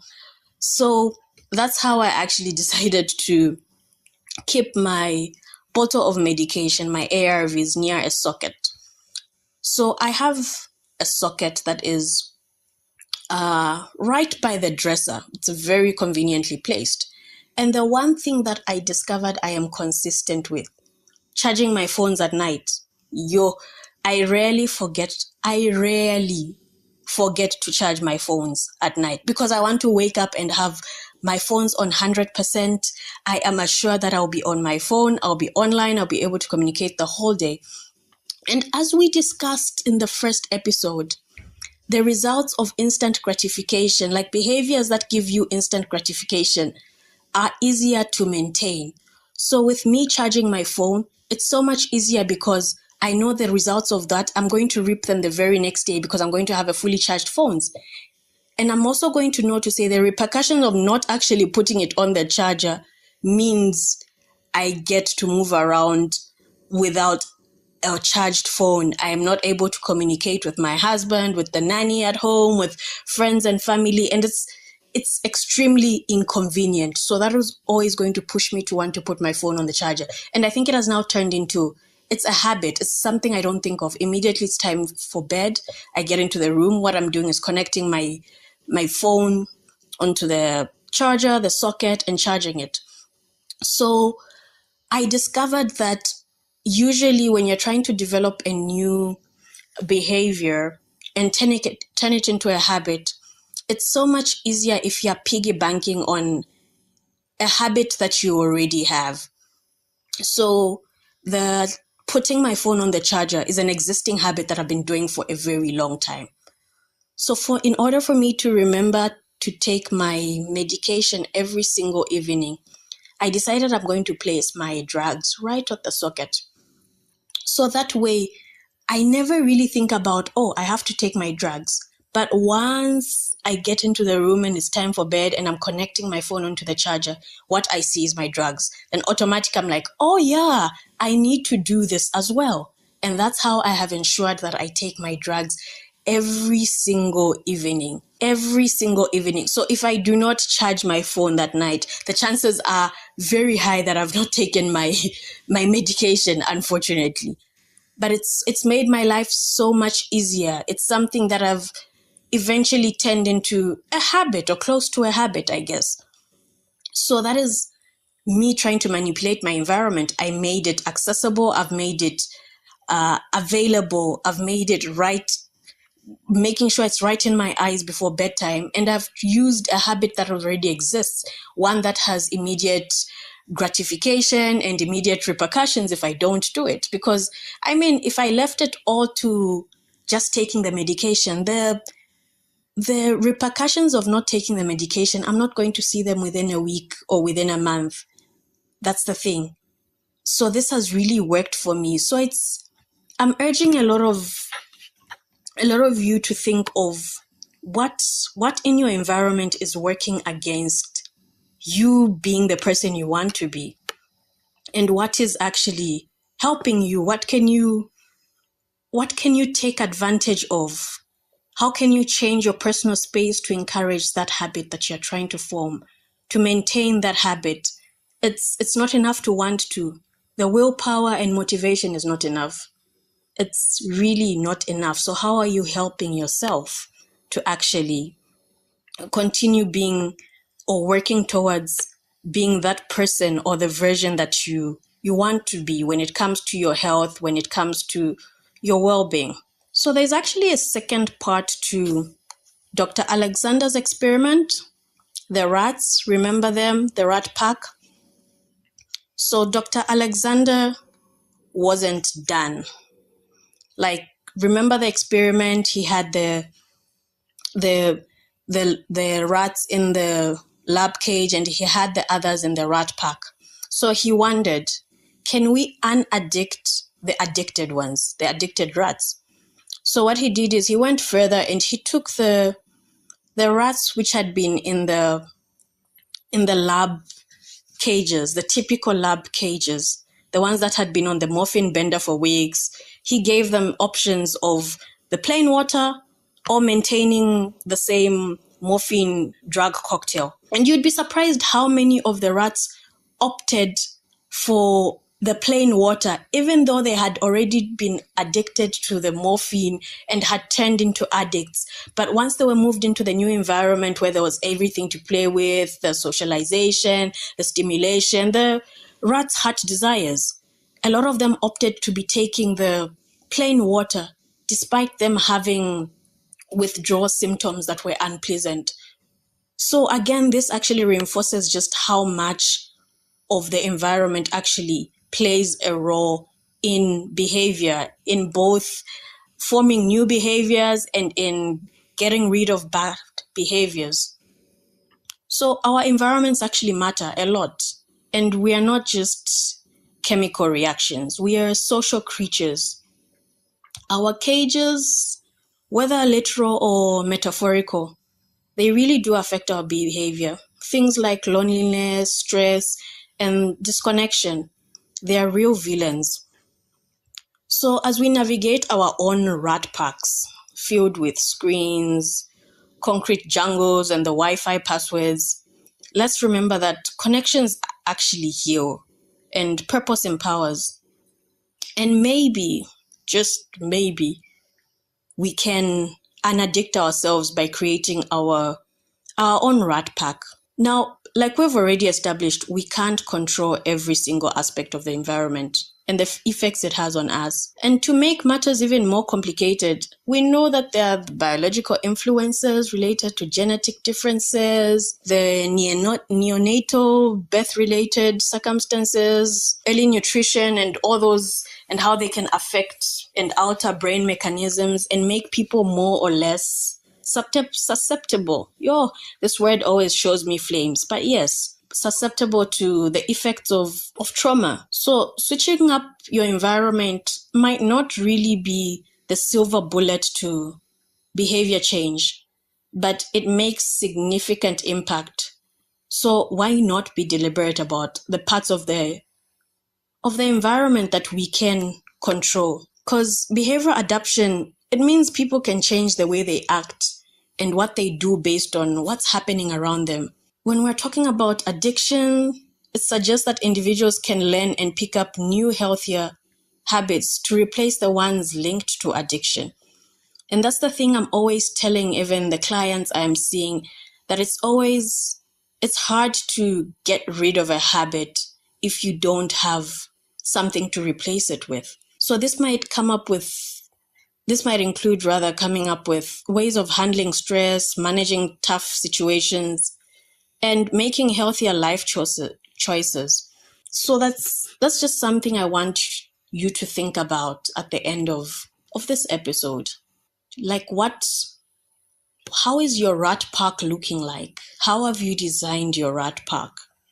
And how can you design it further to help you achieve the goal that you want to?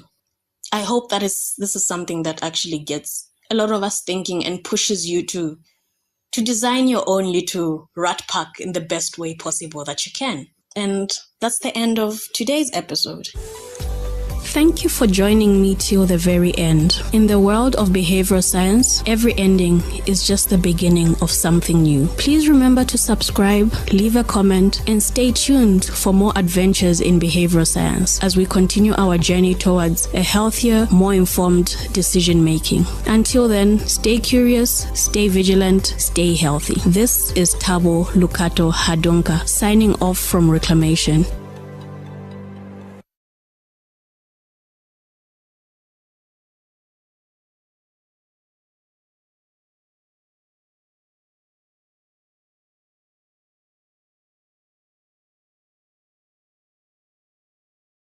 Or cut down on screen time. Behavioral science has got your back. It's like having a secret weapon in the battle against bad habits. Now let's get real for a second. Change is hard. Welcome to Reclamation, the podcast where conversations meet practical insights, guiding you through the maze of behavioral science to empower better public health outcomes. With a passion for bridging the gap between medicine, psychology, and sociology, Thabo brings a unique perspective to every episode. Get ready to reclaim your understanding of health and behavior. This is Reclamation. Hello, and welcome to the very first episode of the Reclamation podcast. I'm your host, Thabo Lukato Hadonka, and I'm coming to you from the heart of Zambia. Today marks not just the beginning of a podcast series, but the dawn of a journey we embark on together, a journey of understanding, change, and empowerment. As we navigate through the ebbs and flows of life, we often overlook the power that lies within us, the power to transform our behaviors for a healthier, happier existence. You see, this isn't just any podcast. This is a movement. It's a reclamation of our innate ability to shape our destinies through informed choices and deliberate actions. And I'm here to guide you through it all. Well, at least try to. But before we dive into the depths of behavioral science and its wonders, let me share a piece of my heart with you. For over 2 decades, I've been living with HIV, a journey that has taught me resilience, compassion, and most importantly, the significance of behavioral change. From taking my medication religiously to adopting a lifestyle that supports my well-being, every step has been a conscious choice. It's been a testament of how altering our behavior can indeed alter our lives. And that's pretty much what reclamation is about.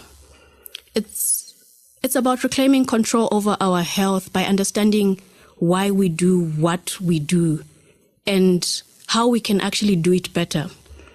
It's about bridging the gap between knowledge and action, because it's one thing to have the knowledge, but actually materialize what you know and turn it into action? Yeah.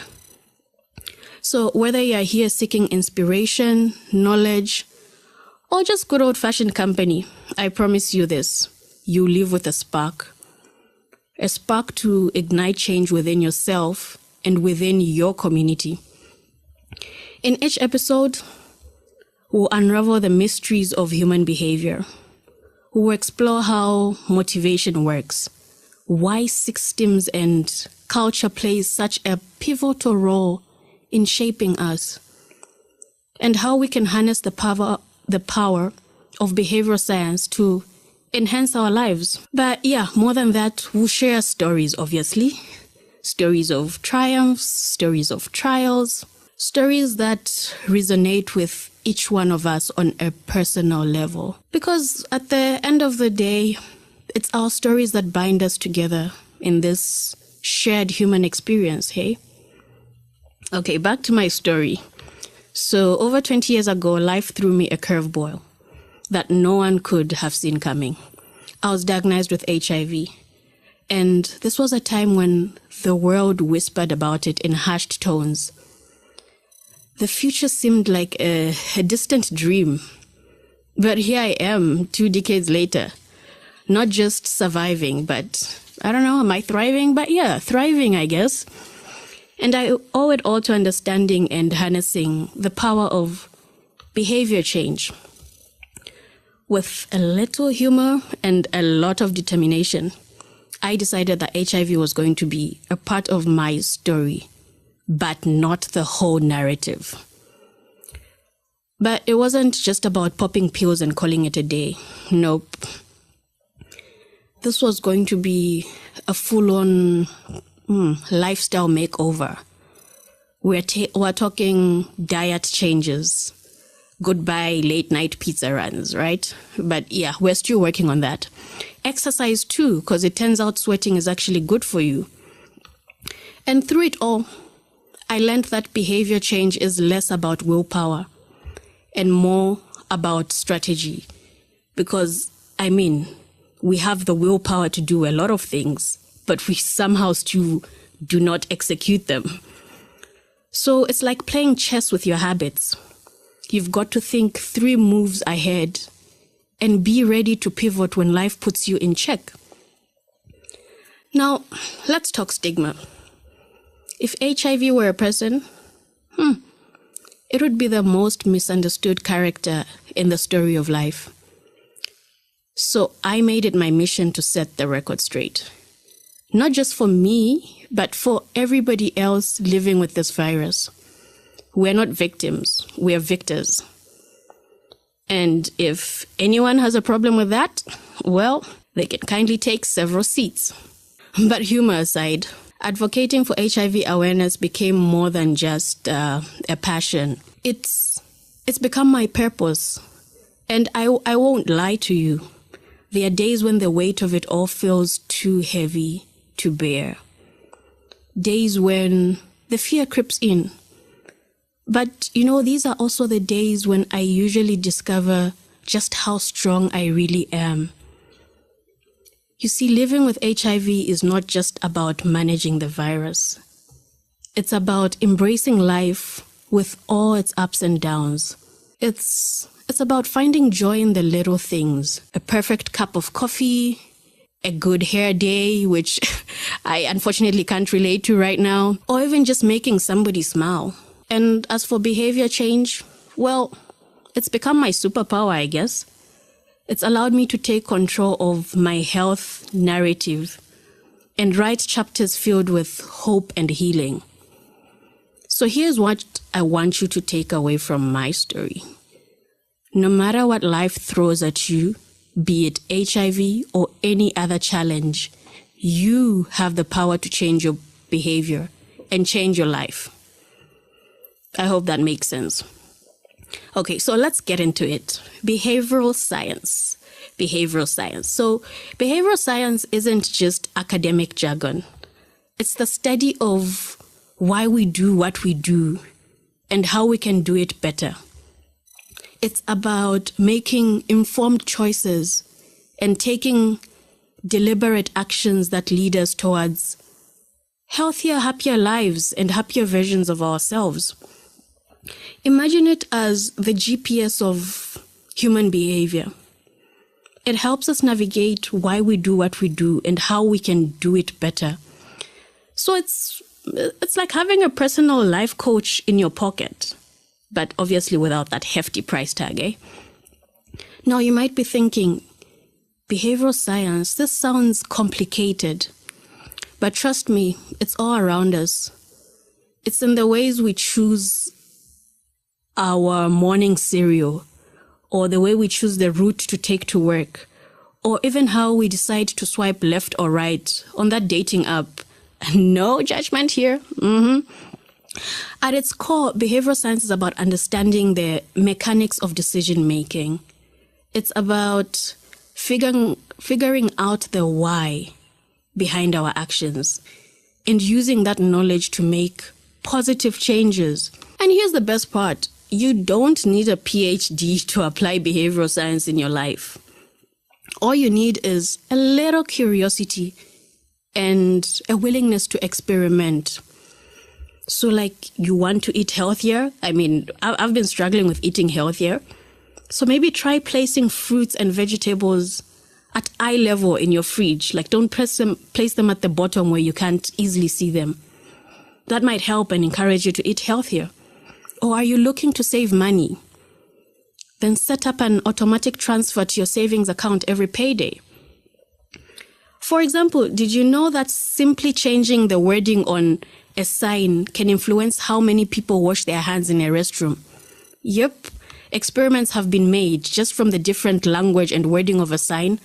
The number of people who actually washed their hands after using the loo increases. Or that reducing the plate size can help combat overeating. So yep, behavioral science is that cool kid in class who knows all the tips and tricks. And let's face it, we could all use a little help in the decision-making department. Well, at least I know I could.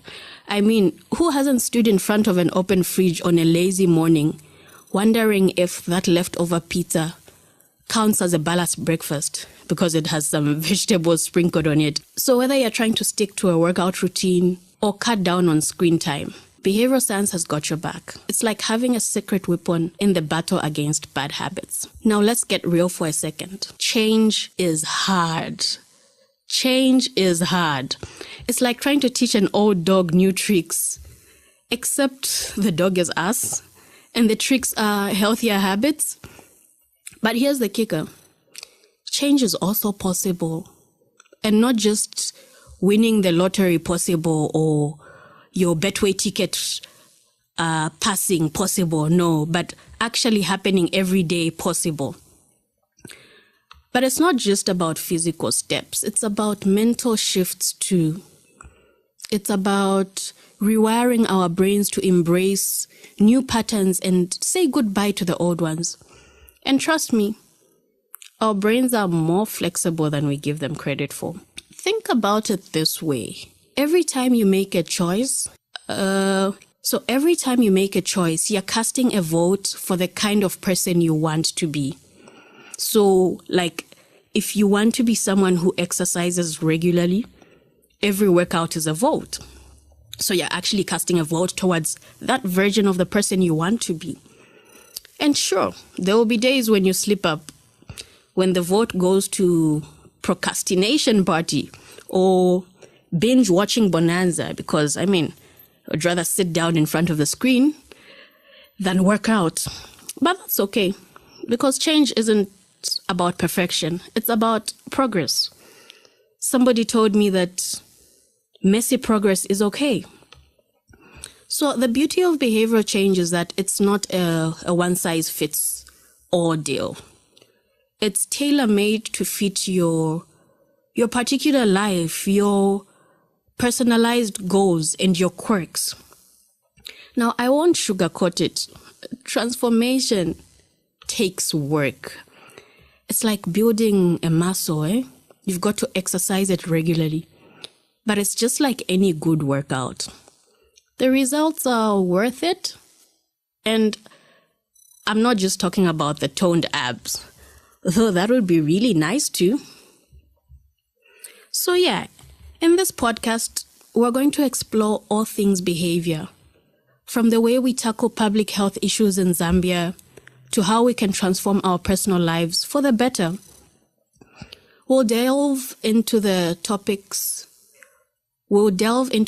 like mental health, holistic well-being, and yes, even how to make those pesky New Year's resolutions stick. Because, yeah, how many resolutions go just like that in the drain? So each episode will bring you insights from experts in the field, practical tips you can apply to your daily life, and personal anecdotes from yours truly. Because let's face it, sometimes you've got to hear it from someone who's been there, right? So why reclamation? Because that's exactly what this journey is about. It's about taking back what's ours, our agency over our health choices, and our ability to shape our own narratives. It's about shedding the stigma and embracing science as our ally in the quest for well-being. And if you're wondering what makes me qualified to lead this change, well, Aside from my professional credentials and personal experience with HIV, I'm someone who believes in the transformative power of hope and action. I have seen firsthand how small changes can lead to big results. So trust me, bro. So whether you're tuning in from Lusaka or listening from halfway across the world, know that this podcast is for you. It's for anyone who's ever wanted to make a change but didn't know where to start. It's for those who are curious about the science behind our habits, and for those who are ready to take control of their health journey. Now, when you think public health, you might picture white lab coats, serious faces. But let's start with malaria, for example, our not-so-friendly neighborhood mosquito-borne disease. We've all heard the sleep under a mosquito net a million times. But let's be real. For me, when it is hot in the middle of October, it is hot enough to fry an egg on the pavement. That mosquito net, it feels like a sauna. So how do we encourage use? Enter behavioral science. So by understanding what motivates people, like comfort during those hot, sweaty nights, we can design better interventions and not just keep making noise about use a mosquito net, let's end malaria. But why stop at health? Like, behavioral science is also transforming how we drive. Yes, I'm looking at you, mister. I don't need a seatbelt. Or even how we save money, because who wants to get into Nkongole for Christmas? Like, let's start saving now. We have 5 more months. And it's even how we vote. The beauty of this approach is that it's not about dictating behavior. It's about understanding and then enhancing it.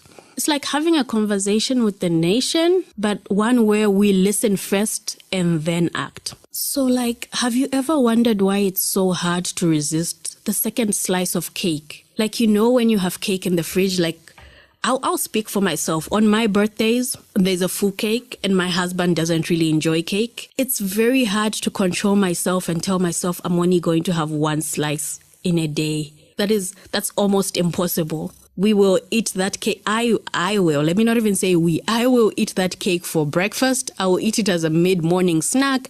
I will have a slice again just after lunch for dessert. I will have a slice again in the evening while watching a favorite TV show. So yeah, it's really hard to resist the second slice of cake even when you know you should be done. Or why we check our phones every 5 minutes. Well, behavioral science has the answers. And they are not as complicated as you might think. It actually turns out our brains are wired for instant gratification. That's why the cake is calling my name. And why social media notifications are like catnip. But here's the good news. We can rewire our brains. It's like updating your mental software. But it's not just about self-improvement. It's about community improvement too. Imagine if we all used behavioral science to be a little kinder, or a little more patient, or a little more understanding. We'd be living in a utopia, eh? Or at least a friendlier neighborhood. So whether you're trying to drink more water, or spend less time in front of the screen, or using your phone less, well, at least after this episode, of course, because don't decide you've had enough gadget time for the day when I need you to keep listening to this episode. But you just need to know that every step counts. Now, let's talk about these pesky habits we all want to kick. You know, the ones like biting your nails or hitting snooze 1 too many times. Behavioral science tells us that to break a habit, we need to replace it with a new one. So it's very hard to actually break a habit because I feel like you leave a vacuum, like you need something to fill up the vacuum. So instead of biting your nails, for example, how about drumming your fingers to the beat of your favorite song? And instead of hitting the snooze button, we put our alarms across the room. And we turn waking up in the morning into a scavenger hunt. Like, put your phone away from the as far away from the bed so that you're forced to actually get up and turn it off. But has anyone actually tried that though? Because I really struggle with getting up in the morning. So has anybody, I know it's something that has been circulating for a bit. Has anybody given it a try? And has it actually worked out? Or have you found better ways of actually getting up early if you're like me who struggles to get up? Please leave a comment on if it actually helped you with getting up on time or if you found another way of getting up on time. And just like that, we're at the end of the first episode. Wow. You actually made it this far. I hope you now have an idea of what reclamation is about. If you've enjoyed today's episode, don't keep it to yourself. Share the love. Tell your friends, tell your family, tell everybody about it. And thank you for tuning in today. Thank you for joining me till the very end. In the world of behavioral science, every ending is just the beginning of something new. Please remember to subscribe, leave a comment, and stay tuned for more adventures in behavioral science as we continue our journey towards a healthier, more informed decision making. Until then, stay curious, stay vigilant, stay healthy. This is Tabo Lukato Hadonka signing off from Reclamation.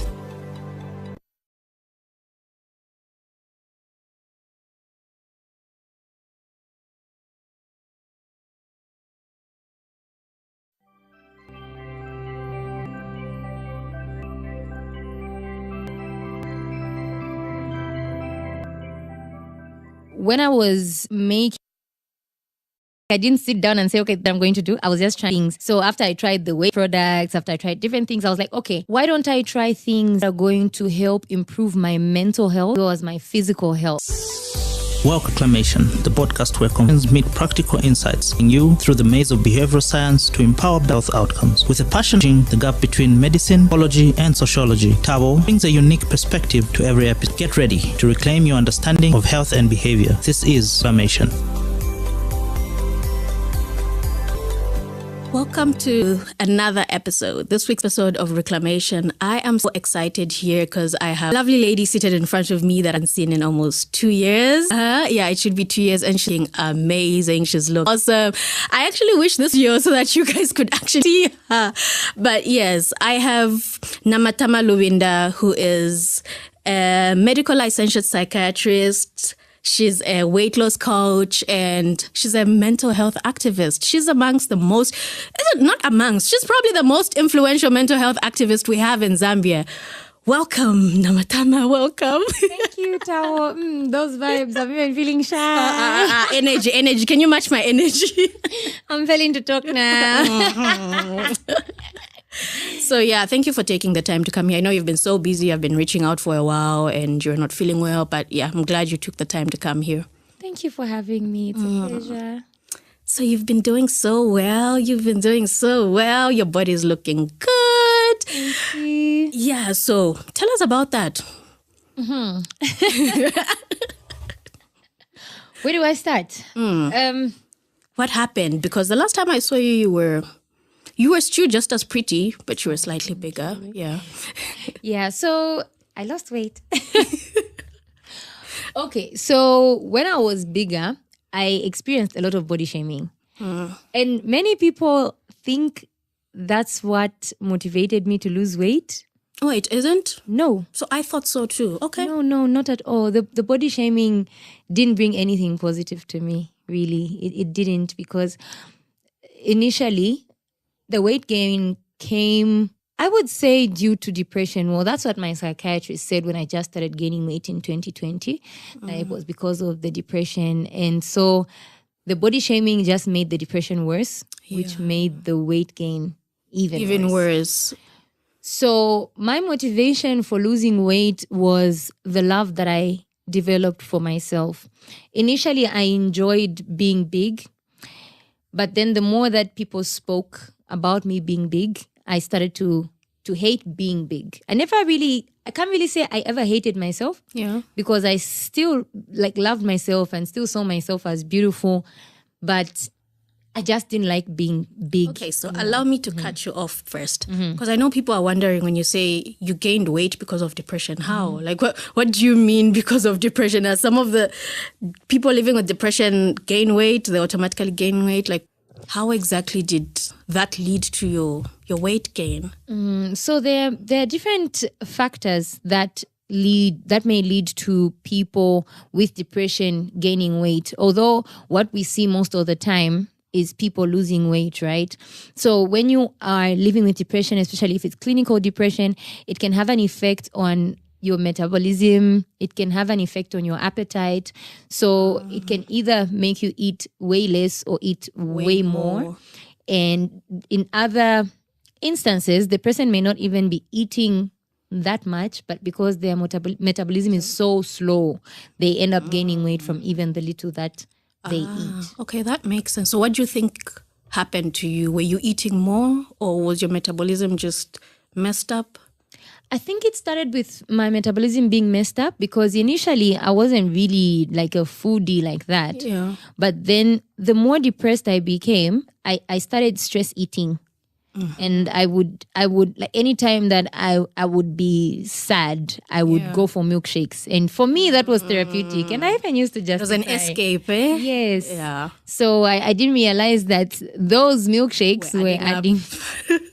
Yes. So due to the weight gain, I started developing physical health complications. So I had borderline high cholesterol.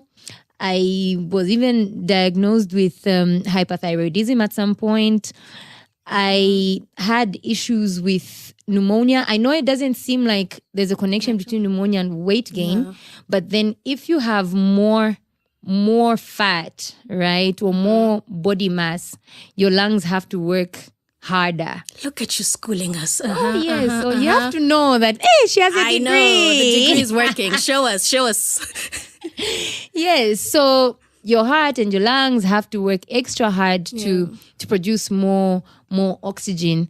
So because I already had COVID pneumonia at some point, like it was terrible. And so after that, I had recurrent pneumonia about 5 times within a year, you can imagine.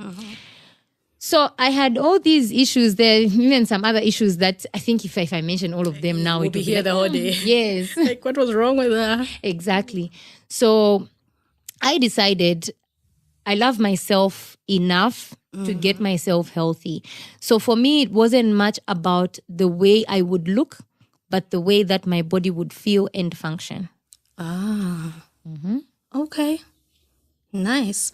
That was really nice. I had no idea. And I think a lot of us always thought it's because of what you went through on the Date My Family show and all that. But it's actually encouraging that you did it for yourself, which is very important. It's like intrinsic motivation, eh? Yes. When I tried to do it because of body shaming, it just got worse. And I would start my jogs, and in the middle of a jog, I get angry at a comment that someone passed and like, I'm jogging just to impress that person. I've stopped, and I'll stop jogging for like 2 weeks, and then I get back. But then when I said, this is for my own good, I was on with everything. Okay.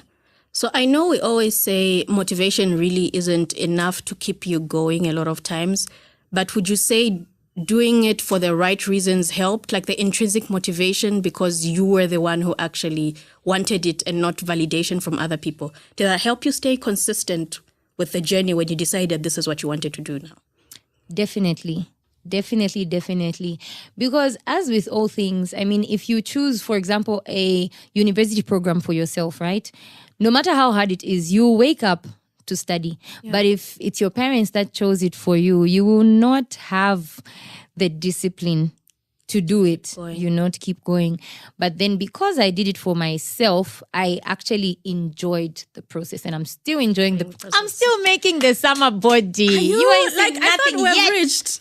No. Okay. Yeah. Megan Thee Stallion vibes. They're getting there. Wow. Okay, that's actually interesting to hear. But what other ways have you managed to stay consistent, especially because you were still dealing with your mental challenges, your mental illness, you still had your depression that you had to live with. So how have you managed to stay consistent? How did you manage to stay consistent? How much have you lost?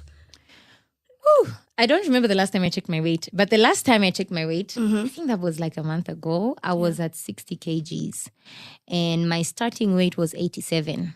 Over 20 kgs? Yes. Okay, so you need to tell us. So how did you stay? Kgs. Yeah. So how did you actually stay consistent even when, because I know when you're living with depression, sometimes you just do not feel like engaging in any activity, even if you actually know the benefit and understand it. That's why I always keep repeating and saying today, it's one thing to know, but it's like the gap between the knowledge and the action. How are you making sure? Because I know you needed to do a lot of lifestyle modification with the working out, the diet. How did you go about that whilst you managing your depression? So on the aspect of health, right? The mental health aspect was also a huge factor. So when I was making my plan, it actually wasn't like I didn't sit down and say, okay, these are the things that I'm going to do. I was just trying different things. So after I tried the weight loss products, after I tried different things, I was like, okay, why don't I try things that are going to help improve my mental health as well as my physical health, you know? Yeah. So I know that exercise is one of those things. So whenever I would feel lazy, I still have those days when I feel lazy. And I tell myself, you'll feel better after this, you know? A jog a day keeps the depression away. Like the hardest part about anything is starting. So I always just get myself to start. And even when I skip, because I'm human, you know, we are bound to fall short of the glory of God and ourselves anyway. So even on the days when I don't necessarily do what I'm supposed to do, I do a mini version of it. So if I was supposed to say jog for 30 minutes, I skip rope for 5 minutes so that I still feel so it's an alternative. At least you didn't do nothing. Yes. And so my body also has registered that, okay, she's exercised. That dopamine has spiked. Yeah. And yay, hooray, Tama. Yeah. Nice. And also on the aspect of food, because that's something that I've also really used to help with my weight loss and getting more fit. Because I live alone, it's easy. I just decided to get rid of everything that wasn't good for me and just started buying more of what's good for me. So I would buy like vegetables in excess. Yeah. So that I'm forced to actually cook them. Vegetables. Because it's the only thing you have in the house. Yes. Okay. Then what about for us who are not living alone and you have family? How would you advise us to go about that? Because that was at least, it was helping you. But then for other people who are living around people and they are having all this carbs and fatty foods and all that, like, have you thought about that? Like, what ways would you? Yes. So my weight loss program is actually tailored to Zambian lifestyle, Zambian diet. So it comes with a meal plan that includes food like nshima, your everyday food, right? The only difference is the way the food is portioned. So if you are eating with your family, right, and you have nshima, you should just portion your food accordingly. So 50% of your plate should be filled with vegetables. So if you're eating nshima, probably you'd need to cook 2 or 3 vegetables. Yeah. And then 30% protein and then 20% the carb. So the people in my group don't eat more than 1.5 lumps of nshima. But they still get full. Okay. With the veggies. Okay. You should try it. I will.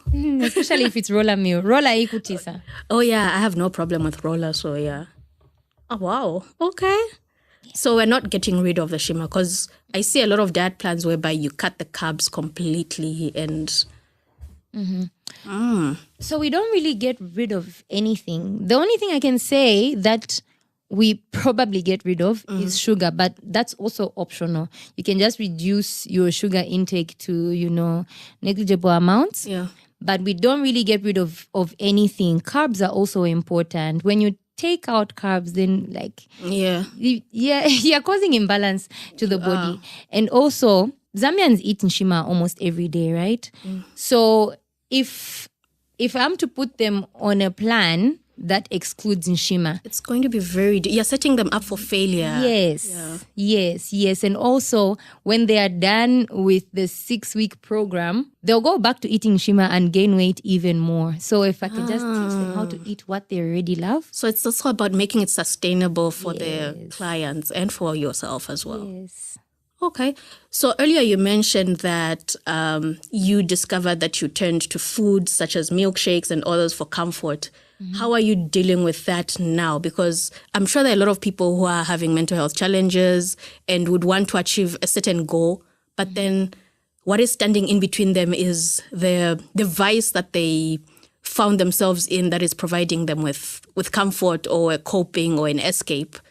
So like the food, because you were turning to food for that. How did you, was it automatic? Like once you decided to say, I want to lose weight, did you stop wanting to have the milkshakes that you used to have?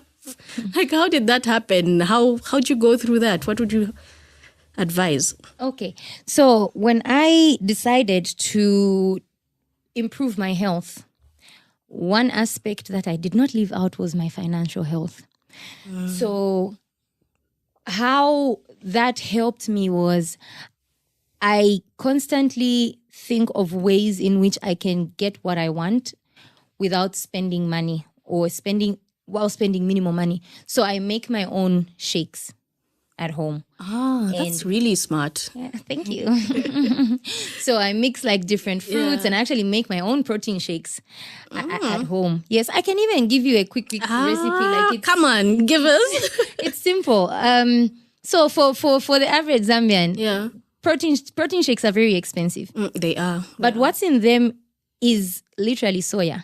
So if you are not allergic to soya, you can get that soya porridge that they sell. The same cheap one. And then use milk and put your favorite fruits. I usually use banana as a base because it makes everything nice. I love bananas.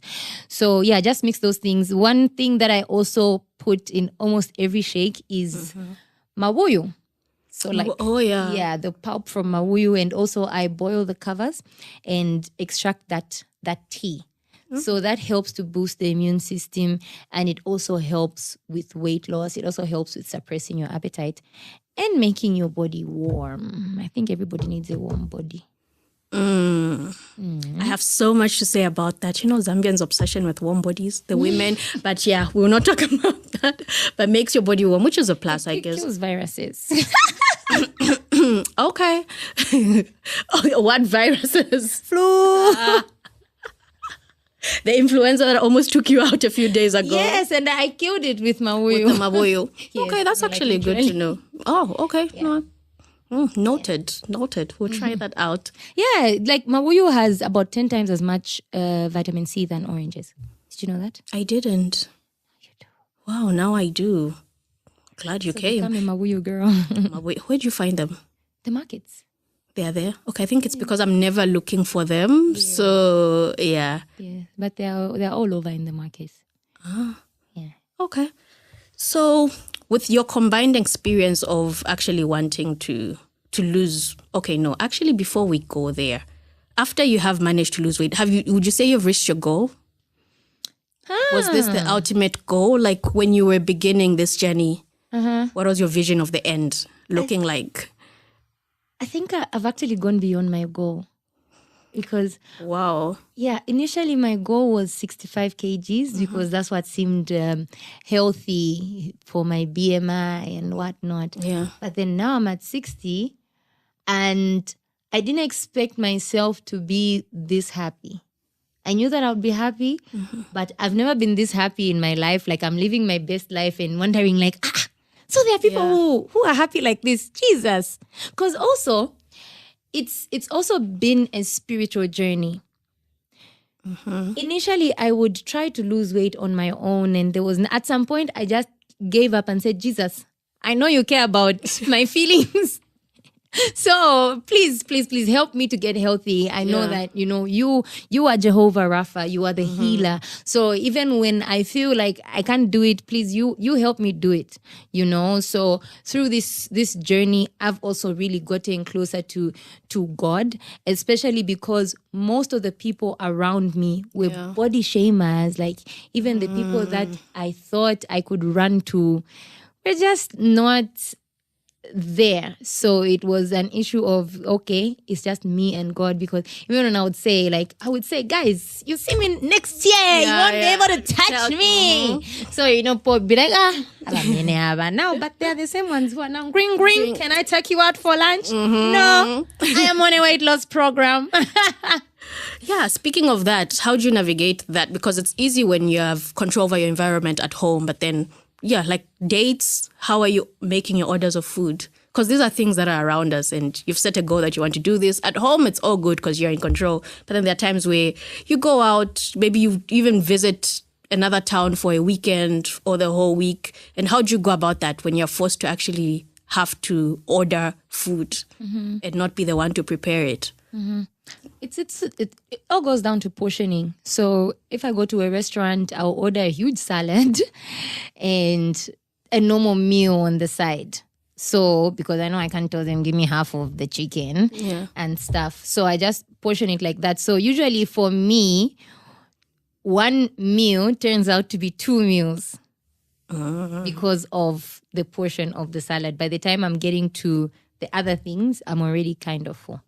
Nice. That's actually interesting to hear, because I remember someone saying, like, expensive and fancy hotels, when they have buffets, they usually start with the salads deliberately, as compared to the cheaper places, which would start with the actual carbs and the proteins. So it's like they start with the salads as you're going to serve. I don't know if you've observed it.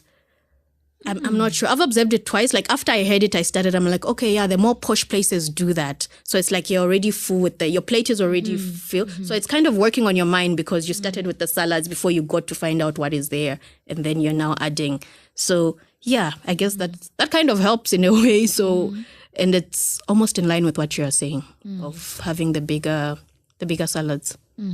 I'll be more observant now. You should. Interesting. Maybe they lied to me, but it's possible. It's possible, right? Yeah. I observed it twice. I was like, oh, interesting to note. They're expensive people. They can pay the psychologist. Exactly. Yeah, like how do we go about, I guess it also saves money for them because salads are cheaper than, right? Yeah. Than meat. Yeah, salads are cheaper than meat. So it's a win for them in the from the business point of view. I think I should open a restaurant, You have so many. You get an idea every single time people have conversation with you. Yes.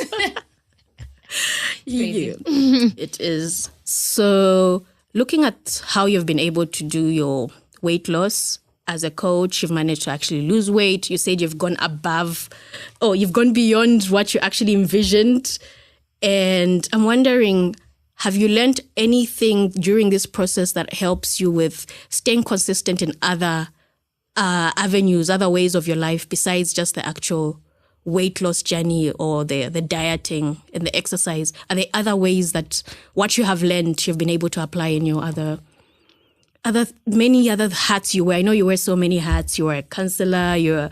So the consistency. I'm wondering if there are any transferable skills or insights you've gotten. The biggest lessons that I have learned through my weight loss journey are financial lessons. Through my weight loss journey, I have found myself, I don't know if I can say making or multiplying more money. I'm able to save more money. I'm able to invest my money in, places that like long-term investments, short-term investments. Before, I wasn't the best person with money. I didn't really believe, I used to save, but just like, no more saving, piggy bank, 1 to 100 day challenges.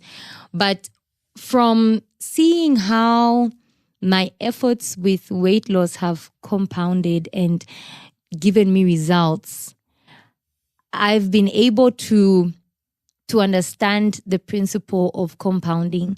I used to have difficulties understanding money. That was the most difficult topic for me. For a lot of us, actually.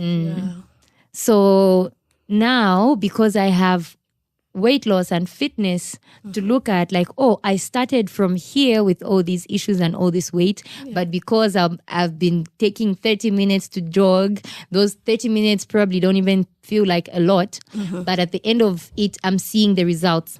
So that made me start saving. Like, okay, if I save even just a small amount of money every day, so I cultivated a habit of saving every single day. And through that, I've been able to do things that I'm like, me? Yeah, like how did I do that? Even you are shocked. Yeah, a big person now, clearly. Oh, I'm not ready. Big people. That's really nice to know. That's really nice to know. Any other insights you have for us? Anything else? Anything you wish I had asked in this conversation that is important that you think somebody listening would benefit from? You can only get better when you start to love yourself. And when I talk about self-love, I'm not talking about going to the spa or having a skincare routine. I'm talking about loving yourself enough to be disciplined. Discipline is also a form of self-love because you are investing in your future self.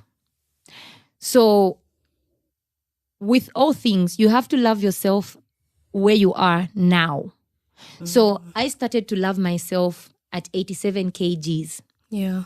And told myself I'm going to get this, I love this 87 kg body and I'm going to get it to 65 because I love it. And because I love it, I'm going to stress it until it does what I want it to do. So yeah, love yourself enough to put yourself through pain that's going to pay off later. Wow. That's actually that's so wise. Ish, I feel like I've just, hey guys. You're powerful, eh? Wisdom will kill me one day. It will. It actually will. I was thinking of asking something and it's just, I've lost my train of thought. Your wisdom just confused me. I swear your wisdom confused me. I hope you're going to cut that out. Like I really had something in mind. Anyway, how many more minutes? Okay, so that's very, very insightful. And if somebody's out there listening to you and saying, okay, she just has so much to give and they want to tap into that, how do they get a hold of you? Okay, so my socials, Namatama Luvinda. Wherever you just see Namatama, mental health, you just type in my name, something mental health will come. I don't think we are many Namatama Luvindas. Nah. Maybe the other ones are doing other things. Also, my number is 0777 003 153.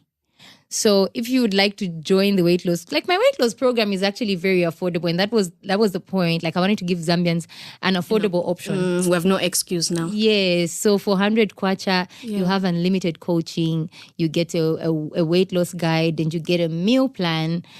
And also you get mental health coaching. Yeah. Yes, because that is very important. Yes. So every day we do an exercise that helps to improve our mental health as well in just 100 kwacha. That really sounds like a bargain. And thank you for doing that because I know it takes a lot to take from your time and your effort, your mental bundles to actually pour into other people. I'm so happy that you're doing this and making a change in people's lives. Thank you. Yeah. Thank you so much for having spare the time to come here. Thank you so much. I really appreciate it. So yeah, that was Namatama Luvinda. Shared so much information on how she's able to stay consistent in her weight loss journey, how she's able to portion her foods in order to achieve the goals that she actually wants to do. Her socials will be shared on the podcast description, show notes. Until next time. Bye. Bye. Thank you for joining me till the very end. In the world of behavioral science, every ending is just the beginning of something new. Please remember to subscribe, leave a comment, and stay tuned for more adventures in behavioral science as we continue our journey towards a healthier, more informed decision making. Until then, stay curious, stay vigilant, stay healthy. This is Tabo Lukato Hadunka signing off from Reclamation.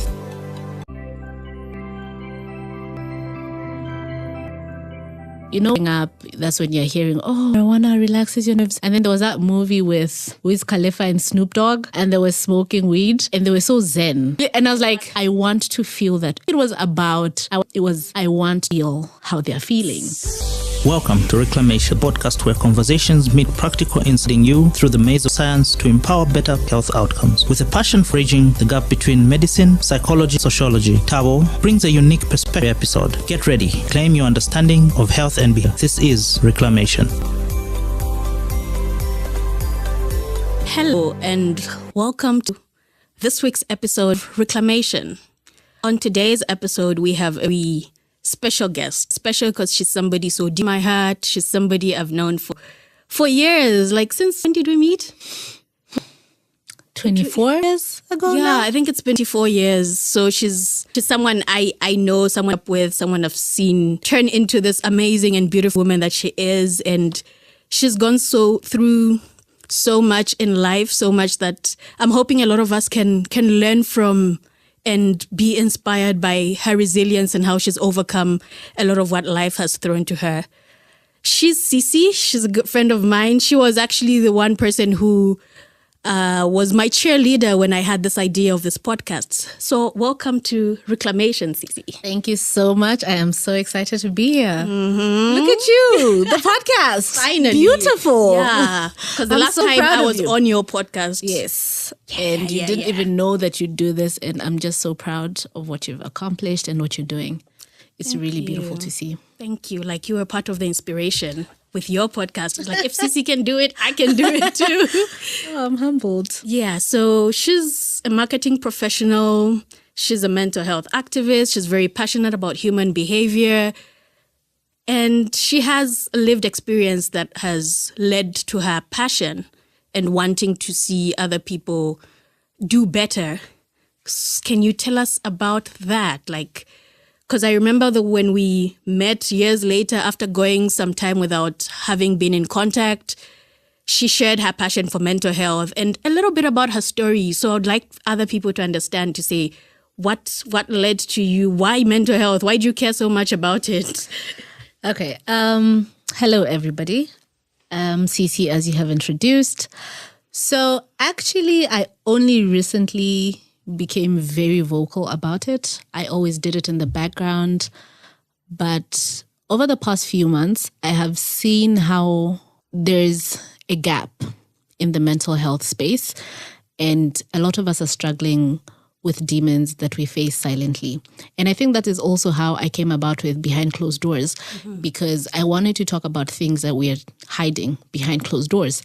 So how did mental health come about? From as early as I can remember, I think 14, I would always be overcome with this overwhelming sadness, right? And I never really understood what it was. And obviously you can't share to anyone to say, oh, I'm sad, because everybody gets sad. Mm-hmm. And then obviously I attributed it to maybe so much that had been going on in my life. I have been surrounded by a lot of loss and a lot of trauma. I think that is what kind of started all of that, right? Yeah. By the time I was 15, 16, I was having blackouts. I was not eating. I was not sleeping. All I did was just rot. Oh. And it was so bad, so much that I had to be pulled out of school because of that. And this is something I've never shared with anybody, huh? Wow. I had to be pulled out of school for a year. And I was just rotting away. And this is when I discovered marijuana. So there was somebody who was living in our area who would always give me, some joints. And that is the only way I would, talk to people, smile, do all this other stuff. So, hold up. How did you get to discovering the marijuana part? Like, how did you, the first time that is, do you remember what led you to think, let me try this out? I think did you know that it would make you feel better? Were you hoping? Did you search for some things that didn't work and marijuana was one of those you bumped into? To be honest, I think it was just around the time, as a teenager, you're trying to, you're being woke. Like, we're trying alcohol, and I wasn't really a fan of alcohol. I tried that. It didn't work out for me. I think I would throw up all the time. So I knew that, okay, I am not an alcohol person. And, when you're growing up, that's when you're hearing, oh, marijuana relaxes your nerves. And then there was that movie with Wiz Khalifa and Snoop Dogg. Yeah. And they were smoking weed. And they were so zen. It looked cool. It looked really... And I was like... want that. I want to feel that. I don't think it was about, I want to be cool. It was, I want to feel how they're feeling. Because the demons that I was fighting daily in my mind, I just wanted some silence. So when somebody had that and I had the opportunity to try it, and in fact felt how I saw it on TV, it was beautiful. And this is something I did privately. For the most part, my mom traveled a lot. Okay. So it was not easy for her to tell that something's happening with my kid is starting to do drugs or any of that, right? So I started the marijuana. Whenever I'd feel some type of way, and then now it became to a point where I'm smoking maybe 4 to 6 joints in a day. If I don't smoke, I'll not sleep. If I don't smoke, I will not eat. I will not, So you I would not function. dependent. Yes, I became very dependent. And then it got to a point where I don't feel anything else, just the high. And I started self-harming because I'd want to feel a different pain from what I'm struggling with. So I'd harm myself, slit my wrists, just so I could feel a bit alive. And now I started losing time because of that. I don't know if it was because of the marijuana or I really don't know, but I'd have blackouts. And so my mom sent me to the hospital to get my blood tested because maybe you have low sugar or something. Yeah. And when I got there, they tested everything. Everything was okay. And the doctor, spoke to me for a little bit, trying to understand when all this started, how I feel around just before I black out or after. And he told me that, what, your case needs a psychiatrist because it seems you have chronic depression and anxiety. So, but how he told me, and now that I think about it, I'm like, it could have broken me further because he said, if you continue down this path, you will die. And so as a teenager, as a 16-year-old, all I've heard is, I'm going to die. So that freaks you out. So I go home and I'm telling my mom, okay, so I'm going to die because I have something called anxiety and depression. And the grace that this woman showed, I'm very thankful to this day because an African parent being told that your kid has a mental illness is really, nobody wants to have a kid. That was like 10 years, over 10 years that ago. was over 10 years ago. Nobody wants to have a kid who's broken. So, I go to the psychiatrist and they do all the assessment. And yes, that is what I have. So they're giving me all these pills, antidepressants, anti-anxiety meds, sleeping pills. Yeah. So I'm on a cocktail, right, of all these meds. And so I have to now work the meds and the marijuana because I'm still abusing that, right? And now it means Did your doctors know you were using? No, nobody. Till this day, till now in the podcast. This you don't know. Nobody knows. So the medication did not work. They instead numbed me because maybe the chemistry with the marijuana or maybe my body was not working with it. Because also you need to realize that at that time, over 10 years ago, that was trial and error. Yeah. Mental health wasn't something that, okay. It's just something we're still right now, exactly. But at least where we are at now, it's much better to manage. We've made progress in that area.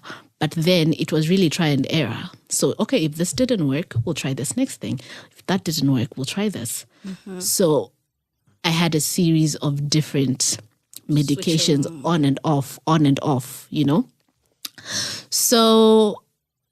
But the marijuana was still there. The marijuana was still the constant. It was the constant. It was giving relief, would you say? It was giving relief. It was giving zen. It was giving peace. Yeah. And at some point, I thought to myself, I haven't been to school in over a year. And I have to pretend with my age mates. Yeah. I would, you know, when it's 16:30, I'd wear my uniform and come outside so that people be like, oh, she's from school.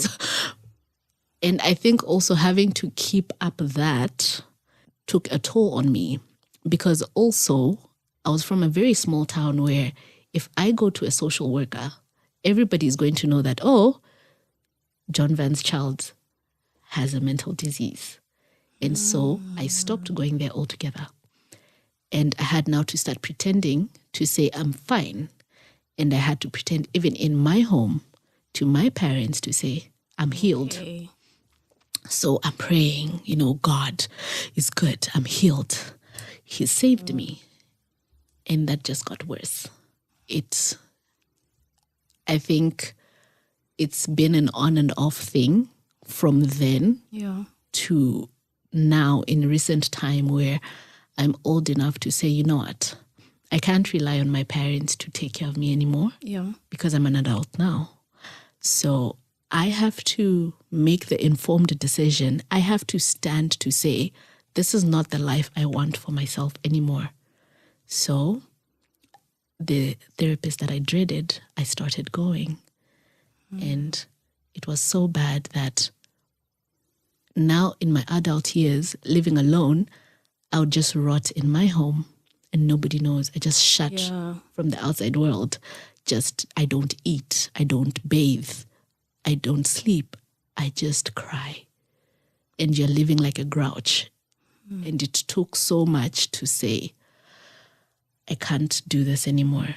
Because then you have suicidal thoughts and now you attempt suicide. And then God is faithful.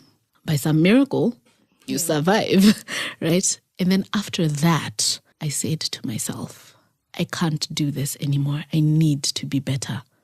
No one is coming to save me. I have to save myself.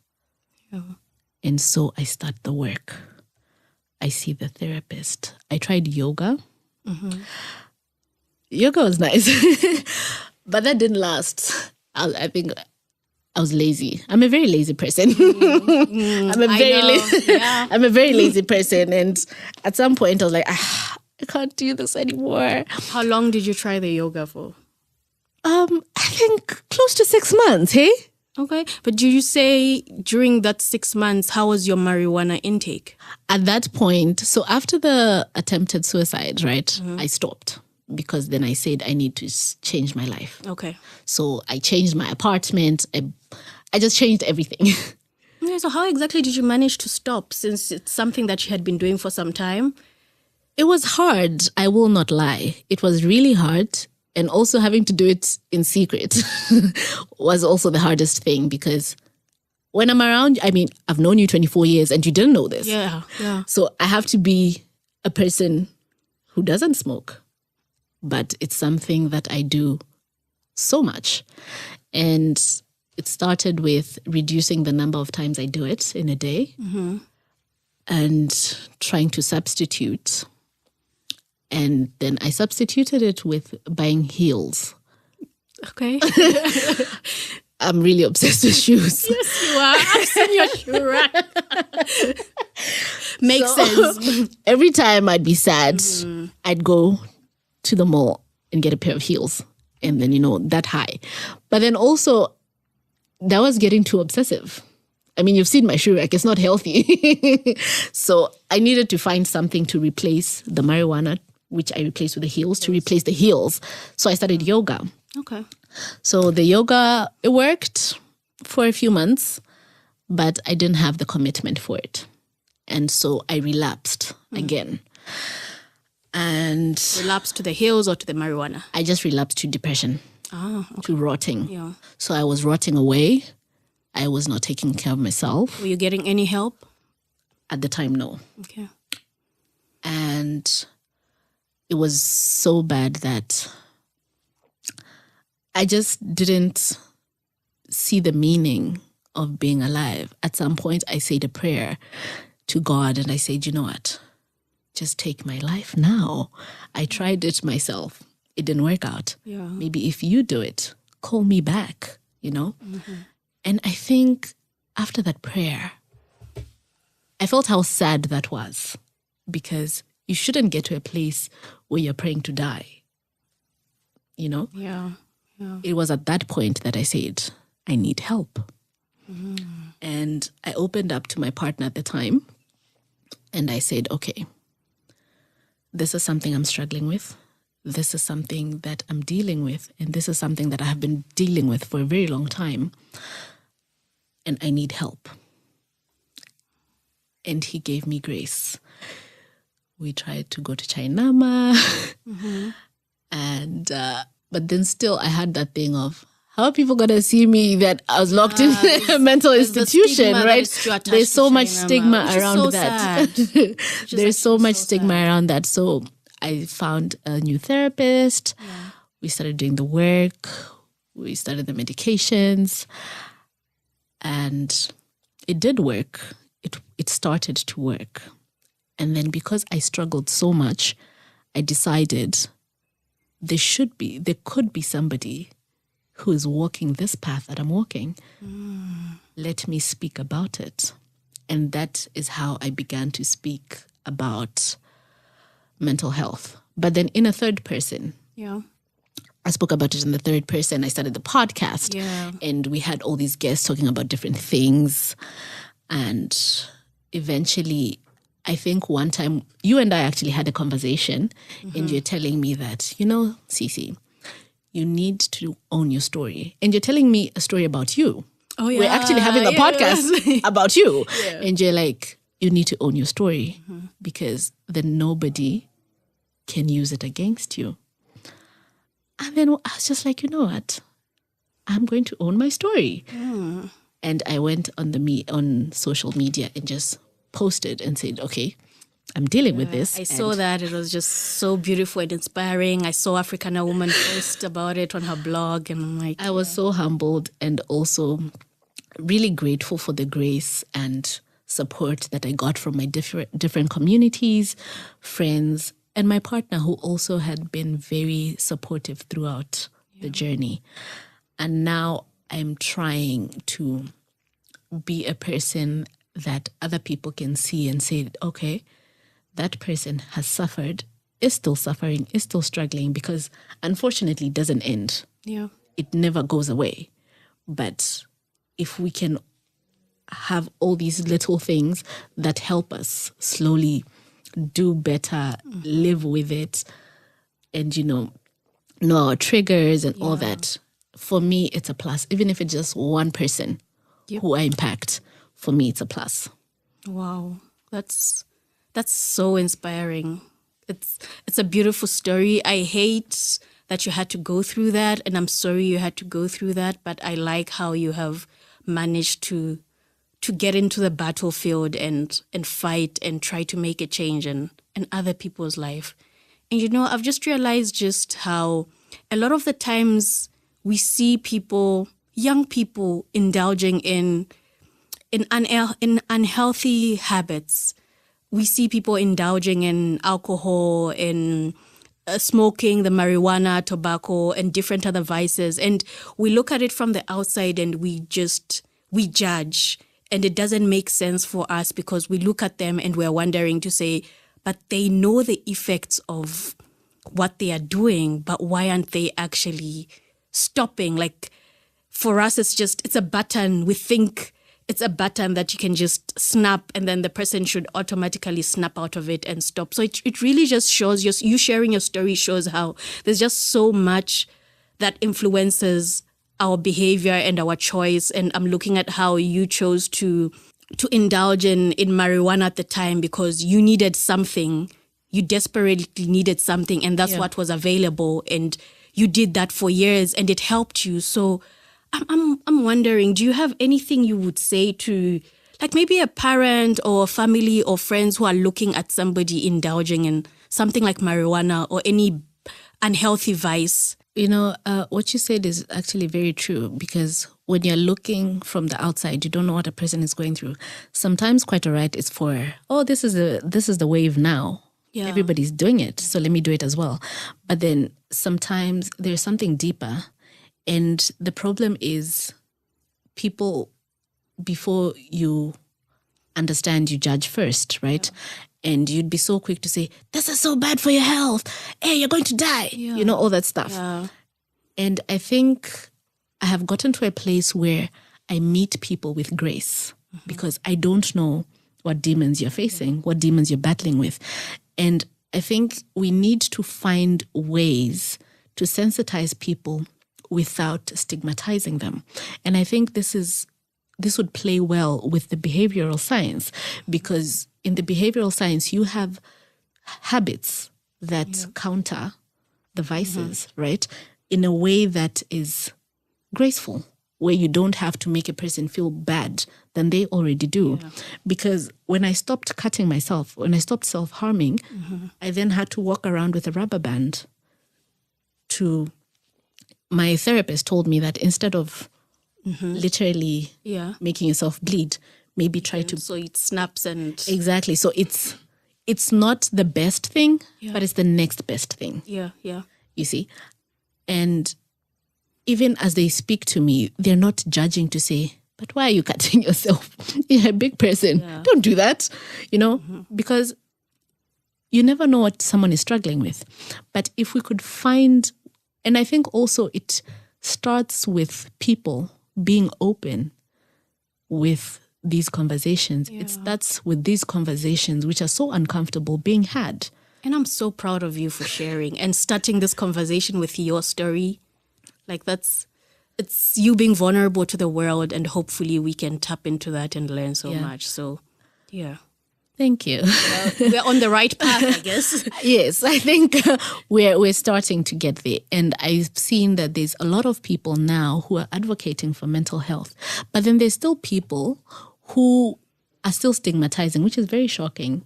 But then also I have come to realize that people hide what's inside by, you know, mocking other things.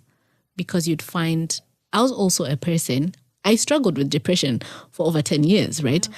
But I'd also be like, I would never see a shrink. Yeah, because I get that. It cost me zero to say, it is what it is, right? It's the same thing with even Chainama. Like, people know to say, yeah, you can see a therapist there, but then the thought of, okay, I drop off and I walk to Chainama, how is everybody going to... That's the thing. So I had to stop being a hypocrite first.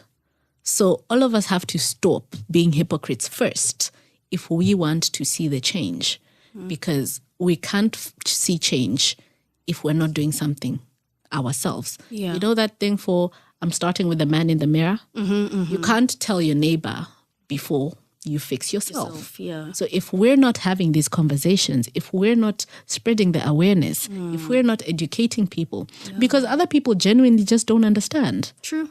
Others, it's really just negligence. You know what I mean? So if we're not starting these conversations, educating people, spreading awareness, then we're not going anywhere. Wow. This has been a lovely conversation. It's just, I'm hoping even for the listeners, they realize just how much a lot of our emotions, a lot of things unseen really play a role in what we see on the outside, the behaviors we look at and judge, and the behaviors, the people we call junkies. Yeah. There's just so much more, and sometimes it's not just about the educating of the people, as I always say, to say you can't really keep telling somebody to say this is bad, because the help they need might not be them knowing the negative of what they're indulging in, but it might be much deeper than that. So I'm happy you brought this. It's been an insightful conversation. It's lovely. Thank you so much for sharing this story on reclamation. Thank you so much for having me here. Yeah, so any last words? You know, it's funny because I tell other people that, and then now you're like, what am I I've never. I think meet people with grace, because you never know what people are dealing with and what people are constantly having to battle with. So no matter how you feel you would have acted differently in a situation, meet people with grace. Wow. That's powerful. That's lovely. She says meet people with grace. I hope this week we will try to look at the people we've been looking at and judging and try to extend some grace towards them, even as we form a picture of who we think they are or might be. That's a very powerful thing. Thank you so much for that, Chonga. Thank you so much, I'm so happy Cece. for being here. Thank you so much. Yeah.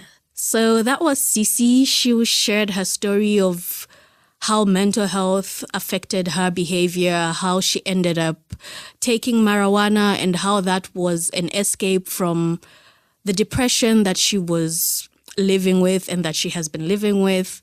And it's been a very insightful conversation. And I think it leaves us with so much to reflect on. So much. We all have people who have behaviors we don't really understand. We're trying to make sense of. We probably even shout at them and judge them for that and don't understand why they're doing it. But maybe this is the time to question if there might be some hidden force behind why they are doing what they are doing. It could also be with you as an individual sometimes. You might find yourself indulging in certain substances or certain behavior that you really want to get rid of, but haven't really understood why you do it in the first place. So this could be a moment to reflect on that. So yeah, that's the end of the episode. Thank you so much for listening. Please do subscribe, share it with somebody who might be inspired by this lovely story. Thank you for joining me till the very end. In the world of behavioral science, every ending is just the beginning of something new. Please remember to subscribe, leave a comment, and stay tuned for more adventures in behavioral science as we continue our journey towards a healthier, more informed decision making. Until then, stay curious, stay vigilant, stay healthy. This is Tabo Lukato Hadonka signing off from Reclamation.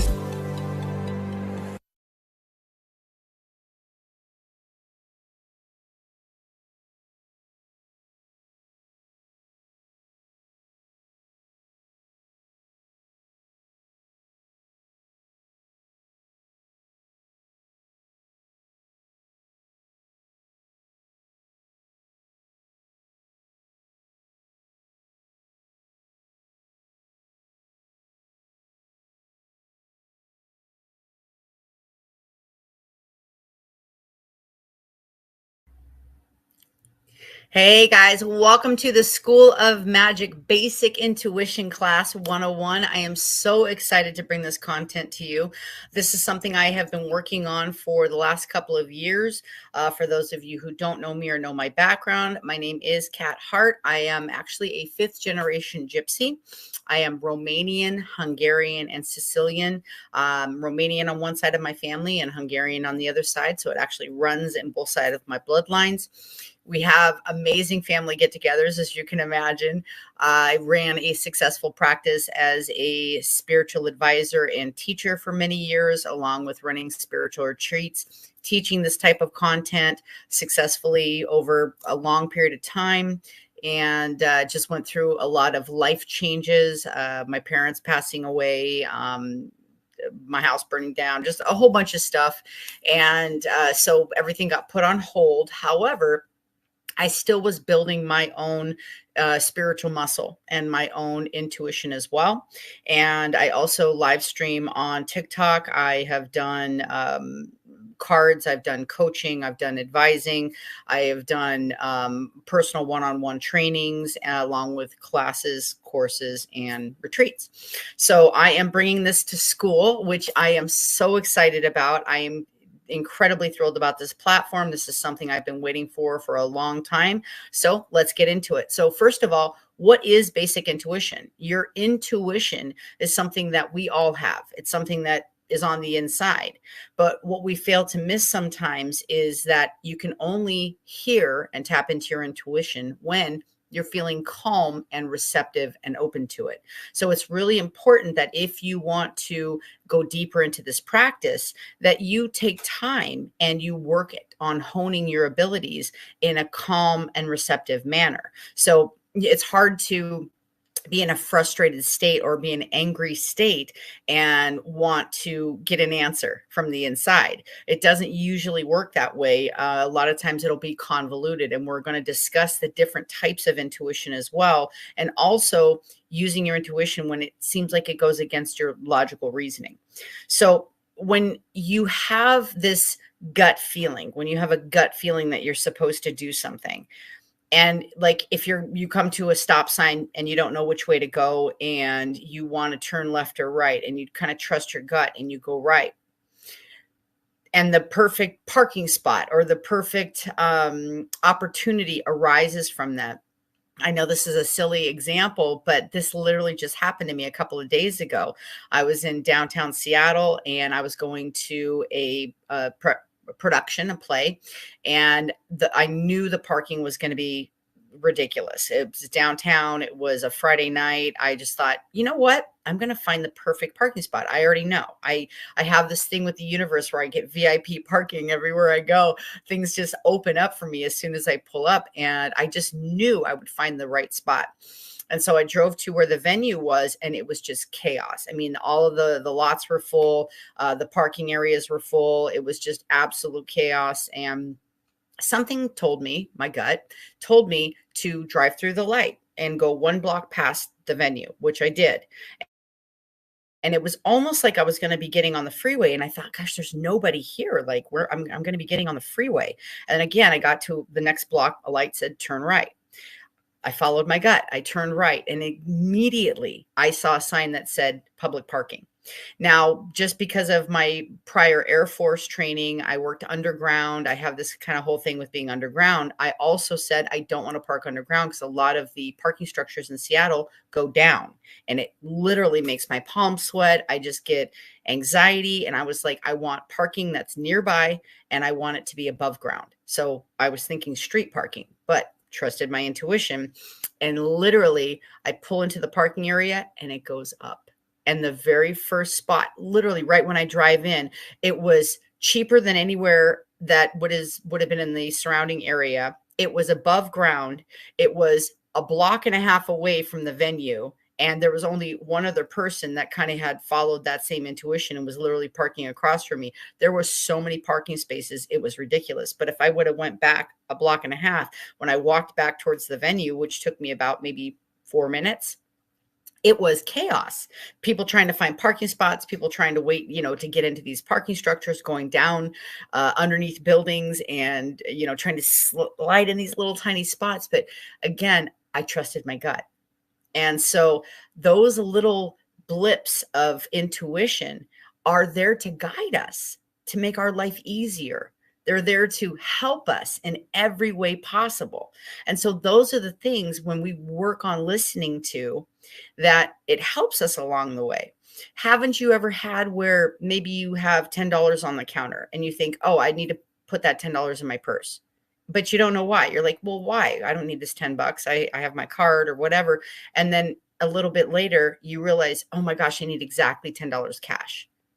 Or you feel guided to grab a pen and you don't know why, or your notebook, or a bottle of water, or whatever it is, an extra jacket.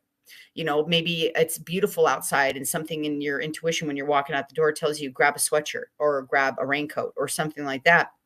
And out of the blue, you're at an event and the weather changes, or wherever you get to your destination, the weather is completely different.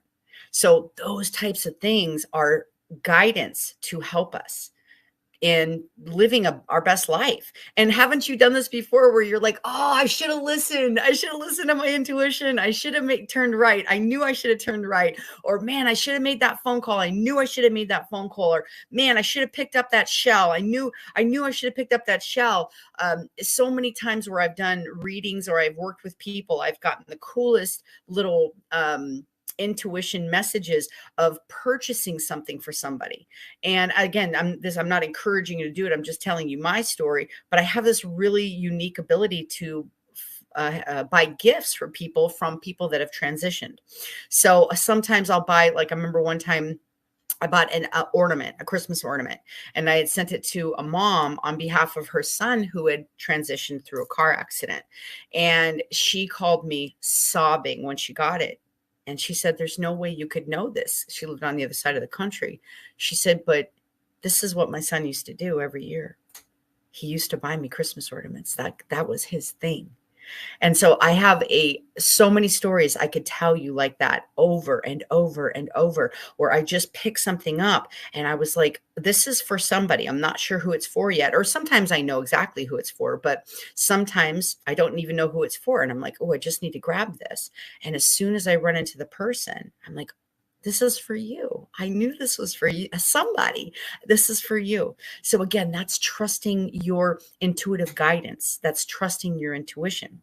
Now, there are ways that you can trust your guidance even more, and you can develop that. One really good way is to make sure that you're journaling. I write down thoughts. I write down ideas. I mean, even when I was building this course, I was writing down ideas. I was keeping, I mean, this is one of many books that I've had a lot of record keeping in to build these courses over the last couple of years.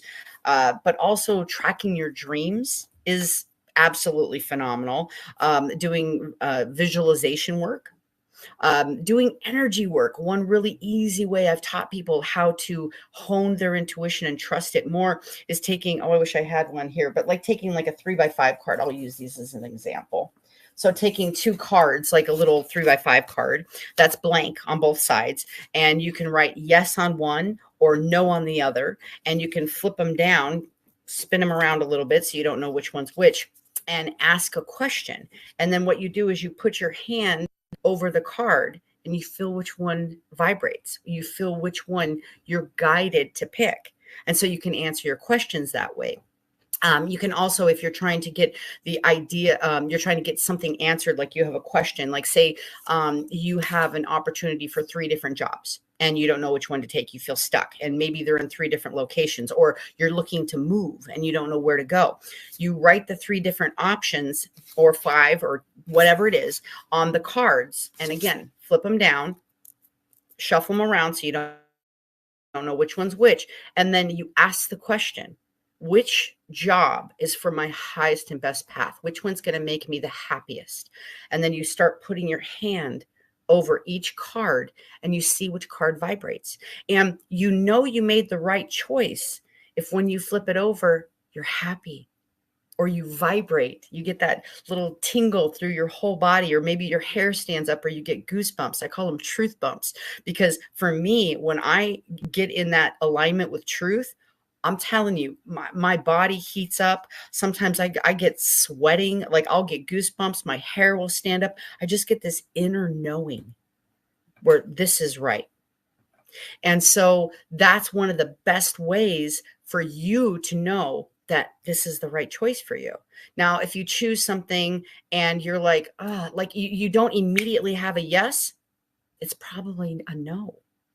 You might be forcing your own will. So one other thing we want to talk about is making sure that you're not basically using your own personal biases or something from the past on, or wishful thinking. You don't want to put that into your intuition. So if you're hoping for a certain outcome, that's not letting your higher power in the universe bring you what's the highest and best for you. Because sometimes we want something so badly, but it may not be for our highest and best. A certain job or a certain relationship, or whatever it may be, it doesn't support us in living our best life. And we know it somewhere inside. We know it's not for our highest and best, but we want it so bad that we override our intuition and we go in that path anyway, and we're not happy. We know there's still that void. We know there's still that kind of unease. We're off balance because we know we chose something that wasn't exactly right. Now, it doesn't mean you can't learn from it. It doesn't mean you can't learn a lesson from that job or that relationship or that experience or whatever happens. But it's never going to make you feel fulfilled. It's never going to give you exactly what it is you want and what it is you're looking for, because only the alignment with who you truly are is going to do that. And so that's why using your intuition is so vitally important. That's why developing your intuition in these ways is so vitally important. And so this is using energy work. This is actually using your energy of your body. Now there's other things like pendulums. Okay, so now these, I will go into more of these later. These are actually tools, like using cards, using stones, using pendulums, using singing bowls, that you can actually tap into certain frequencies and vibrations that you can get yeses or get more information or get confirmations from. And while we're talking about confirmations, so in module 2, I will be talking about tools. I'll be talking about using cards or using stones or using pendulums or using things like that, that are tools that are in addition to your own personal intuition. Now, that being said, you don't need any of those things. You can, in fact, it's better to not use them to start really honing your intuition, because then you're not relying on a tool in order to trust yourself. So I want to talk about confirmations. It is absolutely okay and preferred that you bounce these things off of somebody. It's okay to have an idea or have a feeling or get an intuitive response about something and want to get a confirmation from somebody. This is one of the reasons I'm developing these programs in this school platform, is because you now are going to be able to build a community. You guys can talk amongst yourselves. You can actually post questions with each other here in the community. You can post questions to myself or other instructors that I'll be bringing on here in the community. And you're going to have everything that you need to have your questions answered, get validated, get confirmations, and also know that what you're going through is not isolated to just you. You're not alone in these experiences. You're not alone in these brain evolutions and learning how to develop your intuition. There's people around the world that are doing these techniques and that are really using it to the best of their ability so they can have the life that they've always dreamed of, in order to really find their passion, live their purpose, do something to heal themselves or the world, or, you know, there's so many beautiful things that you can do with your intuition. But the number one thing is to make yourself feel whole, to make yourself feel like you've filled the void, because it's not going to come from out there. There's no person, there's no thing, there's no amount of money, there's no job, there's no place, there's nothing else that's going to fill the void. Only you can do that. Only you can feel whatever's missing on the inside. Only you can use your intuition to guide you to those things that are going to help you to stay balanced. Another really good practice is to make sure that you're connecting with nature, because nature is very in tune with the frequency and vibration of intuition. If you walk barefoot, it's called either grounding, or it's called, oh my gosh, I just spaced. It's grounding, but there's another word for it. It'll come to me. It's up there in my brain. But you can actually walk, and what you're doing is you're trading electrons with the planet. So again, it's very scientific, but you're actually grounding energy into the Mother Earth, which Mother Earth is incredible at recycling energy. And the good thing is you can feel the frequency and the vibration of animals, trees, plants, flowers, living things, water, rocks, and stones. That's why each type of stone has a different frequency. Again, we'll get into that in module 2, but literally you can tap into these things. And when you have your skin against a tree, now, one thing I like to do is, I know this sounds kind of wonky, but ask permission. Remember, these are living things. So trees are living things. Grass and plants are living things. I mean, it's okay to have reverence for these beautiful living beings. They have proven that trees communicate, and trees have feelings, And trees actually grow and live in communities. Did you know trees can have life partners? And most of them do. Most of them have life partners. They literally grow together side by side. And if one tree dies or gets killed, the other tree will die also because their partner's gone. So they have measurable feelings. So, and they also have a groundwork of roots and little tiny hairs that emit frequencies and vibrations that they communicate through. So when you are going in nature and you want to connect with nature and you want to listen to what nature has to tell you, be respectful and realize that we're all connected. I love that movie Avatar because to me, that's the closest thing I've ever seen to everything I've ever felt on the inside. Just that connection with animals, that connection, how they would take their tail and they would combine with, the animal, or they would combine with the tree and it would just wrap around. And those types of, that's intuition at its finest.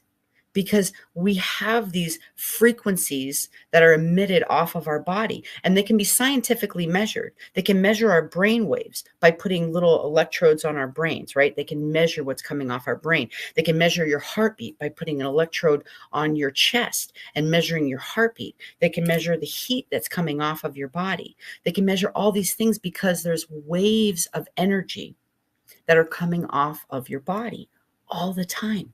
That's why it's so important that you stay present and you know what you're thinking about and you control your thoughts and your emotions, because as soon as you have a thought, it emits a frequency. It emits a wave of energy that precedes you. It goes out away from you, and it's going to attract more of what you're thinking about. So what you think about, you bring about. These are terms that have been around forever. What you focus on, you're going to bring towards you, and you're going to bring more of it. So if you're thinking about how hard things are, or how your finances suck, or how difficult your relationship is right now, you're literally going to attract more things that make it so.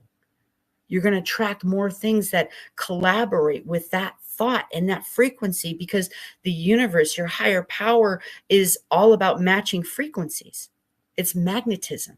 This entire planet and galaxy is based on magnetism. So you want to magnetize positive things. You want to work on this intuition. So what's the difference in a gut feeling or an intuitive knowing or an intuitive insight? Well, a gut feeling is kind of like I told you before about turning right or left, or picking up something. Other times, like an intuitive knowing is like, as soon as I walked in for the Christmas ornament for the mom, like I had a knowing, there was something inside that led me. I was like, I have to go in the store. I have to buy this ornament for this woman. Like it was just a knowing. I had an absolute knowing that I needed to do this. And I didn't know why. That's the best part about trusting your intuition. You don't need to know the why. The why will show itself later. But when you follow your intuition and you're helping to bridge these gaps, you're actually making connections for other people as well. And you're helping them to believe. You're helping them to see that this is a tangible practice. This is something that is there for every single one of us. Whether you choose to use it or not, every single person on the planet has an intuition that they can tap into. Animals use an intuition. They've shown that animals that, like if there's a tidal wave that's coming in, or there's a water surge, or there's some danger, that they have an intuitive ability to go to higher ground.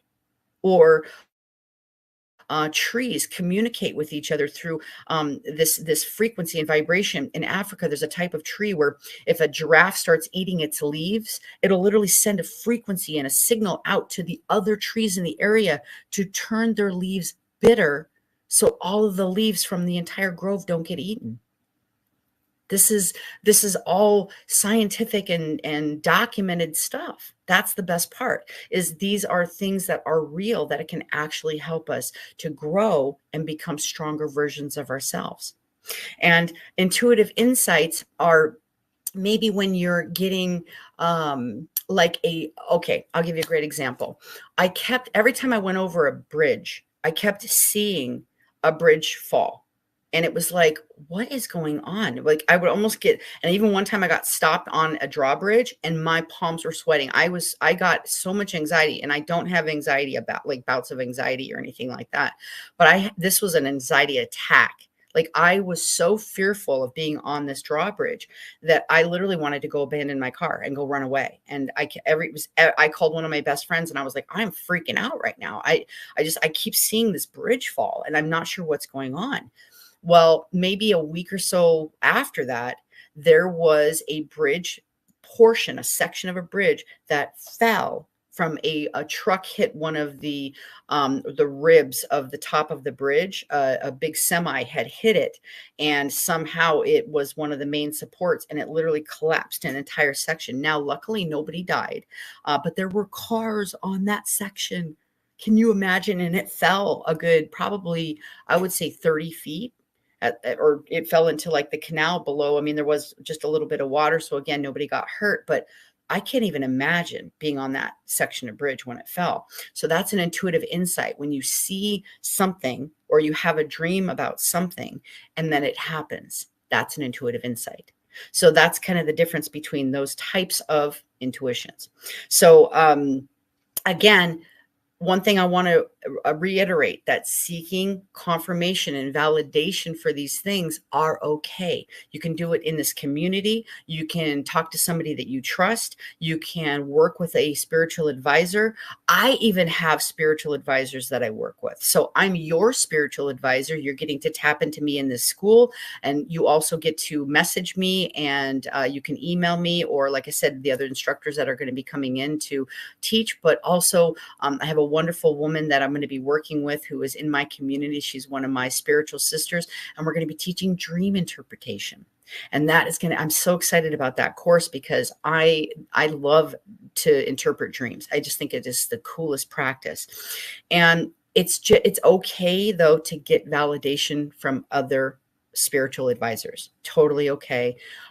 In fact, and sometimes it's necessary in order, while you're building your intuition, it helps you validate. It gives you confirmation that, yeah, what you thought was so. So, and again, that builds your confidence and it builds your self-esteem in building your intuition.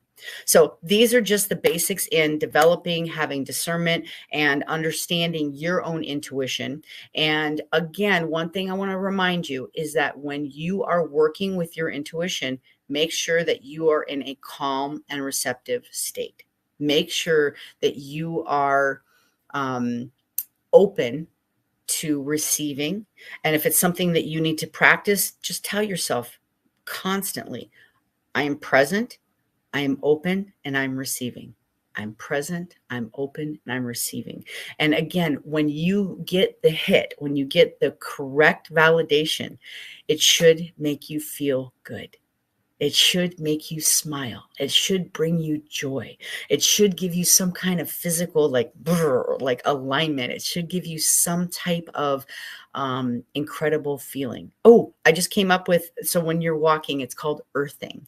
When you're walking and you're barefoot on the ground, and it's called grounding, it's called earthing. And I love to go earthing. I love to walk barefoot. I do it every single day. I love connecting with Mother Earth. But this is a way that you can get a deeper knowing of yourself, build your inner wisdom, and really, really stay connected to your path. So I'm excited about this first module. I hope that you learned something valuable. Wait, module 2 is going to be even better. We're going to be discussing basic intuition tools and techniques. And I'm very excited for this. So I love you guys. Have a wonderful day. Practice your intuition. I'll see you next time in module 2.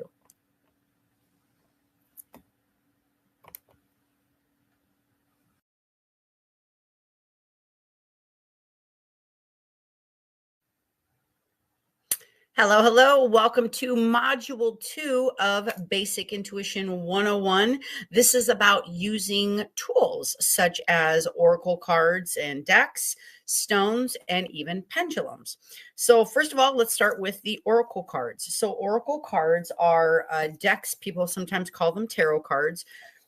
everybody has different feelings about these and what they are, what they're used for, where they came from, if they're connected to something dark or anything like that. Now, I think that there's a lot of personal opinion in all of this. However, there's certain tools that I won't use. Like, for example, I've never used a Ouija board. I just personally, it's just not something I connect with. It is, to me, it's opening a portal to other dimensions and other realms. And I know that we can do that regularly on our own, but I don't want a tool that for me enhances the ability to open something that anything can come through. So that's just me. Now, my oldest deck I've had, you can see it's kind of beat up and the corners, I mean, I think my pup even chewed on it at one point, but the cards inside are still mean a lot to me. This is my angel deck. This is my oldest deck I've had for quite some time. I use it all the time for guidance and for wisdom. And I also have some other cool decks like the animal spirit guides. I've got the crystal spirits that delve into like all the crystals and the energy of the crystals. I've got many decks. I think I've got like 10 or 12 decks. And it's a tool. So all these are meant to do is enhance your own natural ability. Now, the first deck of oracle cards was actually published in England in 1775. So they've been around for hundreds of years. But where did the origin of the oracle actually come from? So in thousands of years ago, throughout time, people have gone to spiritual leaders called oracles to help them with divine messages, to interpret dreams. Sometimes they would cast stones, either regular stones or gems or even rune stones with messages on them. And depending on the way that they would land or the pattern they would form, or with certain messages written on the stones, would come up or be laying down, they would interpret the message that came from divine in order to help guide the person that was having the questions. And the nice thing about using these tools is, again, it's just validation, it's enhancement. So if you're using your intuition, you're in a meditation and you feel something and you want to know if this is your own divine guidance or if this is a wish, it's something that you really want to have happen, you can use a card and say, okay, is this a part of my path? Is this something that's a higher divine direction for me to go? But also you can use the pendulums as well. And we'll talk about that in a minute. But the cards are just additional tools. I hadn't used any kind of oracle decks, tarot decks, anything like that for most of my practice. When I was teaching intuition and was doing my retreats, I would always bring someone else in to do cards, do rune stones, things like that, just because I always used my own basic intuition and I really loved enhancing my own natural abilities. And so everybody likes the decks, though. Everybody really loves the decks and they like the validation from the decks. And how decks work is there's an energy that comes off and is associated with every single card. So I'm just going to pick one card here. Okay, so I've got the whale card, which is from my animal spirit deck. Now this is a water card with the water symbol up here. This is a strength card. This is about really like flowing through your life and finding your way. So there's all this message that's associated already with this card. So when you're shuffling the cards and you have somebody, like if you're doing it for yourself, obviously, and a good thing to do is to clear your deck, take your deck. And the way I was taught to do it was to take your deck and to actually knock on it and knock any energy out of it and just kind of energetically clear it. You can use sage, like a smoke clearing. You can do all types of ways to clear it. You can put them in the moonlight, natural moonlight. You can put them in salt. So there's lots of ways that you can cleanse your decks. Now, if you get a brand new deck, I think the first thing that you should do is definitely cleanse it. That way there's nobody else's energy or vibration or frequency on the deck. Okay. Now, if you're asking for yourself, you want to hold the deck and ask the question and say, may I have the best and clearest answer for me in this question?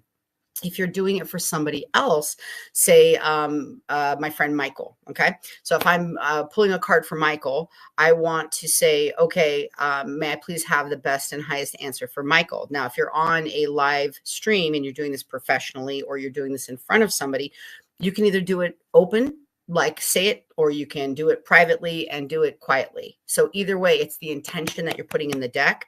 So you're putting the intention of the person that you're reading in the deck. And so they vibrate with a frequency. So if it's you, you're vibrating with the deck. If it's somebody else, their frequency is vibrating with the deck.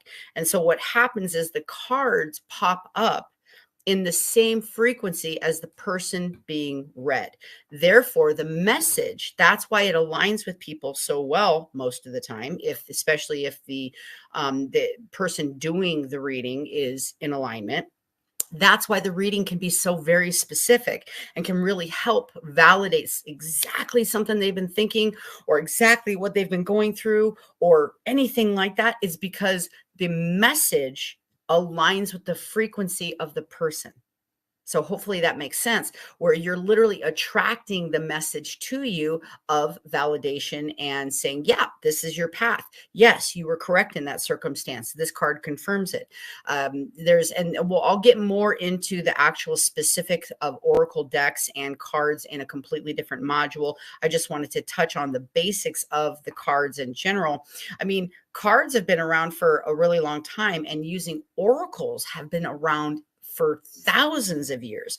The Greeks actually used oracles. They would use animal entrails, and gross, I know, or livers, and they would read spots or something on a liver to do readings of divine, or they would dump out entrails, and how they would lay is how the reading would go. China would use bones. Ancient China, they would take a bone and they would write the question on the bone, and they would heat the bone up until it burst, until it exploded. And then however the bone laid, they would read the pattern of the bones, and they would give the message through that. So this type of divination, this type of reading has been around for a long time. And like I said, the Oracle cards have been around since about published in England, first one, 1775. So that's kind of a little bit of the history of the cards, the Oracle decks, and why they're fun to use. They're actually a fun tool. It can enhance your ability. It's kind of like a cheat. It's like a little cheat code. If you're a gamer, it's a little cheat code to be able to help. So rather than using your own guidance, your own intuition to read the person that you're working with, or to read yourself, you're actually getting the message from the card. So they're vibrating with the card. You're kind of just the middleman. You're just reading the message that's on the card, but their energy is what chose the card. So a little bit of history on that. The next thing I want to talk about is stones. And so I'm going to actually talk about the top 5 stones that are used for spiritual practice. The number one, and I have a couple of them here. The number one is the amethyst. This is all about spirituality. This is all about meditation. These are amethysts. I've got another one here as well. So this enhances spiritual abilities. This can be a very calming stone. It helps to improve focus, and it's a good protection stone. So the amethyst is a very good stone. And so what's cool to use, I should back up just a little bit. What's neat to use about the stonework is amazing, because every single stone has its own frequency and vibration. And so what we're doing is we're finding a stone that vibrates with the frequency of what we're trying to enhance, or maybe absorb, or maybe protect, or feel a certain way. So the energy that comes off of stones can be calming. They can be help to achieve focus or clarity. They can help you bring truth. And so actually, this is really funny that I'm doing this. I was literally given this. This is a chakra braid. So it has all the stones in alignment with the chakras. And I was given this yesterday by a friend, and I absolutely love it. So you can have multiple energies at the same time. It's not going to convolute anything. However, if you're doing a focused practice, like you're actually working on creating focus and you just want to hold the vibrational frequency of the amethyst, then I would say focus on one stone at a time. If you're looking for alignment, if you're looking for just general well-being and protection, and you're looking to enhance your intuition, something like the this cord can actually make a big difference as well. All right, so let's go on to number 2. Number 2 is kyanite. So this is kyanite. This actually helps with telepathic communication. And the nice thing about the kyanite stone is this is one of the only stones that never requires energetic cleansing. Now, at the very end of the 5 stones, I'll tell you why cleaning the stone is really important. But the kyanite helps to align chakras. It helps with inner peace. It helps you to actually receive guidance. And so it can enhance bringing in intuition into your body. So this is kyanite. Okay, that's the number 2. Number 3 is labradorite. So labradorite is all about strengthening faith and trust. It actually is associated with the third eye chakra, so it can help to really spark your intuition, your imagination, and your creativity. This is also one of the absolute best stones for relieving anxiety and stress. I personally have a labradorite bracelet that I love to wear. I actually got it from a vendor in Seattle who made his own jewelry. And I love it. It's one of my favorite pieces. And I just really love the labradorite stone. I really vibrate with the frequency of this. And this also helps to strengthen faith and trust. And so if you're working on trusting people again, or trusting yourself, labradorite can be very helpful in that. The 4th one is lapis lazuli. And this is another third eye chakra stone. This is all about bringing out truth and awareness. This is also the stone of friendship. So this is a very cool stone to give to a friend if you want to give a gift to another spiritual person. The lapis is very much associated with the third eye. A lot of times if somebody has like a chakra crown or stones, it's usually the lapis. Even though blue is the throat chakra, the lapis, or like I said, the labradorite, are associated with the third eye. And this is all about bringing in self-awareness, increasing your intuition, really, again, bringing inner peace. So this is compatible with the labradorite, but this is a beautiful, strong stone associated with awakening your third eye. I actually have one here. This is a beautiful lapis right here. Actually, I have another one right here too. This is a lapis as well. That's a smooth one. This is in its raw form. And honestly, I don't think there's any difference in frequency here. I do like raw stones. Some people like polished stones because they like to put them in between their fingers or put them in their pocket, and they like to feel them. That's fine, but a natural stone is always going to be preferred over a lab created stone, because the lab created stone is not going to have that natural frequency of the planet in the stone. So it's going to vibrate at a much different frequency. So I would definitely suggest that you get your stones from a trusted spiritual store or somebody that you trust online, to make sure and you know what? Feel it. If you can hold it in your hand and you can feel the frequency and the vibration of it, and you're drawn to it, that's actually how I got this very next stone. Number 5 is the moonstone. So the moonstone is one of the absolute best to enhance intuition. This is a very soothing stone. This is all about new beginnings. This is really good for soothing emotions and soothing stress. This is really good in creating stability in your life. So again, these are phenomenal stones. And I have a really cool story about this moonstone. This is my favorite moonstone. This is one of my favorite stones that I own completely. I was having lunch with a friend in Southern Washington. I think it was Olympia, if I'm not mistaken. And we were having lunch, and all of a sudden I literally turned around and I was like, I literally felt like a stone calling to me. And I look across the street, or I felt something calling to me. I'll say that, because I didn't actually know there was a store there. And I look across the street and there's a stone store. And I was like, I'll be right back. I literally got up in the middle of lunch and I just ran over and immediately went directly to this moonstone. And I was like, that stone was literally calling to me from across the street. I could feel the frequency of it. And the owner said, I literally just got back from Bali yesterday with that stone. He's like, I have no doubt that it was meant for you, because it's like that. He's seen that happen time and time again. And it just literally called out to me. And this is one of my favorite stones. So that is the top 5 stones. I am actually going to go into a series on my social media in TikTok. I can do more stones here if you guys want.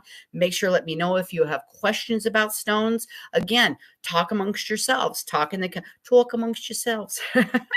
Have a little coffee talk, but put your stone in there, ask questions.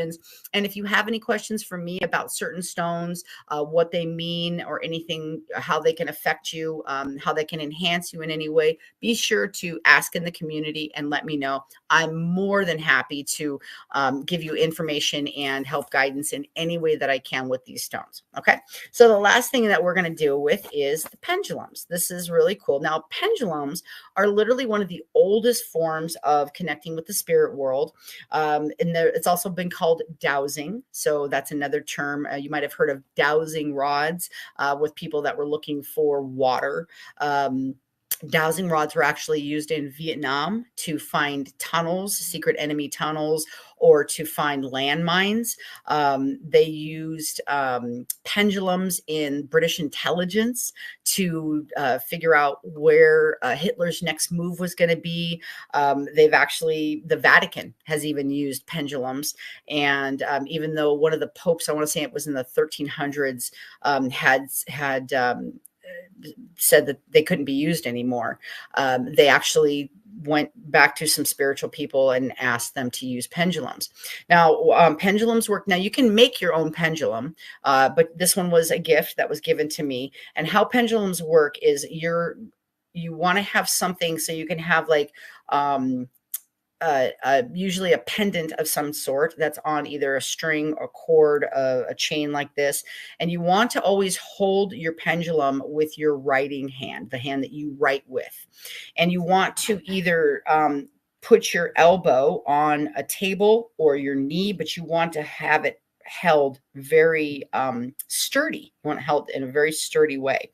And what you want to do is you first want to know your pendulum. So you ask your pendulum, show me yes. And then the pendulum will move in a certain way, like circles, back and forth, front and back, anything like that. And then you say, show me no. And then it'll move in a different way. And so that trains you to know how your pendulum moves. So then you can start asking questions with your pendulum. A really cool thing too is back in the day, even with finding water, they used to use pendulums and dowsing to know where to plant crops and even find missing persons. So I don't know, I just thought that was really cool. So when you start getting really comfortable with your pendulum, you're going to be able to pick it up. And I know people that use these on a daily basis. I don't really use pendulums a whole lot. I like to trust my intuition. Again, this is just an additional tool. I don't think any of these things are meant to be used every single day as a complete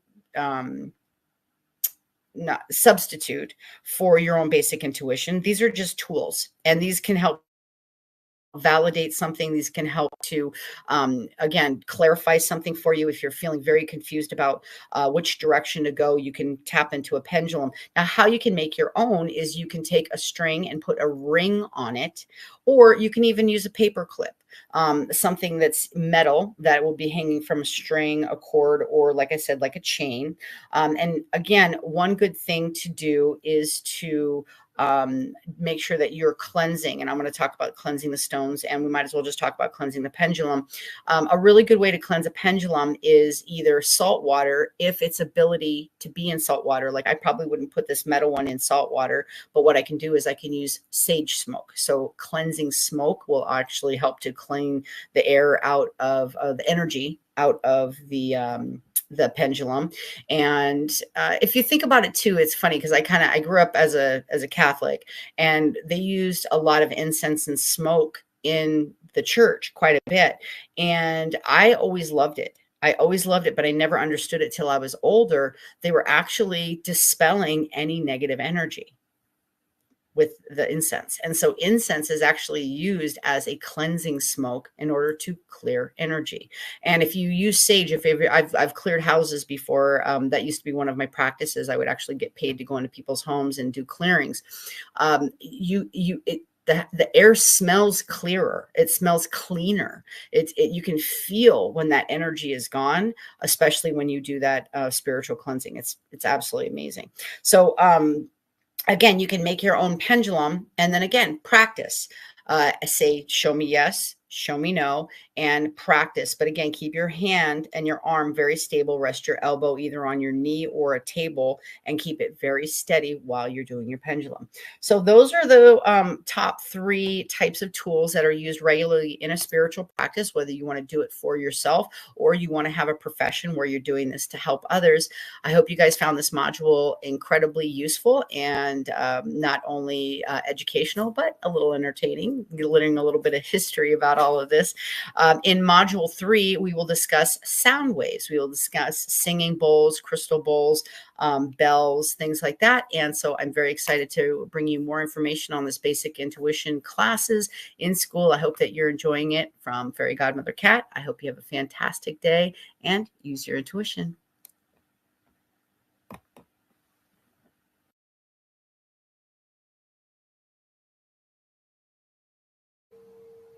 Hello, welcome to module 3 of Basic Intuition with the School of Magic. I am so excited about today's module. This is about sound therapy and resonance used for healing and overall well-being. Today, we're going to cover understanding the power of sound, the different types of modalities used in sound therapy, and how to create your own practice by using sound therapy.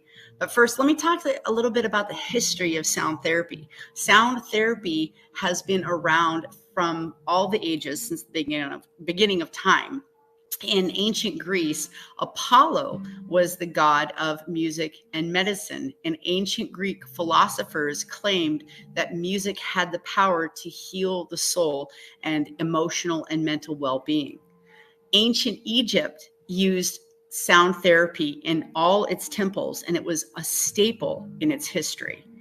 Even in biblical times, instruments and sound was used to vanquish evil spirits out of the soul. In World War II, even the army used music and sound therapy to heal its soldiers. So this type of therapy has been around throughout time. And Native Americans have used drumming, chanting, and dance to heal the sick. So every area around the world, every demographic around the world, and every geographical location around the world has evidence of literally using sound throughout time for healing, to promote well-being, and to basically balance everything from your emotional health to your mental health to even your organs inside of your body. They have shown that there is evidence scientifically that musicians actually have a different brain pattern than other people in order to produce the type of music that they do. And there are different frequencies that actually heal different parts of your body or create different responses in your body. So let's get into our lesson today. So sound therapy and resonance for alignment and healing is a powerful way to restore balance and to promote well-being in your body. So understanding how to use sound, basically it has a transformative effect on your emotions, your mental state, and your spiritual health. Different frequencies, depending on what you tune into and what type of modality that you're using, definitely can impact your energy centers, which are your chakras, and your overall health. Now, there is a healing frequency, 174 hertz, which is known globally as the healing frequency. It is the solfeggio frequency. That is overall well-being frequency that you can, in fact, I have it in the background right now. It's something that you can find on YouTube. You can find it on your radio stations. You can even tell your smart, I don't want to say her name right now. It starts with an A, but if I say it, it's going to stop. So you can ask to hear that frequency in music. When I'm regularly working on something and I feel distracted, I will play a frequency that aids in concentration. So the 174 hertz is something that actually can help with concentration, and it can really promote overall health and well-being. So it has the greatest potential for physical effects on the body also. So if you don't know where to start, the 174 hertz frequency is a really good place to start. And you can just practice using it, listening to it, going to sleep to it, meditating to it, or even just having it in the background while you're doing your schoolwork or your business work, or just while you're even watching TV. If you just want to improve your mental and your emotional health, it's a really good background noise. So it even can bring a sense of security to the organs inside of your body. So how do we actually create these different sounds? Well, there are different modalities that create different frequencies. Now, the earth has its own frequency, the frequency of the tone of Om. Om. That is the earth frequency. That is the standard frequency of the earth. So when people actually chant and do that frequency, they are working to align with the planet. They're actually working to align with the resonance of the planet. And since we're all made of the same things, we're made of the stars are made of the same things of the galaxy, and inside we're made of all the same things, it's good to balance and resonate with the earth. And if you can do some earthing, walking barefoot in nature, so you're trading electrons with the earth while you are doing your Om, you actually can feel an incredible sense of well-being along with grounding your energy at the same time. So different ways that you can actually get frequencies in your body or use them in a practice is, first of all, there's bowls. There's singing bowls. There's metal bowls such as this one. This is a brass Tibetan bowl.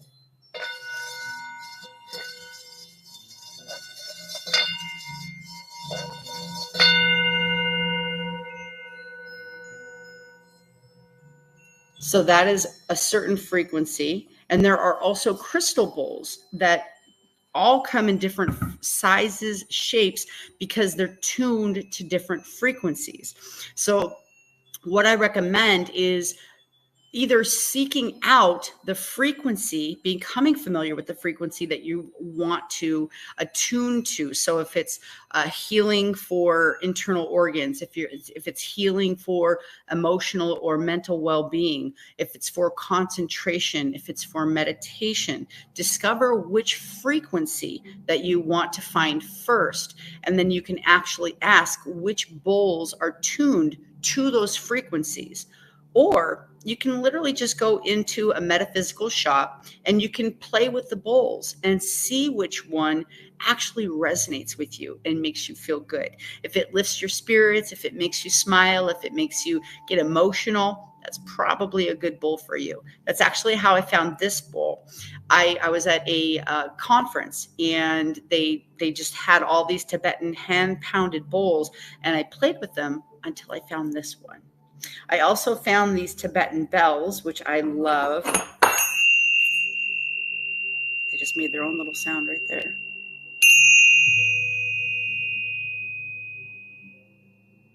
It's just, there's something so calming about that sound to me. And bells have been used throughout the generations in different forms of religious or spiritual practices throughout the ages. And you always can hear bells in temples, in churches, just all around the world. And even like if I'm in a different city that I've never heard, but never been in before, and I hear bells chiming, I literally stop to listen. It literally does something. It makes me feel so connected, and it makes me feel just a sense of reverence. I just love bells. I don't know what it is. I've always loved bells. There are also tuning forks. Tuning forks can be used for healing. There are a lot of practitioners that actually use tuning forks for healing. I've seen even chiropractors and physical therapists use tuning forks for healing, along with people that do spiritual practices as well. There's also drumming, there's chanting, and there's vocal toning. So you can also use instruments, and you can create different resonance. Even if you have a guitar and there's a certain chord that you like and you just strum that chord, it can have a very calming effect on your body. So you have to find what works for you. You have to decide what frequency it is that you want to tune to. And the musical effects of sound have, it's probably affected you your whole life without you even really realizing it.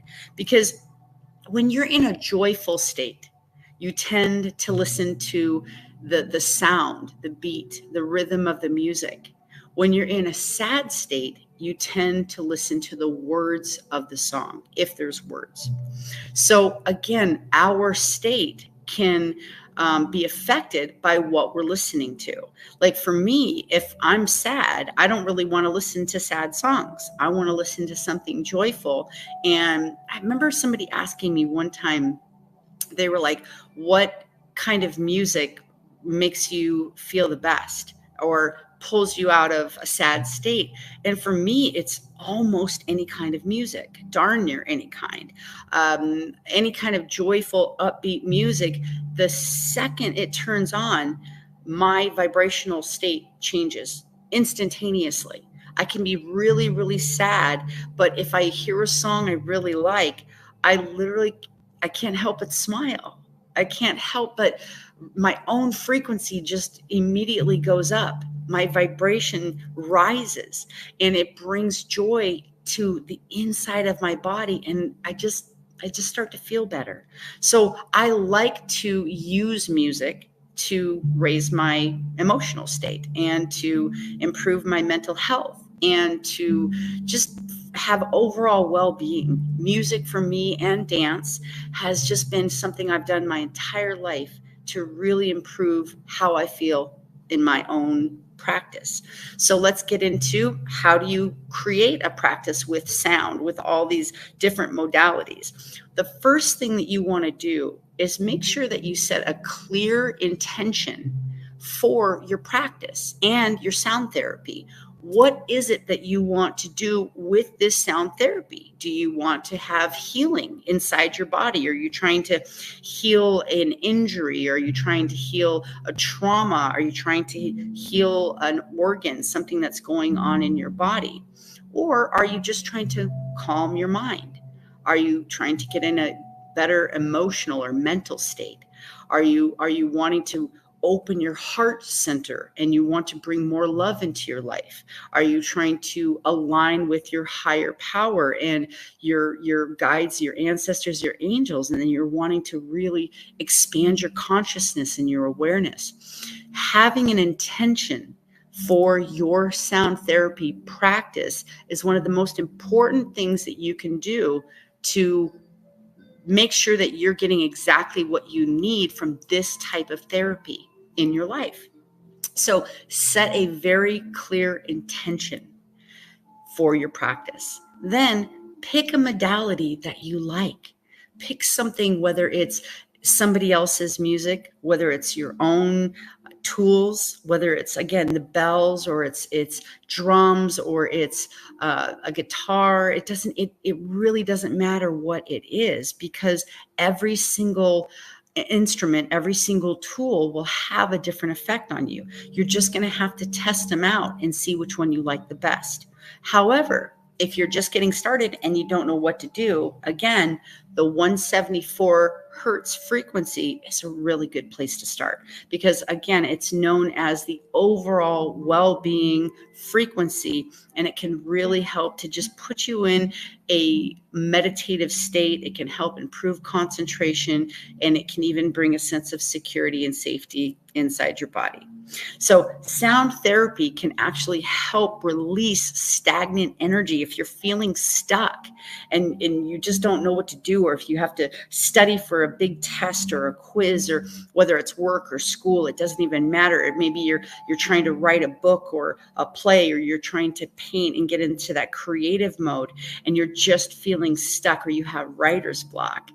Sound therapy can actually release and liberate stagnant energy. So it's a really good practice to actually play some music, or maybe something that you really love. Maybe it's just your favorite song. That's okay. I actually really love to listen to Meghan Trainor, Better When You're Dancing. That song, I feel better when I'm dancing. I'm not the best singer, but I love that song.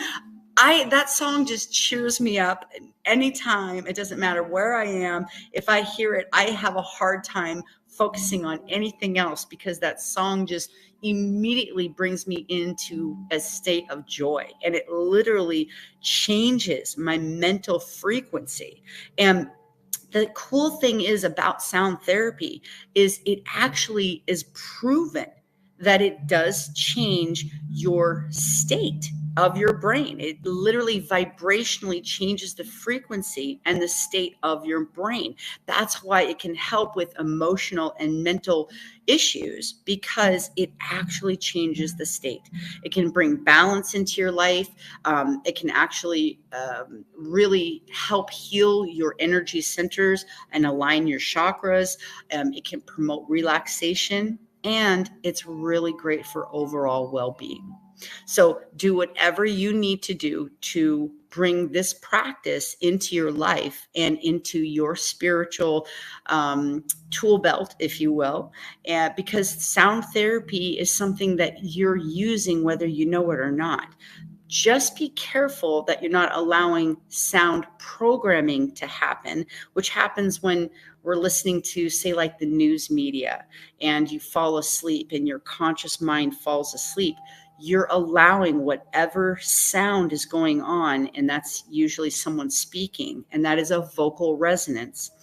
It is programming you. There's a reason that TV is called programming, because it's actually programming you. A lot of times, if you fall asleep and you're listening to the news, or you're listening to something that isn't in the highest frequency, you're going to wake up feeling distraught, or you're going to wake up feeling anxiety or stress or anger. And a lot of times, if you can go to sleep listening to a higher frequency, or a 174 hertz, or whatever it is, if you can listen to a meditation, it's going to actually give you more restful sleep. It'll help your body to actually heal, because it gives your internal organs a sense of security, and you wake up in a much more positive state. So if you're really working on adjusting your mindset and your emotional health, and you want to improve the overall well-being of your life, make sure that you're adding sound therapy to your spiritual practice. So that's it for Module 3. I hope you enjoyed this short exercise and this information on sound therapy, and I will see you soon in Module 4. Have a wonderful day.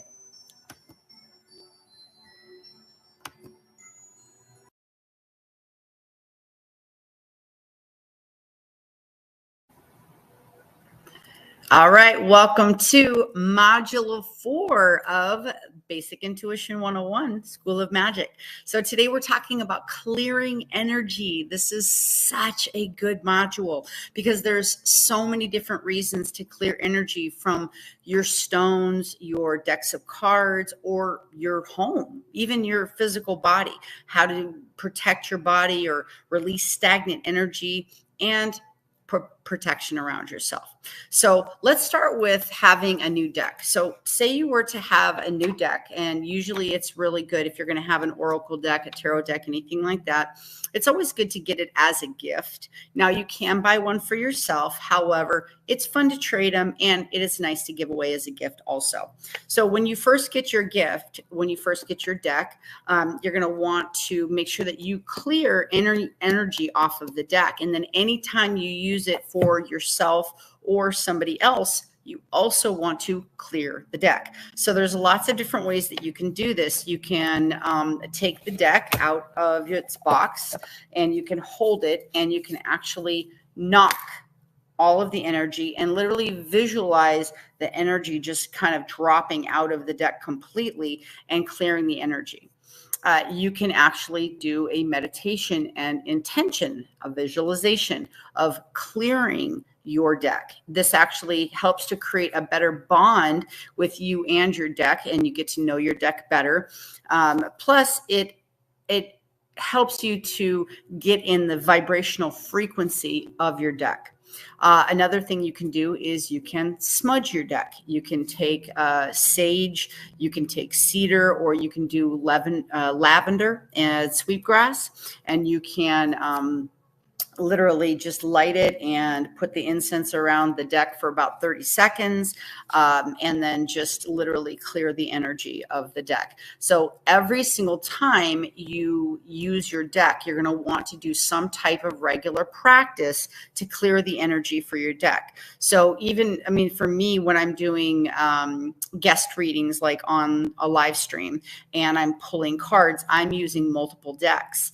If I'm using the same deck over and over and over, which I just did the other day, literally in between each one, I just gave it a quick little knock. I just basically watched the energy dispel out of it and used a clean deck for every single person. That way I'm getting a true reading, because the person you're giving the reading to, they're at a vibrational frequency that's attracting the message in the deck. So you want to make sure that you clear the energy of the previous person so they get an honest read and they attract the right message for them, because usually it's for a validation or some type of it's something they might already know, and they're just making sure that they're getting the same message. Or maybe it's helping to give them some guidance about what direction to go, or a yes or a no. So it's really important that you clear the energy of the previous person in order to get a clear reading on your deck. So let's touch into stones. Stonework is all of your stones or your gems that you use in your practice. Now, if you have stones that you wear on your body or you use in your practice every single day, you hold them in your hand, you hold them in your pocket, or again, you wear them as jewelry, those are stones that are going to have to be cleared a lot more often than if you have stones that are sitting up on your shelf. So those stones are vibrating at a specific frequency. And if you actually go into my TikTok, there is a series that is talking about the stones that I've been working on. And it talks about what the different frequencies of the stones are and what they can be used for, either healing certain energy centers of your body, attraction, basically absorbing negative energy or ions. And the cool thing about this is it's very scientific. Stones actually can vibrate at a specific frequency, and that frequency can be measured. So it's not just like a lot of woo-woo spiritual stuff. Stones are actually scientifically proven to vibrate at certain frequencies in order to help us. However, each stone, when you use the stone, especially if it's a darker stone like black tourmaline or something, where it's absorbing obsidian, it's absorbing, these are absorbing your energies. Those are stones that are going to need to be cleared more often as well, because once it changes in frequency, not only does it dull, but it basically changes the vibrational frequency of the stone. So you're not getting that pure support that you originally got when you purchased the stone or it was given to you as a gift. So there are many different ways that you can clear your stones and your gems. One of my favorite ones that I like to tell people is the new moon or the full moon.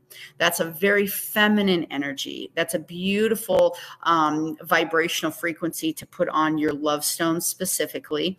But if you want to bring a little bit more nurturing and feminine energy into your life, it's a really good thing to put your stones on the windowsill in a full moon or on a new moon. Leave it there overnight and let it just absorb the beautiful moonlight and the vibrational, that lunar frequency that's coming from our beautiful moon. And it'll actually help to really clear your stones. And there's something really special about having moon energy all over your stones. You can also do this with water. If you want to put water next to your stones that you're clearing, or even like an amethyst, works really, really well. And it actually charges the water.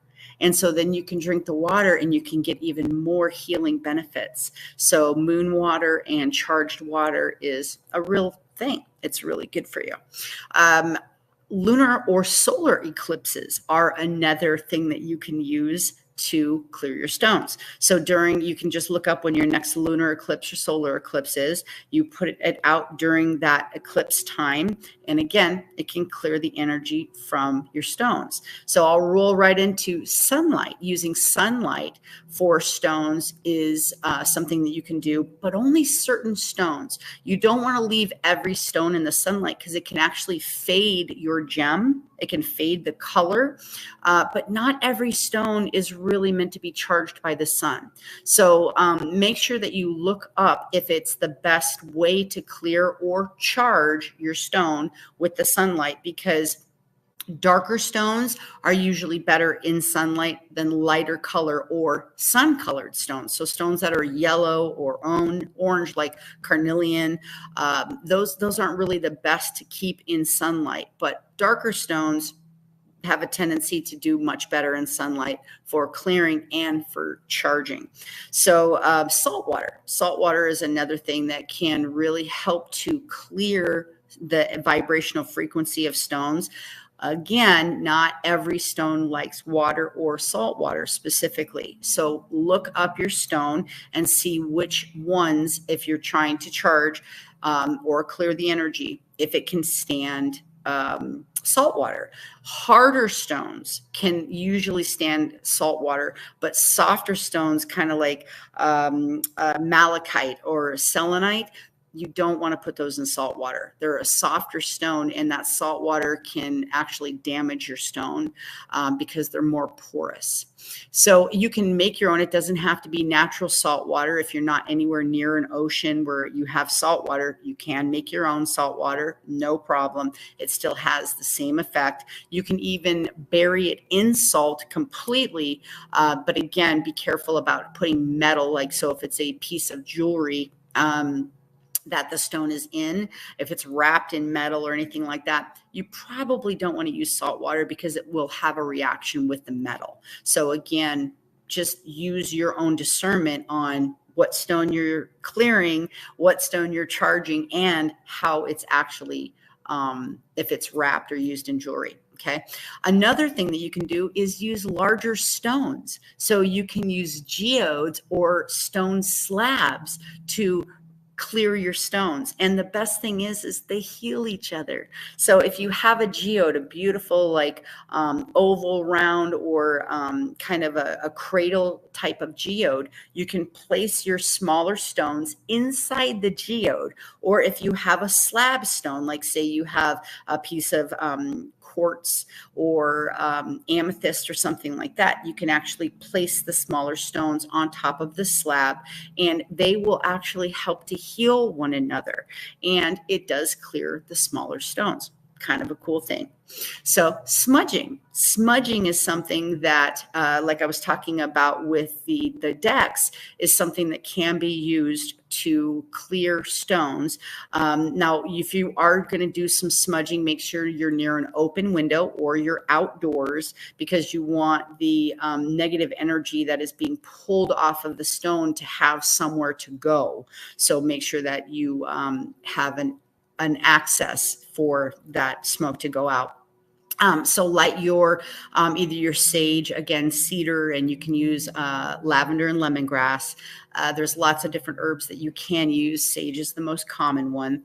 Light your sage and completely envelop your stone for about 30 seconds, and make sure the stone, the smoke gets all around the stone, and then just see basically the negative energy or ions being carried away with the smoke. Sage has actually been really proven scientifically to clear air, and we'll get more into that when we're talking about smudging your house to clear energy. But it works very well for stones. Another thing that you can use is sound. You can use, in module 3, we're talking about sound therapy and how it's so valuable for balancing energy and clearing energy and stagnant energy in the body. Does the same thing for your stones. And so you can use sound energy to actually clear your stones. One of the neat ways that you can do it is kind of the same thing with the decks I was talking about. You can also use visualization and meditation. And once again, the same with the decks. Using visualization and meditation to clear your stones gives you a tighter bond with your stones. It actually helps you to get to know your stone better. You would close your eyes, you would literally see the energy transferring and having it completely recharged and allowing the negative energy to float away from the stone. Again, a very strong practice to really just get to know your stones better if you're doing it as a regular part of your practice, or if you're specifically using stones for other people.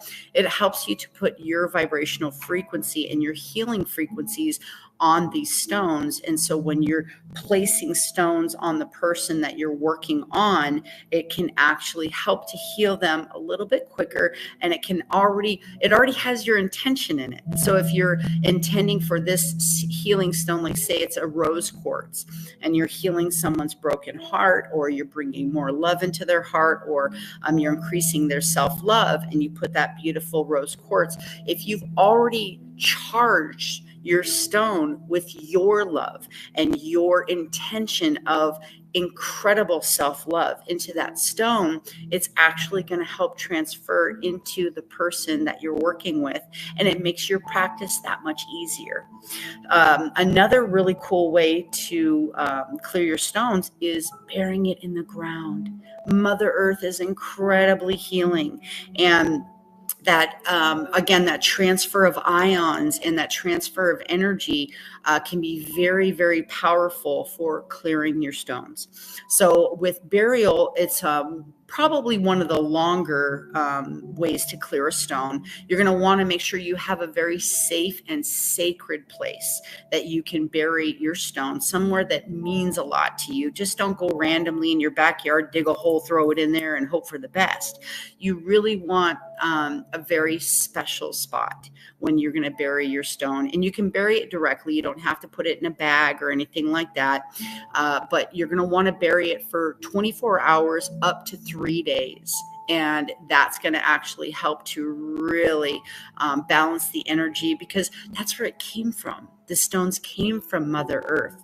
And so it's such a strong and beautiful practice to bury it back into Mother Earth and recharge that stone, clear the energy. And it's one of the most efficient ways to really bring it back to its original self. So that is list for clearing stones and gems.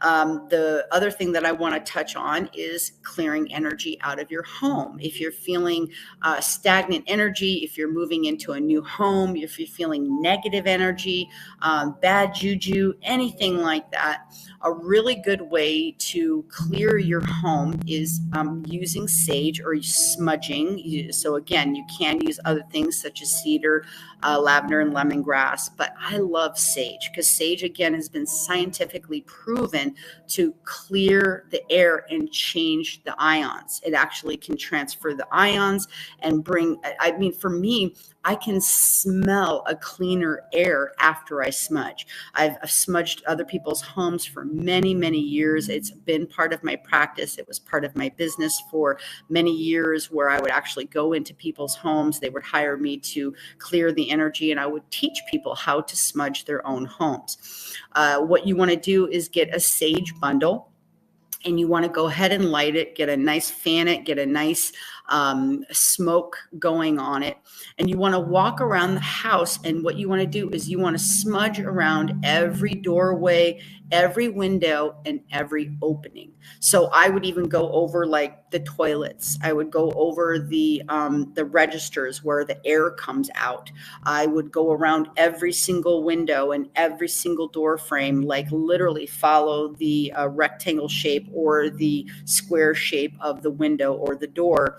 And just, again, intention of clearing negative energy, having an open window and allowing that negative energy to have a place to escape to, and replacing it intentionally with love and light. And really, again, setting your intention is so vitally important when you're doing these practices. I know I've talked about this before, but I'm going to mention it again because it is really vitally important that you're setting an intention before you're doing any of this energy work.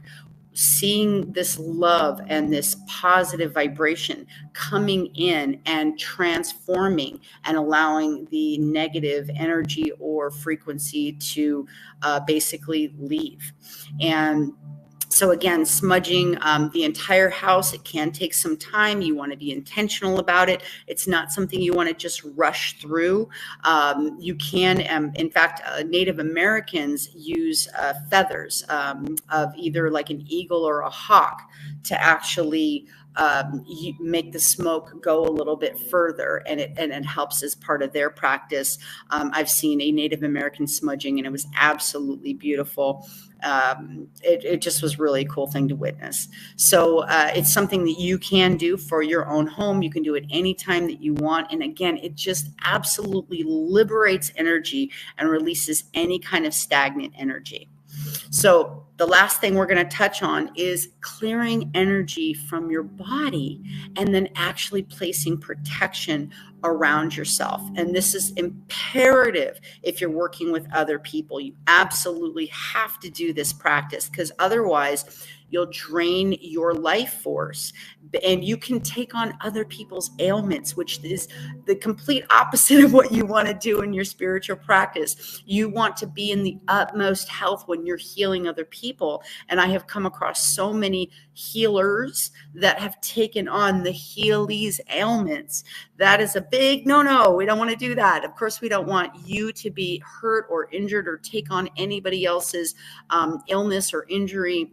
We want to liberate that freedom. And the best way to do that is for you to be in the best health possible. Again, set your intention and protect yourself. So a really great way to clear your energy is just chakra aligning. Literally sit in a meditative practice. Be very intentional about clearing your energy, changing your vibrational frequency, raising your frequency and your vibration in order to allow love and light and everything good into your body.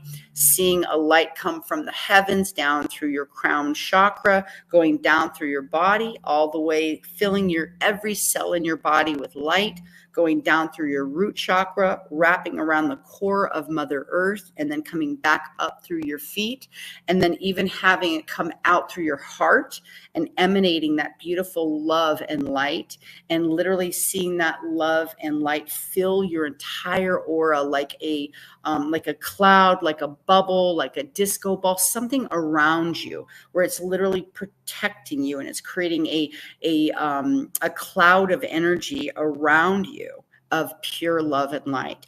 And that meditative state is, again, very intentional about allowing, and since your biggest pores in your body are in your feet, or seeing negative energy coming out of your fingertips, your toes, but grounding it into Mother Earth. If you can stand outside and you can do some earthing while you're doing this, again, it's going to just increase the productivity of that transfer of energy. It's actually going to help it come faster and clear better. So another thing you can do is you can smudge yourself. You can do cord cutting. You can look up a technique that you really like. I like to get a flaming sword from Archangel Michael, and I go around and shave my entire body and imagine cords being cut all over. I go under my feet, I go under my arms, I go everywhere throughout my whole body. I give the sword back up to the heavens, and then I go and I smooth off anything, and I come back and I see those cords being released lovingly back to wherever they came from. I really have a do no harm policy, so I don't want anybody to be harmed when we're releasing them. We always want to release with love and with light. So again, this is a really good way to clear any stagnant energy, to release any cords that someone has corded you, or if you've corded anybody. Very appropriate from a parent to a child. But other than that, cording is something that should be cut regularly, so everybody is on their own energy wavelength. So again, creating this protection around you, super important. But I mean, really, you can use sound therapy, and you can use gem therapy to clear energy as well. Placing certain gems up and down your body along your chakra, your energy centers, or having somebody else place them on your body, or doing sound therapy for you. Or you can listen to something on, again, free on YouTube, on your radio station, that type of thing. You can actually play something while you're doing a meditation and allow that sound therapy to clear any stagnant energy. Very intentional.